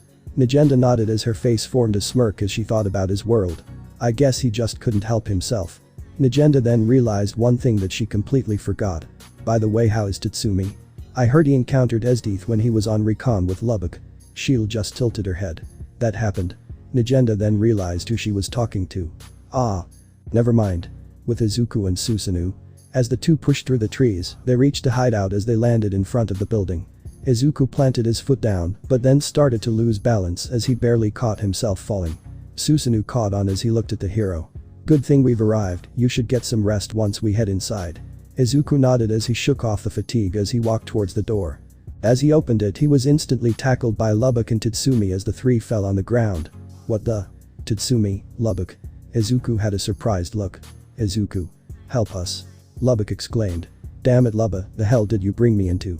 Tatsumi shouted at him. Hey, don't blame me, you said you were curious. Lubbock defended himself. Izuku looked at the two of them, more confused with the situation, until he felt a chill aura coming from the building. Ah. There you guys are. Izuku heard an ominous voice as he looked past the two to see Mine, Leon, and Chelsea. Izuku then shivered as he looked at the three, only to be met with a cold gaze from them. Lubbock and Tatsumi froze as they hesitantly turned their heads towards them. Looks like we've gotcha now. Leon hissed as she cracked her knuckles. Lovely, then let's put a hole in them or two. Mine loaded pumpkin. Nah, I think cutting their family jewels would suffice. Chelsea smiled ominously. Lubbock just held his hands up. Come on, we can talk about this, right Tatsu? Lubbock turned his head only to see the brunette gone. Damn it, Tatsumi. Lubbock screamed as he ran for his life. The three chased after Greenhead as Izuku just watched all of this occur. Susanoo had already headed inside to prepare lunch for everyone. Izuku would have tried to help if it weren't for the girls trying to kill them. Besides, Izuku was exhausted, he felt his legs were giving in. He needed to sleep a bit. Izuku headed inside as he walked straight to his room as he didn't even bother trying to change out of his suit, he jumped into the bed and fell into a deep slumber. Meanwhile, after Akame and Eri were finished fishing, they headed back as Eri held Akame's hand the entire walk. Akame didn't mind at all as she enjoyed the little girl's embrace. They then exited the clearing as they then saw Mine, Leon, and Chelsea in front of Tatsumi and Lubbock. Akame and Eri looked at the situation as both the boys had bruises all over their faces. Oh hey Akame, Eri. Leon waved at them. Eri waved at them as she smiled. Akame did as well. What happened now? These idiots decided to prank us, so we thought we'd return their little trick. Mine answered. Akame hummed in response as she looked at the two in question were pleading for Akame to help them. Akame only had a neutral look and just clapped both of her hands as she bowed her head. Good luck. That's all you have to say. Lubbock shouted. Oh shut it Lubba. Chelsea glared at him. Leon then looked at Akame and Eri as she smiled. Oh yeah, Izuku and Susanoo just returned. Eri perched up as she heard Izuku's name. Really, Deku-san is back. Mine looked at Eri and smiled. Yep, you can go see him, but you'll have to ask Susanoo where he is now. Akame nodded. Thanks. As the two headed inside, Akame had a slight blush on her face when she heard Izuku was back. Leon smirked as she saw Akame's facial expression. Inside, Akame and Eri went to the kitchen as they saw Negenda, Shiel, and Susanoo at the dining table. As usual, Susanoo was preparing the food. Negenda looked and waved at the two. Ah, hello you two, seems you caught quite a haul. Negenda stated. Akame nodded as she set down the basket of fish as she brought it over to Susanoo. Thank you, Akame, now we'll have more for dinner. Susanoo applauded her. Susanoo looked at Eri as the little girl jumped at the sudden gaze. Eri, will you help me with preparing lunch? He asked. Huh? But I wanted to see Deku-san. Eri pouted. It appears Izuku is exhausted and he can't see you right now, that's why I am making lunch right now. Susanoo explained. Eri widened her eyes as she then had a sudden change of mood. I'll help. Akame smiled as she then turned to Susanoo. I'll go check on him. Susanoo was about to interject but then. That's fine, we'll help around here. Negenda spoke before he could say anything. Akame nodded as she went out of the dining table and headed towards Izuku's room. Boss, why did you stop me? Susanoo asked. Negenda shook her head. Because you would be interfering with a personal matter that she needs to take care of. She smirked. Shiel looked at the dining room exit as she softly smiled. I haven't seen Akame smile like that before. Negenda smiled as she remembered her first encounter with the assassin. She remembered it like it was just a few days ago. The day the girl finally sought what she questioned and finally followed her heart. Though when Negenda remembered that Akame hardly ever smiled and constantly trained, though that changed when a certain young man showed up. Hallway. Akame walked towards Izuku's room, but as she walked she remembered all her moments with the young hero. The day they first met, his first mission where he came back alive along with Tatsumi. The time where Izuku and her fought against Zank, where they sat by each other. Where he proclaimed to be her. Akame realized that her feelings started to spark when Izuku said those words to her. The words that gave her strength to push forward. Akame stopped in front of Izuku's door as she knocked on it twice. Izuku. There was no response as Akame waited for a bit until she grabbed the handle and opened the door. The sun shone in the room, illuminating the space with bright light. Akame looked around the room to see his spare clothes still there as Akame turned towards the bed to see Izuku still in his suit, sleeping away. Akame gently smiled as she walked over to the side of the bed. As she grabbed a spare blanket and covered him with it as she then saw his scarred hand. She remembered the first time he talked about it, repeatedly using his power over and over to the point where his hand was messed up. Akame gently grabbed his hand as she also remembered the time where he and her fought Zank. How he went past his limits to help her even though he was already badly wounded.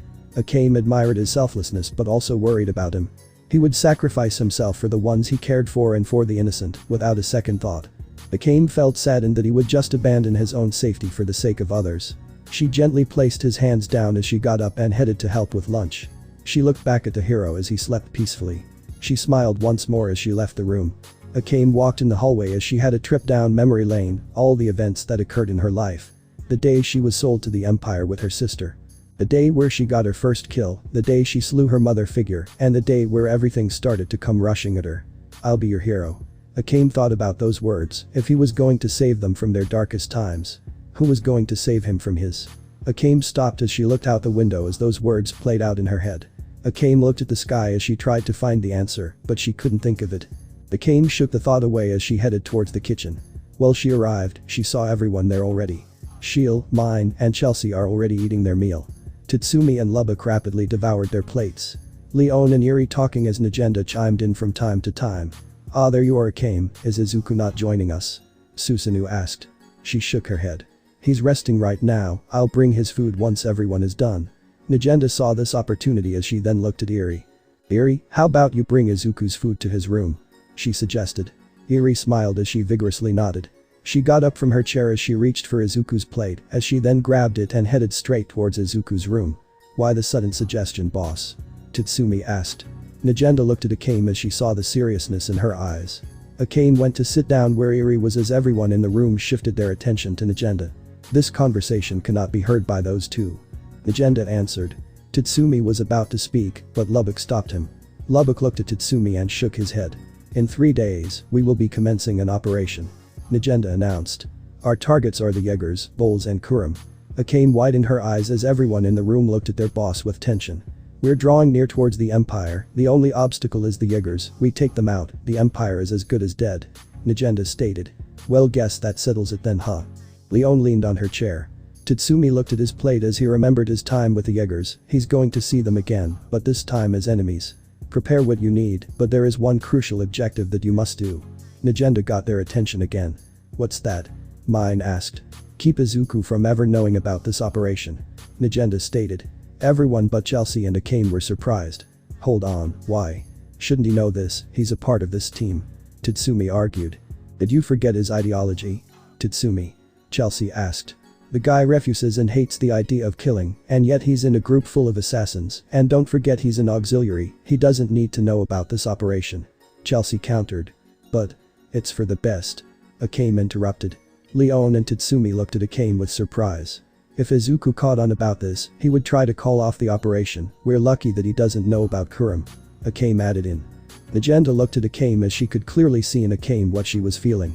That's right, any word gets out of this operation to Izuku or Eri, they'll be difficult to shake off. Nagenda jumped in. I have a question. Susanoo raised his hand. They all gave their attention to him as he stood there. When the day of the operation commences, what will Izuku do? He asked. I'll be sending him on a recon mission around a village that's by a nearby Imperial camp, he'll be assisting on a search and rescue mission on a fellow revolutionary. Nagenda explained. Will it keep Izuku that busy though? Lubba questioned. Nagenda shook her head. Probably not, the boy is pretty good at getting the job done, for all we know he could finish before the operation starts, but lucky I have 2 scouts watching him just in case if he does finish his mission quickly. Nagenda elaborated. Tatsumi still didn't want to keep this from his friend, but Izuku isn't a part of their path, he hasn't stained his hands yet, and Tatsumi plans to keep it that way. He sighed as he looked at Nagenda. Alright, I'll keep it a secret, but what if things go south, are you sure we don't need Izuku on standby, just in case someone's in trouble? He asked. Nagenda shook her head. We can't always rely on him when we're in danger, this is for the best.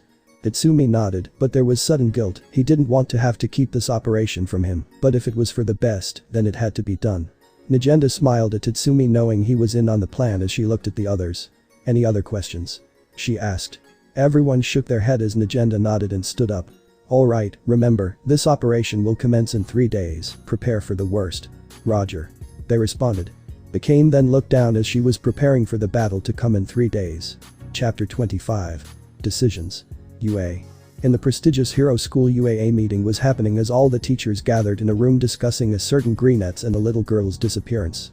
In front of them all is the principal of UA Principal Nezu, sitting on the right of him was Shota Izawa, and on the left is Class 1B's homeroom teacher, Kansas Ekijiro, also known as Vlad King. Every teacher was present in the room including the former number 1 hero, All Might. The room was filled with tension and anxiousness. Principal Nezu, this is a problem, we have contacted the police for evidence on the whereabouts of Izuku Midoriya or Eri, but no sign of him anywhere. Midnight addressed. I am well aware of that. He responded. Where do you think they took them exactly? President Mick asked. I would like to know as well, for all we know they could have been transported to another continent. Bloodhound answered. I can't track their scent anywhere in the nearby areas, so it's safe to say they're not anywhere here. He continued. GRRGH, damn it. These students already had enough to deal with, and now they have to deal with a missing student and a UA resident. For Christ's sake, we just got finished with the cultural festival. Vlad grunted. It is certainly concerning, for all we know we have no idea why the villain took him and her specifically. Nezu deduced. You think they want information out of him? And for her maybe it's one of Overhaul's members. Midnight wondered. Couldn't be during the raid we captured all of his goons, there's no way there could be more. As always stated. It's a possibility, as for Midoriya, their reason for kidnapping him is unclear. Snipe stated. You said information, Midnight. What information would he have? It's not like he knows anything important that should be kept a secret, right? President Mick denied. Nezu looked at All Might as the skinny blonde man looked at the table. If they were looking for information, does that mean they know about his quirk? All Might thought. Well, whatever the reason is, we need to find them ASAP, who knows what they could be doing to them right now. As always stated. He's right, now is not the time to question their motives, for now finding Midoriya and Eri is our top priority. Nezu ordered. I want the police force to help with the investigation, make sure no one knows about this, we can't have the public panic. Nezu continued. They've been missing for 3 weeks now, you think we'll find him? Snipe asked. It doesn't matter, we have to find him, he is a student of this institution, he is our responsibility just like all the other students, as well as young Eri, All Might stated. Nezu nodded.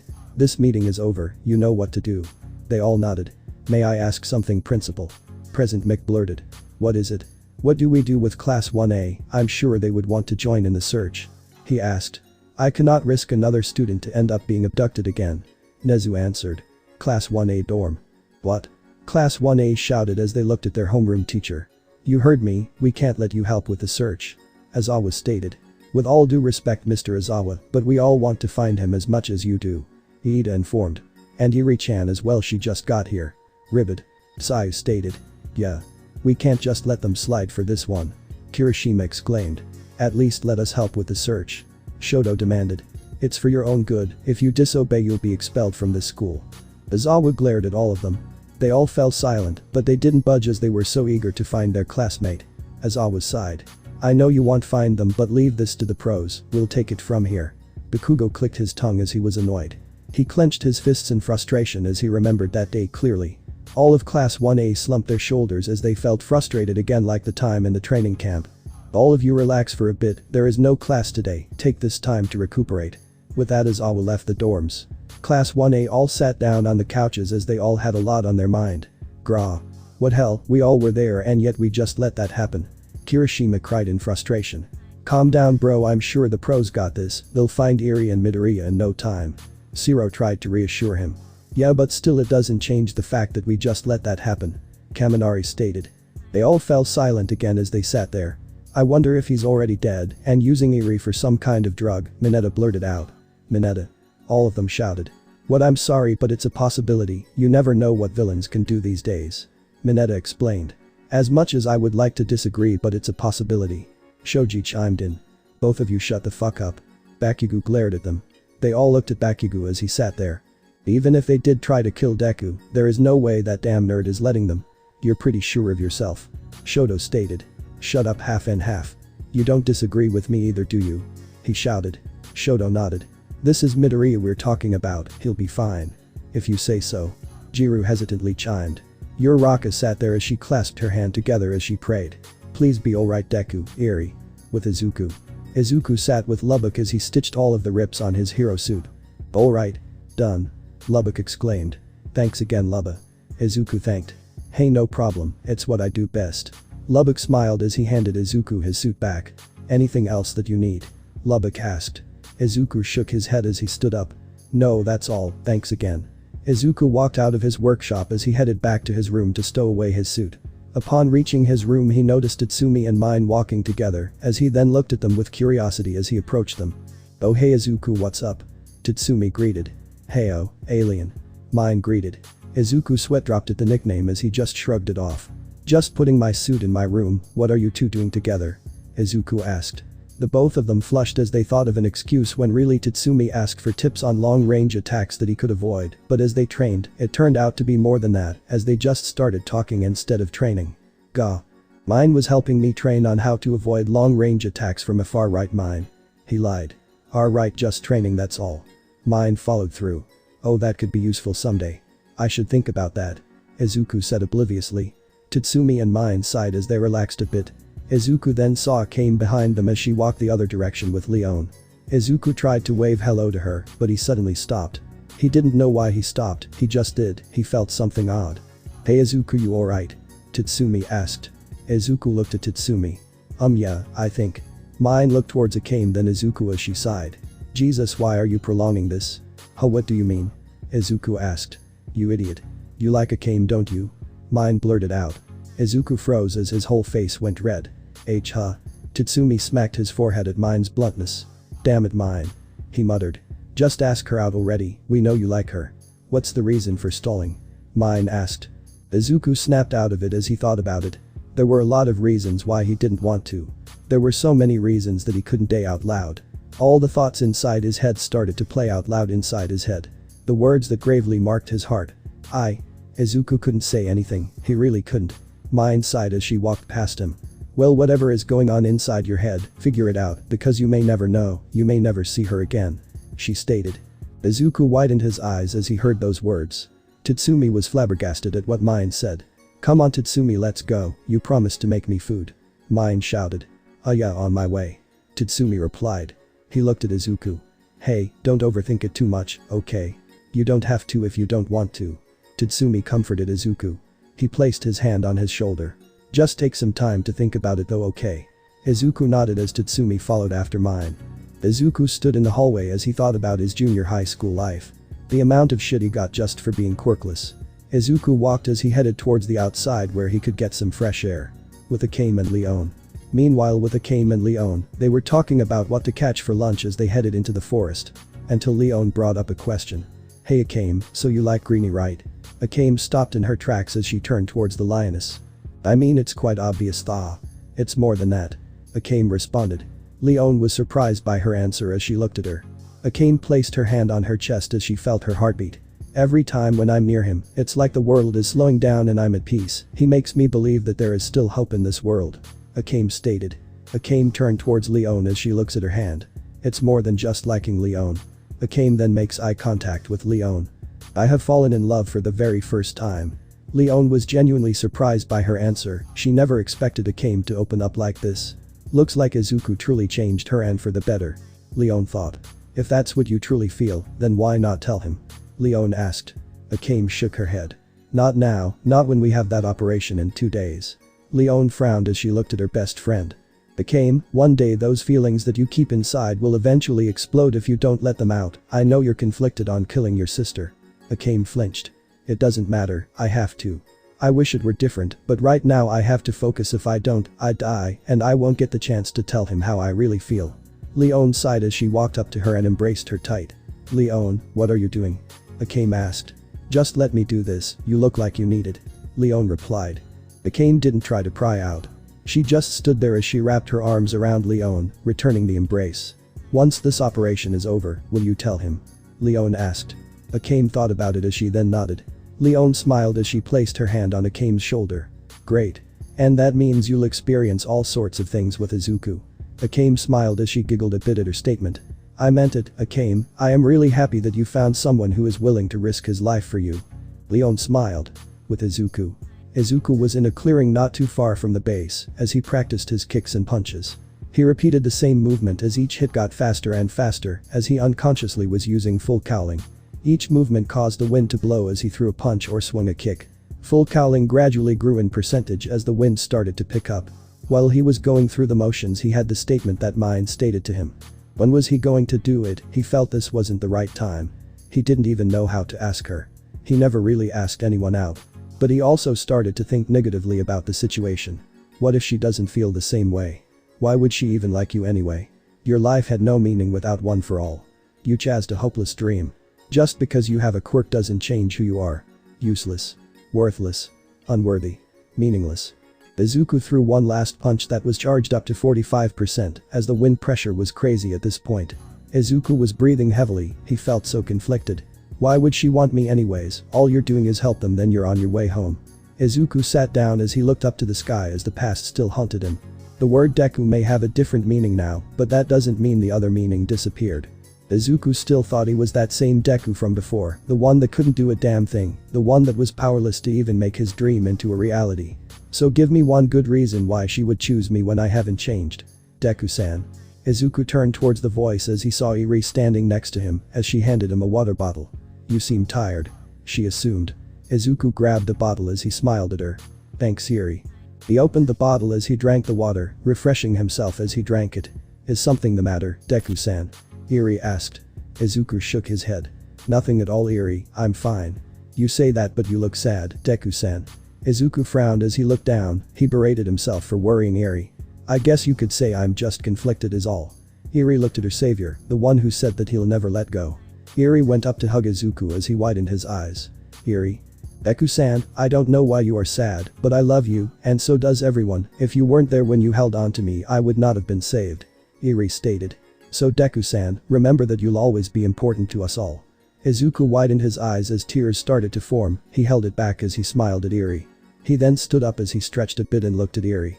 Thank you Eri. Eri smiled brightly at him. She hummed. A few hours later. Izuku stood in front of Najenda as she sat at her desk. I have a mission for you. There is a village on the east side of the capital. Next to the village is an Imperial camp holding many of our own hostage. You'll have 2 recon scouts assisting you in this mission. Najenda informed. Izuku looked at the map as he scanned the areas. "You'll be leaving tomorrow afternoon, so get your things ready," Nagenda ordered. "Right," Izuku responded. Izuku grabbed the information off the desk as he walked out of the room. He took a right as he headed towards his room, but he then saw Akame walking towards him. She looked up as she noticed him. Izuku waved at her as Akame returned the favor. "So what did the boss tell you?" Akame asked. "Oh I have a mission and I leave tomorrow afternoon," Izuku answered. Akame nodded as she smiled at him. "Okay then, good luck and survive." Izuku nodded as Akame was about to walk past him. Izuku grabbed her arm as it caught Akame by surprise. Izuku turned around as he looked her dead in the eye. "When my mission is over, there is something I really want to tell you," he exclaimed. Akame widened her eyes. "I can't really tell you now, but please wait for me." Akame was surprised at the sudden request, but she smiled at him. "Then you better survive your mission, until then I'll be waiting, okay?" Akame replied. Izuku smiled as he then nodded. "Yeah, I will. I'll make sure of it." Izuku and Akame stared at each other for a while as they went their separate ways. The next day, Izuku got his things set up as he carried a backpack and he wore his hero suit as he prepared to set off on his mission. The rest of Night Raid waved bye to him as he did as well. Akame looked at him as he headed into the forest. "Wait for me." Nagenda placed a hand on Akame's shoulder as Akame turned and looked at her. "Let's go, we got a lot to prepare," Nagenda stated. Akame nodded as she looked back at where Izuku left as he was nowhere to be found. Akame then walled back towards the base as she felt something in her heart. "Wait for me. I'll wait for you as long as I can, whatever it takes," Akame thought. Izuku stopped walking as he turned around as he stared back at the direction of the base. "I'll finish this quickly." Izuku activated 30% one for all and dashed towards the direction where he was going. As Izuku was dashing through the trees, all he had in his mind was one thing. "I'll finish this mission, then I'll say what I've been keeping inside all this time." Akame grabbed Murasame as she unsheathed the blade. She stared at the blade that has taken many lives. She looked outside her window. "Once this operation is over, I'll say what I truly feel about you, Izuku." Izuku jumped up high in the air as he activated Black Whip and latched onto a tree branch. Akame then sheathed Murasame back into the scabbard and walked out of her room as she headed outside where everyone was waiting for Tatsumi, heading Cursio's key in its sheath. He wore a white jacket and under it was the same outfit he wore. Shiel was holding Eri in her arms as the little girl was asleep.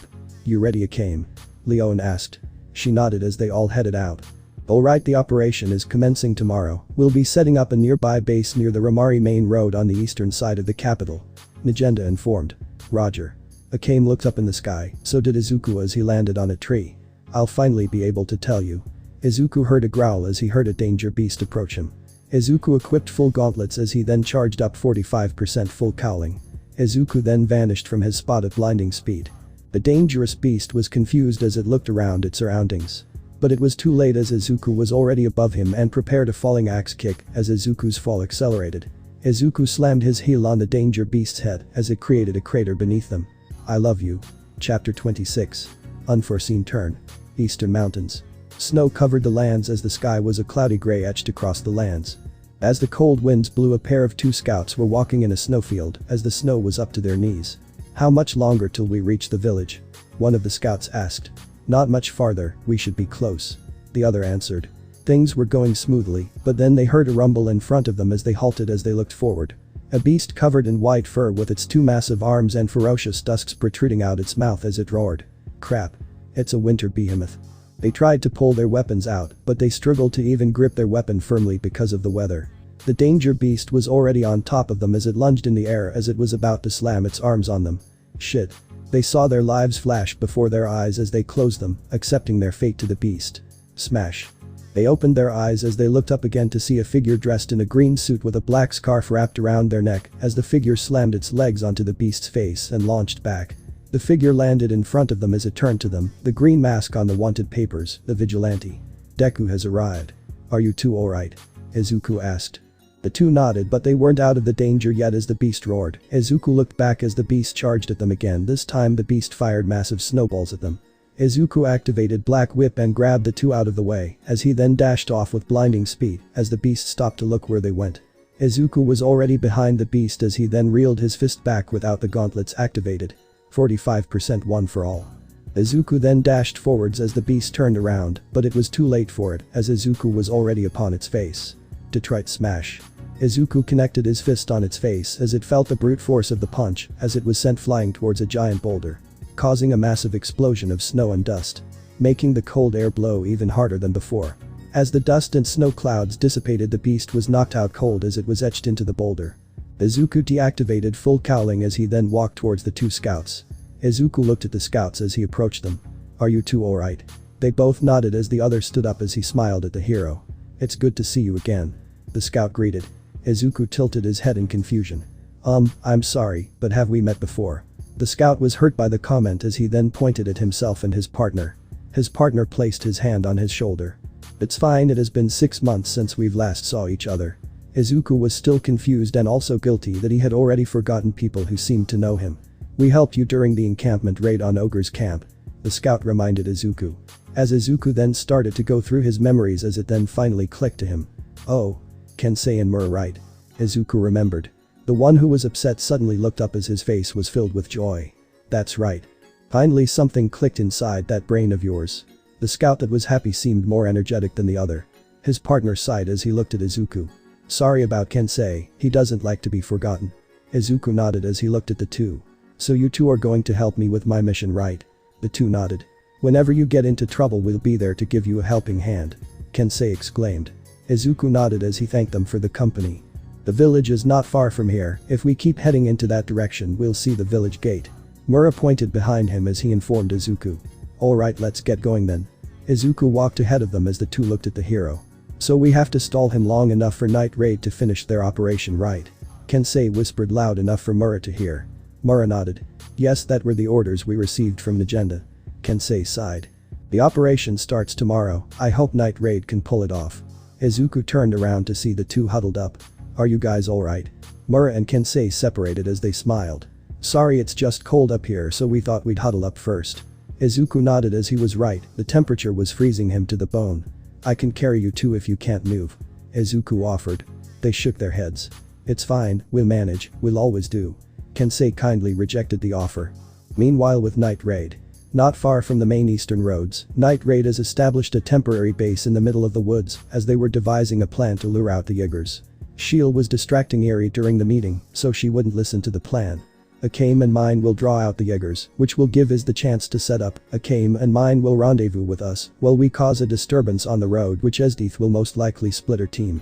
Nagenda explained. Targets are Bulls and Kurum, other enemies that aren't the objective will be terminated from the fight. Nagenda further elaborated. "Alright, sound like a walk in the park," Leon exclaimed. "Don't underestimate them, just because we have the number advantage doesn't mean they won't pull any surprises," Nagenda warned. All of them nodded. "Roger. Alright, that's it for today, remember to be ready for anything," Nagenda advised. Akame walked out to see Eri and Shield playing as Akame smiled as she approached them. Eri noticed this as she smiled. "Akame-san." She ran up to her as she hugged her. Akame returned the embrace as she gave Sheila a signal as Shield nodded and headed inside. Eri looked up at Akame. "Why are we here, Akame-san?" she asked. Akame smiled. "Boss wanted a place for us to relax instead of staying at the base too long. So we're going swimming with everyone," Akame answered. Eri tilted her head. "Swimming? What's that?" Akame was surprised by her question but recovered. Akame remembered Izuku saying that she didn't have much of a childhood and didn't experience many things that kids enjoy, but it's not like she can say anything either because she never really experienced all sorts of things when she was young, but she still had her comrades with her. But now. Either way, Akame wanted Eri to live a happy life, to chase what she desired most in life. "It's a thing where you play in the water," Akame explained. Eri's eyes gleamed with curiosity. "You play in the water?" she awed. Akame nodded as she stood up. "Come on, I'll show a good view of the place." Eri's eyes sparkled. MMH. Akame led Eri to a cliff where a vast view of the forest and a lake beneath them as the sun made the lake glisten beautifully. Eri was amazed at the scenery as the wind gently blew past the two. Akame smiled as she looked at the bright horizon, but she later frowned because knowing the vast land was most likely about to be her sister's grave. She crossed her arms as she reminisced on the past. Eri tugged on her skirt as she looked down at the young girl. The girl was still gazing at the horizon with a smile that brightened the atmosphere around them, even the skies. "We should bring Deku-san here once he comes back." Eri looked up as Akame widened her eyes. She gently smiled. That would be nice." With Izuku. "Look, we're not tax collectors, so please put your weapons down," Kensei pleaded. Izuku and the two scouts were surrounded by the village guards that wore grey coats around them. They seemed to be skinned danger beast fur from the danger beast that Izuku took down.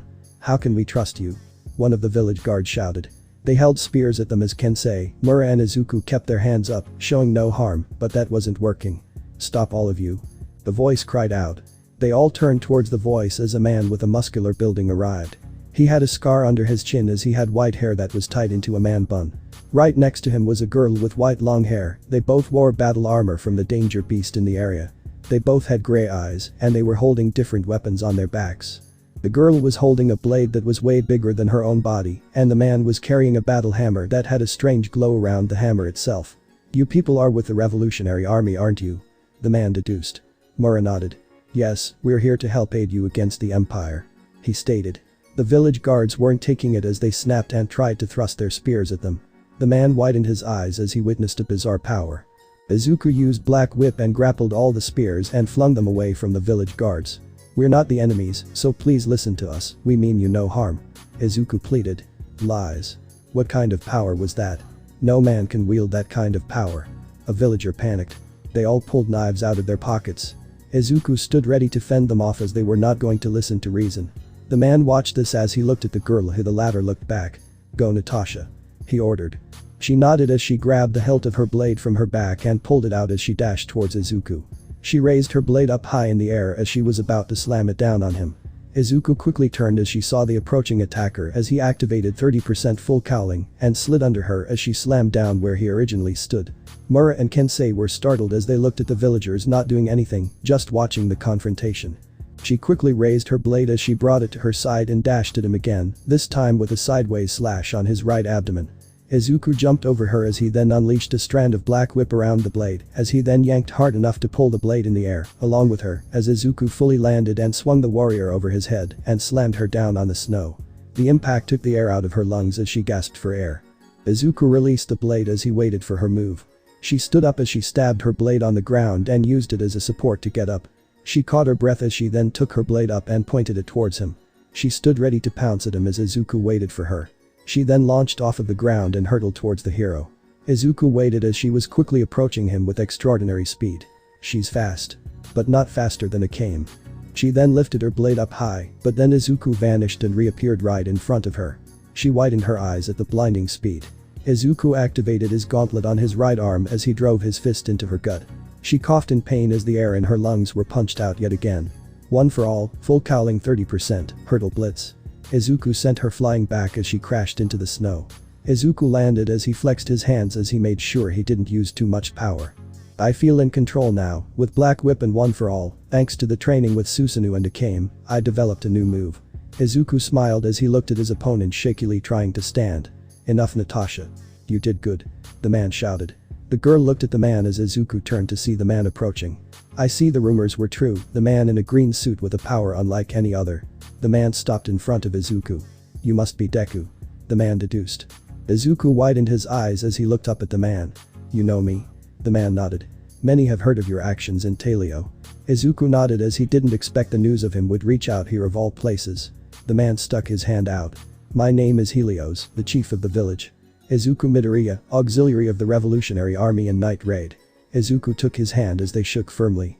"Your men are free to enter the village, we'll discuss the situation back at my hut," the man explained. Izuku nodded as he looked at Kensei and Mura. They both sighed in relief as they relaxed as they followed the villagers inside the gate of the village. One of the villagers caught up to Helios. "Are you sure it's alright to let these guys enter the village?" "Don't worry, they will be closely monitored," Helios reassured. The villager sighed as he still was not satisfied. "And plus, if they wanted to be a threat, then that boy would have demolished the entire village if he wanted to," Helios stated as the villager froze in shock as Helios walked ahead. Izuku looked at his surroundings as people in the village gave him strange looks and glares. "Seems like we're unwelcome here," Kensei whispered. "Well, it's to be expected since they still don't trust us," Mura stated. Izuku looked ahead as he saw the girl he fought staring back at him with a glare. Izuku flinched at her glare as if she was about to take his head off with her giant sword. The group then stopped at a big hut that seemed to be Helios' hut. They were greeted by a danger beast skull hanging on top of the doorway. Helios stopped at the entrance as he turned towards Izuku and the others. "Welcome to my home, we'll talk inside." The villagers waited outside as the three walked in. As they walked in, the inside was light only with a few candles, as there was a table set up on the left side of the room. Helios went over and sat down. He gestured for them to sit as they complied. They sat down as Natasha brought drinks for them. She set them down as Helios looked at the three. Now to business, we have an issue with the Empire. They have been asking for funds, but we simply do not have the necessary funds to offer. Helios explained. So what happens if you don't provide the funds? Asked Mura. Izuku took a sip of the drink that they were handed as he then looked up at Helios. If we do not comply with the funds, we have to send out young women as payment. Helios explained. Kensei widened his eyes as he set down his tea and got up. And you went along with it? He shouted. Kensei calmed down. Mura told him. If we didn't, they would have burned our village down, but as of recently, they gave us an offer. Helios looked at the three. Izuku then felt a sudden shock in his head as he quickly tried to stand up, but he felt his body slowly shut down. What the? Why is my body? He looked at Helios as he had a frown on his face. They would return our people if we offered the vigilante. Deku, to them along with revolutionary scouts. Izuku struggled to get up from his chair, but he was slowly losing his consciousness. He heard a sudden thud as he saw Mura on the floor knocked out. Shit. We've been compromised. Kensei uttered as he then collapsed as well. Izuku tried to activate One for All, but his body wouldn't let him as he fell to the ground. Helios walked up to him as he kneeled down to the greenet. I'm sorry but as chief, this is the only way to save my people. Helios apologized. Izuku's vision started to blacken as he fell unconscious. The door opened to reveal a man with maroon hair with a sly smile, as he wore a red jacket that had a badge on his left pec. He also wore combat boots that were brown and gray combat pants. He had gauntlets that were red as there were wires that traveled to his back, as he wore some sort of tank behind his back. He stood over Helios as the chief stood up and greeted the man that was little over an inch taller than him. We got the vigilante as promised, now let my people go. Helios growled. The man grinned. Not yet, Helios buddy. Until I can confirm that he is the true vigilante, then I'll let your people go. Helios clenched his fists as Natasha watched as she glared at the man that has enslaved their people. Understood. Captain Ivan. He grimaced. The Imperial captain laughed as he patted his shoulder aggressively. Good boy Helios, men take them to our camp. He ordered as 3 Imperial soldiers carried Izuku and the others. They then left the hut as they shut the door. Helios slammed his fist on the table, breaking it in half. Father. Natasha cried out. Helios gritted his teeth in frustration. Damn it all. When will this nightmare end? Natasha frowned as she comforted her father. With night raid. Tatsumi threw a right hook at Susanoo as the latter dodged it with ease as he then countered with a left jab to Tatsumi's stomach. Tatsumi took a step back to gain some distance as he was breathing heavily. That'll be all for today, make sure you get some rest for tomorrow. Susanoo stated. Tatsumi nodded as he laid down on the grass as he took in fresh air. Gotta say Susan, you're one hard person to take down. Tatsumi blurted out. Everyone has a weakness Tatsumi, I'm sure you'll find my openings once you train hard enough. Susanoo stated. Yeah I guess. Tatsumi looked up at the sky as it was already evening, he wondered how Izuku was doing. Knowing that he was going through his mission right now. Tatsumi got up as he stretched for a bit. I'm going inside now. Susanoo nodded. Don't forget we have dinner soon. He notified Tatsumi. He nodded as he headed towards the temporary base. As he walked in he noticed Leon, Shiel, Mine, Akame, Eri, and Lubbock were sitting at the dining table. Talking about something as they were very serious about the topic. Hey guys, what are you talking about? Tatsumi greeted them. They gave Tatsumi a stare like a hungry wolf that just found its new target. Tatsumi shivered at the stares. Did I come at a wrong time? Tatsumi. Mine shouted. Yes. Who should confess first, boy or girl? It's gotta be the man right Mine glared at him. Oh come on just think about it, the girl should do it since they want to convey it. Lubbock chimed in. You are really dumb Lubba, then what about the boy's feeling? Leon berated him. Tatsumi fully walked into the room and saw Chelsea leaning on the wall. What's going on? He asked. Akame just announced that she's going to confess to Izuku, but Mine didn't like that and told her to wait for Izuku to confess, but Lubbock told them otherwise, and then Leon chimed in with Mine. Eri got confused and decided that she wanted to stay in the conversation, and so they are now debating which one should confess. Chelsea explained quickly as she took a deep breath. Shouldn't we worry about that later since tomorrow is a big day tomorrow? Tatsumi suggested. Leon and Mine turned towards the Incursio user. Shut up. Tatsumi sweat dropped as the atmosphere intensified. Really this isn't a big deal. Akame stated. Of course it is Akame, you're about to confess to the person you have feelings for, but it'll be better for the guy to confess. Mine denied Akame's statement. If Akame wants to confess then we should just allow her to. Shield chimed in. The argument went on and on as Akame sustained stares at the four arguing. Chelsea was smiling, enjoying the scenery. Tatsumi looked at the auburn-haired girl as he deadpanned. "You're enjoying this, aren't you?" Tatsumi pointed out. "Yep. This is hilarious." Chelsea confirmed. Nagenda walked in with Susanoo as they stopped at the sight behold in front of them. Nagenda looked at the four as she then deduced what was going on. "She told you guys."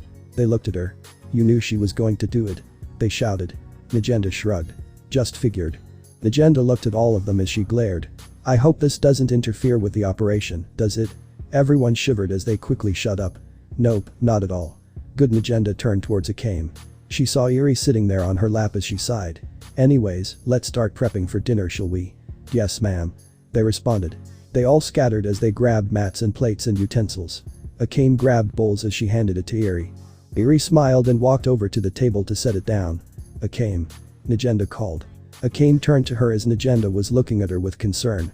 "I hope you understand that your feelings might jeopardize the operation. I'm not saying you should ignore the feeling, but just make sure that it doesn't distract you." Nagenda warned her. Akame steeled herself and nodded. "I won't let it, I'll complete the mission." Nagenda smiled. "Just be safe, Akame." She nodded once again as she went over to the table and helped Eri set the bowls. Nagenda frowned as she looked at Akame. "To fight your beloved sister, she may not be ready yet, but at a time like this, we may never have a choice, I can feel it. We're reaching the end soon." Nagenda thought about Izuku as she wondered how they were doing. Did her scouts distract him long enough? With Izuku. Wake up, Deku." Izuku abruptly woke up as he sat up just to see his arms chained.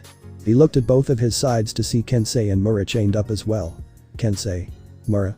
What happened?" he asked. "We've been ratted out, we're now in the custody of the Empire," Mura stated. "Well, it seems our esteemed guest has awoken." Izuku turned towards the voice as he saw Captain Ivan, the one that made Helios turn on the three. Amber hues were gazing at him as Ivan grinned. "Welcome, Deku, to hell." That's it guys. Thanks for watching and supporting us. See you in the next part.